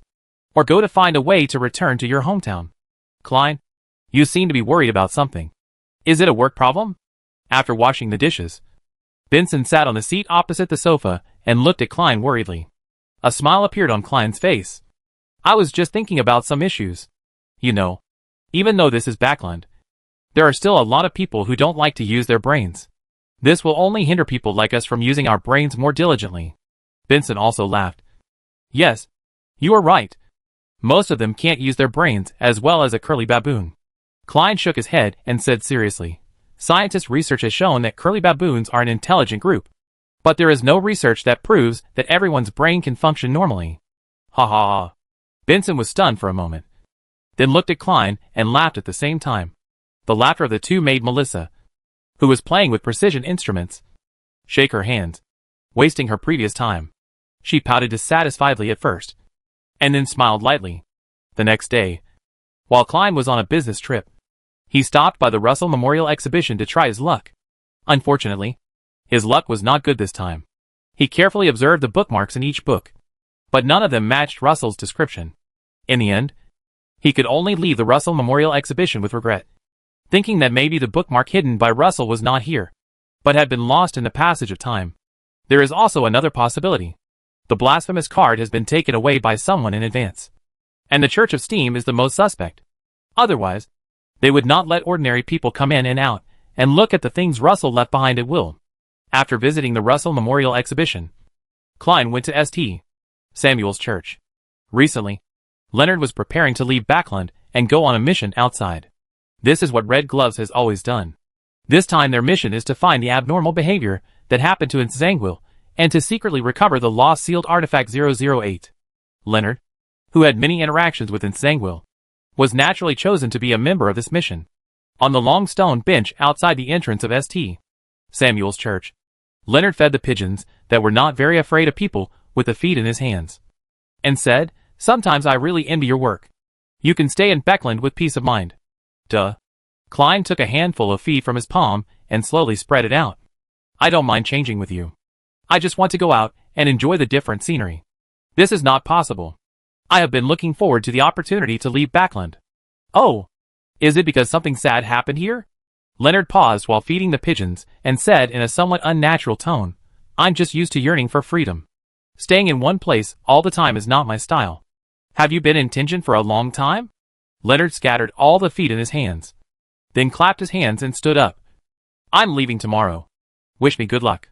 "Good luck is with you, my friend. You should also take more care." After Leonard left, Klein realized that he seemed to have been unknowingly changed the subject by Leonard. It seems that a lot of things happened to him in Backland. In the early morning, just after dawn, Leonard and his teammates took the same steam train that Zangwill suddenly returned to Backland. Leonard and the leader of the Red Gloves team this time, Ms.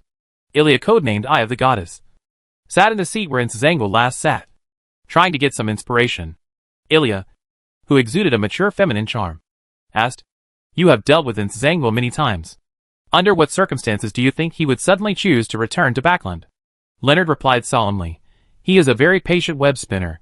After escaping from Backland, he will only return to Backland if he goes crazy, becomes stupid, or loses his mind." Facing the eyes of the goddess, who had just returned from the southern continent in advance, he seemed a little nervous. It was said that the eyes of this Lady Ilya could see through people's hearts. He was afraid of such a woman from the bottom of his heart. Is there no reason why he has to return to Backland? Based on what I know about him, he would rather give up something and prioritize his own safety. He is not a risk-taker. And while he still has 008 in hand, he prefers to use chance and coincidence. Achieve your own goals instead of participating in the script yourself. In this matter, Leonard has always believed that this is not a coincidence, but it was Zangwill's fate that was arranged by someone. It is very reasonable for people who are good at weaving scripts to arrange the fate of others to eventually die in the fate arranged by others. Ms. Ilya nodded, approving Leonard's judgment on Zangwill. They examined Zangwill's body afterwards, and found that he had suffered serious mental problems. His return to Backland at that time was more like being guided by some kind of guidance. After discussion, they believed that the new owner of sealed object 008 was a major suspect in this matter. Chapter 296 Negotiation Skills. Window Theory. So things go back to the original question. Who took 008 from Zangwill and arranged his death? Regarding this question, Leonard once asked the old man, and the answer he got was, be careful about the audience. So he believed that the new owner of 008 should be a high-sequence expert who passed through the audience. But he certainly couldn't directly tell the eye of the goddess in front of him such an answer now, lest other connected questions arise. When Leonard saw that Ms. Ilya had not spoken for the time being, he silently moved his gaze to the car window, because the sky had just dawned. There were still a few stars in the starry sky where the crimson moon had dispersed. The steam train kept heading towards South Wales, and Leonard naturally thought of Hastur, who came here to be a lord. If he had free time, he could also visit Hastur's castle. A few days later, the steam train came to the station in South Wales, and the group chose to change to a carriage. According to Debbie Augustus, who bought the ticket for Zangwill, he suddenly encountered Zangwill on the way to the steam train, and all his attendants were killed. Guang. Only when he heard Zangwill whispering about Backland, and wittily offered to buy Zangwill a ticket to Backland, did he finally survive. Based on Debbie Augustus's description, they found the place where he first came into contact with Zangwill. More than half a month has passed since that encounter, and the traces left here have long been washed away by the rain. Anyway, Leonard couldn't find any clues about Zangwill from here, but Ms. Ilya, known as the Eye of the Goddess, was able to find relevant clues and lead everyone deep into the jungle. Leonard was filled with admiration in his heart. He really deserves to have the eyes of a goddess. No wonder people often say that there is only a wrong name, not a wrong nickname. The eyes of the goddess are the eyes of the goddess, observing the world on behalf of the gods. In the Puddingport Hotel, Alfred Hall received 2 letters from Backland, one from Earl Hall and one from Audrey. He first read Earl Hall's letter, which expressed his joy at his return to the Kingdom of Lone and affirmed his desire to make great achievements, but wanted him to return to Backland to stay for a while. There was silence for a while, and then he opened Audrey's letter again. The letter did not have such a depressing tone, but only had the flavor of gossip. At the end of the letter, it was mentioned that a young girl named Hastur Campbell would assist the Archduke of Southwell in managing coastal defense issues in the future. Alfred Hall thought for a moment and wrote a reply to his sister first. As for Earl Hall's reply, he had not yet thought about it. In the study room of the castle, Hastur finally waited for the pressure from Backland to South Wales, and also waited for a letter from Audrey. Early this morning, the Archduke of Southwell invited him to discuss issues related to coastal defense. This was a signal that the Archduke of Southwell would give up part of his coastal defense rights. Hastur's current appetite is not too big. Of the 8 main ports in South Wales, if he can get 3 of them first, it will be a good start. Miss Audrey's second brother intends to stay in South Wales and make great achievements. It depends on his own performance. Hastur had no idea of reaching out to Alfred. After he finished writing the letter back to Audrey, he took Azhara with him, followed by 4 attendants, and took a carriage to the villa of the Grand Duke of Southwell. This is a very troublesome journey. After all, his castle is relatively remote. After settling the matter with Archduke Southwell, he will stay in the port temporarily. Puddingport is a pretty good choice. Facing Hastur's arrival, the Grand Duke of Southwell treated him with the same warm hospitality as last time, and even deliberately mentioned the pair of sisters sent out in his words. Asta smiled and said, "They are very adaptable to the job of cleaning the house in the castle." The face of the Grand Duke of Southwell became much gloomier. The delicate flowers he spent so much effort to cultivate were meant to be kept at the bedside, rather than to do some vulgar chores, like cleaning the room. They are also good at pruning flowers and branches. After another year or 2 of training, they should be qualified for the position of gardeners. The Archduke of South Wales took a deep breath, stopped discussing this topic with Hastur, and took the initiative to mention South Wales coastal defense issues. When the Grand Duke of Southwell tentatively asked Hastur what he thought of the coastal defense issue, Hastur suddenly stood up from his seat and then delivered an impassioned speech. From the rectification of the Navy to the offensive tendencies of the southern continent, we then talked about the international situation. This made the Grand Duke of Southwell and many of the accompanying nobles feel stunned for a moment. Ahem. The Archduke of Southwell cleared his throat and interrupted Hastur's tirade. His head couldn't remember so much content. He almost fell asleep after listening to it just now. After scanning around, other nobles were basically the same. Some of them had already closed their eyes slightly and started to doze off. Archduke Southwell waved his hand and asked Hastur to sit down first. And then said, "What you said is very good. The issue of coastal defense must also be taken seriously. Let's go to Hughesport to try it first and see the actual results." Port Hughes is one of the 8 major ports, but it is located in the northeast of South Wales.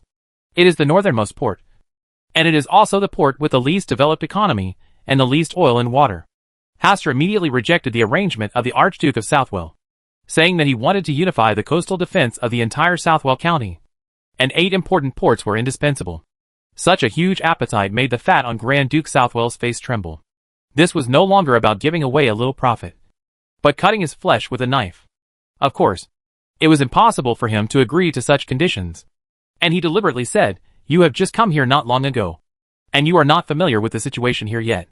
It is better to wait and slowly take over other ports in the future." The accompanying nobles also echoed what the Archduke of Southwell said. Hastur glanced around them and spoke calmly. Port of Hughes is the northernmost port. There are 1,500 permanent garrison troops, including 800 in the Navy. It has 4 medium-sized warships and 12 small warships. Harker Port is a port located below Port Hughes. It has a slightly developed economy. There are 1,200 permanent garrison troops, including 600 members of the Navy. It has 3 medium-sized warships and 10 small warships. Pudding Port, the southernmost large port, is the most important hub connecting South Wales and the southern continent. It has 3,200 permanent garrison troops and 1,800 naval personnel. It has 1 large warship, 8 medium warships, and 25 small warships. Hastur slowly spoke out the information said by Caius, which was equivalent to slapping the Archduke of Southwell in public. The Archduke of Southwell stared at Hastur in astonishment. According to the intelligence sent back, Count Hastur Campbell spent most of his time in the castle. How could he know so much about these ports? Even so, it was impossible for him to hand over all the coastal defense lines to Hastur. After a heated and tense debate and bargaining, Hastur finally slowly relaxed. First, it dropped from 8 ports to 6 ports, then to 4 ports, which were equally divided in half. Finally, it took a step back to only 3 ports. This is a result that both parties are satisfied with. It seems that Hastur has given the Grand Duke of Southwell a lot of face. He retreated again, and even the nobles who acted as lobbyists were embarrassed to say anything. Sure enough, the windowing theory is applicable in any world. The Grand Duke of Southwell, who was in a relatively comfortable mood, entertained Hastur for another day in the city. In response, Hastur sighed in distress and reluctantly agreed to his kindness, which made the Grand Duke of Southwell feel even better. Pudding Port. The Red Gloves team who followed the traces all the way from Backland left the depths of the dense forest and came to Pudding Port, where Zangwill first appeared in South Wales County. According to the memories of several elderly people who got up early to look at the sea, it was early one morning when the sun had just risen. They found a figure swimming from the sea to the beach. It was wet and in a state of disarray. It looked like it had been drifting on the sea for several days. That unfortunate guy was Zangwill. Through the accounts of other witnesses in Pudding Port, they gradually recovered the whereabouts of Zangwill here. Then he followed the clues and found the home of Viscount Sterndam, who was killed by Zangwill. Through investigation of the surrounding people, we learned that there was a natural phenomenon that night, and bolides continued to hit the ground, causing damage to many houses. Because what happened that night was so abnormal. Many people still clearly remember what happened that night. Zangwill has encountered a series of pursuits since he left Backland. This is the conclusion reached by members of the Red Glove team, including MS Ilya, who has the title of Eye of the Goddess. Zangwill was also involved in the last steam train explosion in East Tucker County. The Black Emperor suddenly appeared offshore and happened to encounter Zangwill's ship. All of this was just perfect. Perhaps Zangwill had already lost 008 before this, which led to his difficult situation. Ilya lamented, "Those who betray their faith will eventually be cast aside by fate." Leonard sat aside, his mind wandering. He inquired and found out that Pudding Port was not far from Osta's territory, and it would take almost half a day to get there by carriage. "Leonard, what do you think about this matter?" Faced with a question suddenly thrown by MS Ilya, Leonard was embarrassed and said seriously, I think that the current 008 may be in the hands of a high-sequence expert from the audience. And he arranged it all. Zangwill's various coincidences and fortuitous fates. Leonard finally took the opportunity to express his true views on the matter. He also didn't want his team to run around like headless flies. And this was also a reminder. Perhaps everything they did might have been arranged. After being silent for a while, Ilya tapped her right index finger twice on the table to attract everyone's attention. And then she spoke. This is a very reasonable conjecture. But it is not the truth. Leonard looked confused.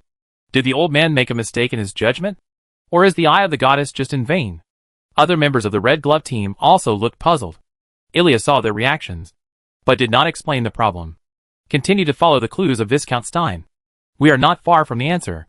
If it weren't for the identity of the other party, Leonard would definitely ask more questions. In the afternoon, they continued to investigate what happened to Stern before his death.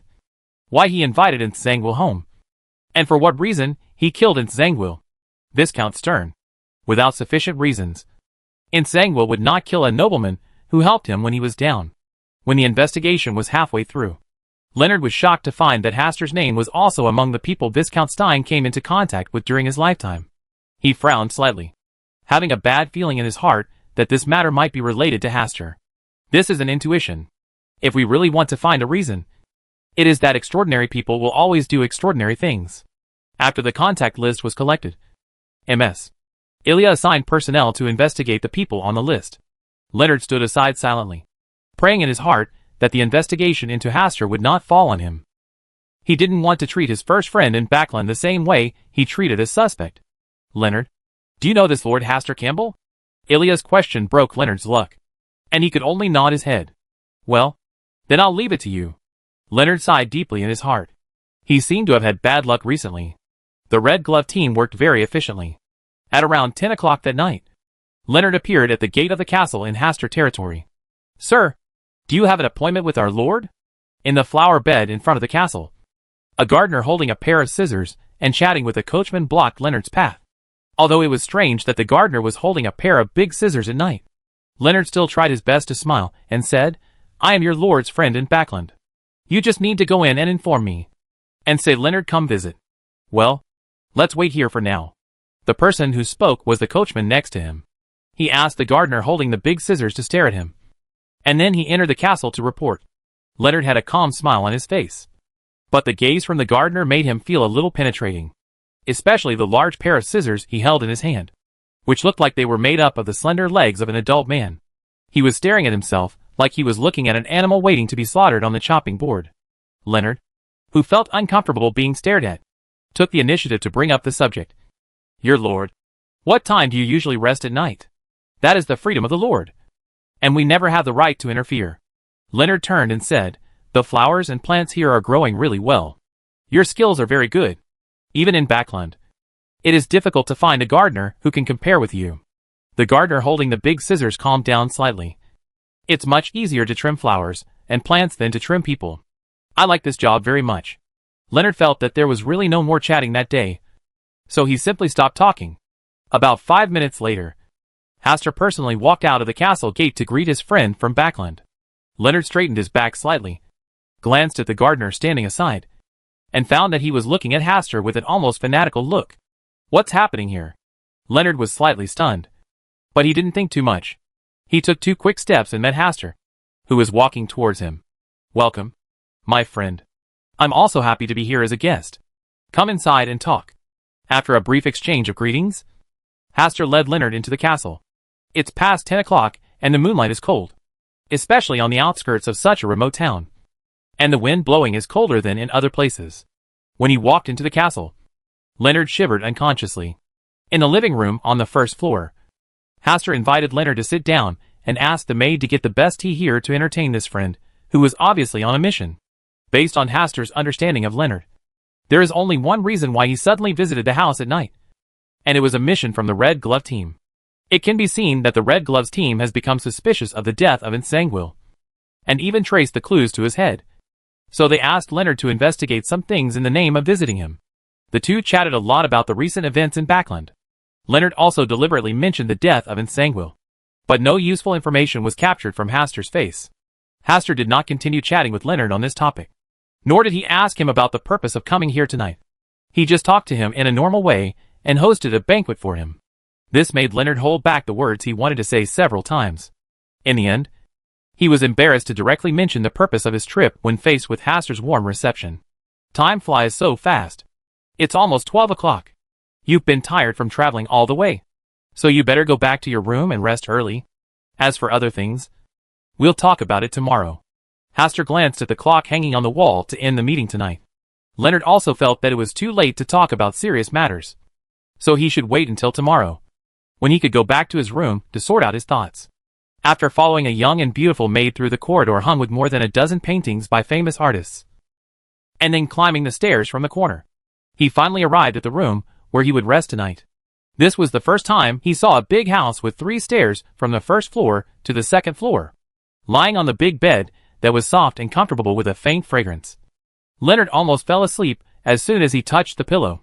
He had not really had a good night's sleep after all the hard work of traveling these past few days. He cheered himself up as much as possible, and then called out to the old man in his heart. He wanted to hear what the old man thought about this matter.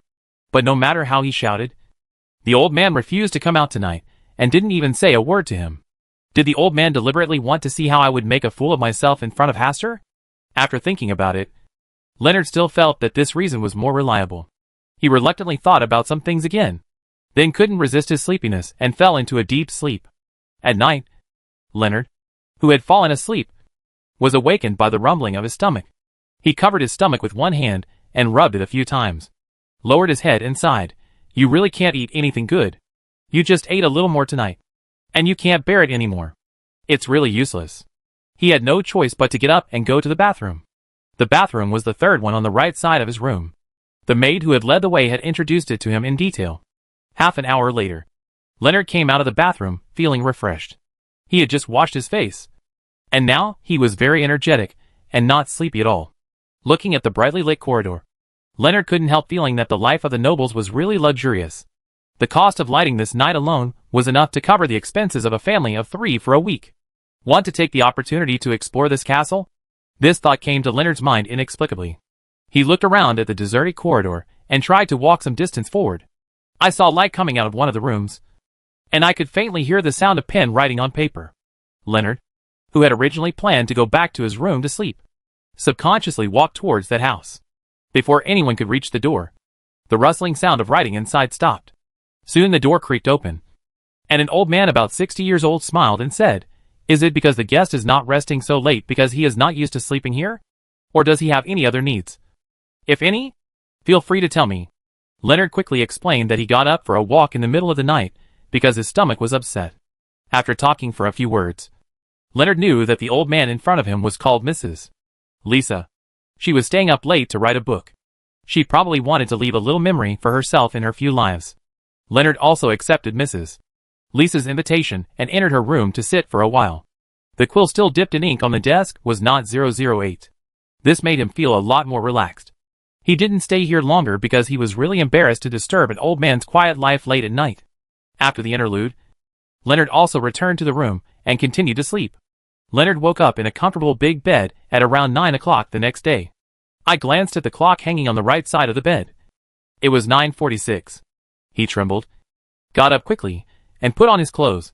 As soon as he opened the door, there was already a young and lovely maid waiting for him with a slight smile on her face. Chapter 298. The Lord said, "It's time for us to stay away. The nobility is so corrupt. The maid will help you with everything you do. If you are really lazy, you can let the maid wash and dress yourself." Leonard refused this kind offer, went to wash up himself, and then followed the maid to the dining room on the first floor to enjoy a sumptuous breakfast.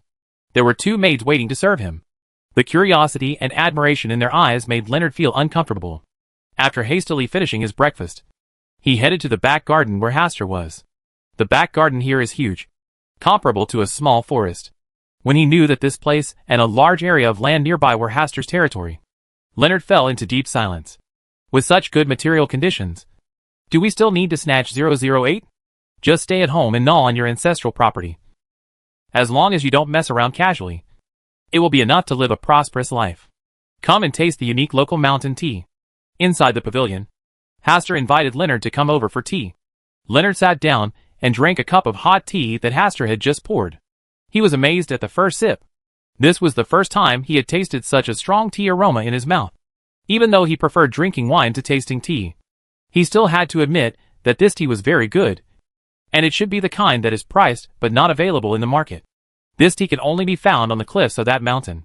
It has been exposed to rain, dew, wind and frost, so it can brew such a taste. What Hastur said was very poetic, but Leonard only felt luxurious. Tea grows on cliffs. You don't need to think about it. Every time you pick tea leaves, you risk your life. The life of a tea farmer is even lower than a piece of tea leaf. Leonard shook his head, suppressing these sentimental thoughts. After drinking another cup of tea, he finally revealed the true purpose of his visit to Hastur. I hope you don't have any grudges over this. This is just a normal routine inquiry. You just need to answer my questions frankly. Leonard only said this, and did not make it completely clear. Hastur nodded, indicating that Leonard could start asking questions. Do you know Viscount Stern? Do not know. You once had a conflict with him, the day after you arrived at Puningport. Do you still remember this? Oh, it's him. Remember? He wanted to bully my friends who were traveling with me, and even his attendants were taught a lesson by me. Have you met him again after this? No.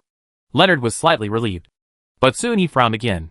He knew that Hastur would definitely not kill anyone because of such a trivial matter, and the death of Viscount Stein should have nothing to do with him. But something must have happened between him and Nsangwil. You won't be able to ask anything by following Viscount Sternham's line. But if you follow Nsangwil's line, you can definitely investigate some more valuable information. Leonard thought for a long time, but still did not ask Hastur if there was any involvement in the death of Nsangwil. Anyway, the arrangement given by the Eye of the Goddess was to pursue the line of Viscount Stein. He had already asked in detail, and found that the death of Viscount Stanton had nothing to do with Hastur, which was enough for him to go back and deliver the mission. Asta chuckled and asked, No more questions. Well, no need. That's it. Leonard forced a smile. Hastur poured him a cup of tea, and then said calmly, I once met Nsangwil in Puningport. Leonard looked at Hastur in surprise. He had obviously planned to bring up this topic, but Hastur took the initiative to bring it up. Asta continued, on the night when the bolide fell from the sky at Puningport, he was being chased all the way. Leonard put away the surprise on his face and turned solemnly. Did you really see it? This is not something that needs to be lied. That night, it was precisely because of the strange phenomenon of bolide falling from the sky that I rushed over to take a look. Leonard asked seriously, Then what? Then I saw Nsangwil running away. You didn't catch up? I have no grudge against Nsangwil, and I'm not very familiar with him. Why should I take an unknown risk?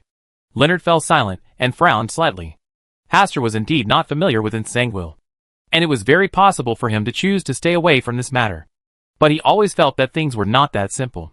If ordinary people would not take risks, could people like Hastur really suppress the curiosity in their hearts? Is this mission very urgent? Hastur asked casually. Leonard nodded, but did not choose to reveal too much information about this matter. After all, this was an internal secret of the church, and could not be easily disclosed to outsiders. Hastur did not ask any more questions, and looked at the flowers and plants not far away, where a gardener holding a pair of scissors was repairing the overgrown branches. The skillful skills are just like a chef undressing an ox, which looks very ornamental. Leonard didn't ask any more questions. After staying here for another half an hour, he got up and left. He wanted to go back and report on the progress of the mission. When he got on the carriage and left the castle, he heard the old man's voice deep in his heart. This friend of yours is pretty good to you. Old man, you are finally willing to speak. I called you for a long time last night. Why did you pretend to be dead? Leonard raised his tone dissatisfied. You have been working hard for so long. Don't you need more rest? Are you not afraid of disturbing my sleep by shouting so hard? Leonard smiled awkwardly and just changed the subject. By the way, old man, what did you mean by what you just said? Which sentence? Why did you suddenly say that Hastur is nice to me? Does this friend of yours treat you badly? No, I didn't mean that. Leonard quickly denied it.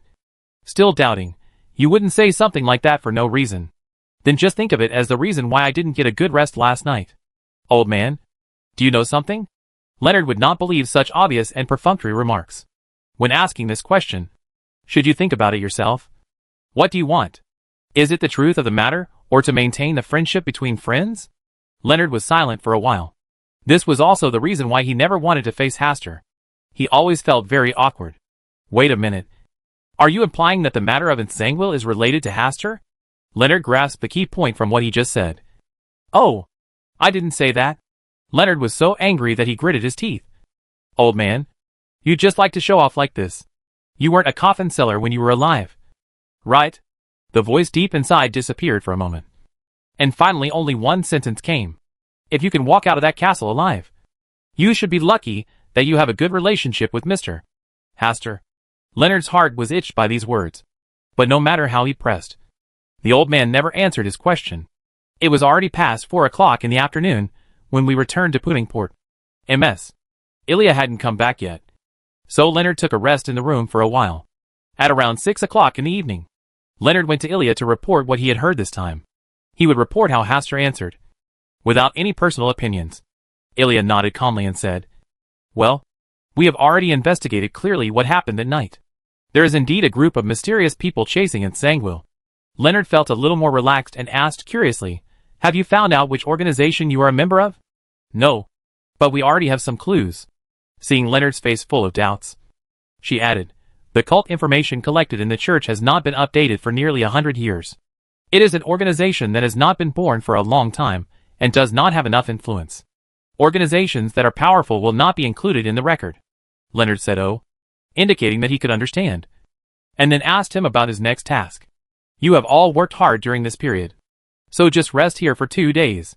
Ilya gave Leonard and others a short vacation. She wanted to send the information compiled during this period back to Backland to see what kind of instructions there would be from St. Samuel's Church. Leonard sighed as he returned to his room and rested for a few days. This would have been a good time to visit Hastur. But after last night's sudden visit and investigation, he was not in the mood or face to go there a second time. In TMU town, Mr. A, who had been loyally guarding the Lord's birth container, was still found by people from the Aurora Society. The leader is another divine envoy. Mr. S, where have you brought that portion of the Lord's divine power? Faced with Mr. S.'s cold scolding, Mr. A looked calm and unmoved at all. Just as the Lord said, he was destined to bear sacrifices and misunderstandings. In this case, why should he open his mouth to explain anything? I originally wanted to give you a chance to wake up, because we have worked together for so many years. I didn't expect that you not only betrayed the Lord's faith, but also refused to repent. Are you going to become the Lord's enemy? Mr. A remained silent. Such misunderstandings were a necessary process for him. He would not argue with a poor believer who was not favored by the Lord. Seeing that Mr. A remained silent, Mr. S had no intention of continuing to ask questions. If you kill Mr. A first and then search his memory, you can also find the whereabouts of the divine power. He is also the divine envoy of the Aurora Society. And he is also a Sequence 5 shepherd of the Hangman Path. This battle is about the quality of the souls that both sides have in hand. Whoever has a better combination of extraordinary abilities has a better chance of winning. But this was obviously not going to be a fair fight. While Mr. A was being entangled, other members of the Aurora Society began to search every inch of the house. It was inevitable that Mr. A would be distracted, as he didn't want them to disturb his master's sleep. He wanted to get rid of Mr. S.'s entanglement, but he was unable to do so. In the end, he had to pay the price of his left arm, temporarily forcing Mr. S back, and rushed to the house they were searching. Under that house was the bedroom where the Lord rested. As the most loyal believer of the Lord, he will fight to the death for the Lord. Mr. S, who arrived later, sneered, It seems that you have hidden the divinity of the Lord in the basement of this room. As a member of the Aurora Society, he is well aware of the role of the basement. Mr. A remained speechless and continued to fight bloody battles. At this moment, he was really like a warrior returning from the world of the dead, guarding this house, and would rather die than take a step back. Just when Mr. A was thinking about death, the familiar voice of the Lord came to his ears. Let's go. We should go far away. Chapter 299 Return to the Kingdom of God. The Road of Pilgrimage. Mr. A did not hesitate at all, pretending to resist desperately, and then quickly withdrew and rode the strong wind away. In terms of ability matching, he is better than Mr. S. Go after him. When Mr. S chased after him, his heart suddenly shrank, and his whole body was so cold that even his blood almost froze completely. He didn't dare to continue chasing because there was a terrible enemy watching him from the dark. He had only experienced such an intimidating look from Lord Aurelius. Mr. A eventually escaped. There was not much frustration on the face of Mr. S, who had lost his target.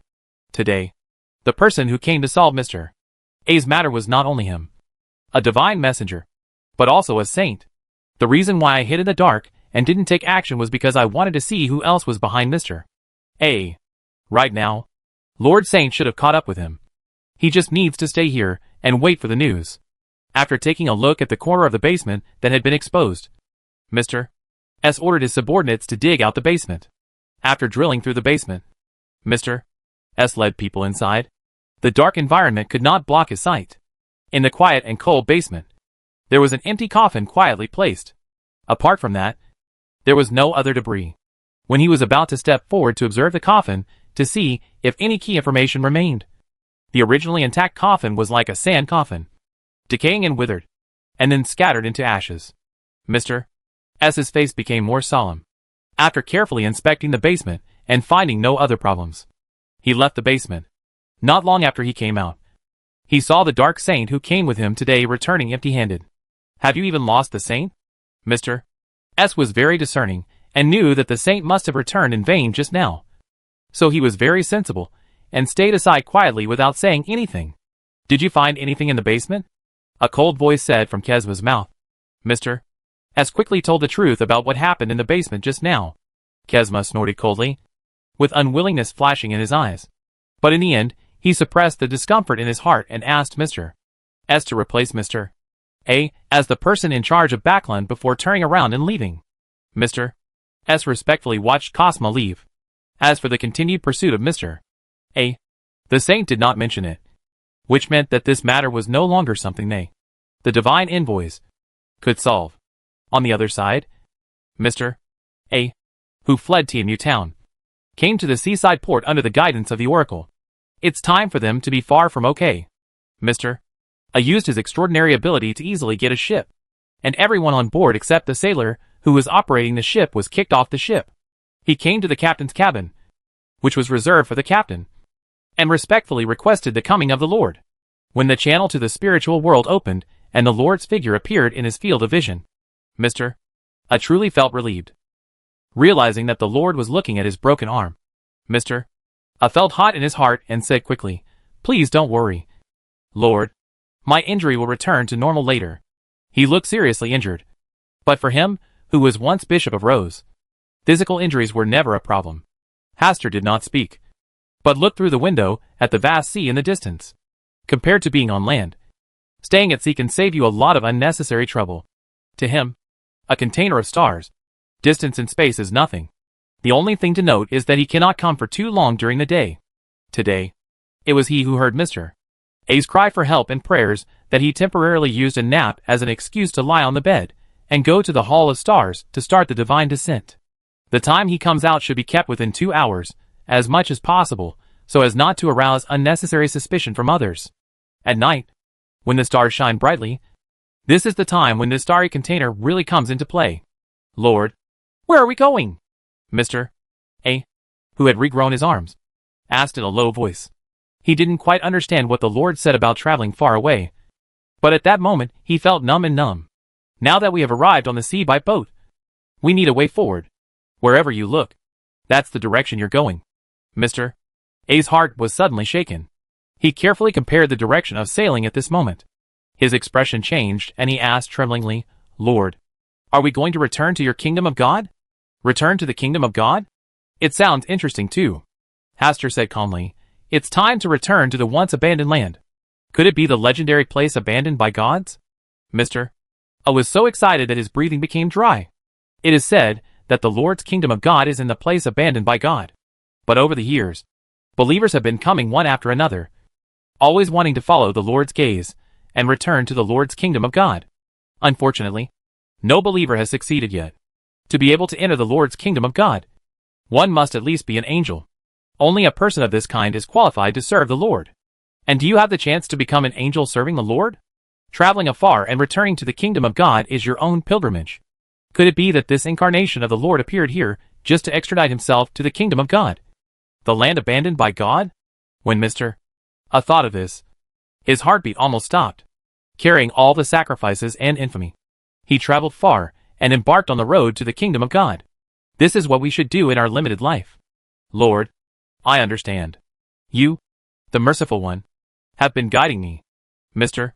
A whispered softly in his heart, becoming more determined about the path he was going to take next. Hastur did not stay here for too long. He ordered Mr. A to prepare a suitable coffin again, lie in it, and after arranging some early warning measures, he ended the divine descent and returned to the Hall of Stars. In the Hall of Stars, Hastur's gaze swept towards the star where the true Creator resides. He still did not behave abnormally, but Aurelius, who was originally by his side, has now disappeared. Did Aurelius leave the true Creator because of the incident with Mr. A? Hastur was not too panicked about this. Aurelius was indeed terrifying, but his whereabouts were always under his watch. Hastur shifted his gaze slightly and looked at the brightest point of light next to the star where the true Creator resides. In the scene, Aurelius is crossing the sea. Hastur just observed it for a while and then looked away. He scanned the stars again and found that there was no other abnormality before he looked away. Inside the castle, Hastur stretched out and got up from the bed. Azhara, who had been waiting by the side, pounced directly from the corner of the table. Hastur fished it out, put it in his arms, stroked its little head, and walked out of the room with its comfortable meow. Caius, who had been waiting for a long time, hurriedly came forward. After getting Hastur's approval, he talked about the recent situation of the Red Glove team that had stayed in Pudding Port during this period. Pudding Port is the port that Hastur is most optimistic about among the 3 ports. So many members of the Yellow Monks there turned into ordinary people to collect relevant information. The Red Glove team's behavior of asking for information about themselves naturally aroused the vigilance of the members of the Yellow Monks. And then the information was gathered and came to Caius. Caius has never been the most prestigious and powerful person under Mrs. Lisa, but now he is the person closest to Hastur. The power in his hands is constantly expanding, and even the demigods of Sequence 4 have to give up. It's enough for his face. Lord Earl, do we want it? Caius made a gesture of wiping his neck. We'll wait and see for the time being. They can't find anything. Asta has no plans to directly break up with the Church of the Night. If the Red Glove team wants to investigate, let them investigate. As long as the investigation does not end up on their own heads, they can naturally leave Pudding Port safely.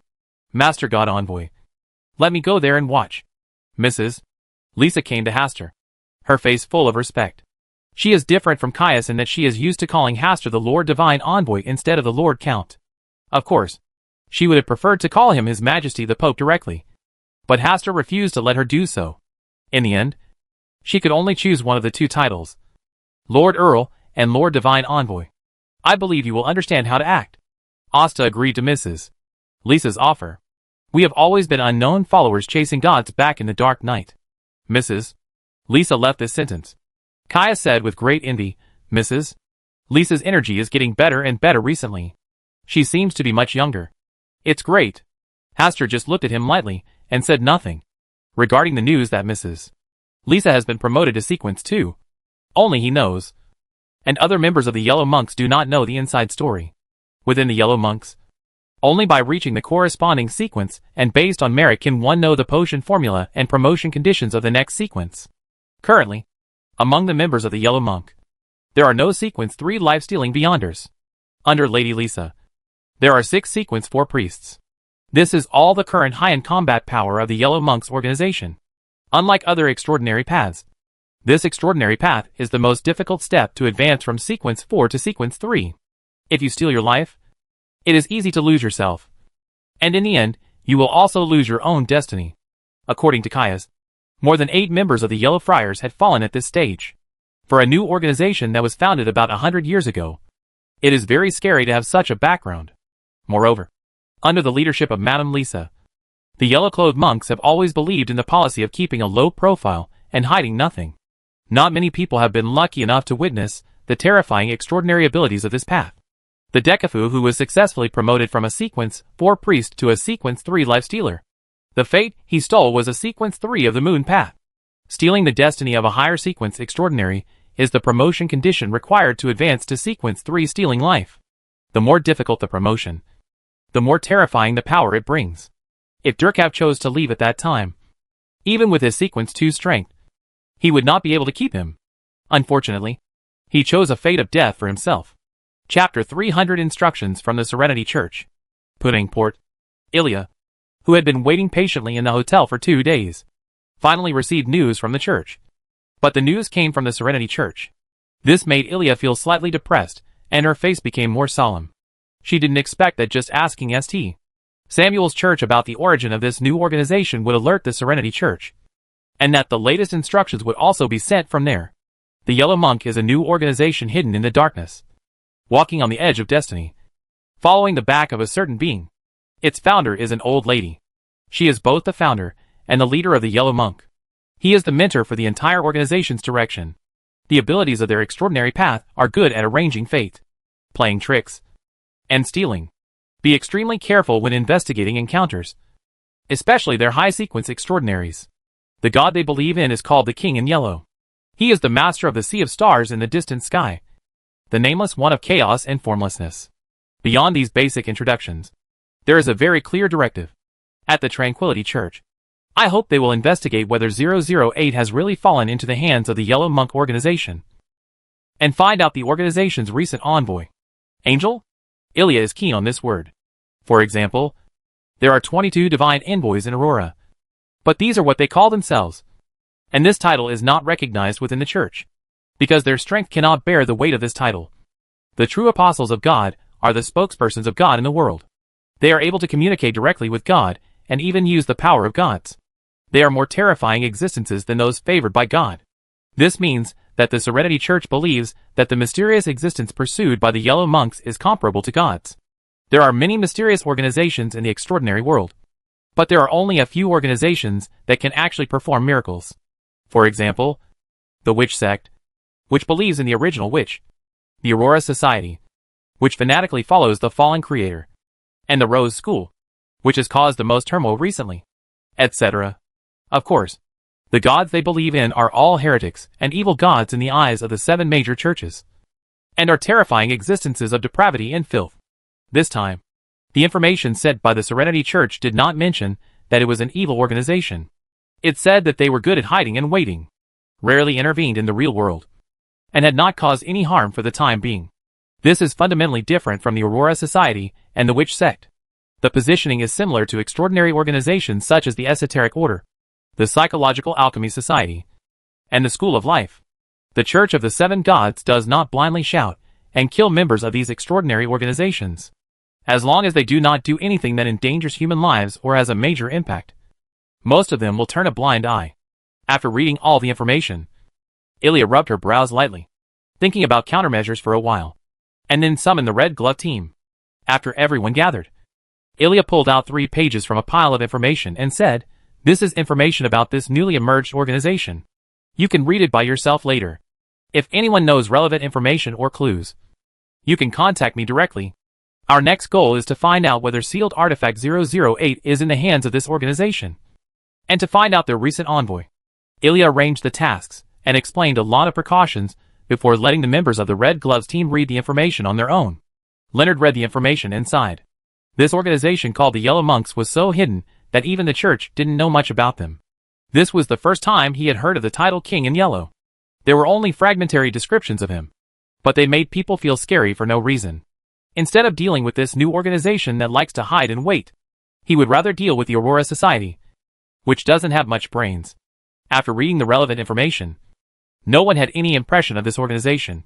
They were all hearing about this new organization for the first time. Upon seeing this, Ilya asked them to go down and rest for the night before starting the investigation tomorrow. Back in his room, Leonard took a shower, lay on the uncomfortable bed, turned over, and began to call the old man in his heart. "Don't ask me. I may not know as much about this organization as you do." The old man blocked Leonard's question with just one sentence. Leonard thought about it seriously. That's right. This extraordinary organization of monks in yellow has only been established for about 100 years. By that time, you should have become a lonely ghost long ago. Right? Ah! Leonard's head hurt suddenly, and he quickly apologized to the old man for his taunting just now. The king in yellow clothes, the lord of the deep sea and the distant starry sky, the indescribable being of chaos and formlessness.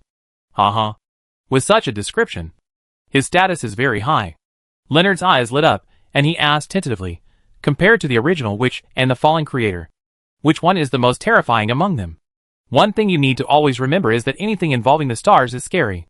If you encounter it, try to run away as far as possible. If you really can't avoid it, buy yourself a better coffin. Leonard grinded his teeth and didn't care about the old man's little curse. Instead, he asked, "Old man, you haven't answered my question yet. With your current strength, you can just pry into the affairs between gods?" The old man's angry words made Leonard giggle awkwardly. After a while, Leonard asked tentatively, "So, is there anything you want to remind me about this matter? Stay away from here and return to Backland." "Old man, I can't make a decision on this." Leonard smiled bitterly. "Then you're still asking the question." The old man uttered one last vulgar remark and then disappeared. Leonard was stunned for a while and couldn't sleep even more. In the next few days, the Red Glove team investigated the Yellow Monk organization in Puddingport, but found nothing. No one has even heard of this organization. It is very secretive. When nothing was gained, someone came up with a new idea. This Count Sturdom may be a member of the Yellow Monks. He invited Ntzangwil home just to plot 008. Unfortunately, he was discovered by Ntzangwil and was brutally killed. Then in Ntzangwil, he was hunted down by the Yellow-Robed monks. This is a very possible guess. And Leonard also recognizes this new idea in his heart. If this Count Sturdom is really a member of the Yellow Monks, then Hastur, who had a conflict with him, can be excluded as a suspect. At this time, Ilya, who also went out to look for clues, came back and claimed to have found traces of Ntzangwil's battle in Puddingport. Based on the investigation of the battle traces, she found that there should be two people who actually caused harm to Ntzangwil that night and might have taken away 008. One of the traces is more obvious. It should be the extraordinary path passed down by the Rose School. It is most likely a Sequence 5 resentful spirit.